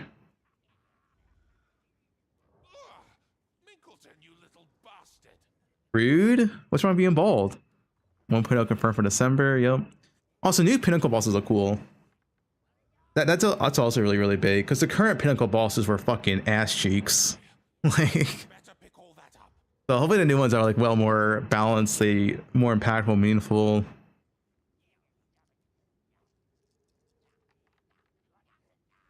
Axes are coming at 0.3. You're a real source at the end of the stream.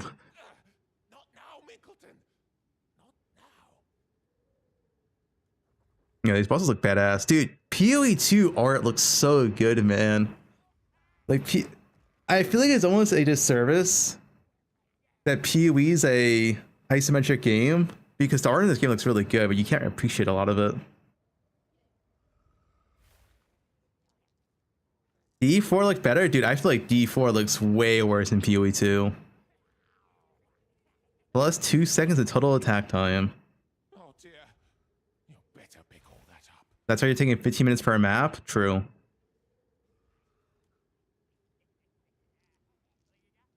I played D4 recently. I had everything on max graphics, and it looked like okay.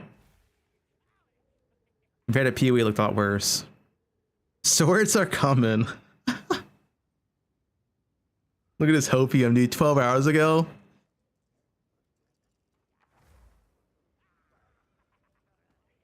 In-game build guides, you know, for Asian exiles. Oh yeah, it was like 3 a.m. reveal for Asia.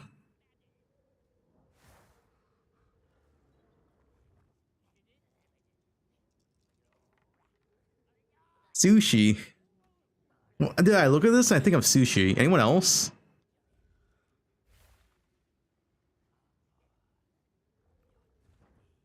Are you in Japan?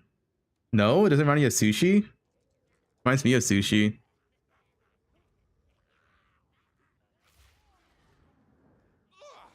Minkleton, you little bastard.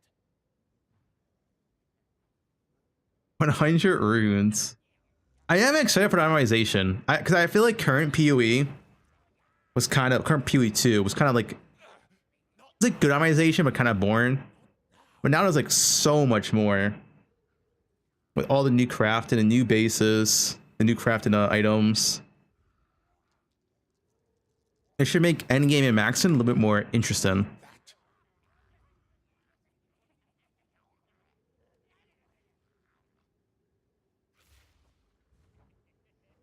Am I done for poe1? If yes, for how long? Yeah, I'm done with poe1 till next league. See what happens to right if no swords are shown. Dude, who's yapping in my hideout?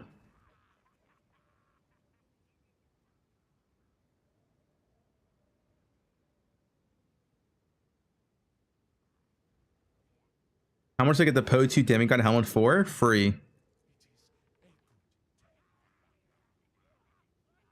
3 more weeks.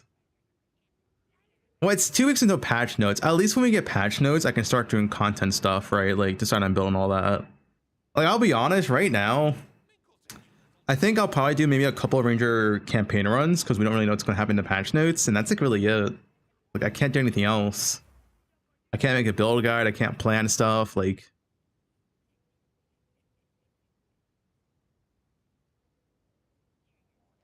I'm not playing PoE2 for 3 weeks before like it comes out. That's just too much PoE2 with no information.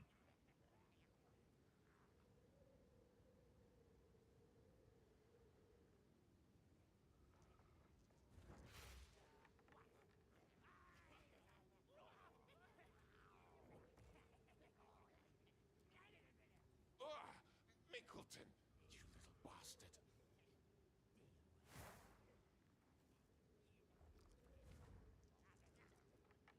Me and campaign runs for 3 weeks. Oh dear.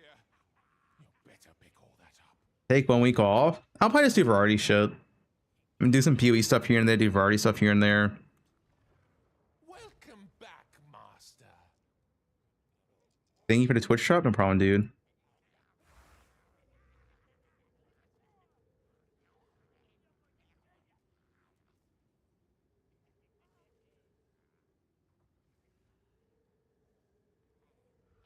Good to y'all upon story completion. You're pushing my limits, Minkleton. Mage probably shrine effects. Let's shrine build then.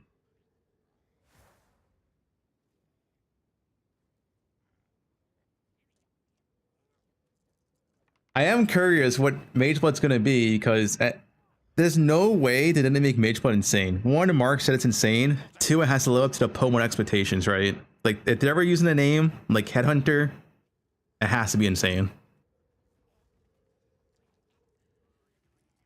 You're pushing my limits, Minkleton. I didn't even realize my notepad like 4 times. It's not gonna be shrine effects because if it was shrine effects, why wouldn't they just use the poe1 shrine belt?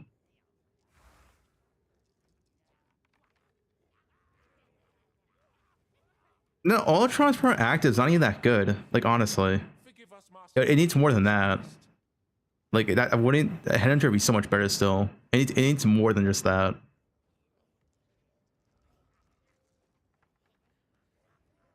Minkleton, stop. What's my opinion? No rarity changes. I mean, I like rarity, so like, yeah, Sure, I don't care. I don't mind putting rarity in my gear.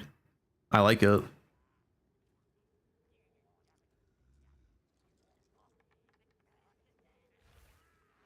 Run life and mana flask. I mean, that could be very good, yeah, if that's what it is. Bro, who's yapping my hideout? Is it fucking Sarad? Dude, this guy fucking yaps. Dude, he actually yaps. What the hell? Look at his dialogue. I might have to move Sarad, man. You're going in the back. He literally just yaps.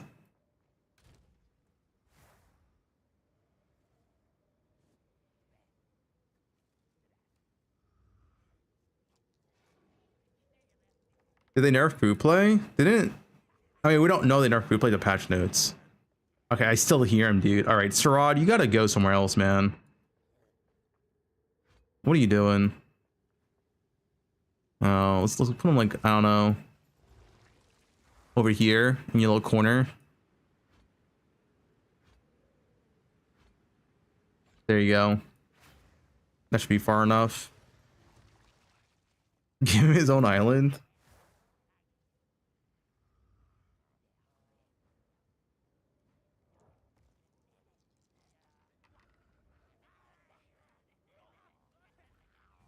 Bro, he's still no, there's no way he's still yapping, dude.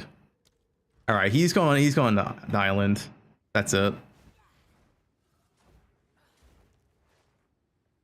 He's going over here.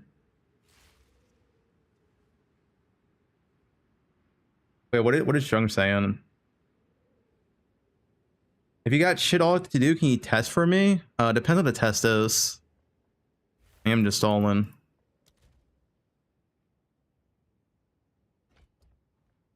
All right.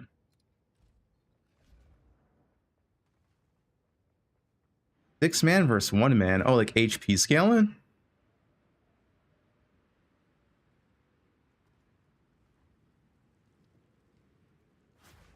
Oh, mapping. Surely someone has that recorded, no? But isn't it just 100% more per player, poe2? I haven't tried myself. I don't want to do mapping. Get someone else to test that junk. It's 8x more. I can see it. Well, the thing is, it's 100% more currency per player, right? But also, if you're in a group, you have one guy that's full MF. So he has like 40% rarity, right? Which you don't have that usually a solo. Like 5% rarity or something. Or 600% rarity. Oh, no MF. No MF, it's 8 times more?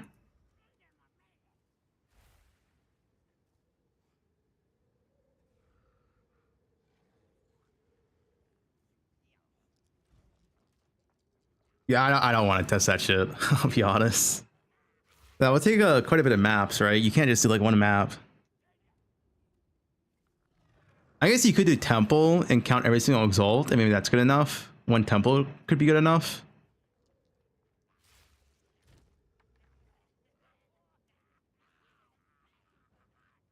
You can actually probably do it one temple and just count exalts.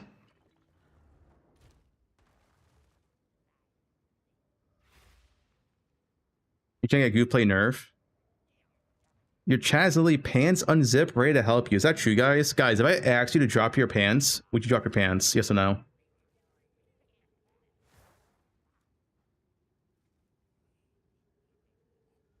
Yes? No? Yes? Already done.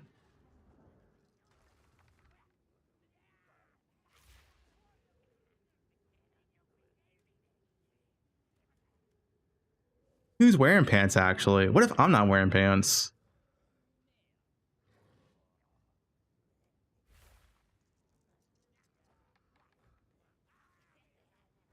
How'd you know?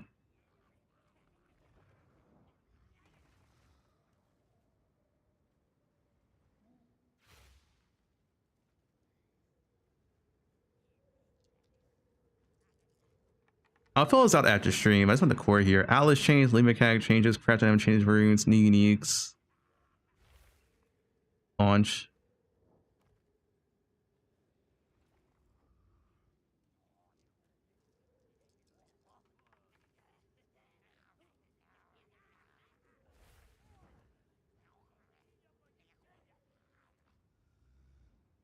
Watch the VOD.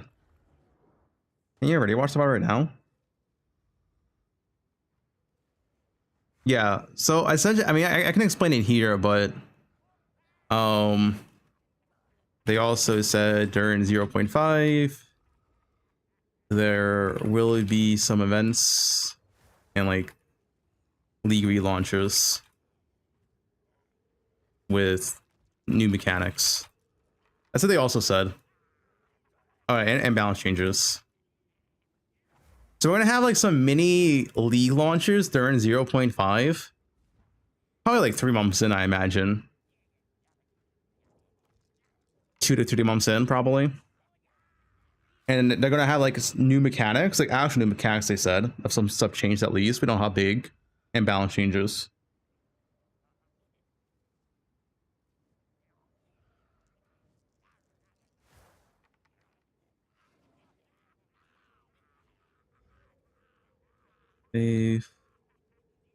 This league is planned to last for at least 6 months. Yeah, mini league restarts, yeah, with balance changes and new mechanics, so it'll be interesting. It's just because they want to launch 1.0 and they want to get like everything done, so they don't really want to do the league, which makes sense. But it is quite long. Guys, money might be tight this year. Only 2 poe2 leagues. Money's tight.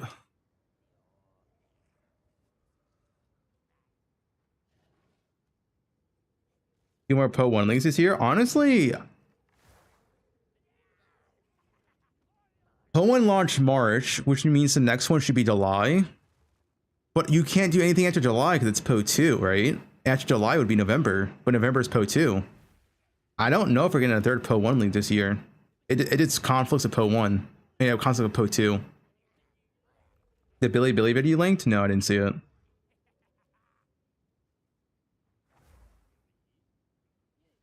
Don't watch on stream? I'll just DM it then.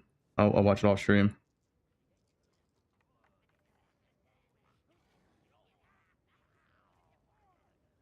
It's in the Go Discord.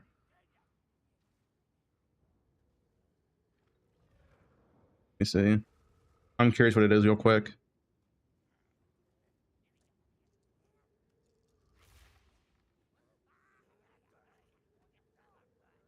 What the fuck is this?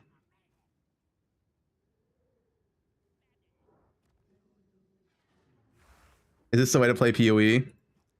I see. No, I can't show that on stream. It's the meta. I believe it.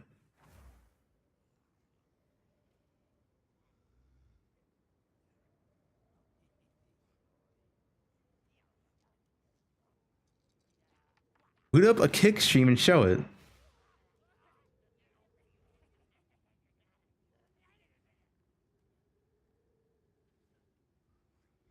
How come Westerns are so stupid and want Axe to fix this? I've been asking for party play nerfs because the whole, it's not even just that, right? It's also just the leech meta is so cringe. Like even if you're not like cheating, right? Just doing the leech meta is cringe. Oh, looking for 3 leechers for my temple map. It's like, okay.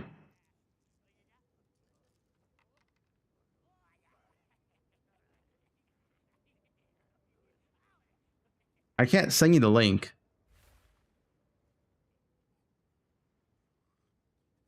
Yeah, it's party play shit. The leech's right movement. Wait, Jonathan said he's going to schedule around GTA 6? Dude, there's no way we get a third poe1 league this year then. When can the third poe1 league come out? There's no time.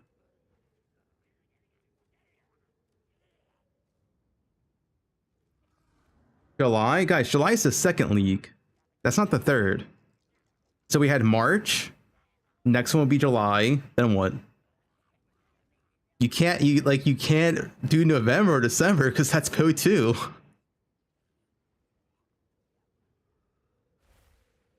October? 3 months? I mean, if they cram it in, I guess, maybe.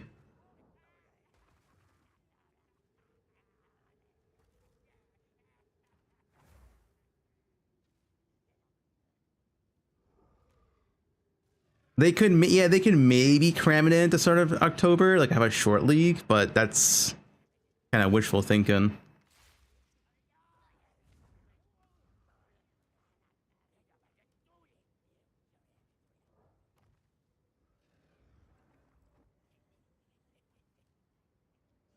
A 1 month gauntlet. I mean, it's gonna be time for another gauntlet, so. Like, poe1 comes out in July, then we have 4 or 5 months until poe2. Maybe I'll play next gauntlet then, I'll have time. Maybe I'll be the next gauntlet.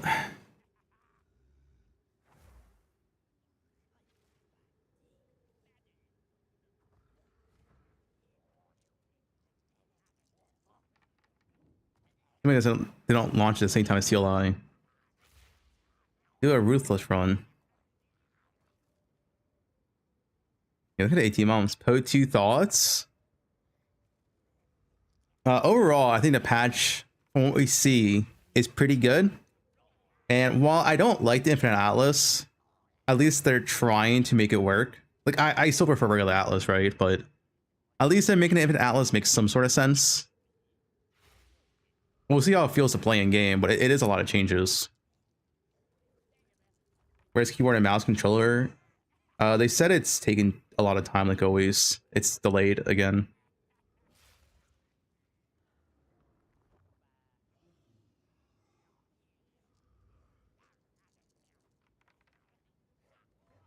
No new act? No. So both Act 5 and Act 6 will come out at 1.0. I guess it'll say here, we'll launch with Act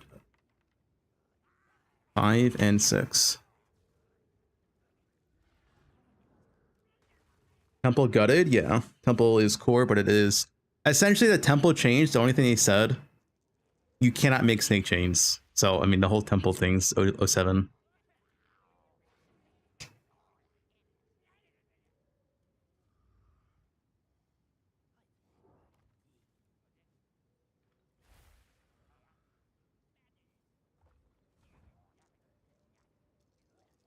Is group not broken in temple though? The issue with group play is not when you just play with your friends and you share the loot. The issue is when you start getting leechers inside your map, or you use a second account, which is allowed. Play 2 accounts at once and you're just gonna double the currency. Or, you know, some TOS stuff where people use multiple accounts. That's where the issue comes in.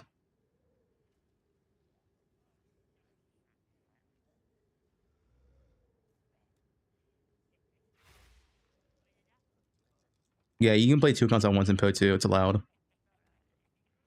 You have to control it separately, but it is allowed.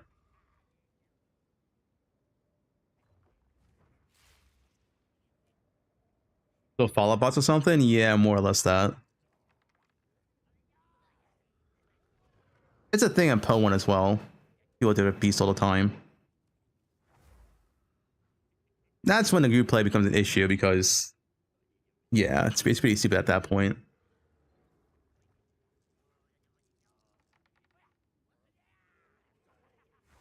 More water.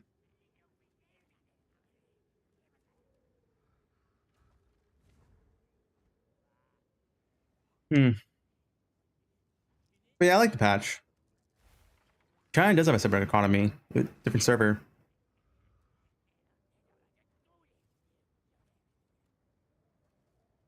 I mean, the thing is, no matter what, this patch sure to be fun. No matter what. It should be fun for a few weeks, so it's a bunch of new shit. It's a ton of new endgame stuff to try out.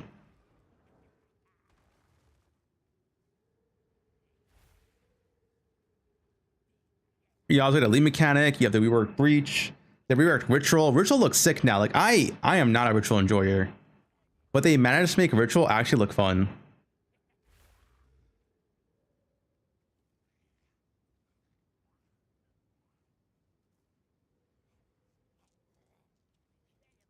No change to chaos trial. Yeah, I mean, that's unfortunate, but it's probably a 1.0 thing.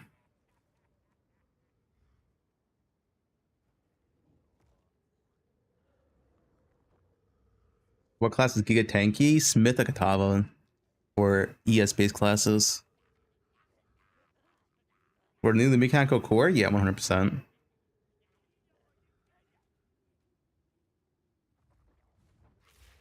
Yeah, new virtual looks sick. Have you seen the Path of Math interview with Jonathan Rogers?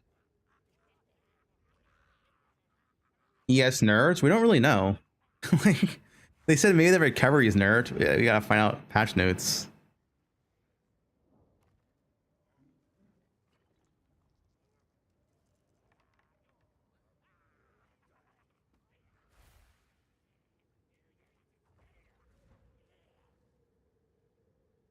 And patch notes aren't until 2 more weeks.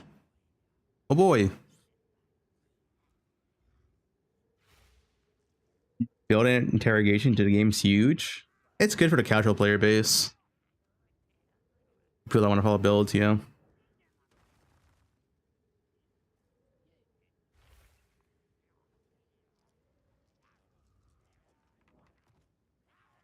What to play for 20 days?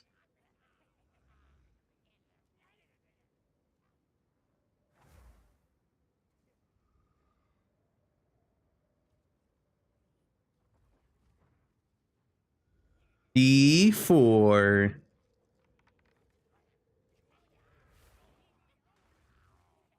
One campaign run a day. Dude, imagine doing that.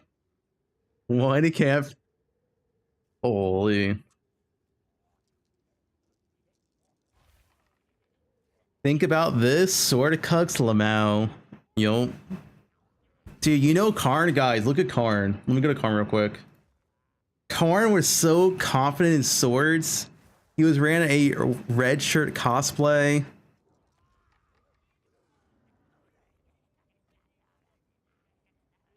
Where is he? He has a duelist pin. He was so excited. He has a sword right here. A great sword.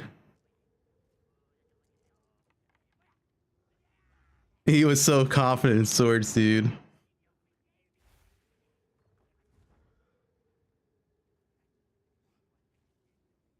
Expected swords got minions.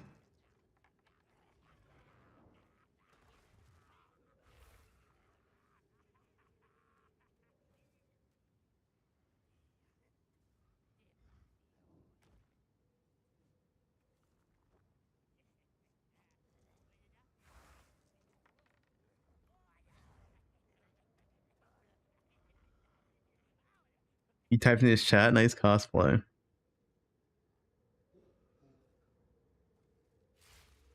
Yeah, Gigi loves minions.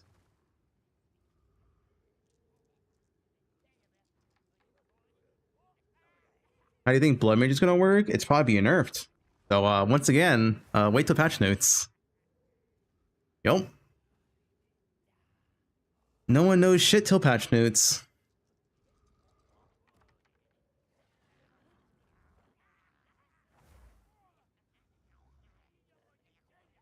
The belt? Oh, the belt's called a Blood Mage. Or Mage Blood, my bad. The belt's called Mage Blood. He said Blood Mage.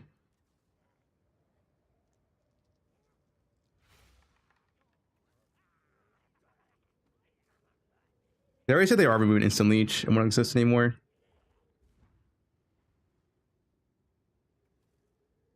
Oh, cute dog, he's crying.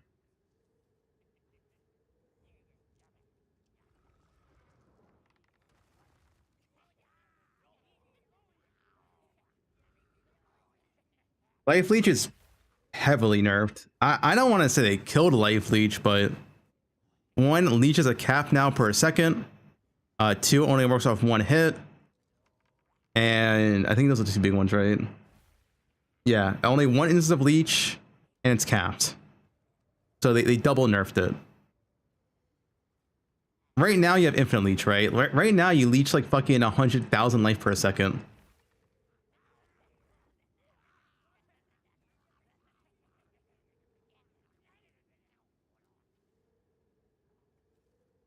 And there's no instant leech, yeah.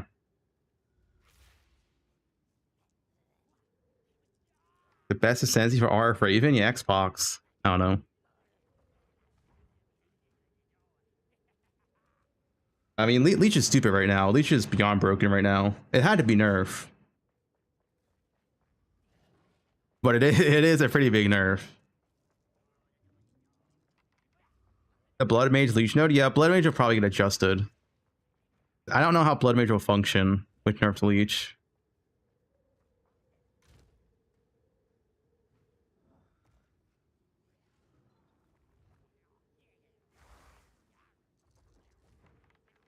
Instant Leech? You didn't need Instant Leech or comment. Does my character even have Instant Leech? It's not needed. Just like... Let me see. Only my Jewel would have it. No, I don't have Instant Leech in this character. Instant Leech is like, doesn't matter. You have 100,000 Leech per second. The OP thing is Overleech.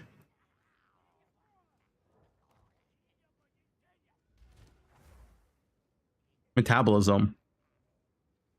This combined with Leech and a lot of damage, you legit have like a 100k Leech per second. You don't need Instant Leech currently. You just reach in 100k a second.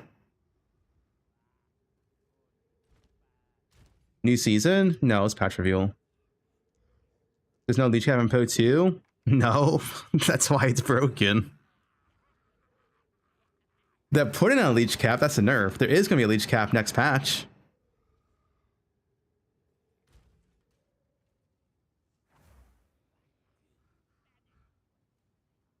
I think I can show Leech here, right? Yeah.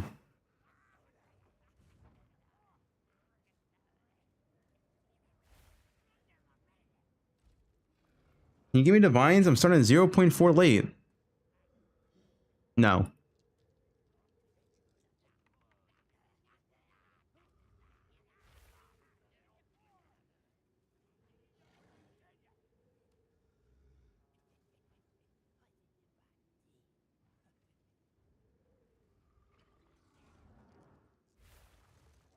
Yeah, it's a 400 node Atlas tree. We saw that. And you can get every single node in the Atlas tree.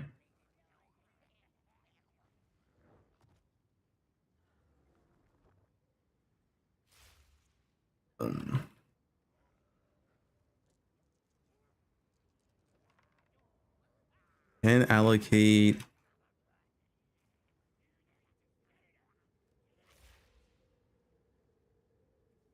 Love your video. What build for 0.5? Wait till patch notes.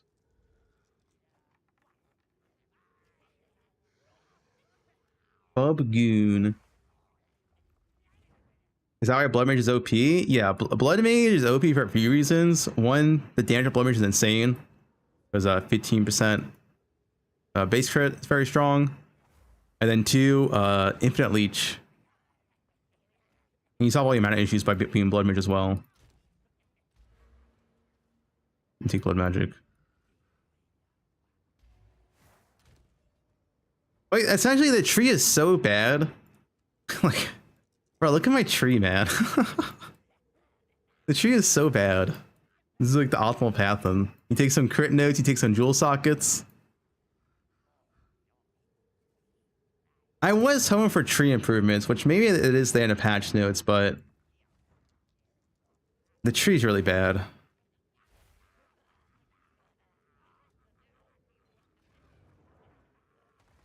Yeah, I'm essentially just taking crit nodes plus jewel sockets. That's my tree. And I guess an efficient ES node.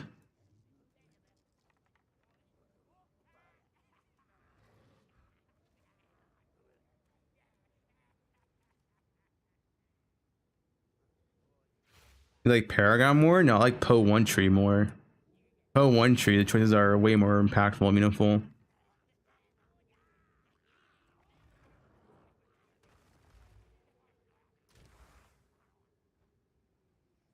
Voices is limited one, they said. What it showed on the preview.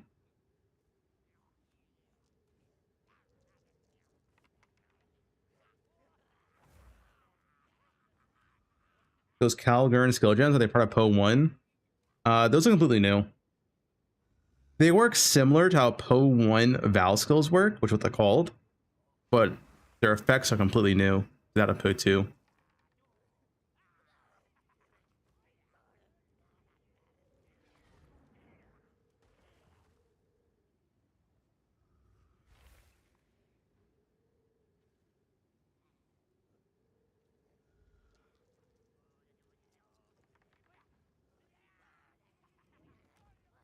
a bit of balance. They did say that in the Q&A that there is quite a bit of balance this patch, right? I forgot their exact words.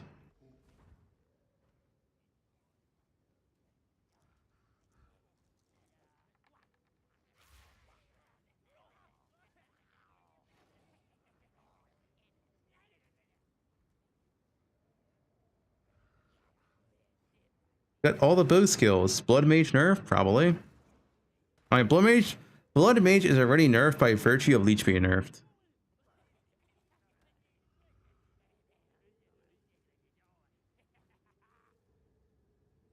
Yeah, Cock comment, that shit's nerfed. But we don't know everything till patch notes. Well, wait. It's just wait and see. I know it sucks, but it's 2 weeks.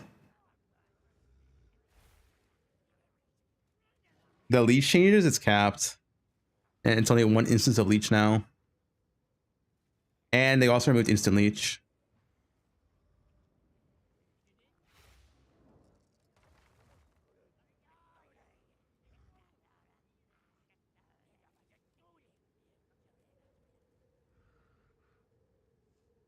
The rest of this, what's that? I don't want to click a Discord link. What is that?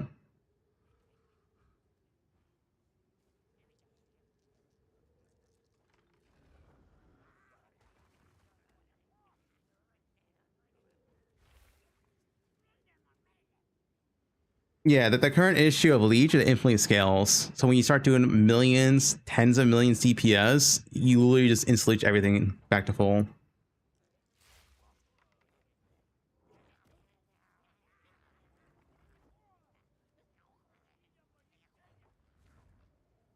Bingo results? Good question. Did we get bingo, guys? I don't think so. Because we didn't get swords. Let's see.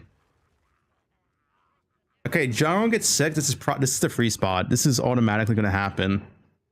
Wiz did not get reworked. That one's out. New pinnacle bosses. Tiered gear buffed. Tiered gear could still be buffed. That could be the patch notes. Map tiers. Okay, well that didn't happen. Div cards, no div cards. Life notes, no life notes. Temple reworked. Kind of. Biomes reworked. Not really. It doesn't Act 5. Shit. No other Ascension. Map layouts. Wait. Map layouts to get buffed. Map tier adjusted. Okay.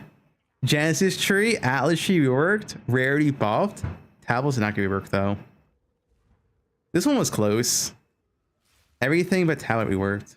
Duelist swords. Okay, yeah. We didn't get bingo.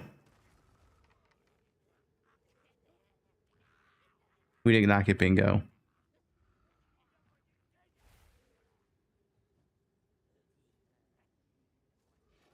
I mean, if there was an Act 5 or we got Duelist. Yeah, there's a new biome. That's true. There's water biome.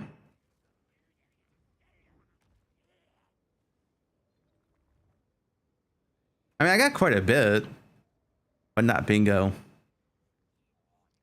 In-game price check. I mean, I've been waiting for this. Because there's no reason why they couldn't do it, right? Because we do have... we have the in-game market. So it was only a matter of time. 4 months ago, 1 Exalted Orb.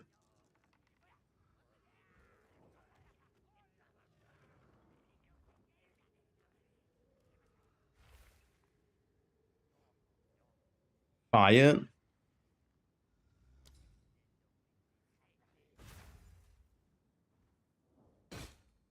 This guy's a flax seller.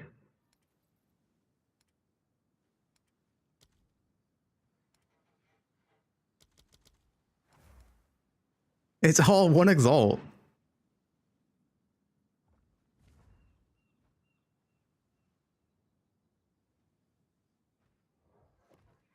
There you go. You didn't know it was an in-game market? You usually play hardcore and haven't gotten past Act 2? You can't use it until Act 4, I think. Hey, maybe this patch you'll get past Act 2, butter, right?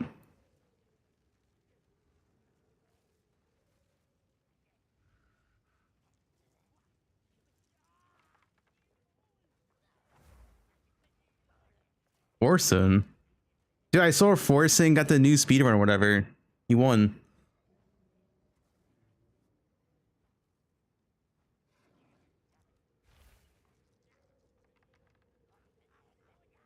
The new MTX with a bow? Yeah, I can show it. Let me my character. Bow on this guy.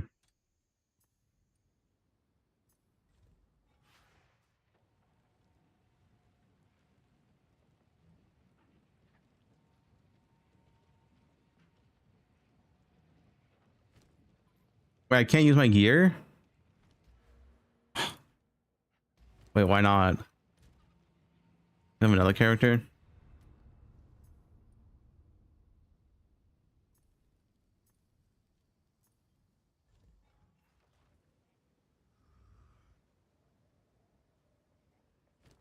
Alright, we have a bow here. Alright, here we go. Chain? Which one is it? Same way with chains. It looks the same. Oh, I know.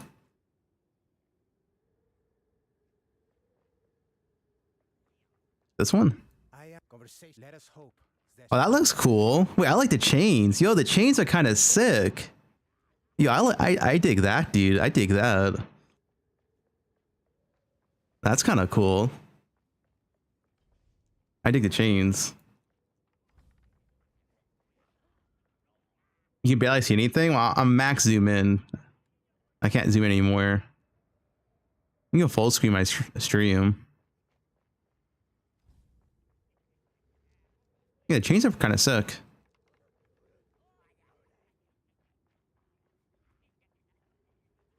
A way to see your character?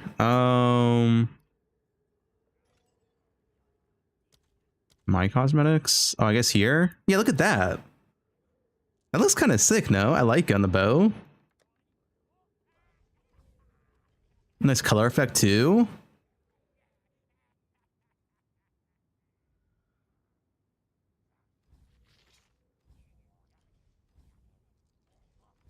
Whatever. How do you get the chains? Is it new MTX? I have no idea.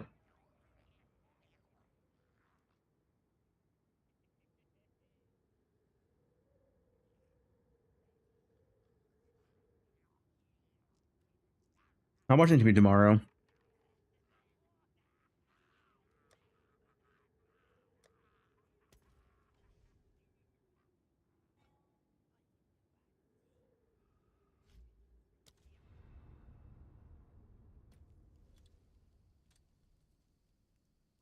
Fate of the Vow. New leagues the 28th.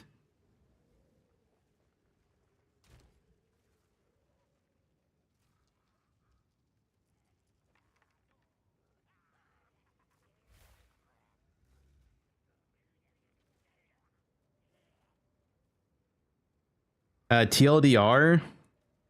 I try and write in this.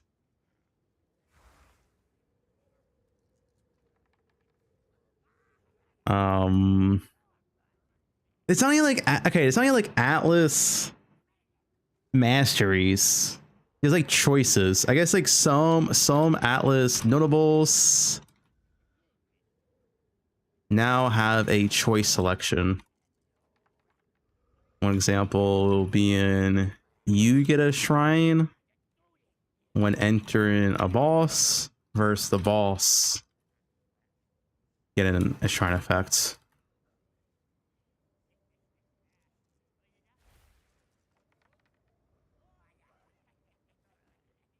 Dream TLDR.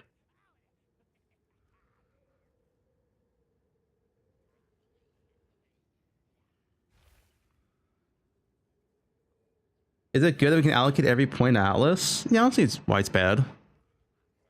And we still have choices. So there's still choices you gotta make.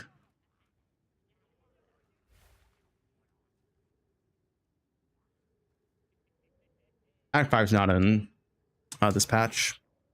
Act 5 and Act 6 will be 1.0. Yeah, it's like too much of TLDR even, man. Like, hi. Look at the reveal. An hour and 20 minutes. Like, what was last patch?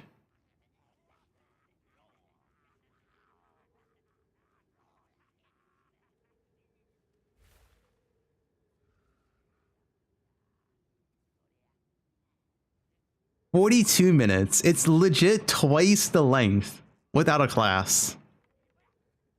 42 minutes, an hour, hour and 20.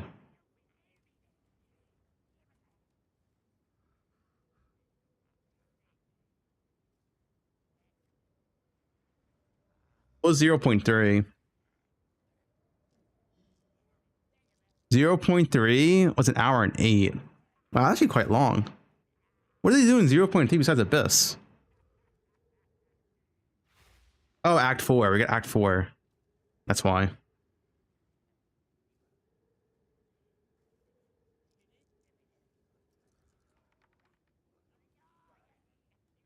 Hundreds is 0.2.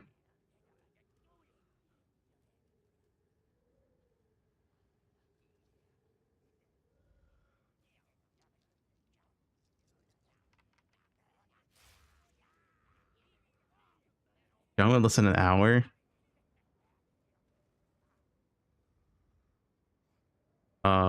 Still have a dedicated tree for each mainly mechanic. First interview I'm gonna watch tomorrow. I do not have the energy to watch another hour video. Like, I actually don't have the energy for that.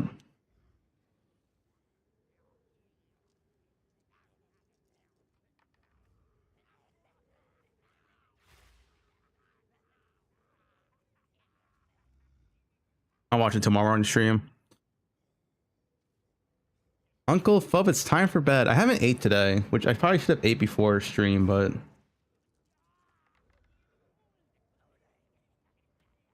yeah.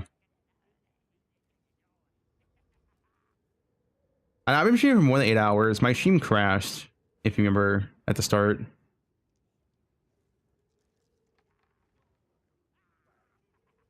been streaming for like almost 10 hours.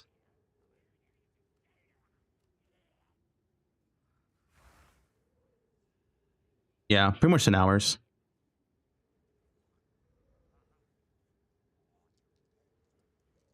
Temple is basically wrecked? Yes. Temple, no more snake chains, they said. No more snakes. You missed a Q&A, so that important? Dude, the Q&A was over 2 hours. Yeah, I was fucking out of there after Q&A. It was so long. The Q&A was, it was long. I mean, it fried? Yeah, it took the energy out of me.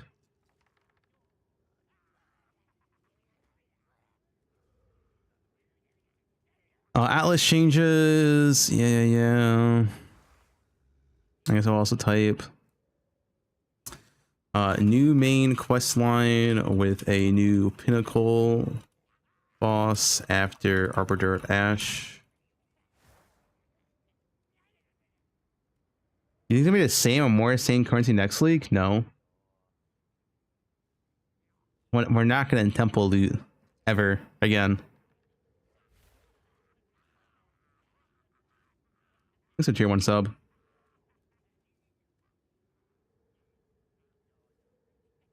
Act 5 to Atlas? It's a mistake. It's just like internal testing.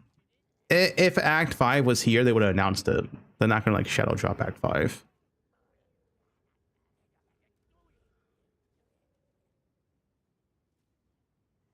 This giant feet in your chat. Yeah, I don't know what my chat's doing.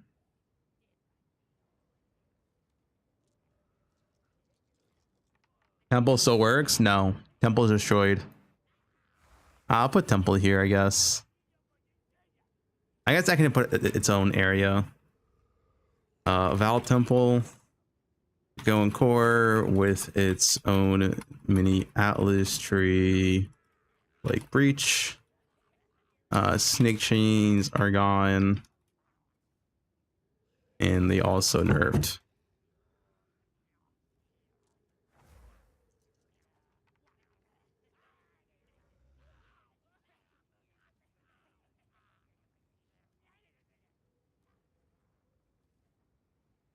Talk to his poe2 time.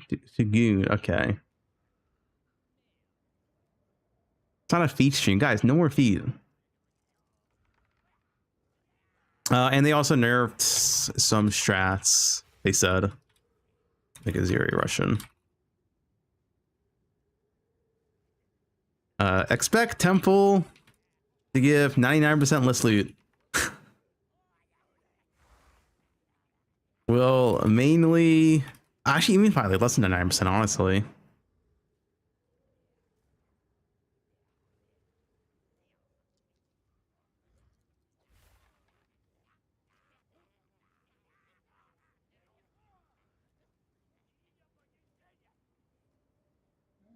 It's probably more than 99%. Maybe 99.9%.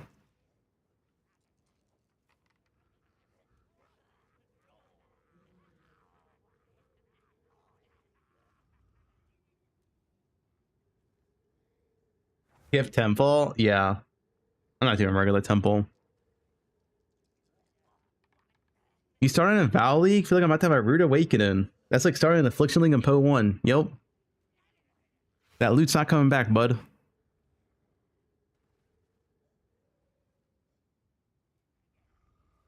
The whole reveal? I give it like a, right now I feel like a 7.5, but I want to see patch notes.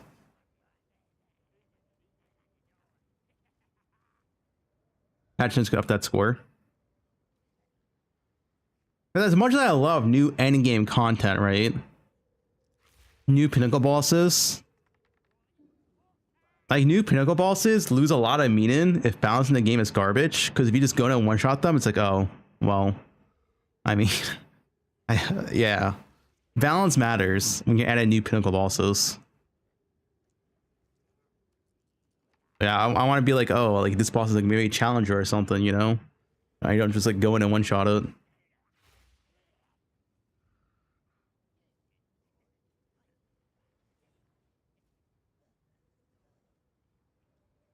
What content I like the most in reveal?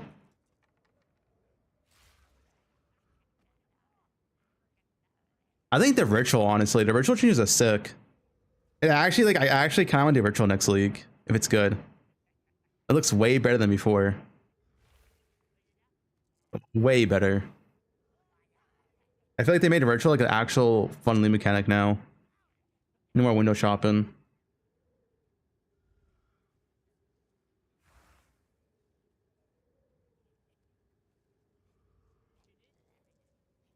Yeah, Mage Blood's also from ritual.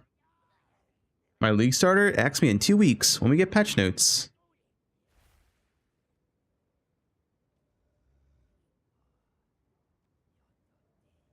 Yeah, Mage Blood's only in ritual. What we saw. Do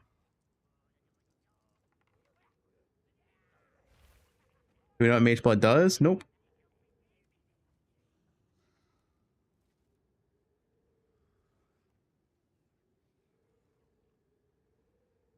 We have no idea.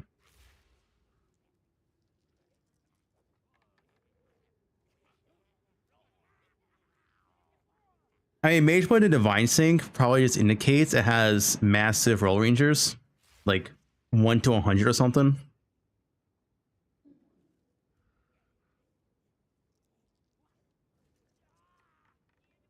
Yeah, the Ritual Reaper is really sick.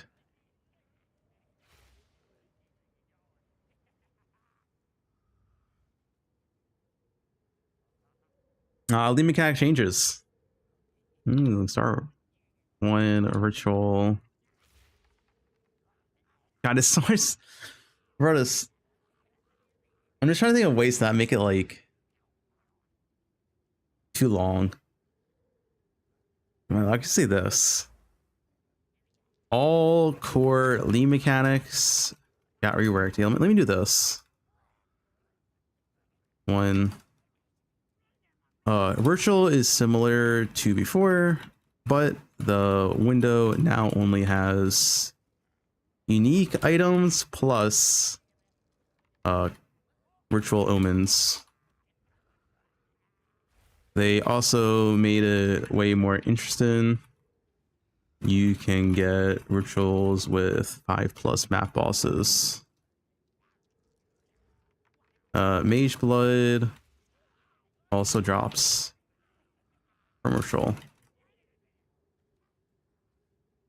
Yeah, it's only unique plus omens now, which is so much better. Because uniques, you can just, you don't need to hover uniques, right? If you're an experienced player, you can open the ritual window, eyeball the uniques, and know what's good or not.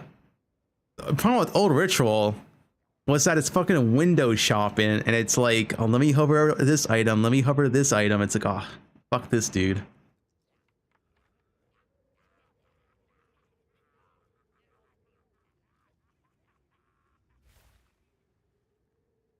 Thing, yeah.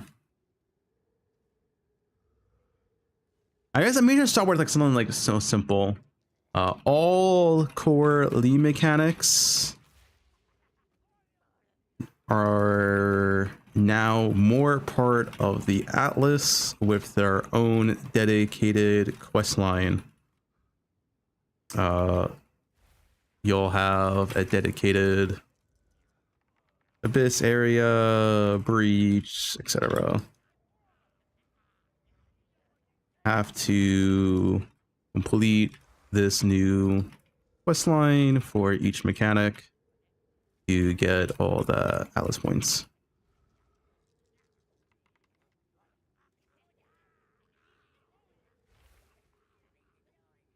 People tell focus on more. Yeah, yeah.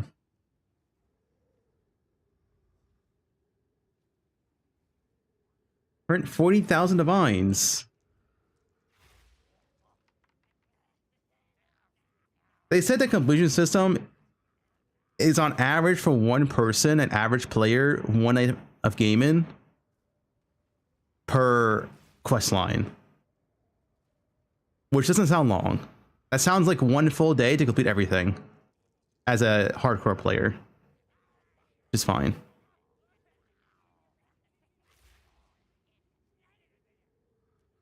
That's what they said during the Q&A. That the average player would take a night of gaming to complete one quest line, but remember the average player is terrible at the game. And they're not speedrunning maps. They're doing like 15-minute maps, they said.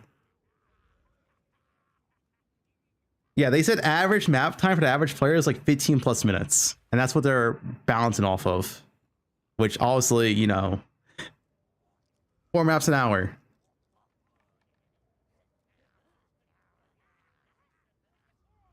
That's what they said. They said that's the average player. 15 minutes a map.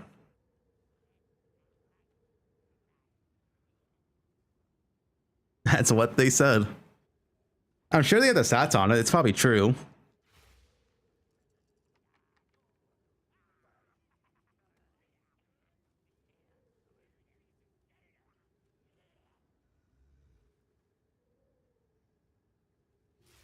When you imagine clunky skills, you gotta pick up everything.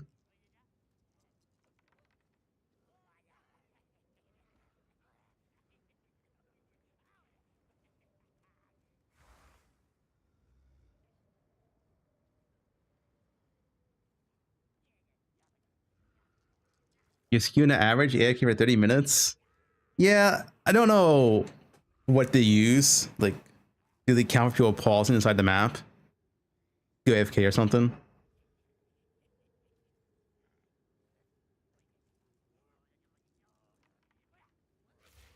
No loot filter, no support gems, smacking the white mouse with a stick.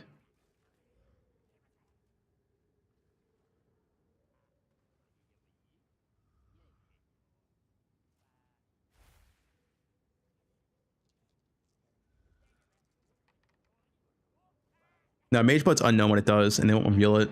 We gotta find out when it comes out. I mean, the thing is, we're gonna find out when it's stat of mind. So, you know, the day before.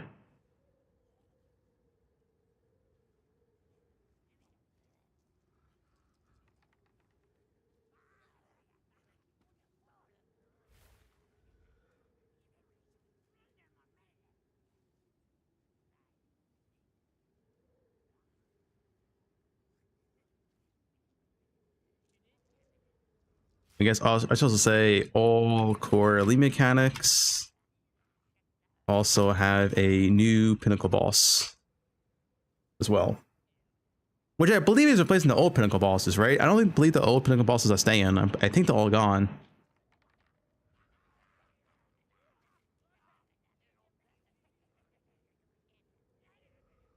pretty sure they're all gone. And they're all outdated as shit anyway.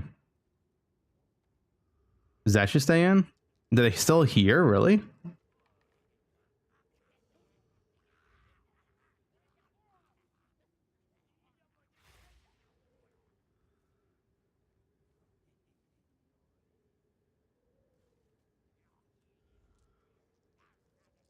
Say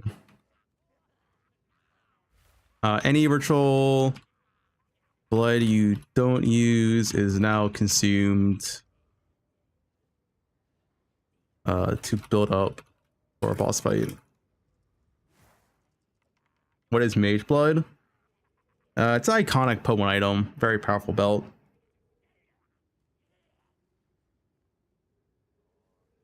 Thing is, how it works in Poe1, it cannot work like that in Poe2, but Mark and showed us that the belt is insane, and it has to live up to the hype of the Poe1 belt, so it will be strong.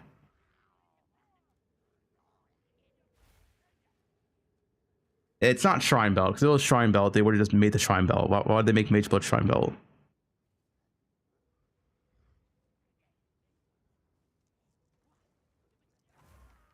Gem levels? That's patch notes for nerfs and buffs.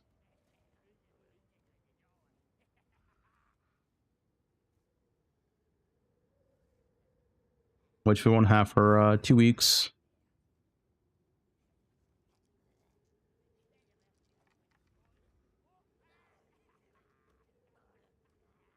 You bet $200 they'll drop swords to increase the hype before release.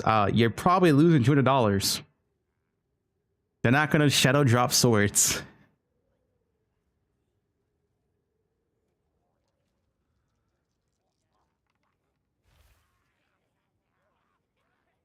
And they're saving that shit for launch, man.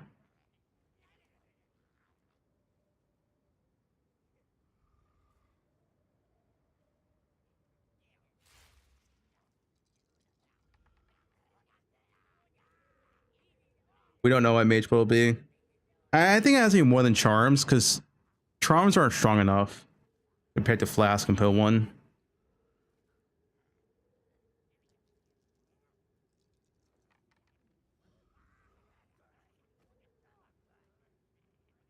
Yeah, you get extra prods from new hundreds of ascendancy. There was an imager link that has all the info.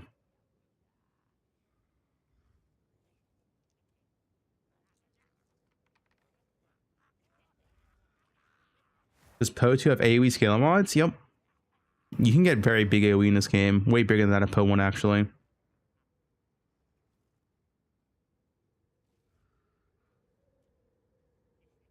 Right, a patch is not stack. It's a unique buff.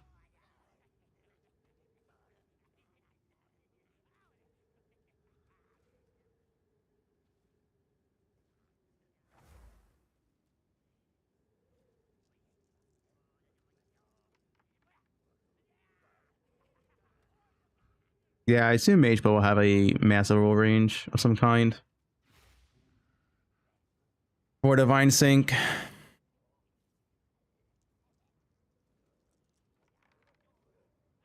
Yeah, I forgot that even was a lead mechanic.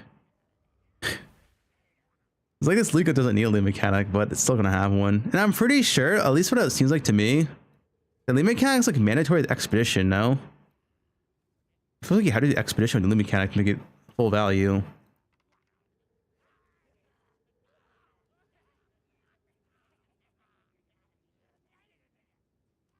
I need some water.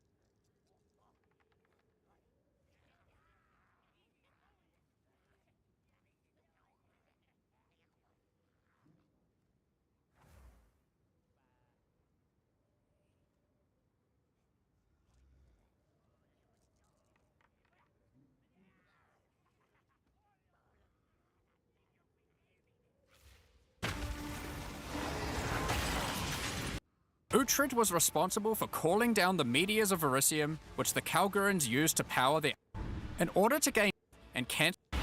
Now, we're not going to spoil the boss, but one thing you should know is that the Verisium that makes up the core of the meteor is of a quality that has not been available for millennia.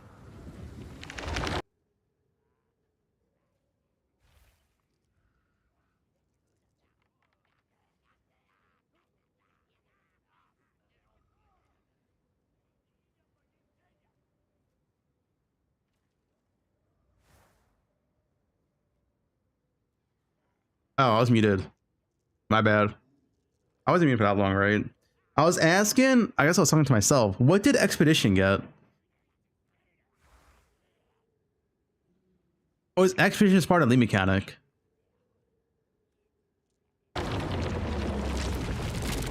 Bringing this to Pharaoh and Danig should allow them to form tons of more than a quality that is... Yeah, it's just part of the mechanic.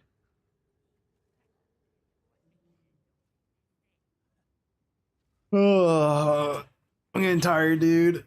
I need to like rest for like 3 hours. Too much work. God, I'm working hard today.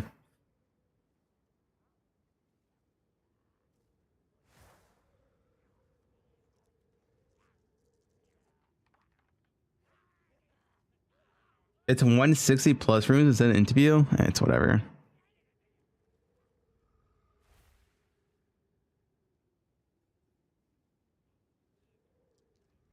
I can't. You can't make an in-game guide for 0.5 before launch because we don't have the skill tree,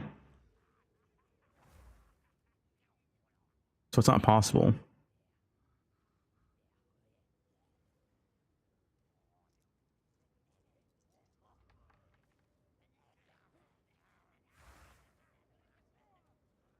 Just do the impossible. True.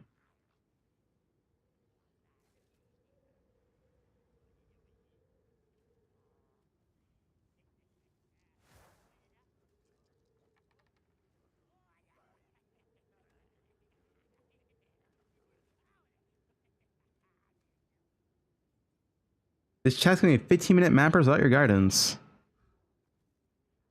Yeah, dude, look what they did. This is some slander towards my good name.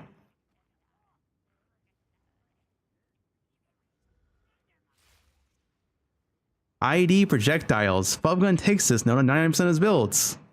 This is slander. Alright, I don't only play projectiles. This isn't fake? No, it's real. It was in the reveal. Maybe I can find it. I mean, this fucking reveal is so long, man. It was towards the end.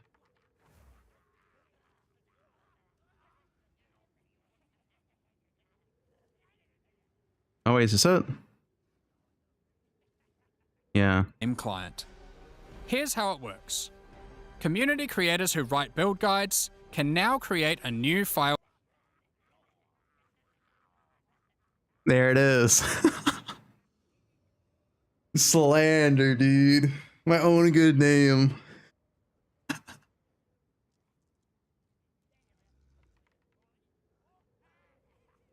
I played 0.1. I played Stat Stacker, which was a melee build technically. I mean, I played Blood Mage, but that was projectiles. poe1. I played BB this league actually. Melee, yeah, melee. No, I got an XL can invite. I'm going.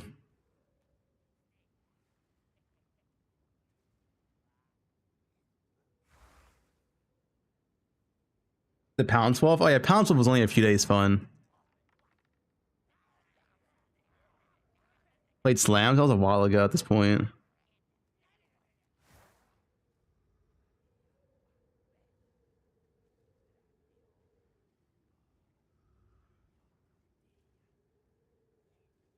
Some poe2 event? Yeah, it's called XLCon.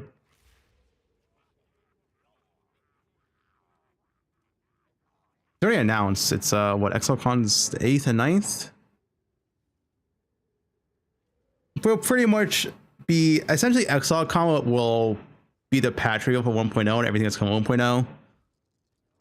a ton of other shit too. In the future of Pee-wee and all that. Hideout name? You can't get this anymore, right? Or was this from last patch?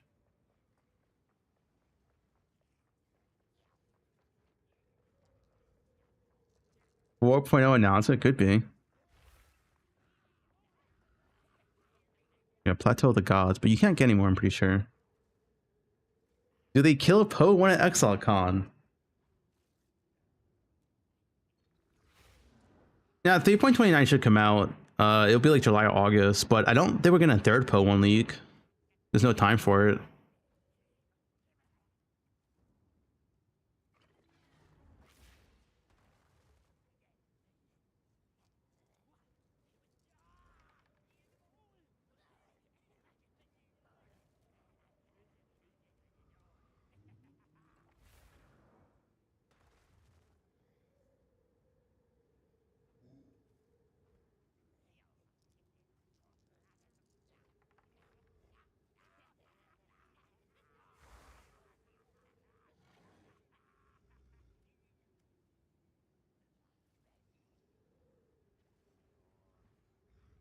Watch the stream again. It was a lot of info.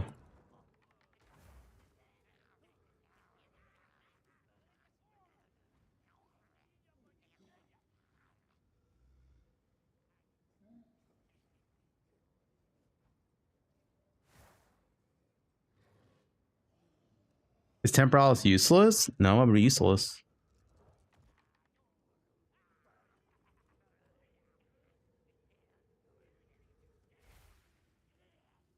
I mean, they might release 2 classes at 1.0. I wouldn't be surprised if we get 2 classes at 1.0 launch.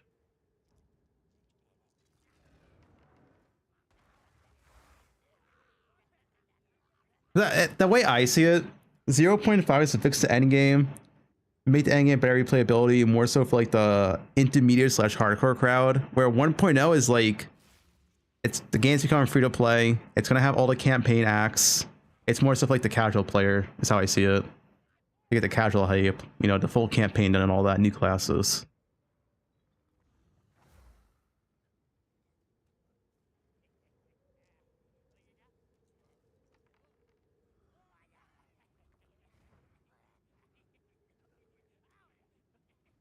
Yofa, what up?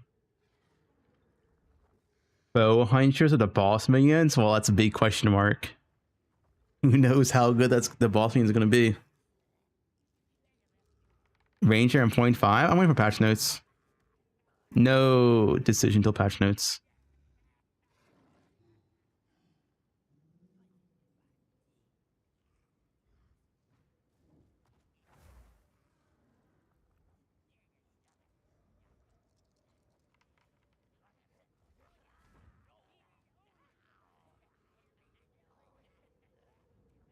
The right side of the tree? I mean, it probably will be right side of the tree. I don't really have interest in playing Jude again, even though Jude's fine.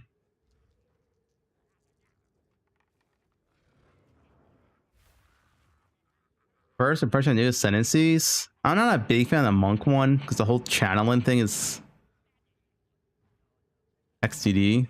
The Amazon, or I guess Huntress one, looks pretty sick though.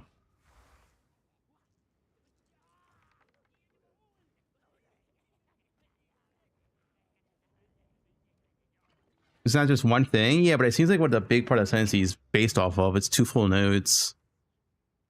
They didn't show all of it though.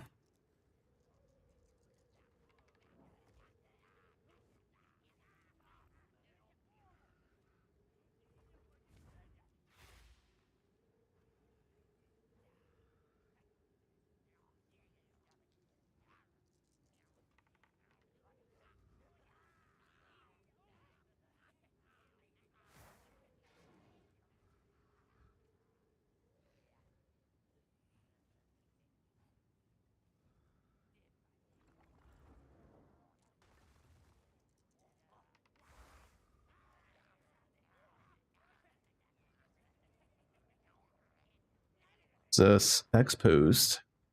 Okay, why are you linking Freegan's feet?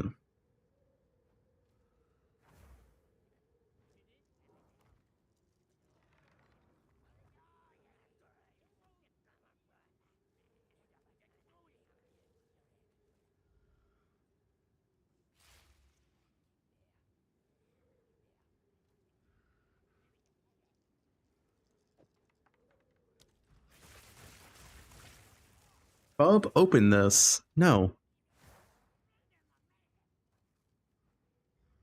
I'm gonna take a piss real quick. 1 second.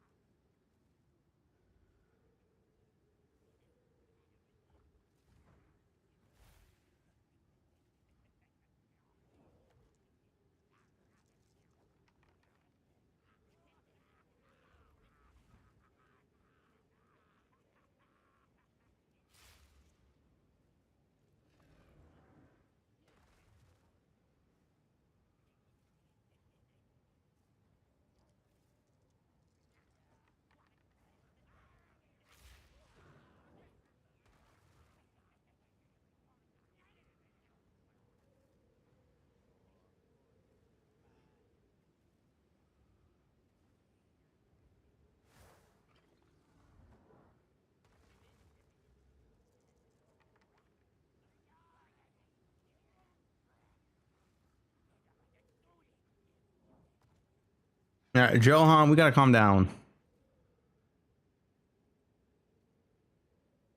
Yeah, 10-minute timeout.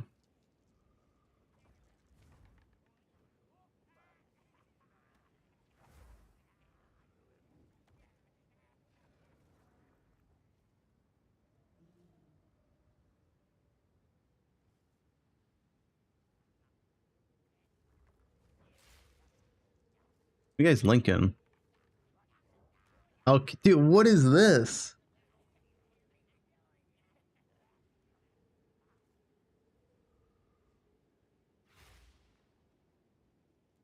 I'm not showing that. You know it's on Twitch.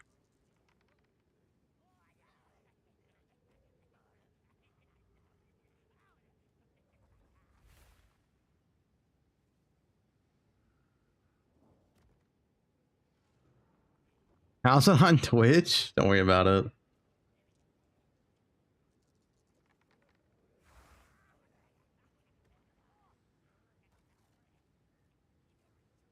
on Twitch though.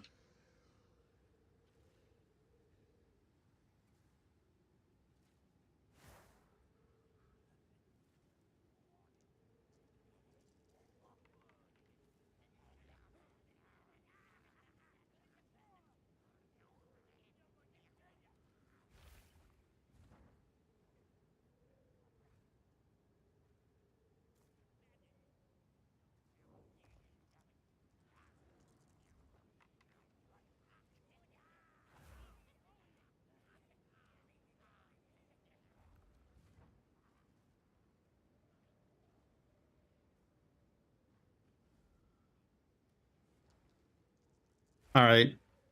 I think I am done for today. I'm just like out of it. I'm tired. I need to eat. I need to make a video. I've been streaming for essentially 11 hours. Yeah, so yeah, GG's. I'll have my video out by tomorrow morning or whatever. Goon too much? Dude, I don't know why. The interview just took me out of it, dude. I just need to relax. The interview was too long. Like mentally drained me. Too much information.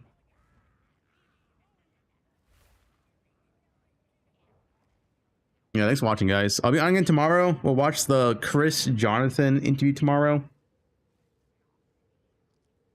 Not sure what I'm gonna do after. Maybe we'll do like a little bit of campaign stuff. I don't really know. We got to solve for 2 weeks of patch notes. So yeah.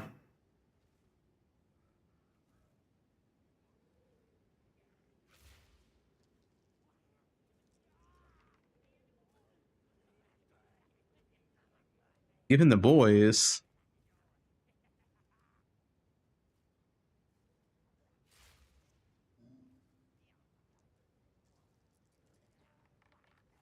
Is Karn where's Karn at?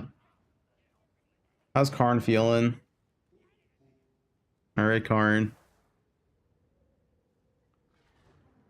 Wait, what? Did I give Karn a troll message?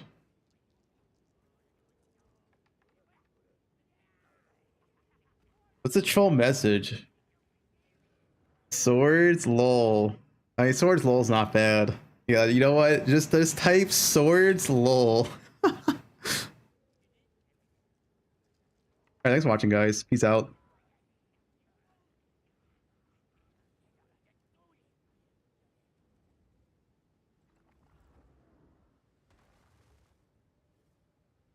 Patch notes 2 weeks.